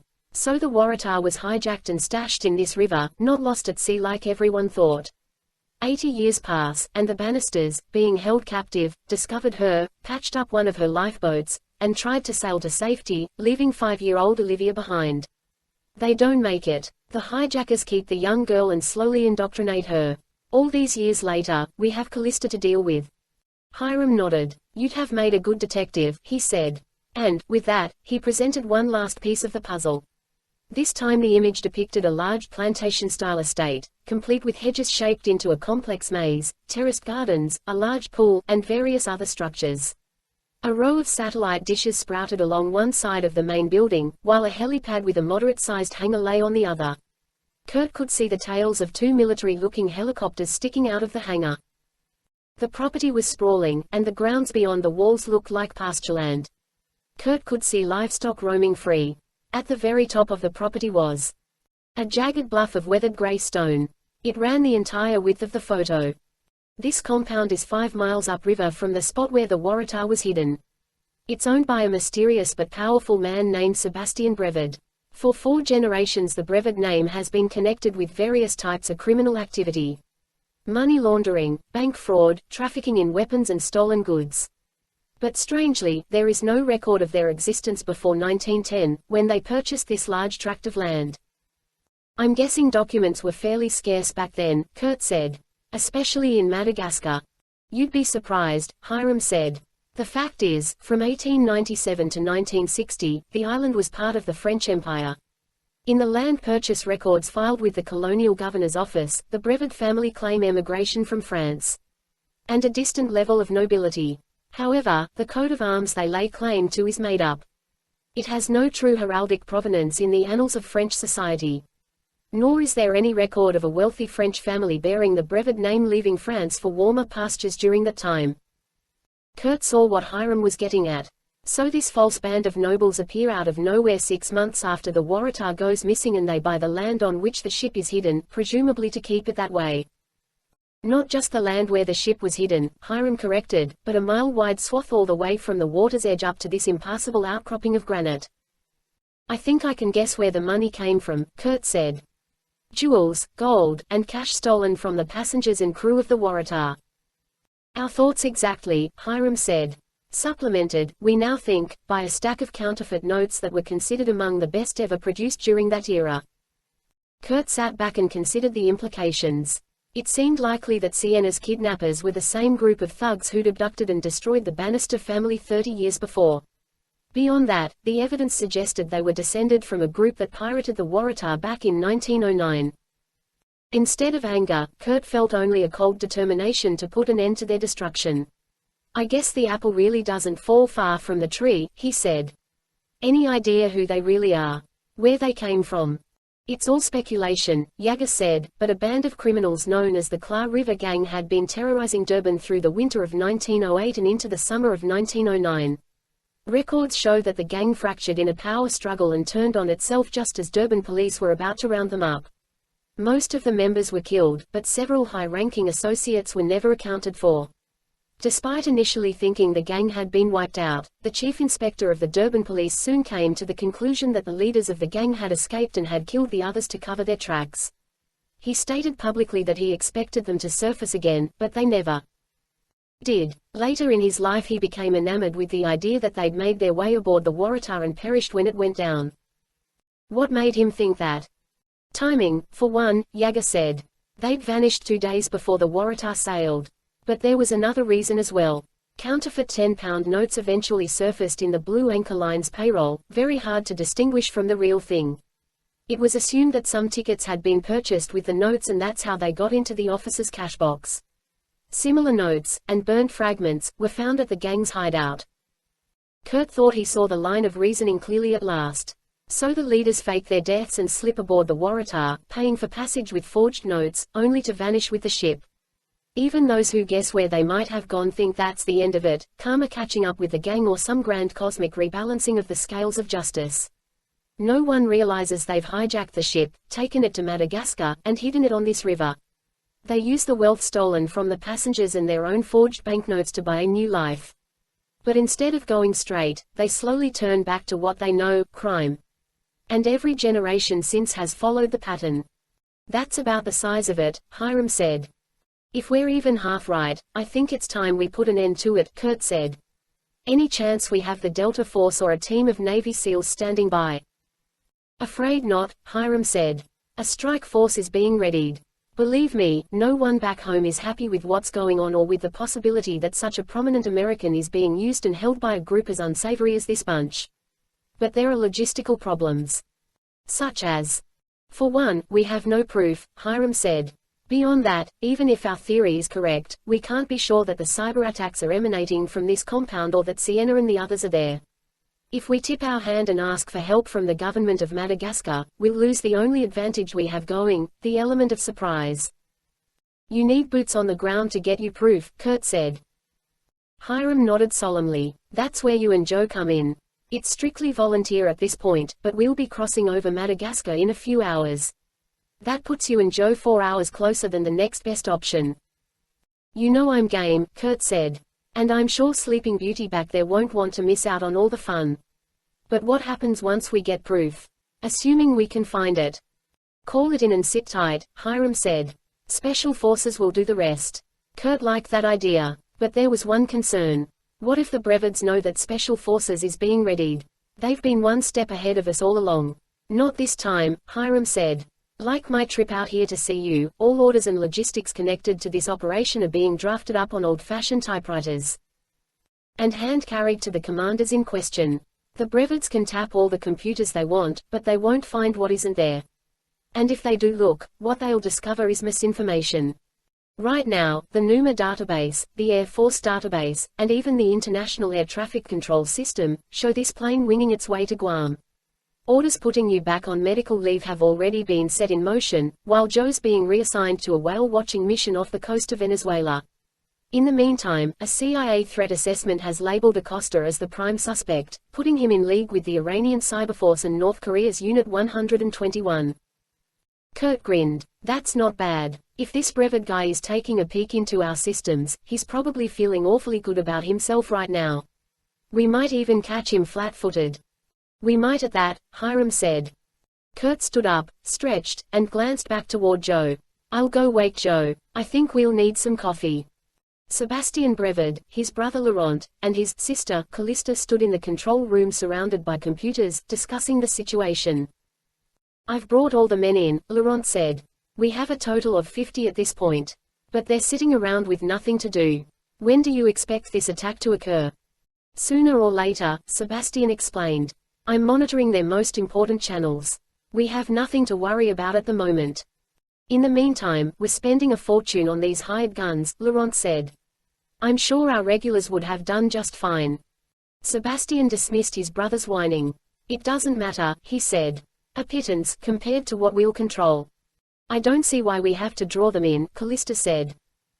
Sebastian glanced toward her as he sat at his own workstation. How many times have I told you, dear sister, a con is never about convincing your mark to do any particular thing. They must convince themselves to take action, firm in their belief that it was their idea all along. That, I understand, she said. But why bring 'em here? To make this work they must attack with vengeance and retribution in their eyes. The carnage and annihilation it brings will make the world think we're dead. It will make 'em think this sordid chapter in their pitiful lives is over and the threat effectively neutralized. Only then will we be truly hidden and able to act with impunity. I told you I would give us a new life, one where no one is looking for us, and I shall. For the first time she could remember, he moved closer to her. Instead of the stern older brother, there was something more in his eyes. It made her uncomfortable in a way she was used to making others uncomfortable. What about the hostages? She asked, pulling back. He looked at her with disappointment. For the second time in as many weeks you seem concerned with something other than our family. Are you feeling all right? I just need to know, she snapped. They can identify us, Sebastian explained. To prevent that, they will be destroyed in the conflagration. Their quarters are lined with napalm, much like the explosives that line our home. When the attack comes and the firefight begins, I will detonate the charges and the whole place will go up in flames. Make sure you're on the helicopter with me when it does. She smiled, the slightly sadistic smile he was more used to. Of course, dear brother. Where else would I be? Good, he said. Now, bring Sienna Westgate to me. I have at least one last job for her. Callista nodded and left. With the door shut tight, Laurent re-engaged Sebastian. She's getting soft, he said.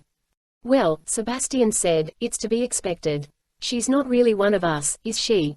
Laurent smiled. Both he and Sebastian had enjoyed taunting her when she was a child, it had been a game. They both knew who and what she was. They were surprised by what she became, how strongly she bought into the family. In many ways she'd always seemed intent on proving herself, as if she knew deep down inside that she didn't belong.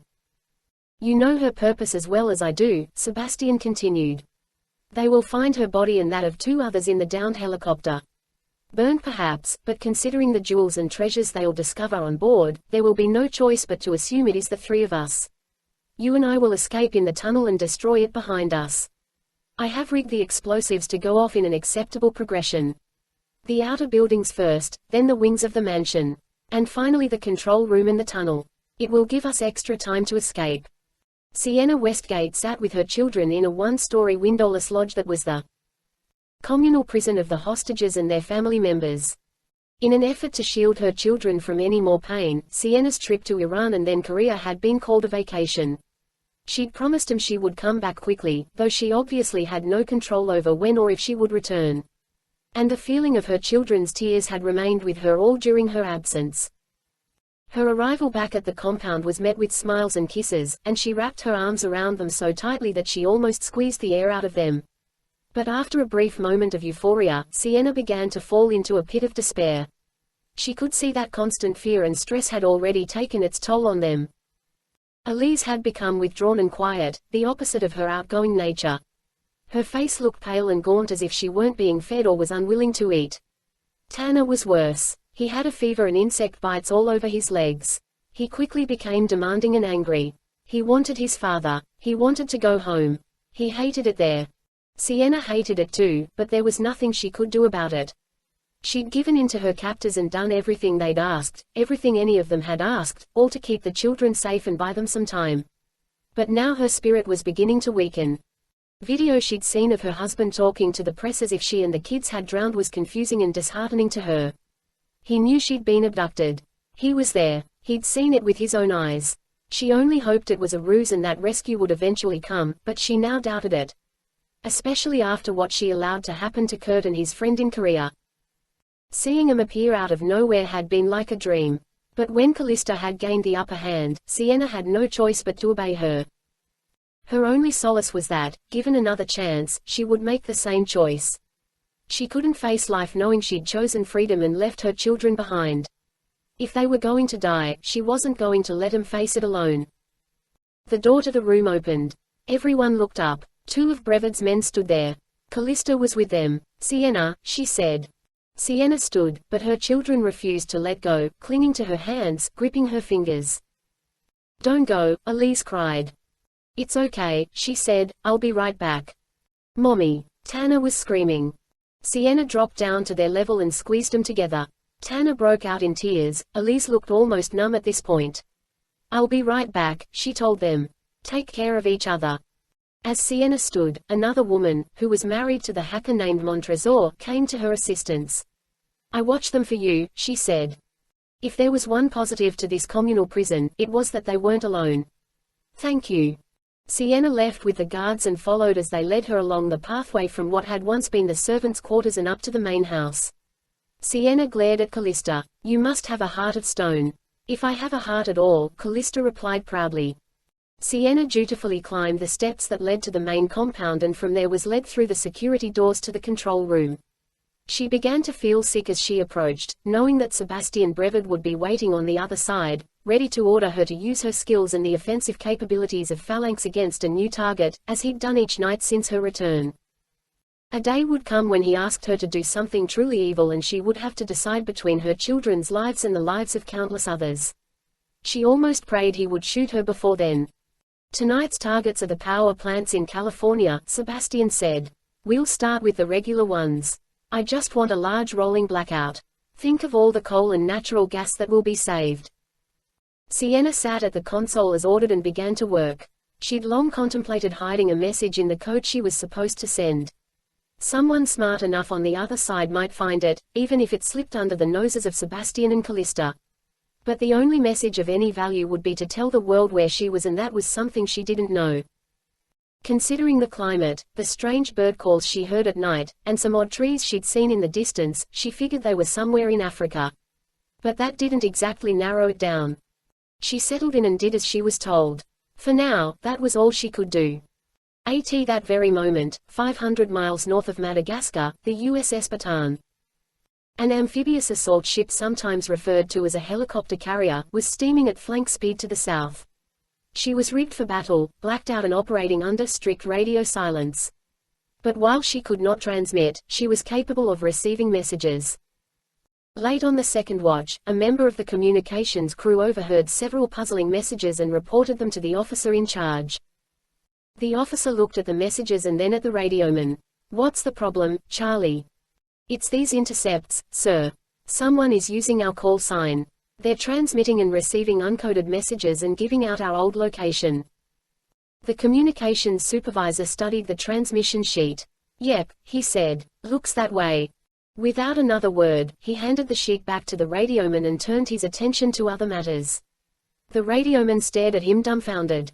"You have a post to man, sailor." "Yes, sir," the radioman said, turning and heading back to his console. Something was obviously going on, but having seen the look on his superior's face, Charlie knew better than to ask. Meanwhile, down on the hangar deck of the ship, a swarm of mechanics and technicians worked on a group of UH-60 Black Hawk helicopters, making sure all 5 were in perfect shape for the mission.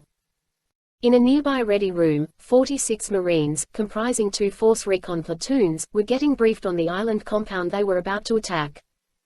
"We go in under cover of darkness," Lieutenant Brooks told the men. "Secure the perimeter and then search the grounds and buildings with the following objectives. First, to rescue Ms. Westgate and her children. Second, to rescue any other civilians found on the site. Third, to capture the individuals responsible. Fourth, to gather any intelligence regarding their activities or associates." "Are we going in as friendlies?" someone asked. "Negative," Brooks replied. "We have not been invited and we will not be overstaying our welcome. From wheels down to departure, we have no more than 40 minutes.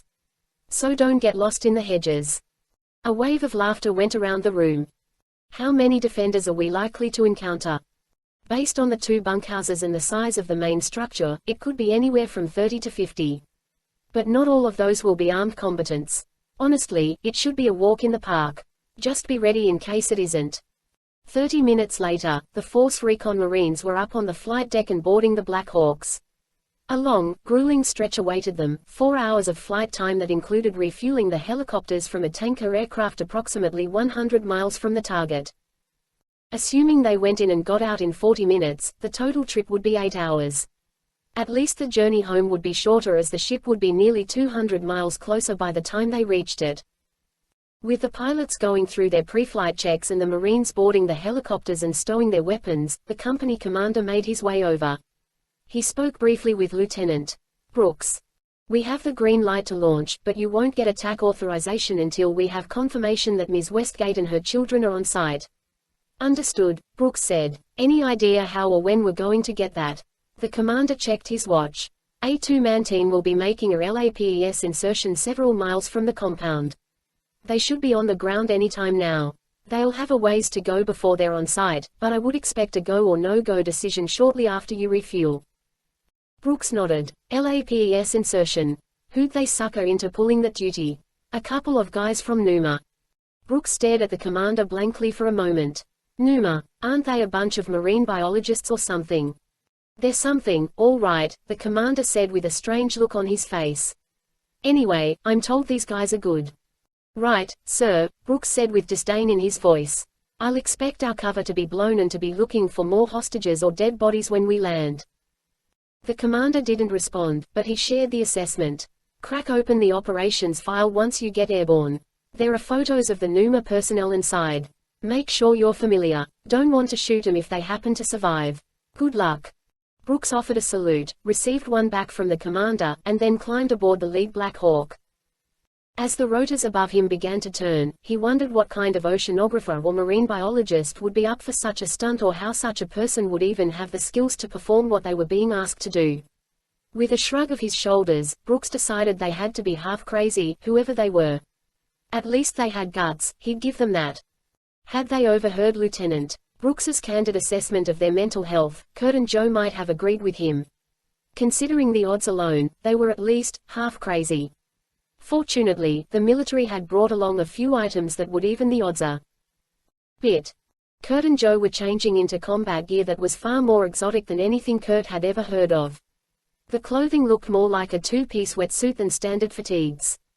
It fit snugly and had some compression to it, bulging only where armored Kevlar pads covered the chest, thighs, and forearms. "Feel like I'm suiting up for some futuristic sport," Joe said as he pulled the garment tight. Kurt laughed as he pulled his own suit on and ran his hands over the outer layer. "Odd texture," he said. "It feels like sandpaper." An Air Force Staff Sergeant named Connors explained the clothing. "These are what we call infiltration suits," he said. "The guys call them chameleon camo, because of the way they work. There are 29,000 microsensors sewn into the exterior. They detect ambient light in all directions and change the color of the suit to match what is behind and around you. Try them out." Kurt found a small switch and clicked it to the on position. Then went over and stood by the wall of the aircraft. The suit changed almost instantly from a dark navy blue to battleship gray. Where his right leg crossed in front of a black seat, the suit turned black. And where a yellow cable crossed behind him, a matching yellow strip crossed from his shoulder. He wasn't exactly invisible, but it looked like he'd been painted over to match the wall. Only his face and hands were obvious, and they would be covered by gloves and a hood once he was on site. "That's incredible," Joe muttered. "If you think they work well inside a brightly lit aircraft," the sergeant said, "wait till you get on the ground. If you two aren't careful, you'll lose track of each other from 10 feet away." "What about infrared?" Kurt said. "The suit has a cooling unit," Connors said. "It will counteract your body heat for about 30 minutes once you switch it on.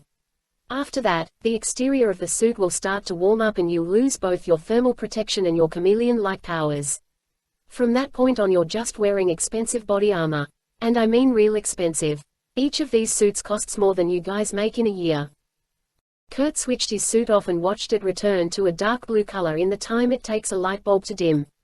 From there the sergeant led them over to an equipment table that had been folded down from the wall of the cavernous aircraft.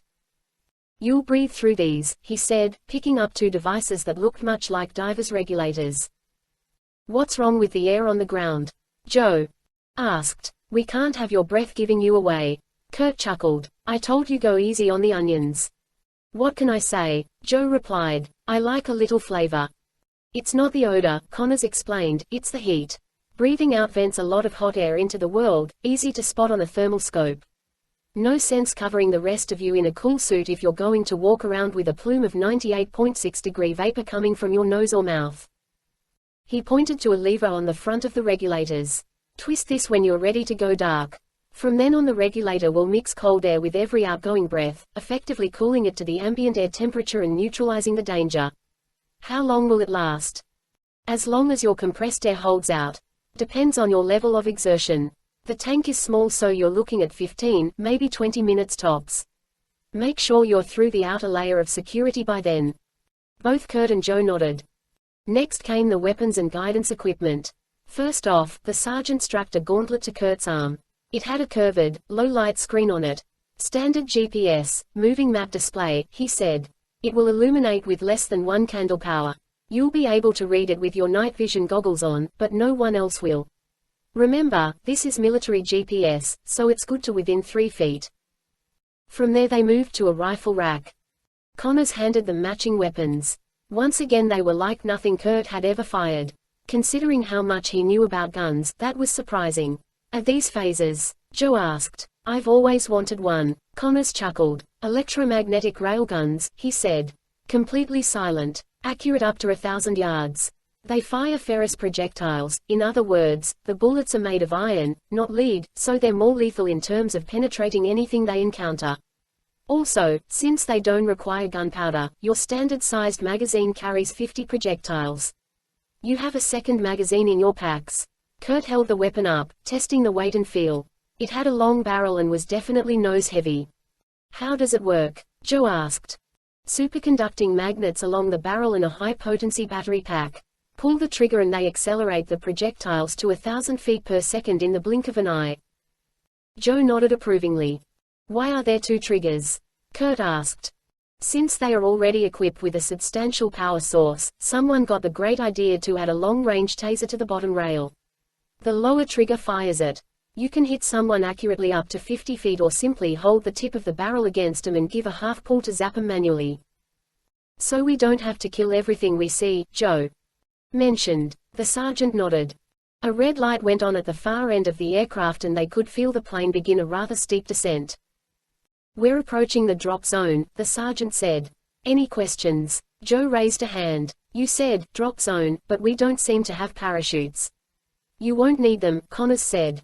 You'll be going out in the Hummer. Does it fly? Nope, but it can be put on a pallet and tossed out the back from an altitude of no more than 20 feet. Joe turned to Kurt. You said we'd be using parachutes. LAPS, Kurt said. Low Altitude Parachute Extraction System. It's all right there in the acronym.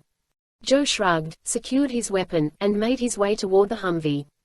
Why not? I'm open to new things, different experiences, novel ways of risking my neck in the name of science. Why not try driving an SUV off an airplane moving at 150 knots? Somebody's got to do it. Both Kurt and the sergeant laughed. Good luck, Connors said.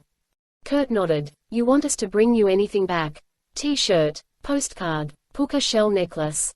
The sergeant grinned. I prefer a shot glass that says, we came, we saw, we conquered. Kurt returned the smile. I'll see what I can do. 30 minutes later, Kurt and Joe sat belted into a Humvee that was secured to a sturdy wooden pallet and a harness that would deploy 2 large drogue chutes. Joe was harnessed in at the wheel, though he wouldn't actually do any driving during the insertion, as the danger of the wheels turning sideways and getting ripped off was far too great.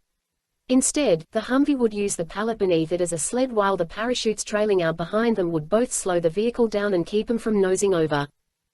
Kurt made one last check of his equipment. Out of an abundance of caution and a certain sense of nostalgia, he had added an additional weapon to his arsenal.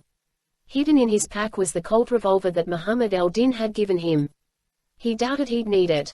But if the recent past had taught them anything, it was that modern technology was vulnerable to tampering or failing at precisely the wrong moment. That being the case, having a backup weapon from a bygone era didn't sound all that bad. He kept it zipped up in a front pocket that ran diagonally across the vest. For less logical reasons he'd brought the pictures of Callista's family and the lifeboat they attempted to escape in. After searching for the truth so painfully himself, some part of him thought she deserved to know hers. The light on the wall turned yellow and Sergeant Connors pressed a switch that opened the ramp at the tail end of the C-17. They were descending through 2,000 feet into utter darkness. The sea was below them for a moment and then sand as they flew over the beach. As they flew lower and slower, the howl of the airstream whipping past the open door took on a different tone. With full flaps and its gear down, the C-17 could move incredibly slowly for such a huge machine. But the wake turbulence caused by flying at a high angle of attack in such a dirty condition created a buffeting and whining sound that seemed to trail behind the plane as if banshees were chasing it. On the map, the drop zone was labeled Ansilova Airport. Joe seemed concerned about that. You think the people at this airport are going to be surprised when we drop out of the sky and drive off without stopping at customs? It's not much of an airport, Kurt said, more of a dirt strip with a grass hut at the far end. We're only coming here because we need a flat surface to slide on. But there are no planes. No rental car desks. No white courtesy telephone. No Admiral's Club, Joe said, looking perturbed. Kurt shook his head. Sorry, buddy. Joe sighed. I really have to talk to my travel agent. This trip is getting worse all the time. As Kurt and Joe waited for the light to go green, the pilots up front were easing the huge aircraft down over the trees. A crosswind coming down off the slope of the island was making it difficult and they were actually flying sideways, a tactic pilots call crabbing. The problem was that they couldn't drop the Humvee in that alignment or it would land sideways and flip, killing the occupants instantly. The co-pilot was on the instruments while the pilot flew with night vision goggles on. 90 feet AGL, the co-pilot said. Can't get any lower until the trees clear, the pilot replied. We should be over the site in 10, 9, 8. The trees finally dropped away from under them and the pilot saw the dirt strip stretching out before him in a long thin line. He corrected to the left and brought the C-17 almost to the surface, stomping on the rudder to straighten the huge bird out. The C-17 was now 30 feet off the dirt strip, screaming at full power and headed for the trees 5,000 feet ahead. In a chair behind them the loadmaster hit a switch, changing the jump light in the rear of the aircraft from yellow to green. Release the payload, he said into the intercom. For what seemed like an interminable length of time but was, in fact, only a few seconds, nothing happened except the trees ahead looming larger. Then the pilot felt the plane rise as the 5,000-pound payload was pulled out the back. At almost the same instant, Sergeant Connors's voice came over the intercom. "They're away. Payload clear. I repeat, payload clear." In a synchronized move, the pilot jammed the throttles to full as the co-pilot retracted the gear to reduce the plane's drag coefficient. "Positive rate," the co-pilot called out, seeing the altimeter begin to move. The pilot heard but did not reply. The dirt strip was only a mile long. The trees at the far end were no more than a few hundred yards away. It was a very tight window. "Climb, baby, climb," he whispered to the plane. With its engines screaming and its nose pointed skyward, the gargantuan aircraft clawed for altitude. It crossed the end of the dirt strip and pulled just clear of the trees, close enough that the mechanics who inspected her later would find streaks of green chlorophyll all across the underside of the fuselage. Clear of the danger, the pilot leveled off, picked up airspeed, and then turned to the southwest. In short order, they were out over the Mozambique Channel. Only now did the pilot consider the fate of the men they'd just dropped, wondering if they would live out the night. For their part, Kurt and Joe had wondered if they would survive the drop itself. It felt as if the plane was maneuvering desperately the last 30 seconds or so. As the light went green, Connors had pressed a red deploy button and shouted, "Go," or something along those lines. Neither Kurt nor Joe truly heard him as the sound of the drogue chutes deploying and the sudden whiplash of being pulled backward out of the aircraft snapped their heads forward and commanded all their attention. The Humvee was yanked out of the aircraft and in free fall for all of 2 seconds. Kurt distinctly remembered the sight of the aircraft pulling up and banking to the right as the vehicle skidded across the dirt on the pallet like a toboggan out of control on an icy slope. The first sensation was like skipping like a stone on a lake. And then they decelerated as the pallet maintained contact with the packed dirt of the runway. The last 40 or 50 feet seemed smoother. And then suddenly they lurched to a stop. Up ahead the C-17 just barely cleared the trees, and Kurt was certain he saw brief fires in the treetops where the heat of the engines singed them. At that moment just being alive was a thrill. Kurt looked over at Joe and saw him grinning from ear to ear. "Okay, I'd do that again," he said giddily. "I'd even pay for another ride." Kurt had to agree, but duty called. He opened the door and released the lock that connected them to the parachute and another lock that held them to the pallet. Joe performed the same task on the driver's side and then climbed back inside, turned the key, and brought the Humvee's 6.2-liter fuel-injected diesel to life. In a moment they were speeding across the last 100 yards of the runway and onto a dirt road that led them south. "Hope you've got the map ready," Joe said, "'cause I'm not from around here." "Just stay on this road," Kurt said. "We've got 7 miles to go." With their infiltration suits switched off and well-worn robes covering them, Kurt and Joe raced along the dirt road in the Humvee. The landscape flying past in the dark was hard to see, but this section of Madagascar was made up of wide grassy fields, occasional copses of small trees, and plenty of sky. So far, they hadn't passed a single hut or another vehicle. Joe let off the gas to negotiate a bend in the dirt road and they began to drift sideways as the rutted ground gave way beneath them. But with a slight punch of the throttle, the knobby tires bit a little deeper into the soil and the four-wheel drive Humvee snapped back into a straight line and continued forward. Kurt was in the passenger's seat, holding onto the roll bar with one hand and checking the GPS with his other. "You always drive like this. You should see me at rush hour." "Something tells me I'd rather not." "First time I've ever been late for a meeting and not ended up in traffic," Joe said. "This section of Madagascar is pretty sparsely populated," Kurt said. "According to the map, the biggest town in a 50-mile radius is a place called Massaurivo and it's only 8,000 people." "Lucky for us," Joe said. "Doubt we'll see another car out here." Kurt agreed, but livestock was another story. In sections where the rainwater had pooled, they'd passed grazing cattle and sheep. "Watch out for cows," he said. "As I recall, you hit one in the Azores and had to fight for the town's honor as part of your community service." "I was exonerated," Joe insisted. "A court inquiry ruled the cow to be at fault and fined her for grazing without a license." "We don't have time to go to court," Kurt replied, laughing at the memory, "nor do we have a replacement front end handy. So just be careful." Joe promised he would do just that as they raced onto a straightaway and he stomped the gas pedal to the floor once again. 1.5 miles from the Brevid property they slowed. In place of blazing headlights, Joe and Kurt pulled on their night vision goggles. The Humvee became a growling beast of the night, hidden in the darkness. I can see the fence up ahead, Kurt said. Pull off the road here. We can hide the vehicle behind those trees. Joe allowed the Hummer to slow on its own. He manhandled the wheel and took him off the dirt road and onto the soft ground with its waist-high grasses. They came to a stop behind some low-lying brush and the wide trunk of a strangle-looking tree that grew straight up like a concrete pillar. The only branches on the tree sprouted 70 feet above at the very top. It looked more like a giant stalk of broccoli than a tree. Several more of the odd trees grew close by. I feel like I'm in a Dr. Seuss book, Joe said. Baobab trees, Kurt said. Trees like this won't give us a lot of cover. We shouldn't need it with the suits, Kurt replied as he pulled off the oversized cotton tunic and rolled it into a ball. As Joe did the same, Kurt removed the night vision goggles and clipped the breathing regulator onto a notch at the shoulder. The small tank of compressed air that would be used to cool his breath was strapped to his side. He scanned the fence. It was rusted old barbed wire, already broken in places.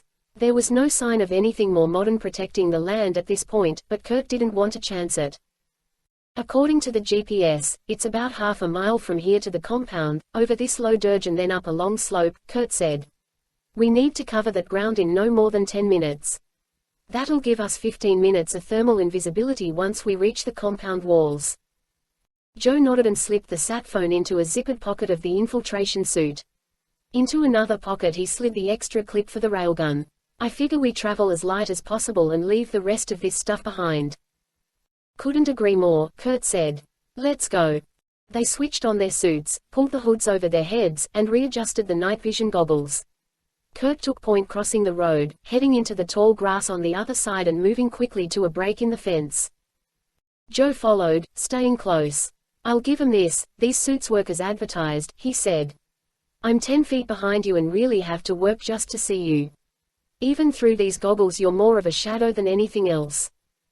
I'm going to head straight for the point on this ridge, Kurt said. Stick close. If you get lost, give me a bird call or something. The only bird calls I know are Woody Woodpecker and Daffy Duck. That's despicable, Kurt said, lisping the words in his best imitation of the cartoon duck. Let's go. With that, Kurt was off. Joe followed, finding he could track Kurt more easily by the sound of his feet scuffing through the brush and grass and over the dusty soil of the higher ridge. They came down the other side of the ridge and onto a sloping field that ran all the way up to the granite formations behind the compound. At the base of those rocks the lights of the plantation house were clearly visible. Kurt checked his watch. We have 30 minutes to confirm that the hostages are there and radio in. Any later and the Marines will be turning around. Joe nodded and Kurt began to move again. They couldn't run full out, but a brisk jog would do the trick. Halfway up they encountered a small herd of zebu, the horned cattle seeming skittish at the approach of something they could smell but not see. They pricked up their ears, grunting and making strange gurgling noises deep in their throats. A few of them shuffled off, unnerved by the intrusion, but Kurt and Joe were long past them by that point, just shadows moving through the dark. As he continued up the slope, Kurt felt the ache in his shoulder from the bullet wound and the weight of the heavy railgun. He ignored it and continued on. 3/4 of the way up the slope they came within sight of the compound walls. A quiet whistle got Joe's attention. They huddled together. What do you think? Kurt asked. The wall looks rough, unfinished. Probably hard to get stonemasons out here. Front gate has cameras, Joe said, studying the layout. Can't see any others. Kurt glanced along the dirt road that led up to the gate. If a pizza delivery guy came by right about now, that would be ideal. But considering that isn't likely to happen, I say we climb the wall. I can see a spot over there where a tree is growing up beside the wall, Joe said. Too inviting, Kurt replied. Let's just use our hands and feet. Joe nodded again and Kurt began to move, heading farther upslope. Joe followed, and the two met up again at the base of the stone wall. In a moment they were over the top and inside, and the first thing they came to was the maze of manicured hedges. Unlike the gentle slope of the hill outside the walls, the grounds inside had been excavated and flattened. The entire compound was built on a series of terraces, with the lowest by the front gate, then 2 intermediate levels containing the hedge maze and the other small buildings, and finally the main house in all its grandeur sitting up on the highest of the 4 terraces. Unlike the rest of the grounds, the house was well lit. Kurt studied what he could from where he was. A pair of guards milled around the main entrance. At least one other man stood near the far side. Not exactly girded for battle, Kurt said. You say that like it's a bad thing. Just not used to so much going our way. Kurt ducked down behind the hedge and opened the flap that covered the GPS tracking unit strapped to his right arm. In dull gray and black tones, it displayed the grounds around them. There were 3 buildings on the lowest terrace that were considered possibilities. According to Hiram Yager, men who appeared to be armed had been seen going in and out of all 3. We have to get to the other side of this maze, Kurt said. Do we risk going through it? Joe asked. The hedges are at least 6 feet high. They'll help keep us hidden. Kurt was about to say yes, considering that he had an overhead diagram of the maze displayed on his arm, but as he navigated the labyrinth in his mind he discovered one salient feature: there was only one way in and one way out. Better go around, Kurt said. The maze has no other way out. It's a big circle that doubles back around and only takes you back to where you started. Considering how this undertaking has felt from day one, I'd say I've had about enough of that. Joe laughed. We still have 8 minutes of chameleon time. Kurt motioned to the right. Around that side. Stay close to the hedge. We should come across a building that looks kind of like a shed. This time Joe led the way and it was Kurt's turn to marvel at how rapidly he vanished, like a ghost in the fog. Kurt moved quickly to keep up, and on the far side of the hedge he came upon Joe. The shed-like building was right in front of them. Kurt was just about to step forward when a door opened and spilled some light onto the grounds. Kurt froze as 2 men came out, allowing the door to bang shut behind them. Leaning against the building, one of them lit a cigarette. The tip brightened to an orange-red hue as he inhaled. After releasing a puff of smoke, he turned to the other man. I'm telling you, Laurent is on the rampage. Don't get him angry right now or question him. I asked him about Acosta and he told me to back off. Acosta is a gutless traitor, the other man said. He sold us out on one of Sebastian's deals. Mark my word, we're going to be at war with him soon. Next time you make a delivery, you watch your back. It's more than that, the smoking man said between drags on the cigarette. Sebastian is edgy. I think is losing it. Been spending too much time with Callista. Both of them laughed at that. Who cares? The other man said. We just got paid. Now, finish that smoke and get back in the game so I can take your money. The man with the cigarette laughed. Sure, he said. Set me up a drink, I'll be there in a minute. The first guy went back inside while the second man smoked for a moment longer before tossing the cigarette to the ground and crushing it out with his boot. As he finished grinding it into the dirt he looked up, staring almost directly at Kurt. He lingered in that pose for a moment the way a hunting dog might freeze as it pointed toward a sound its master couldn't hear. Kurt held perfectly still, hidden in the shadows at a distance of 40 feet, he doubted the man could see him. All the same, he firmed his grip on the railgun and slid his gloved finger onto the trigger. The smoker held his place for another second and then he turned, grabbed the door handle, and stepped back inside. Cover me, Kurt whispered. He moved quickly toward the door and placed his ear beside it. He heard the sound of a radio and voices. Too many voices. They were loud and boisterous and, as near as he could tell, all male. It sounded like a locker room inside. Convinced the prisoners were not present, he moved back to where Joe waited. Do we have the right address? Joe asked. Not unless you're looking for a frat party. I think this is a bunkhouse of some kind. Brevid's men are blowing off some steam. Joe looked around. So where to next? Kurt glanced down at the screen on his arm. The next building was 100 yards off. Closer to the wall of the third terrace. Just up the road, Kurt said. Follow me, if you can. Better be quick, Joe said. We turned back into Pumpkins in less than 5 minutes. Moving past the building that housed Brevid's men, Kurt and Joe snuck onto another path. The next building was much like the first, low-lying and rather plain, without any windows, but it was guarded. 2 men at the door, one sitting in a chair with his feet propped up on a bucket, the other standing with a rifle over his shoulder. The main problem was a pair of exposed bulbs on a black wire above the entrance. The suits would not keep him hidden in that kind of glare. This has got to be it, Kurt said. I'm going to work my way around back and find the power line. Get in position. When I cut it, take the closest guy out with your taser. By the time the second guy figures out what's happened, I'll be on him. Sounds like a plan. As Joe moved to a new position, Kurt doubled back and went around the far side of the building. Moving quickly and quietly, he arrived on the far side of the structure and began looking for the power cable. He found a spot where a buried line came out of the ground and ran up the wall, held in place by rusted clamps. Pulling out his rubber-handled knife, Kurt sawed through the insulation and then with a quick cut severed the cable. As the light spilling from the front of the building flickered and died, Kurt raced for the corner. He came around it just as Joe hit the standing guard with his taser. The man went stiff as a board but made no sound, and all Kurt heard was the rapid clicking and snapping sound that the taser made as it electrified the man's body and triggered his muscles into a rigid state.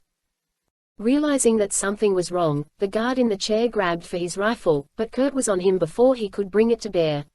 He clamped one hand over the man's mouth and yanked him backward, bringing the black carbon steel blade of the knife up against the man's throat. "You make a sound, it'll be your last," he warned the man.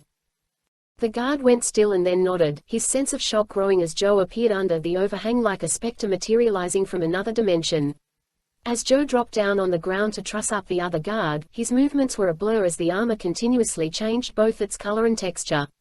Kurt noticed the man he'd captured scrunching his eyes shut and then looking away as if he were hallucinating. "You people are holding some friends of ours," he whispered to his captive. "Are they here? In this building?"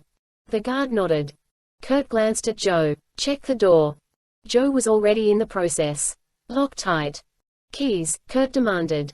The guard reached a shaking hand into his breast pocket and pulled out a ring with 2 keys on it. Joe took the ring and went to work, finding 2 bolts, one for each key. Having unlocked the door, he cracked it open. "It's dark, I don't see anyone." "I must have cut the power to the entire building," Kurt said, pulling the guard to his feet. As Joe pulled the door open, Kurt pushed the guard through first in case someone attacked. Fortunately, that didn't happen. Looking around, Kurt saw a dozen people huddled in the far corner of the darkened room.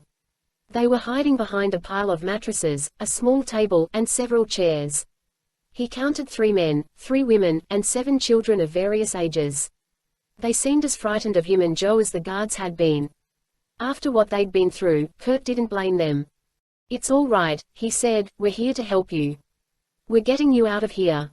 They seemed too afraid to respond, so Kurt flipped up his goggles and pulled out a flashlight, shining it on them. He didn't recognize most of the group, but 2 of the grimy-faced children looked like Sienna's son and daughter. "You're Tanner, right?" The boy nodded. "And you're Elise." The girl was too afraid to say anything. She just stood there, gripping the hem of her shirt. "It's okay," Kurt said, brushing her hair back. "We're taking you home. Where's your mum?" Elise just stared at him, but Tanner pointed at the guards. "They took her." Kurt looked at the guard on his knees. "Where's Sienna Westgate?" "I don't know," the guy said. "They took her up to the main house, but I don't know where." One of the other adults came forward. He looked familiar. "I saw you in the tunnel in Korea," Kurt said. His English was vaguely European. Kurt guessed that Spanish, Portuguese, or even Italian was his first language. "You're Montresor," Kurt said, using his hacker name. The man nodded again. "My real name is Diego. I know where they took her.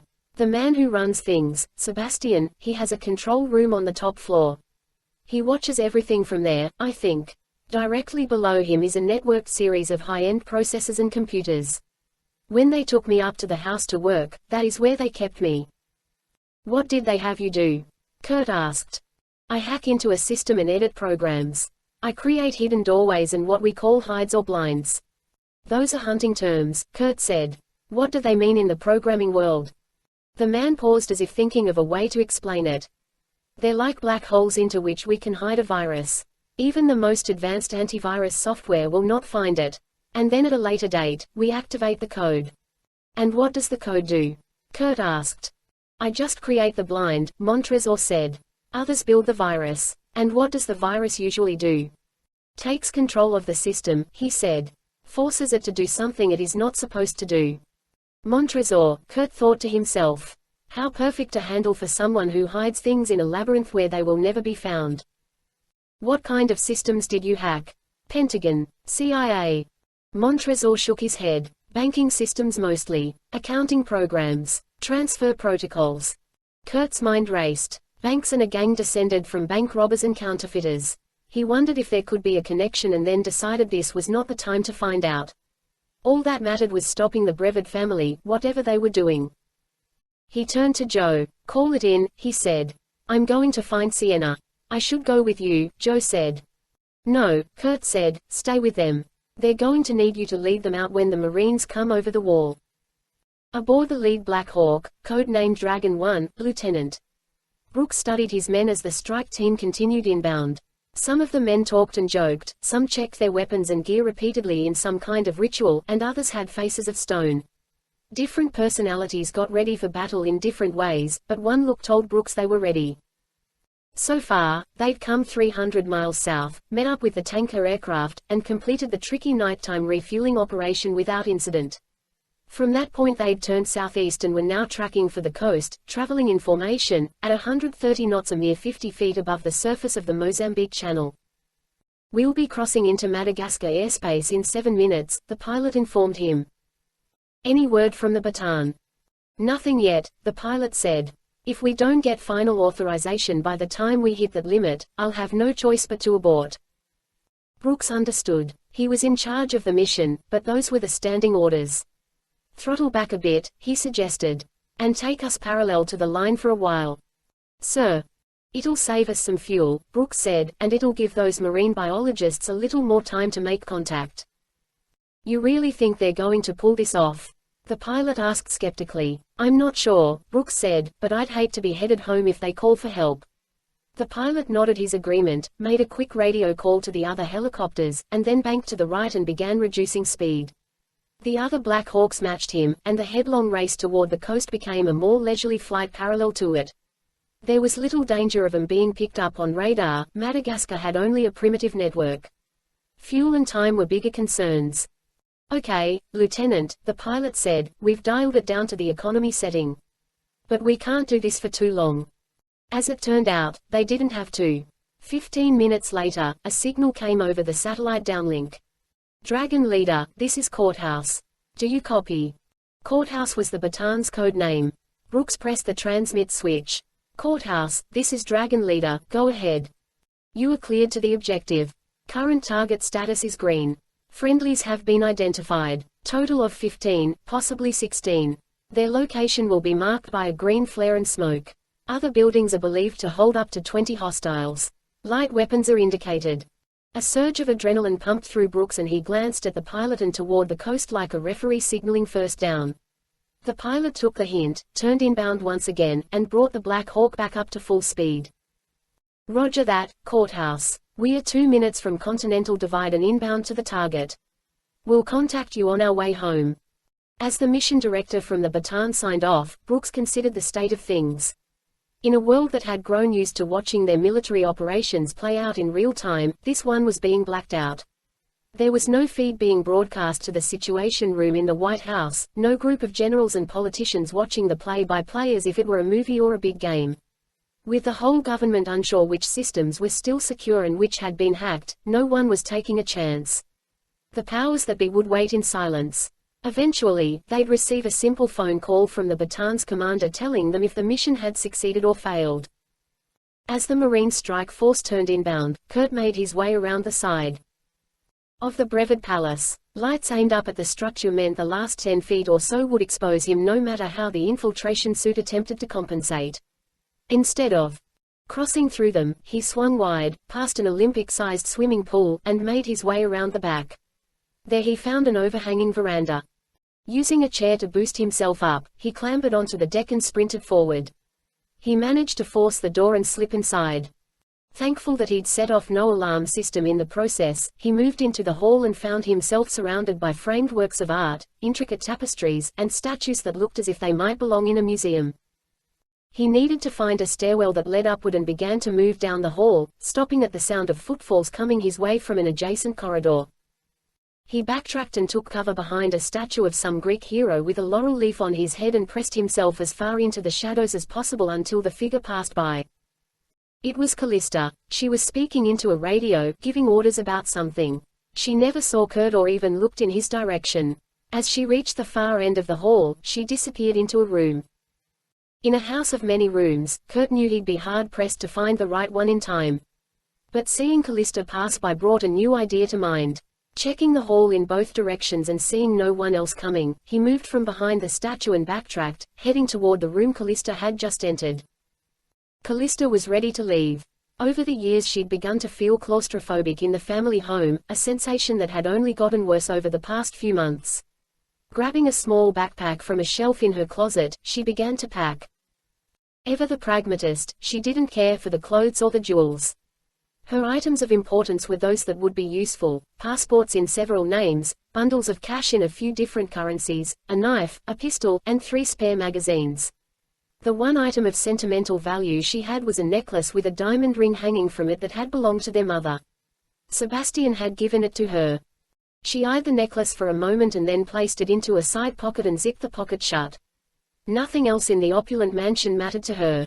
It was all fake. The artwork, tapestries, and the antique furniture were nothing but good forgeries. That's what their family did. They gave life to lies. About the only thing she would miss were the horses. As she thought about her favorite, a horse named Tanner, which meant sunshine in Malagasy, it dawned on her that Sebastian might have rigged the stables to explode like everything else in the compound. This struck her as cruel. Humankind was fairly worthless in her eyes, but animals, in their innocence, were something else. They had no schemes or desires other than to please their masters and receive their rewards in the form of food and shelter and attention. She zipped the bag shut and decided to hike down to the stable and turn the animals out. There was no reason for them to burn to death. Throwing the pack over one shoulder, she left the bedroom, entered her sitting room, and tracked straight for the door. As she approached the door, she noticed it was closed but not shut. That was more than odd. She never left the door unlatched. She put her hand in the bag, grabbing for her pistol. "Sorry, Callista," a voice said from behind her. "I'm afraid it's game over." She froze in her tracks. The timbre of the voice was easily recognizable, as was the calm and certain delivery of the words. She had no doubt that Kurt Austin was standing behind her. "Toss the bag on the floor and turn around slowly," he said. She let her shoulders sag and flipped the backpack into a corner. Pivoting slowly, she found Kurt sitting in a high-backed Victorian chair, aiming a lethal-looking rifle in her direction. "I believe we've done this before," she said. "We have," Kurt replied, standing up. "And we're going to keep doing it until we get it right." She studied him for a moment. He looked out of place with all the armor. Less handsome, less unique. As if he'd read her mind, he pulled off the hood. "How on earth did you get in here?" she asked. "We have cameras, guards, motion sensors." "Nothing's foolproof," Kurt said. That much was certain. "You can't expect to get out alive," she said. "We're ready for you. We've been waiting for you to make a move." His eyebrows went up. "Really?" he said. "Because it doesn't look that way to me. Your men at the front gate are half asleep. The gang in the bunkhouse are celebrating like it's Bastille Day. And we've already found the hostages while taking out 2 of your guards. All without the slightest peep from the rest of you. There are at least 50 men here loyal to my brothers and me. You're overwhelmingly outnumbered. For now," he said smugly. She pursed her lips. So there were reinforcements coming. And coming soon. Her brother was sitting around foolishly thinking they were not in danger yet. Her feelings were torn. Silently she cursed him for his arrogance even as she wished she could warn him. "If you've already won, then what do you want from me?" she asked. "Answers perhaps. Are you still trying to figure out what happened to you on the Ethernet?" He smiled at her. It was a grin both endearing and proud. "Too late for that," he said. "I know what happened. Enough of it anyway. It all came back once they debugged me in Korea." She shifted her weight. "Then you know if it wasn't for me, you'd have been killed and buried at sea in the hull of that yacht just like all the others we encountered. Considering that you caused the danger in the first place, that doesn't really carry a lot of weight with me. On the other hand," he added, "I do have a newfound appreciation for the importance of remembering the past accurately, thanks to you. That being the case, I thought I'd return the favor." "What are you talking about?" she asked, growing tired of the conversation. He studied her with those ice blue eyes, taking her in, measuring her. Finally, he unzipped a diagonal pocket on the right side of his vest and pulled from it a folded sheet of paper. He placed it down on the small stand between the chairs, smoothed it flat, and then pulled away. "Take a look," was all he said. She hesitated and then stepped cautiously forward, reaching for the paper like someone might reach for a dangerous animal, keeping as much distance between her body and the printed sheet as possible. She tilted the page to catch the light and gave the image a quick once-over. What is this supposed to be? It's a family, he said. Believe or not, it's your family. Your real family. She looked up at him suspiciously. What are you talking about? She noticed he was watching her with a sort of detached, almost professorial look. The Brevids aren't your family, Callista, the people in the photograph are. The woman's name is Abigail. She was your mother. Her friends called her Abby. The man's name is Stuart, he was your father. The two boys are Nathan and Zach, or I should say, they were named Nathan and Zach. For reasons she couldn't pinpoint, she began to feel sick. You expect me to believe this? Look at the woman. Look at her face. You two could be twins. She wasn't blind, she saw the likeness. It was nonsense. You think you can trick me? He didn't blink. It's not a trick. Your mother was a telecommunications expert, your father worked on satellite guidance. They were both very intelligent people, brilliant in their understandings of math and science. Just like you, I'm guessing. They had a good life in suburban England. Unfortunately, the Brevid family came along, took them from the world, and made them disappear, the same way you kidnapped Sienna and her children. They were bartered for and used for what they knew, the same exact way you and Sebastian and the rest of this sick family have used the people you're holding hostage. She was shaking her head, filled with rage, a kind of rage she was having a hard time controlling. It was unlike her, she was cold, emotionless. Why should this make her so angry? She wondered. Of course he would lie. Of course he would try something to confuse her. But why, if he and his friends were all but assured of victory in their own minds, would he bother? She felt an urge to charge him, to put her hands around his throat and choke the life out of him if she could. Even if he shot her in response, at least she wouldn't have to listen to any more of this. She lunged for him. You're a liar, she screamed. She slammed one fist into his chest, where it uselessly struck the body armor, and reached for his face with her other hand, intent on clawing out his eyes. But he was too quick and too strong. He caught her arm and stopped it. He spun her around and folded her arms across her chest, holding her from behind. I'm not lying, he said. I'm not trying to hurt you. But you should know the truth. I don't want to know. Believe me, you do, he said. Because these people are better than the Brevids. These people loved life, they didn't abuse and destroy it, and you're one of them. She continued to thrash and tried to slam and elbow him, but it was no use. I know what kind of hell it is to wonder what's real and what isn't, he said quietly. I know what you're going through right now. I lived it for months, but you've had it worse, you've lived it all your life. I can only imagine what it's done to you. It's done nothing, she insisted, trying desperately to kick him and pull free. He turned her around and looked into her eyes. Your father was killed trying to escape his captors, he said. He was gunned down in broad daylight by a man who was never found. He'd been gagged and beaten. He'd been tortured. Stop it. Your mother and brothers fared worse. They'd found a lifeboat on a ship half buried in the sand, but they didn't have enough water. They died from dehydration, drifting on the ocean 100 miles from here. She froze. What did you say? They died at sea, he repeated, on a lifeboat half gutted with rot. We're pretty certain they found it on an old ship that was buried in the river several miles from here. An image flashed in her mind, it struck like a bolt of lightning. A brief glimpse of the rivets on the dark metal plating, the rushing river, the sediment being scoured away. A ship, she whispered. An old iron ship. A second bolt of lightning struck. It was night. There was only a sliver of moonlight to see with. A woman had her by the wrist, leading her toward the hill. Two boys were dragging a small wooden boat from a cave they'd excavated in the sand. It's a lie, she protested. It's the truth, he said. Your truth. She'd ceased struggling now, her mind adrift. He continued to hold her tight, perhaps because he couldn't trust her. But as her legs began to shake, she felt he was holding her up, keeping her from buckling right then and there. The memories continued to come. Men chasing them. A gunshot ripped through one of the containers. The water was spilling out. Disaster. There's not enough water, Callista spoke aloud. More gunshots. The woman fell. They shot her, Callista said to no one. She was wounded, Kurt replied softly. But it was superficial. She fell down the hill. In her mind, Callista heard the woman shout. Olivia. Callista felt only fear, terrible, swirling fear. Mum, one of the boys had yelled. Olivia, hurry. More gunshots sounded and the woman turned and ran. Callista just stood there on the hill, while down below, her mother and brothers pushed the small boat out into the water. She saw them climb on board and paddle into the darkness, moving swiftly with the current. She felt the men rush by her, watched as they scrambled down the bank, and listened as they fired again and again into the dark. But she never flinched. She just stood there and stared until eventually the shooting ceased and one of the men came up to her and took her hand. "I let them go without me," she said to Kurt.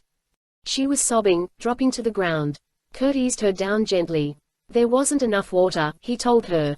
"Not enough for 3. Certainly not enough for 4. She was sobbing and shaking and then suddenly angry again. "You have no right to."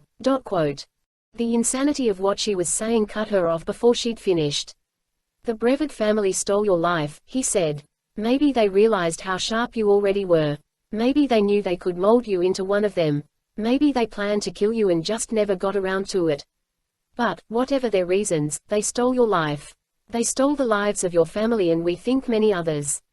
And if you let them, they'll steal the lives of Sienna and her children and everyone else they're holding in that oversized Quonset hut halfway down the hill." She noticed he kept saying, Sebastian, or the Brevid family, but she knew her part in it. For a second she wanted to scream out, to yell at him, "This is who I am," to claim it and own it and tell him to go to hell, but the desire faded. And tears returned uncontrollably. Why shouldn't her name and memories be false? Everything else around her was a lie. As she cried, Kurt moved to a spot in front of her and gently wiped the tears from her face. "Help me get to Sienna before the Marines arrive," he said. "Sebastian is going to lose tonight. But I don't want him using her as a shield or killing her in a fit of spite when he realizes it's over for him." She looked up at him. There was kindness and determination in that face. The White Knight, she thought. He really was. "It's not over for him," she said. "It will be soon." "No, you don't understand," she replied. "You may be early, but he knew a response would be coming. He's got some nasty surprises waiting for your friends. And he's got a plan of escape locked and loaded. He couldn't know we would be coming. Not you, but he knew someone would be," she said. "He's waiting for it. While our men are fighting with your forces, he'll blow this place to kingdom come. The hacking you're seeing now will end and he'll disappear, we'll disappear, and the whole world will assume we're dead. So history does repeat itself," Kurt said. "We have to stop him. And we have to stop whatever he has planned.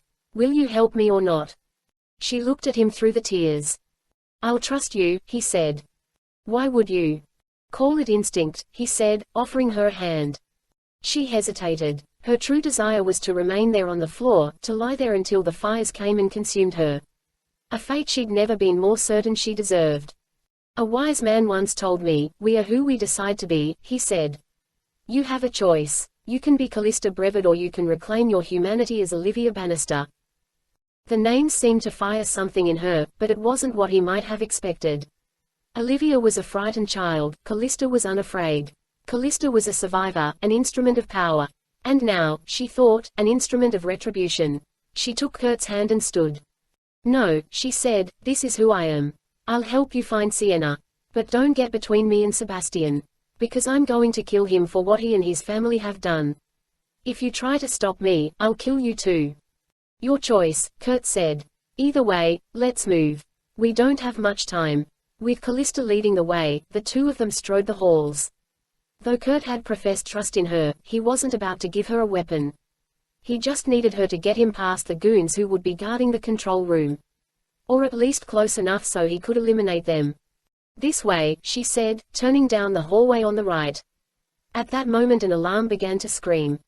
Kurt held still, wondering if she'd triggered something. "It wasn't me," she said, apparently guessing his thoughts. The sound of automatic gunfire outside the building reverberated through the hall, followed by the unmistakable sound of helicopters passing overhead. The Marines had arrived and not unnoticed.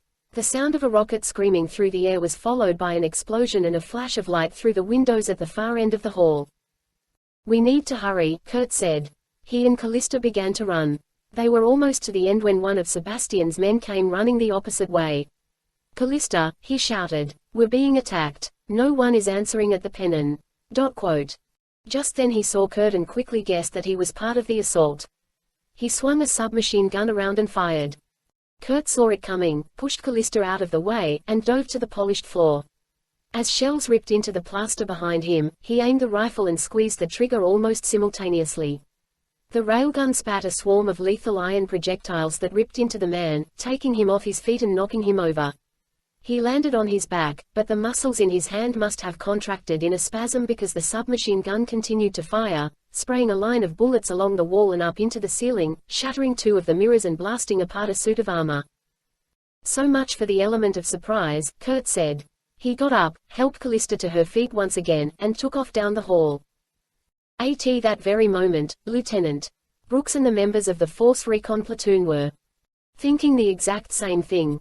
They'd come in from the coast, flying along the deck, blacked out and watching for any sign they'd been detected or painted by the sweep of a radar beam. All signs pointed to a clean entry. And then they'd crossed the wall of the sprawling compound and slowed to a hover so the strike teams could begin a fast rappel to the ground. But even as the ropes went out, they'd begun to take direct fire, not from any human targets on the ground but from remotely operated weapons. From at least 3 spots in the garden, twin .50 caliber machine guns had risen from small maintenance sheds. They were tracking and turning and firing on the helicopters. One of the Black Hawks was already smoking and pulling away when Brooks gave the order to the rest of them. "Pull back," he shouted. "Take evasive action." The pilot turned the craft away from the fire and began to move out, but the horrible rattling sound of shells ripping through the fuselage told Brooks it was too late. Shrapnel and bits of the cabin were blasted about like confetti. Blood splattered on the wall of the fuselage as at least one man took a hit. At the same time, the helicopter lurched to the side, and Brooks saw that the pilot had also been wounded. They were spinning and going down. The co-pilot took control and tried to right the craft, but they hit the ground with a crunch. The Black Hawk rolled over on its side, forcing the enormous rotor blades into the ground and shattering them into 1,000 pieces. "Go, go, go," Brooks shouted, pushing one man out through the door and then grabbing the wounded pilot and scrambling to safety. The Black Hawk's crew and the 12 Marines were clear of the helicopter when it exploded. 3 men were injured, as well as the pilot, and a mission that was supposed to be a walk in the park had suddenly turned into a desperate fight. The men took cover near a rock wall and set up a defensive perimeter. Brooks saw the other Black Hawks fleeing to safety. It looked as if they would all clear the danger zone when a missile launched from another dilapidated shed. The fiery tail of the rocket was easy to track. It raced south after the helicopter and illuminated it in a ball of flame. "Damn," Brooks cursed. "We've been set up." By now men were streaming from the barracks, and small arms fire was whistling past overhead. Brooks grabbed the radio and called out, "Dragon leader to Dragon team. Stay clear of the fire zone. I repeat, stay clear of the fire zone.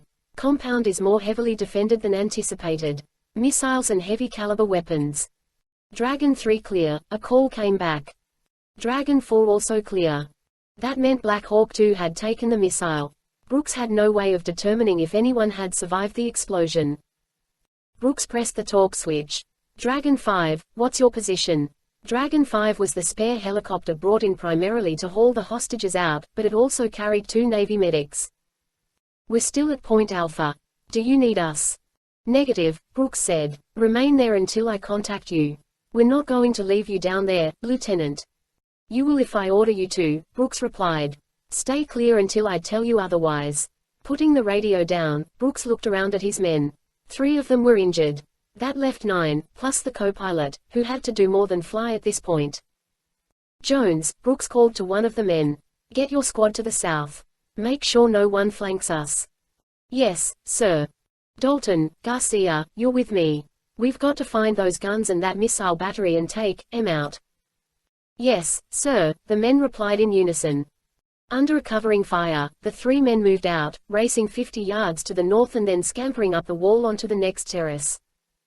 As the unexpected battle raged all around the compound, Joe remained with the hostages. He could tell by the din of the explosions and the volume of gunfire that something had gone wrong. "Everyone get on the floor," he said.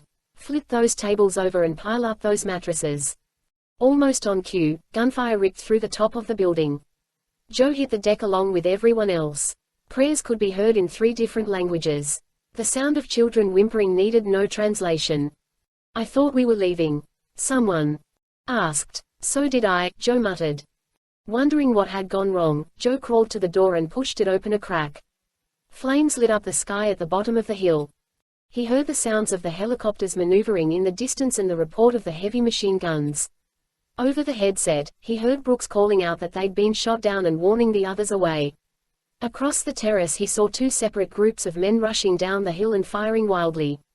Between these men and the men from the barracks, the Marines from the downed helicopter would soon be badly outnumbered. Joe knew his help was needed, but if he left the hut the hostages would be utterly alone and defenseless. He studied the action a moment longer. It was all going on down the hill from where they were, with the sounds of another battle raging at the main house. But to his right, out to the south, all was quiet. "Time to go," he said. "Don't want to miss the bus." He began waving him up to the door, pointing to the right, where it was dark and quiet. "There's a wall about 70 yards away. Get to it, climb over it, and keep going. Don't stop until you're at least 1,000 yards from here and you've found some kind of shelter. A ditch, some bushes, a stand of those weird trees, anything that can hide you." He handed Montresor the green flare. "If you see any helicopters overhead, light this and hold it up. They'll know you're the hostages and not enemy combatants." As Montresor and the others gathered around the door, Joe took another look outside. "What about my mum?" Tanner Westgate asked. "Kurt will find her," Joe said. "You can count on that." The little faces streaked with tears clutched at Joe's heart. When each of the young children was holding hands with an adult, Joe snuck forward, made sure the path was clear, and then waved them out. He led them about halfway, and when he was certain they were clear of the firefight he pointed toward the wall. "Go," he said, urging them forward, "get over that wall and don't look back." As the prisoners scrambled into the darkness, Joe turned back toward the sounds of engagement. Gazing down the hill, he could see the firefight in all its nighttime iridescent glory. From the tracer fire it was clear that Lieutenant Brooks and his men were getting shot to pieces from three sides as 30 or 40 of Brevoort's men slowly closed in around them. Joe began to move forward. "Unbelievable," he whispered. "All this time I've been waiting to call in the cavalry and it turns out I am the cavalry." With that thought in mind, he pressed forward, unsure of what, if anything, he might achieve.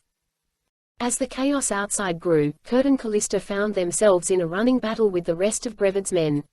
They'd made it down one hall, with Kurt laying down a suppressing fire to keep those behind them at bay, only to run smack into a second group coming the other way. Now, halfway to the control room, they were caught in crossfire, with shots coming at them from both ends of the hall. "Get behind me," Kurt said to Callista as he returned fire. "You should have given me a gun," she said. "I had my reasons," Kurt said. "How do those reasons sound now?" "Not as good as they did back then," he admitted. With little cover beyond an old wooden credenza, Kurt had to keep up a steady rate of fire to keep their enemies back. A blue digital counter on the top of the gun told him the status of his ammo. It hit 0 rather quickly and he changed clips. Realizing they had to get out of this battle before he used up the second clip, he began shooting out the lights one by one until the central section of the hall was bathed in shadows. In response, their attackers hit the main switch and doused the rest of the hall in darkness, which only helped his plan. Kurt retreated along the wall, found a door, and kicked it open. "Get inside," he said. Callista did as ordered as more bullets skipped off the marble floor. Hoping to trick the two groups into shooting each other, Kurt fired a half-dozen shots along one length of the hall and then loosed a few more back the other way. As soon as he'd finished, he stepped backward and shut the door. As it closed, he heard volleys being fired from both sides. For a little while at least they would have trouble distinguishing between their own shots and Kurt's, but he knew all he'd done was buy him and Callista some time. As Kurt plotted their next move, Callista was busy shoving a large couch up against the door and wedging the arm under the handle. "Not a bad idea," he said. "How long do you think we have?" she asked, pulling a dresser against the couch. "They'll figure out pretty quickly that I'm no longer firing at them," he said. "But it'll take a minute or two before they get up the courage to rush down the hall." "And then what?" Before Kurt could answer, the scream of a rocket sounded outside the building. As Kurt turned, he saw the white flare of another missile ripping its way into the night. "Sebastian," Callista said. "Always another trick up his sleeve. Those are Acosta's. He was the arms dealer." Kurt made a quick but grim assessment. "We have to stop this. Or none of us will leave here alive." "We have to get to the control room," she said. "It's all operated from there. They would never make it by charging down the hall, not even with the railgun blazing and the Kevlar armor to protect the most vital parts of Kurt's body. There had to be another way. "What else is on this floor?" he asked. "Nothing," she said, "just more rooms like this. As if we were going to hold court someday." An idea came to him. It just might work, he said to himself. He moved up to the wall, felt along it, and then began to punch holes in the plasterboard with his fist. It was fairly standard, a wooden drywall construction. He found the studs and then stepped back and with measured precision pointed the railgun at a section of wall, blasting a vertical line of 8 shots from top to bottom. "What are you doing?" she asked. "I prefer to stay in adjoining rooms," he said. With a run of several steps, he crashed into the perforated section of the wall, smashing through it with his shoulder and plowing into the space next door. Callista followed, and, in quick succession, they had done the same to the next 3 rooms. Had he been using a standard rifle, Kurt might have expected the teams of men outside to hear him, but the railgun made no sound. The only noise was the projectiles flying through the plaster, a sound that reminded Kurt of an overzealous librarian energetically using a 3-hole punch. "This is the last room," Callista said. Kurt checked the railgun. The counter on the top told him he had 10 shells left. 10 shells. Just in case, he unzipped the diagonal pocket across his chest that held the old Colt revolver. Hoping there would be no more resistance, he moved to the door, pulled it open a crack, and looked back down the hall. Their enemies had converged on the door to the room he and Callista had entered and were trying to break it down. "Get ready," he said. As the men down the hall blasted their way through the barricade she'd built and forced their way into the room, Kurt pulled his own door wide and dashed quietly across the hall and onto the stairwell. Callista was right behind him. "2 levels up," she said. Kurt raced up the flight, moving so quickly that he was skipping stairs. As he neared the final turn, a trio of men came rushing down in the other direction. Kurt had no choice. He pulled the trigger. The iron shells went right through the first man and into the second, cutting them both down. They fell backward, knocking the third man to the floor, who opened fire with his Uzi submachine gun. Several shells hit Kurt's chest plate, knocking him backward. He was fairly certain that at least one shell hit Callista because she screamed and tumbled down the stairs. Lying on his back, Kurt hit the lower trigger and sent the prongs of the taser blasting into the man's neck. He snapped into a prone position as the electricity surged through his body and he began to shake. Kurt held the trigger and kept the electricity flowing as he got to his feet, ran forward, and kicked the man in the face like he was trying to punt a football out of the stadium. The man's head snapped back and he lay still. With the situation in hand, Kurt grabbed the Uzi and dropped back to where Callista had fallen. "You've been hit." "My leg," she said. Kurt pulled her up onto the landing. She'd taken a bullet to the thigh. It was bleeding, but not enough to suggest it had hit an artery. He took off her belt and wrapped it around her leg as a tourniquet. "I think it's broken," she said. She tried to stand, but even with his help she couldn't put any weight on it. "Just go," she said. "They'll be coming up here soon enough. You'll need me to watch your back." Kurt hesitated and then handed her the Uzi. He figured she'd earned it at this point. "Don't let him live," she said. "He has no right." Without answering, Kurt propped her up against the wall, where she'd have some cover and a good angle to fire at anyone who came her way. "Don't go anywhere," he said. "I'll be back for you." "That's what they all say," she replied. He turned and raced up the stairs, finally arriving at the upper landing. A solid steel door blocked him. It was bolted shut. Kurt checked his ammo. 7 shells left. He hoped it would be enough. Stepping back, he opened fire on the lock. The iron projectiles tore it apart like armor-piercing rounds. The door burst open under the onslaught and Kurt rushed in. He saw 2 guards, took one of them out, and then dove for cover as the other one started firing. Scrambling across the floor as the man unleashed a hail of shells, Kurt rolled and fired back. The lethal shot blasted through one of Sebastian's computers and killed the last of Sebastian's bodyguards instantly. Kurt stood and looked for Sienna. He spotted her at the back of the room. Sebastian had her up against his body and was holding a nickel-plated automatic to her temple. From where he stood, Joe had the advantage of elevation and could both see and hear the battle raging on the compound's bottom 2 terraces. Over the headset he heard Lieutenant Brooks directing his men, probing for a weakness and being pushed back. Across the dark lawns he could see the burning helicopter and red streams of tracer fire converging on the area around it from 3 directions. He pressed the talk switch on his headset. "Dragon Leader, this is Zavala," he said. "You're being surrounded. Suggest you abandon position and move down the hill. Pressed up against the rock wall for cover, Lieutenant." Brooks heard the call and sat dumbfounded for a second. None of his men were named Zavala. Then it dawned on him. One of the oceanographers went by that name. "Zavala, we cannot pull back, we have 5 men wounded, 2 critical. There's no cover lower down. If we don't hold this wall, we're dead." A burst of static gave way to the smooth-sounding voice of the oceanographer. "I'll swing around and try to relieve the pressure on your right flank." That would certainly help. But there were too many of Brevid's men there for one man to take on even if he took them by surprise. "Negative," Brooks said. "You'd be facing 20 hostiles. If you really want to help, take out those 50 caliber guns and that missile site. Our only chance is to get the rest of the men on the ground, but they can't get within a mile of us as long as those things are active." A delay that seemed like forever made Brooks fear Zavala had been taken out, but then his voice came through loud and clear. "I'll see what I can do."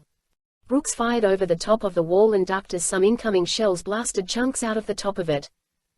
Lance Corporal William Dalton scrambled over and reinforced the position. "What's the word, Lieutenant?" "Help might be on the way," Brooks replied, "though we're never going to live it down if we get saved by a marine biologist." "At least the word marine is in the title," Dalton replied. "Good point," Brooks said, snapping off a shot and ducking once again. "Good point." Moving in a crouch, Joe made his way toward what he assumed was the missile site. But he came across the twin .50 caliber machine guns first. He saw them track left to right, as if looking for the helicopters in the distance. Putting the railgun to his shoulder, he blasted apart the pivoting tripod mechanism they were mounted on.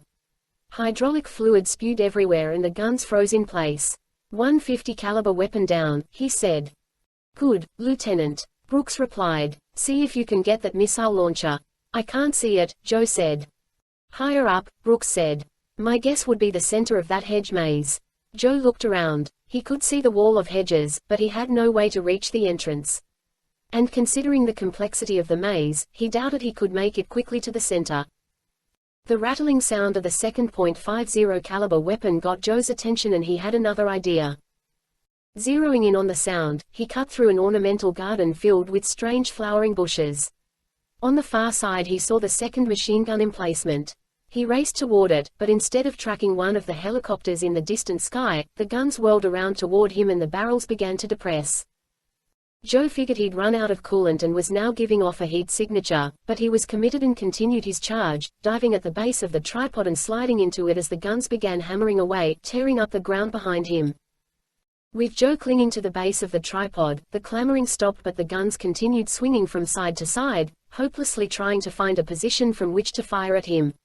It was no use, Joe was in too close and safely beneath their maximum angle of depression. With a nod to whoever designed the system, Joe considered his options. Instead of destroying the mechanism that aimed and fired the guns, he began taking it apart.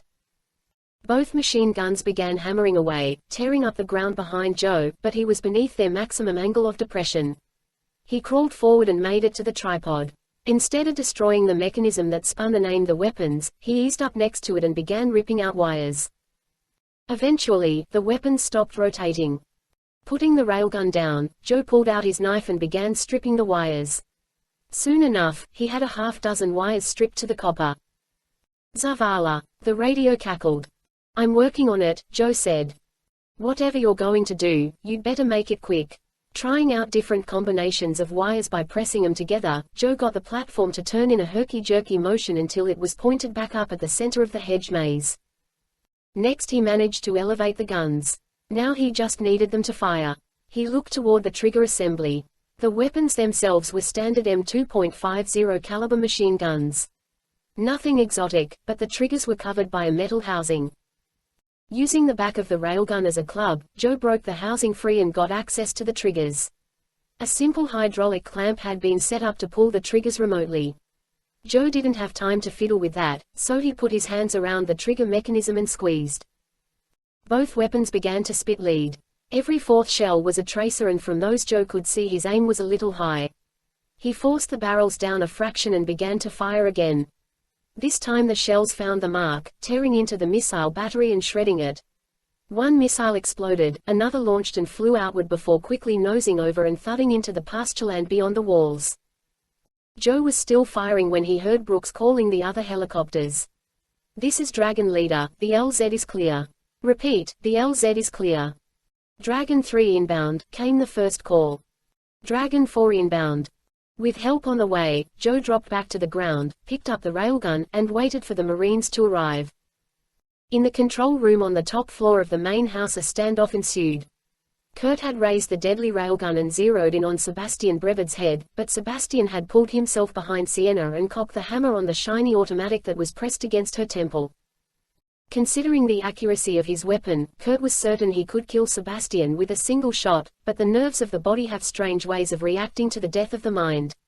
If Kurt shot him, Sebastian might go limp instantaneously, or his hand might just as easily twitch, pulling the hair trigger of the pistol and killing Sienna. The fact that Kurt had only one shell left in the railgun was also a concern. "Kurt," Sienna cried, "I'm so sorry. This is all my fault." He looked Sienna in the eye, willing her to be calm. "It's going to be all right," he promised. "He's going to let you go." "Am I?" Sebastian said. "So that you can kill me." "I don't think so. I'm not interested in killing you," Kurt insisted. "There are plenty of others lined up for that task. If Acosta doesn't get you, the North Koreans will, or even Then Rang, if he ever gets out of prison. Dead or alive, you're irrelevant to me at this point. Your plans are ruined. Whatever scheme you've been hatching here is going up in flames as we speak." "Is that so?" Sebastian replied, his eyebrows arched in an exaggerated look of surprise. "Because, aside from your early arrival, things are going exactly as I've intended." Kurt stared, not interested in a banal conversation with the man, but he was willing to have one if it led Sebastian to make a mistake. "You expect me to believe this is all part of some master plan?" "Come, now," Sebastian continued. "Surely you've realized that we could have killed you on Westgate's yacht. The discovery of the bodies on the wreck should have told you that. Have you even asked yourself why you were spared?" Kurt had been considering that question for a while. "You were trying to keep the kidnapping a secret," he said. "You wanted me to tell the world that Sienna drowned. That way, there would be no investigation." "Then why did we send you pictures of Sienna in Iran?" Sebastian asked. "Why lead you to the realization that she was alive after all?" Kurt couldn't guess. In fact, he didn't believe a word of it. But he was running out of time. The battle outside appeared to be going badly, and the sound of gunfire on the landing told him Callista was trying to hold the line.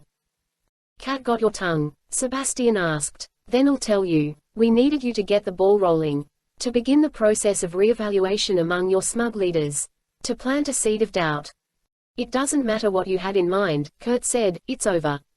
You may have been ahead of us at the start, but we've been onto you since Korea. Our people are shutting down the vulnerable networks at this very moment. When the world opens up for business in the morning, Phalanx will be gone. It's being ripped out of every system it was ever installed on." A broad smile crept over Sebastian's face. There was no falsity to it. Nor did he appear to be smiling in the face of defeat. Indeed, it looked to Kurt as if he'd just delivered Sebastian some glorious news. "Of course they are," Sebastian said. "Which is exactly what I've been waiting for." "You're lying," Kurt said. "Am I?" Sebastian replied. "Ask your lovely friend here if Phalanx has been compromised." Kurt refused to play along, so Sebastian turned his attention to Sienna. "Tell him." "He's telling the truth," she said. "It's still secure. Because of the way its artificial intelligence protocols work, Phalanx can't be hacked. Not even by me." Kurt narrowed his gaze. Tears were streaming down Sienna's face. "Then why go through all this?" Sebastian answered. "Because I've spent 3 years perfecting the greatest criminal act of all time," he boasted, "and the sudden appearance of Phalanx nearly ruined it for me. Now, thanks to you, the Westgates, and an abundance of caution, your leaders are removing it for me." Kurt saw it now. "And replacing it with the old systems," he said. "Systems you already know how to hack." Sebastian looked like a man who thought himself a genius or even a god. His machines and his men were winning the battle outside, and the best minds in the security business had delivered to him the one thing he couldn't get for himself. They'd taken down the impenetrable wall of Phalanx and replaced it with what must have been a veritable tunnel that led right to whatever he was after. "You're going to rob the world's banks," Kurt said, remembering what Montresor had worked on. Nothing so crass as theft, Sebastian replied. I'm an artist. My crime will have much more style. What crime? Kurt demanded. What are you after? It's the Fed, Sienna cried out. He's planted viruses in the Federal Reserve banks. Shut up, Sebastian shouted as he tried to keep her from talking by compressing her windpipe with his forearm. The act caused Kurt to move and almost fire, but Sebastian moved as well, effectively keeping her between them.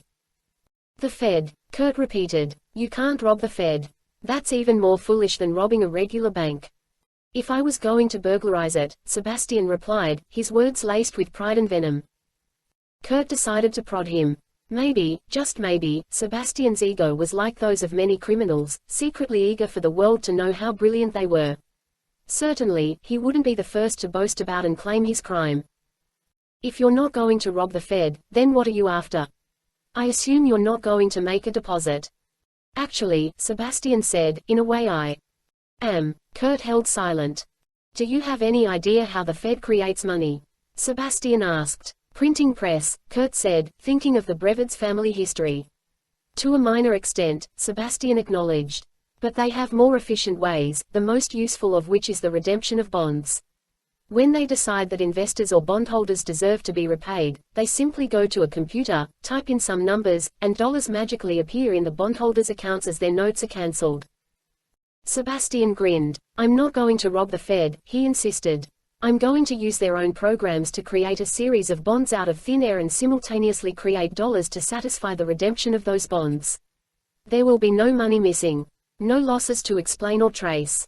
The balance sheet of the Fed will stand exactly as it does now, one side equaling the other. Liabilities equaling reserves. We're not stealing money. We're creating it.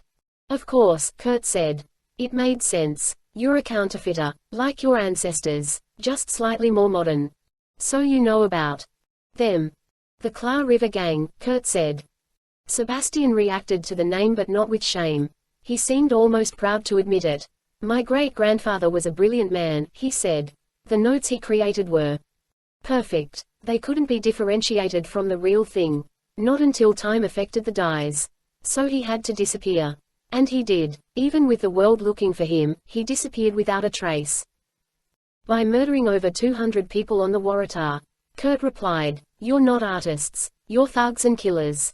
I see you've put the puzzle together, Sebastian acknowledged as if he were complimenting Kurt. All the more reason for me to leave. You can't honestly think you're going to pull this off, Kurt said. There are checks and balances in the system, auditors and watchdogs. Sebastian dragged Sienna up a step. Are you that naive? There are literally billions of transactions every day. Trillions of dollars change hands in a month's time. Do you think it's all tallied up by hordes of accountants with green visors above their eyes, toiling away in the government's back office somewhere? Computer programs do those checks and audits you spoke of. And guess who controls those programs now? I do. The data they spit out will satisfy the few humans that even bother to look past the top and bottom lines, I can assure you of that. Sebastian dragged Sienna up another step. You can't know that for certain, Kurt said. I'm fairly confident at this point, Sebastian said. And should your government eventually catch on, they will find that hundreds of billions of dollars have been created and dispersed to thousands of companies and straw men of my creation. They'll discover half the trail evaporates and the other half leads to political election funds in America and other spots around the world. They'll find billions have been routed through China, Iran, North Korea. And they'll be faced with a terrible dilemma. Admit the truth and shake the world's confidence in the mighty dollar, in all likelihood crashing the international financial system, or let it go, fix the hole in the wall quietly, and chalk it up to experience. Kurt had to admit that Sebastian was probably right. They might not announce it to the world, but they will hunt you down. They will think I'm dead, Sebastian said, dragging Sienna up the final step and pulling her toward an alcove in the far reaches of the room. Kurt could see another steel security door hinged to the alcove wall. He could not allow Sebastian to drag Sienna through it. His posture stiffened. Take another step and I'll kill you, he said, regardless of what else happens. Sebastian studied Kurt from behind Sienna. By now he'd tucked in so close that only his right eye could see past her to Kurt and his menacing glare. And yet even with that limited view, he had no doubt that Austin would fire. He'd lost this woman too many times already. He seemed unwilling to lose her again. It left Sebastian only one choice. With Sienna held tight against him, he reached across her body and pulled a tiny remote unit from his pocket. To Kurt it looked a lot like the one Callista had used in the tunnel beneath the DMZ. "If you're planning on zapping me, you're a little late, I've been deloused." "It's not for you," Sebastian said. "It's for her." With that, Sebastian whispered to Sienna, "I'll make you a deal. The same deal I've been making you all along. Your life or the lives of your children. Which will it be?" He pressed a key on the glass-like screen of the remote and a fireball erupted in the center of the courtyard. It was so immense it shattered the windows behind Kurt and blasted splinters of glass across the room. Kurt stood his ground as the shards pelted him. "That was the armory," Sebastian gloated to Sienna. "If you resist any further, or if he tries to stop me, I will obliterate the prisoners in their quarters and your children will burn." A blind play if ever there was one, Kurt thought. Neither one of them knew if the prisoners were in the hut. It was entirely possible that they were staying put and taking cover there, as the battle raged outside. It was also possible that Joe had led them away. "Let me go," Sienna cried to Kurt, her eyes filled with tears. "He'll kill you," Kurt replied. "He'll kill them either way. Please," she begged. At that moment a figure crawled through the main door, a pitiful figure, slithering on the ground. "Brother," it cried out. "Dear brother." Callista's appearance was just enough of a surprise to distract Sebastian. He began to glance her way before catching himself. The pistol in his hand came away from Sienna's head for an instant and, in that blink of an eye, Kurt squeezed the trigger and fired. The iron projectile from the railgun hit the nickel-plated handgun at a speed of 2,000 feet per second, impacting it just ahead of the breech. The blow shattered the pistol as its hammer fell and struck the bullet in the chamber. The gunpowder in the 9mm cartridge ignited and the lead shell began its journey forward. But the frame of the pistol had been mangled by Kurt's shot and instead of being exhausted out through the mouth of the barrel, the bullet blew the weapon apart. At the moment of the explosion it was already out of Sebastian's hand, having been torn free and hurled halfway to the rear of the alcove. The impact broke Sebastian's wrist, and shrapnel from the exploding gun flew in all directions, cutting his face and neck like claws of some enraged animal. In a blind fury, Sebastian flung Sienna toward Kurt, grabbed the door, and tried to swing it shut. Kurt was already tossing the railgun aside and reaching into the open pocket of his armored vest for the Colt. He pushed Sienna out of the way and drew the revolver like a gunfighter in the Old West, extending it toward Sebastian, cocking the hammer, and pulling the trigger in one swift motion. The booming report of the old .45 caliber shell echoed across the room as fire erupted from the barrel and a cloud of smoke burst from either side of the cylinder. The heavy shell grazed the slamming steel door and caught Sebastian just to the right of his center of mass. He was thrown backward as if he'd been kicked by a horse. He slammed against the back of the alcove and fell on his side as the door banged shut, cutting him off from Kurt's view. Kurt rushed forward and tried the handle. The door had latched but wasn't locked. He swung it open, ready to fire again, but realized instantly that he didn't need to. Sebastian lay dead against the wall. The remote dropped from Sebastian's grasp and Kurt relaxed for an instant only to see on the small screen what looked like a second hand sweeping in a red arc toward the 12 o'clock position. "Run," Kurt shouted, dashing to Sienna's side and pulling her up to her feet. The explosions began in the distance. First, the prisoners' quarters, then the barracks, and then the two helicopters in the hangar. Kurt had helped Sienna up and now did the same for Callista. He turned for the door, but it was too late. A series of explosions shook the main house, blasting one section after another and heading toward them like a rumbling freight train. Realizing there was no other way out, Kurt shoved Sienna toward the shattered windows and the veranda beyond. "Jump!" he shouted. Sienna leapt without question and Kurt propelled himself and Callista over the ledge half a second later. As he fell through the air, he felt the explosions closing in. Sections of the mansion to their right and left were blown apart simultaneously. The control room followed an instant later, erupting in a fiery detonation just as Kurt, Sienna, and Callista crashed into the deep end of Sebastian's Olympic-sized swimming pool. Kurt felt his legs crunch into the bottom of the 12-foot deep pool and looked up. Seen through the kaleidoscopic lens of the swirling water, the distorted tongues of flame were almost beautiful. A hailstorm of debris followed, including splatterings of napalm that burned on the surface of the water, and chunks of the stone from the house that crashed down around them like meteors. Kurt grabbed Sienna to prevent her from surfacing as a second wave of fire streaked above them and retreated. He could have remained down there for another minute or so, but Callista was struggling to pull free. He doubted she'd been ready for the dive. He gripped her tight and pushed off the bottom, angling away from the house and breaking the surface as the last smattering of fragments dropped from the heavens. Treading water and helping Callista keep her head above the surface, Kurt turned in a slow circle and saw that half the world was on fire. The top floors of the mansion had been blown off, while the lower floors were consumed in flames. Waves of heat assaulted him, tempered only by the coolness of the water. "That way," Kurt said, pointing toward the far end of the pool. Sienna began to swim, and Kurt rolled over onto his back, dragging Callista in a rescue swimmer's stroke. When it became shallow enough to put his feet down, he did, and from there they waded to the wall. As they climbed out, Kurt heard the sound of people approaching. He cocked the old pistol and readied himself for one more fight, but a friendly shout stopped him from firing.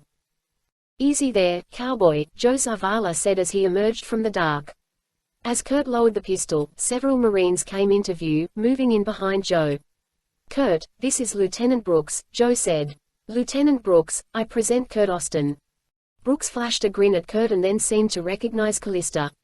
He raised his weapon. "It's okay," Kurt said, holding out a hand. "But she's one of them," Brooks insisted. "No," Kurt said. "As it turns out, she's not one of them after all." Brooks made a quick decision. He lowered his weapon and clicked his radio. "Get the SARC up here," he said, referring to the Navy medic, two of whom had landed in Dragon 5. "We've got another wounded player." Even before the medic arrived, Brooks dropped down beside Callista and began working on her wounds. "What about my children?" Sienna asked. "And the others?" "Safe and sound," Joe said. "I sent 'em for ice cream as soon as the battle got underway." Brooks chimed in. They made it over the wall and met up with a couple of the guys from Dragon 3. "Where are they now?" "Dragon 4 swooped in and picked 'em up," Brooks said. "They're already on their way back to the Bataan." Hearing that, Sienna's whole posture softened in a wave of relief. Her chest heaved, and she began to cry again. But this time they were tears of joy. Kurt smiled. "So I'm guessing we won." "We did," Joe said. "While you were taking a midnight dip with two beautiful women, the rest of us were working hard to turn the tide of battle." "Glad to hear it," Kurt said. "And how are the rest of us going to get out of here?" "We seem to be a little short on helicopters." "Dragon 3 will max out and take the wounded," Brooks said. "The rest of us will head for the coast. Madagascar has a pretty limited military, and we seem to be miles from anywhere important, but I don't want to run into any well-meaning members of the neighborhood watch." Kurt nodded. "Are we walking?"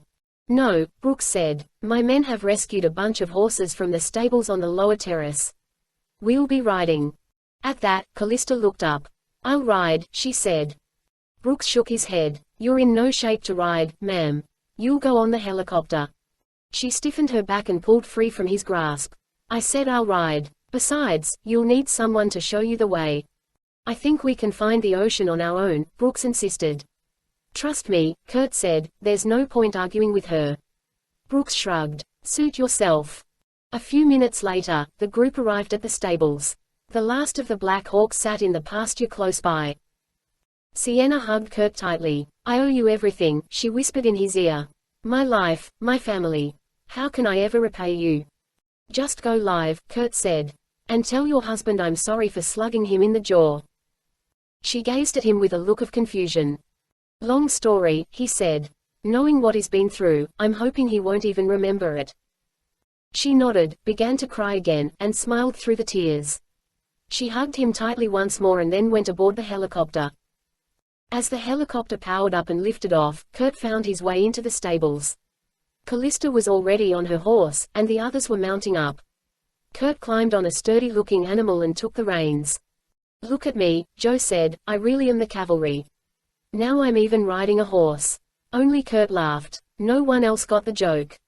They rode from the stables single file, traveled down the main path and out onto the open plain with the Brevet Palace and Sebastian's mad dreams burning to ashes on the hill behind them. Kurt noticed that Callista never looked back. Instead, she led them to a path she'd worn into the soil over the years. Only now did she realize why she'd always returned to that strange hill where the ship had been buried. Only now did she remember her real brothers talking about a lifeboat. And then Sebastian as a young man with Egan and Laurent, working down there to cover what her mother and brothers had excavated. 2 hours later, they came out onto the shore, where a wide beach met slow rolling surf. There, Lieutenant Brooks ordered the group to a halt, made a radio call, and lit a low-light beacon. After a short wait, a pair of high-speed collapsible boats came racing in from the dark, manned by crews of 2 in camouflage and face paint. They entered the shallows and coasted to a stop just the other side of the low breakers. "Someone call for a water taxi," one of the camouflaged men asked. With the Marines watching the shore in both directions, Kurt helped Callista down from her horse. She was pale and cold. She rubbed the blaze on the horse's nose and whispered something about running free. The horse took off, galloping down the shore, and Callista all but collapsed. Kurt picked her up, cradling her in his arms and carrying her into the surf as she wrapped her hands around his neck and held on. "I should have left from here 27 years ago," she whispered. "Better late than never," Kurt said. He carried her to the nearest boat and lowered her gently into it. He climbed in after her, and Joe followed suit, as the Marines took spots in the second boat.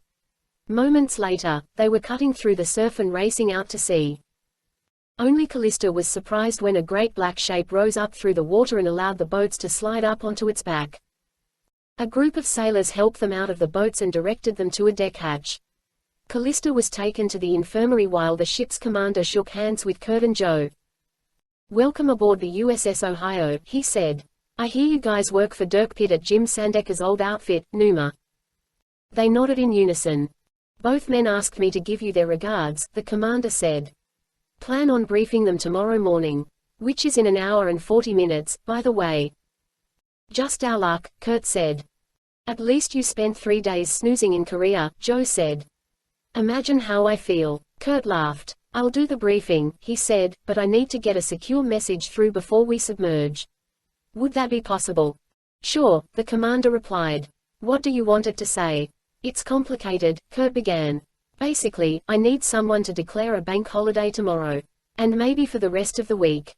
Just in case." In the last hours of that night the SS Waratah finally returned home. Some had wanted to delay her arrival until morning, but Paul would have none of it. He thought the venerable old ship had been away long enough. Nudged forward by the Sedgwick, she came into the harbor virtually alone. But as she approached the dock, Paul noticed a sight he would remember for the rest of his life. It seemed as if half of Durban had come out, and thousands stood quietly in the dark with candles in their hands. They lined both sides of the inlet and the dock. He saw no camera flashes, and there were no dignitaries waiting to give speeches. All that would come later. For tonight, the people of South Africa were welcoming this ship home. The Waratah bumped the dock and was tied up. A high-ranking officer of the South African Navy came aboard and Paul relinquished command of the ship. From that moment on, he thought only of finding Gamay and wrapping his arms around her. True to her word, she was waiting for him at the bottom of the gangway. They embraced and began walking the dock. Paul had never in his life seen so many cards, flowers, and wreaths. He stopped beside a picture that looked familiar to him. In the black and white portrait he saw a burly man with a handlebar mustache. His name was written below, as was his position, fireman, on board the Waratah, assigned to the AFT boiler. Paul still didn't believe in ghosts, but he wondered if they might exist after all. Hand in hand, he and Gamay walked the rest of the dock without saying a single word. The details of Kurt's message explained what he knew about Brevid's scheme. And when the president and the chairman of the Fed were informed, a 3-day moratorium on all Fed activity was declared. Meanwhile, Montresor, Sienna Westgate, and the other hackers willingly explained what they'd done, and been forced to do, revealing the viruses, blinds, and trapdoors they'd planted one by one until all the various dangers were uncovered and neutralized. After 12 hours on board the Ohio, Kurt, Joe, and Callista were transferred to a ship bound for Durban. At the same time, Lieutenant Brooks and the other Marines were picked up and flown back to the Bataan after promising never to make fun of oceanographers again.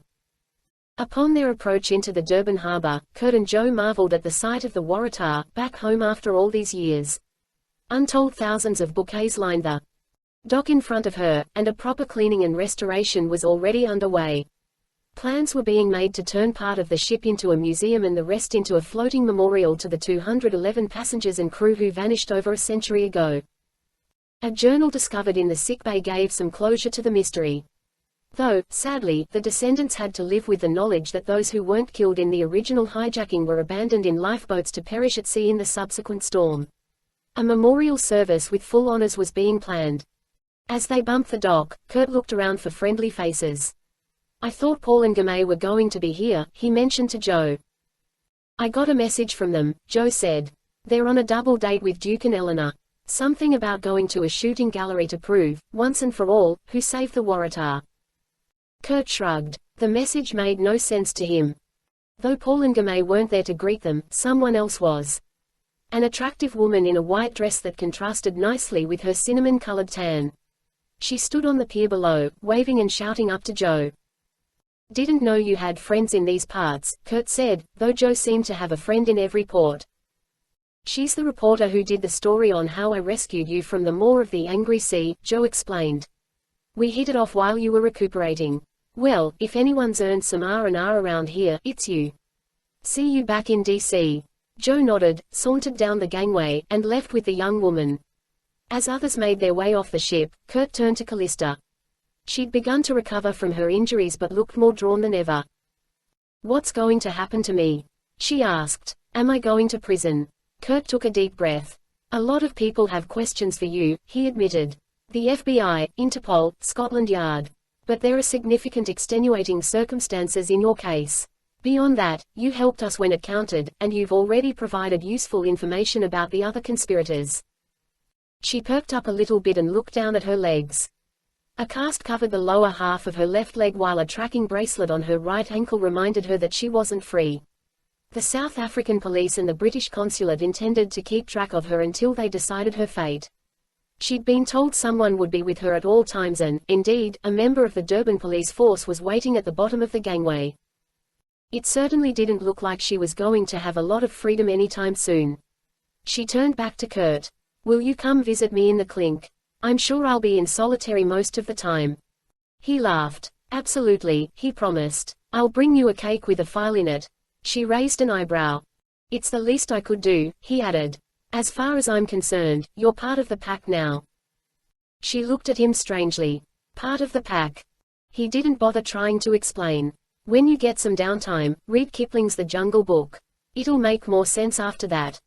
She nodded and turned back to the pier, watching as a group of people filed out through the doors of the passenger embarkation building and stood together, waiting.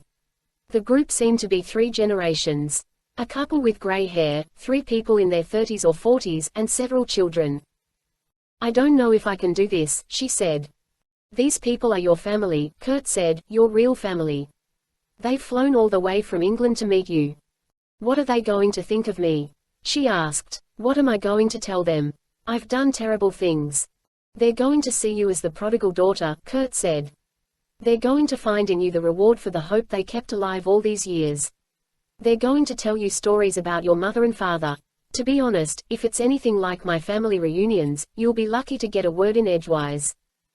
She appreciated what he was saying, but the fear was overwhelming. "I can't," she said, shaking her head.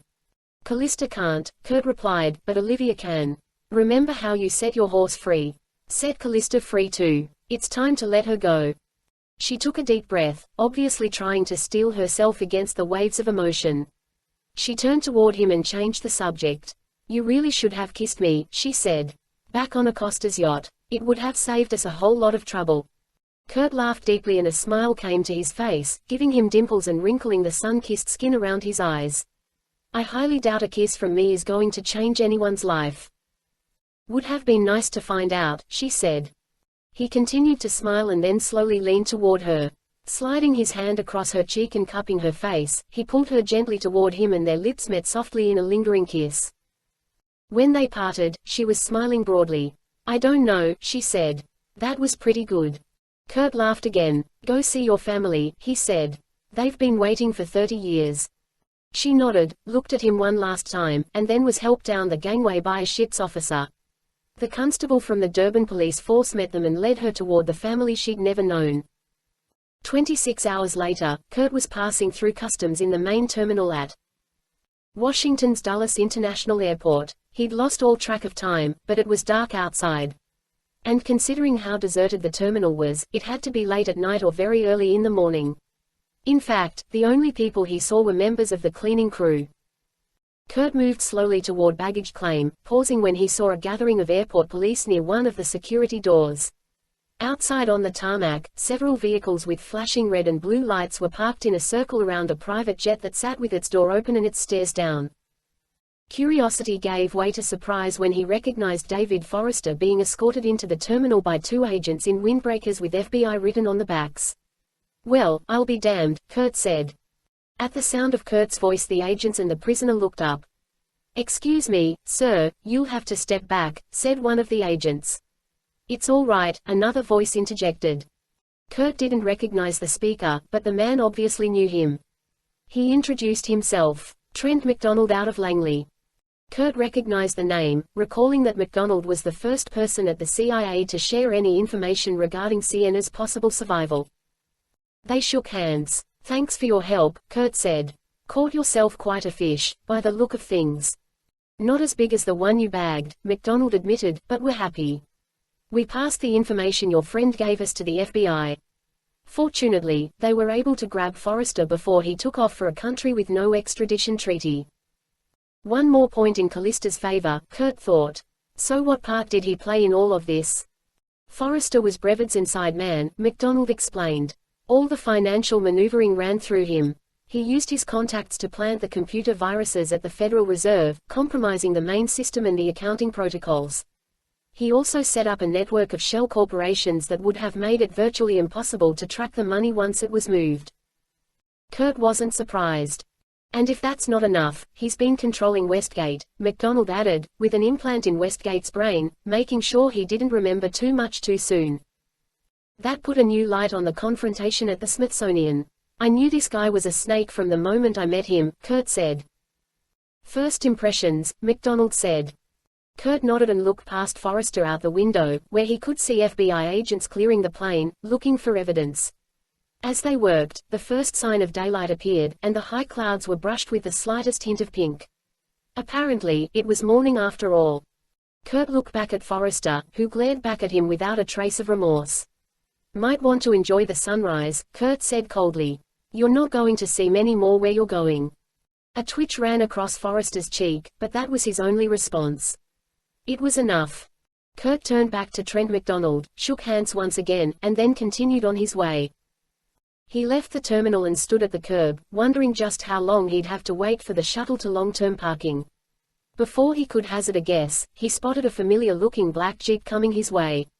His Jeep. It pulled up and stopped right in front of him. As the driver's door opened, Anna Ericsson's pretty face, flaxen blonde hair, and beaming smile popped up over the roof. "Did you take up auto theft while I was gone?" Kurt asked. She laughed. "With all your memory problems, I thought you might have a hard time finding your car in the parking lot when you got back." Kurt pretended to be hurt, but he honestly couldn't remember driving to the airport 2 weeks earlier. "You might be onto something," he said, and then added, "Sorry for how I behaved. I wasn't exactly myself." "I realize that," she said. "I crossed a line too. Any interest in starting over?" "Nothing would make me happier," he said. She jumped down, came around the Jeep, and offered her hand. "Hi," she said as if meeting him for the first time. "I'm Anna Ericsson. I'm a psychiatrist. And I'm not allowed to date my patients."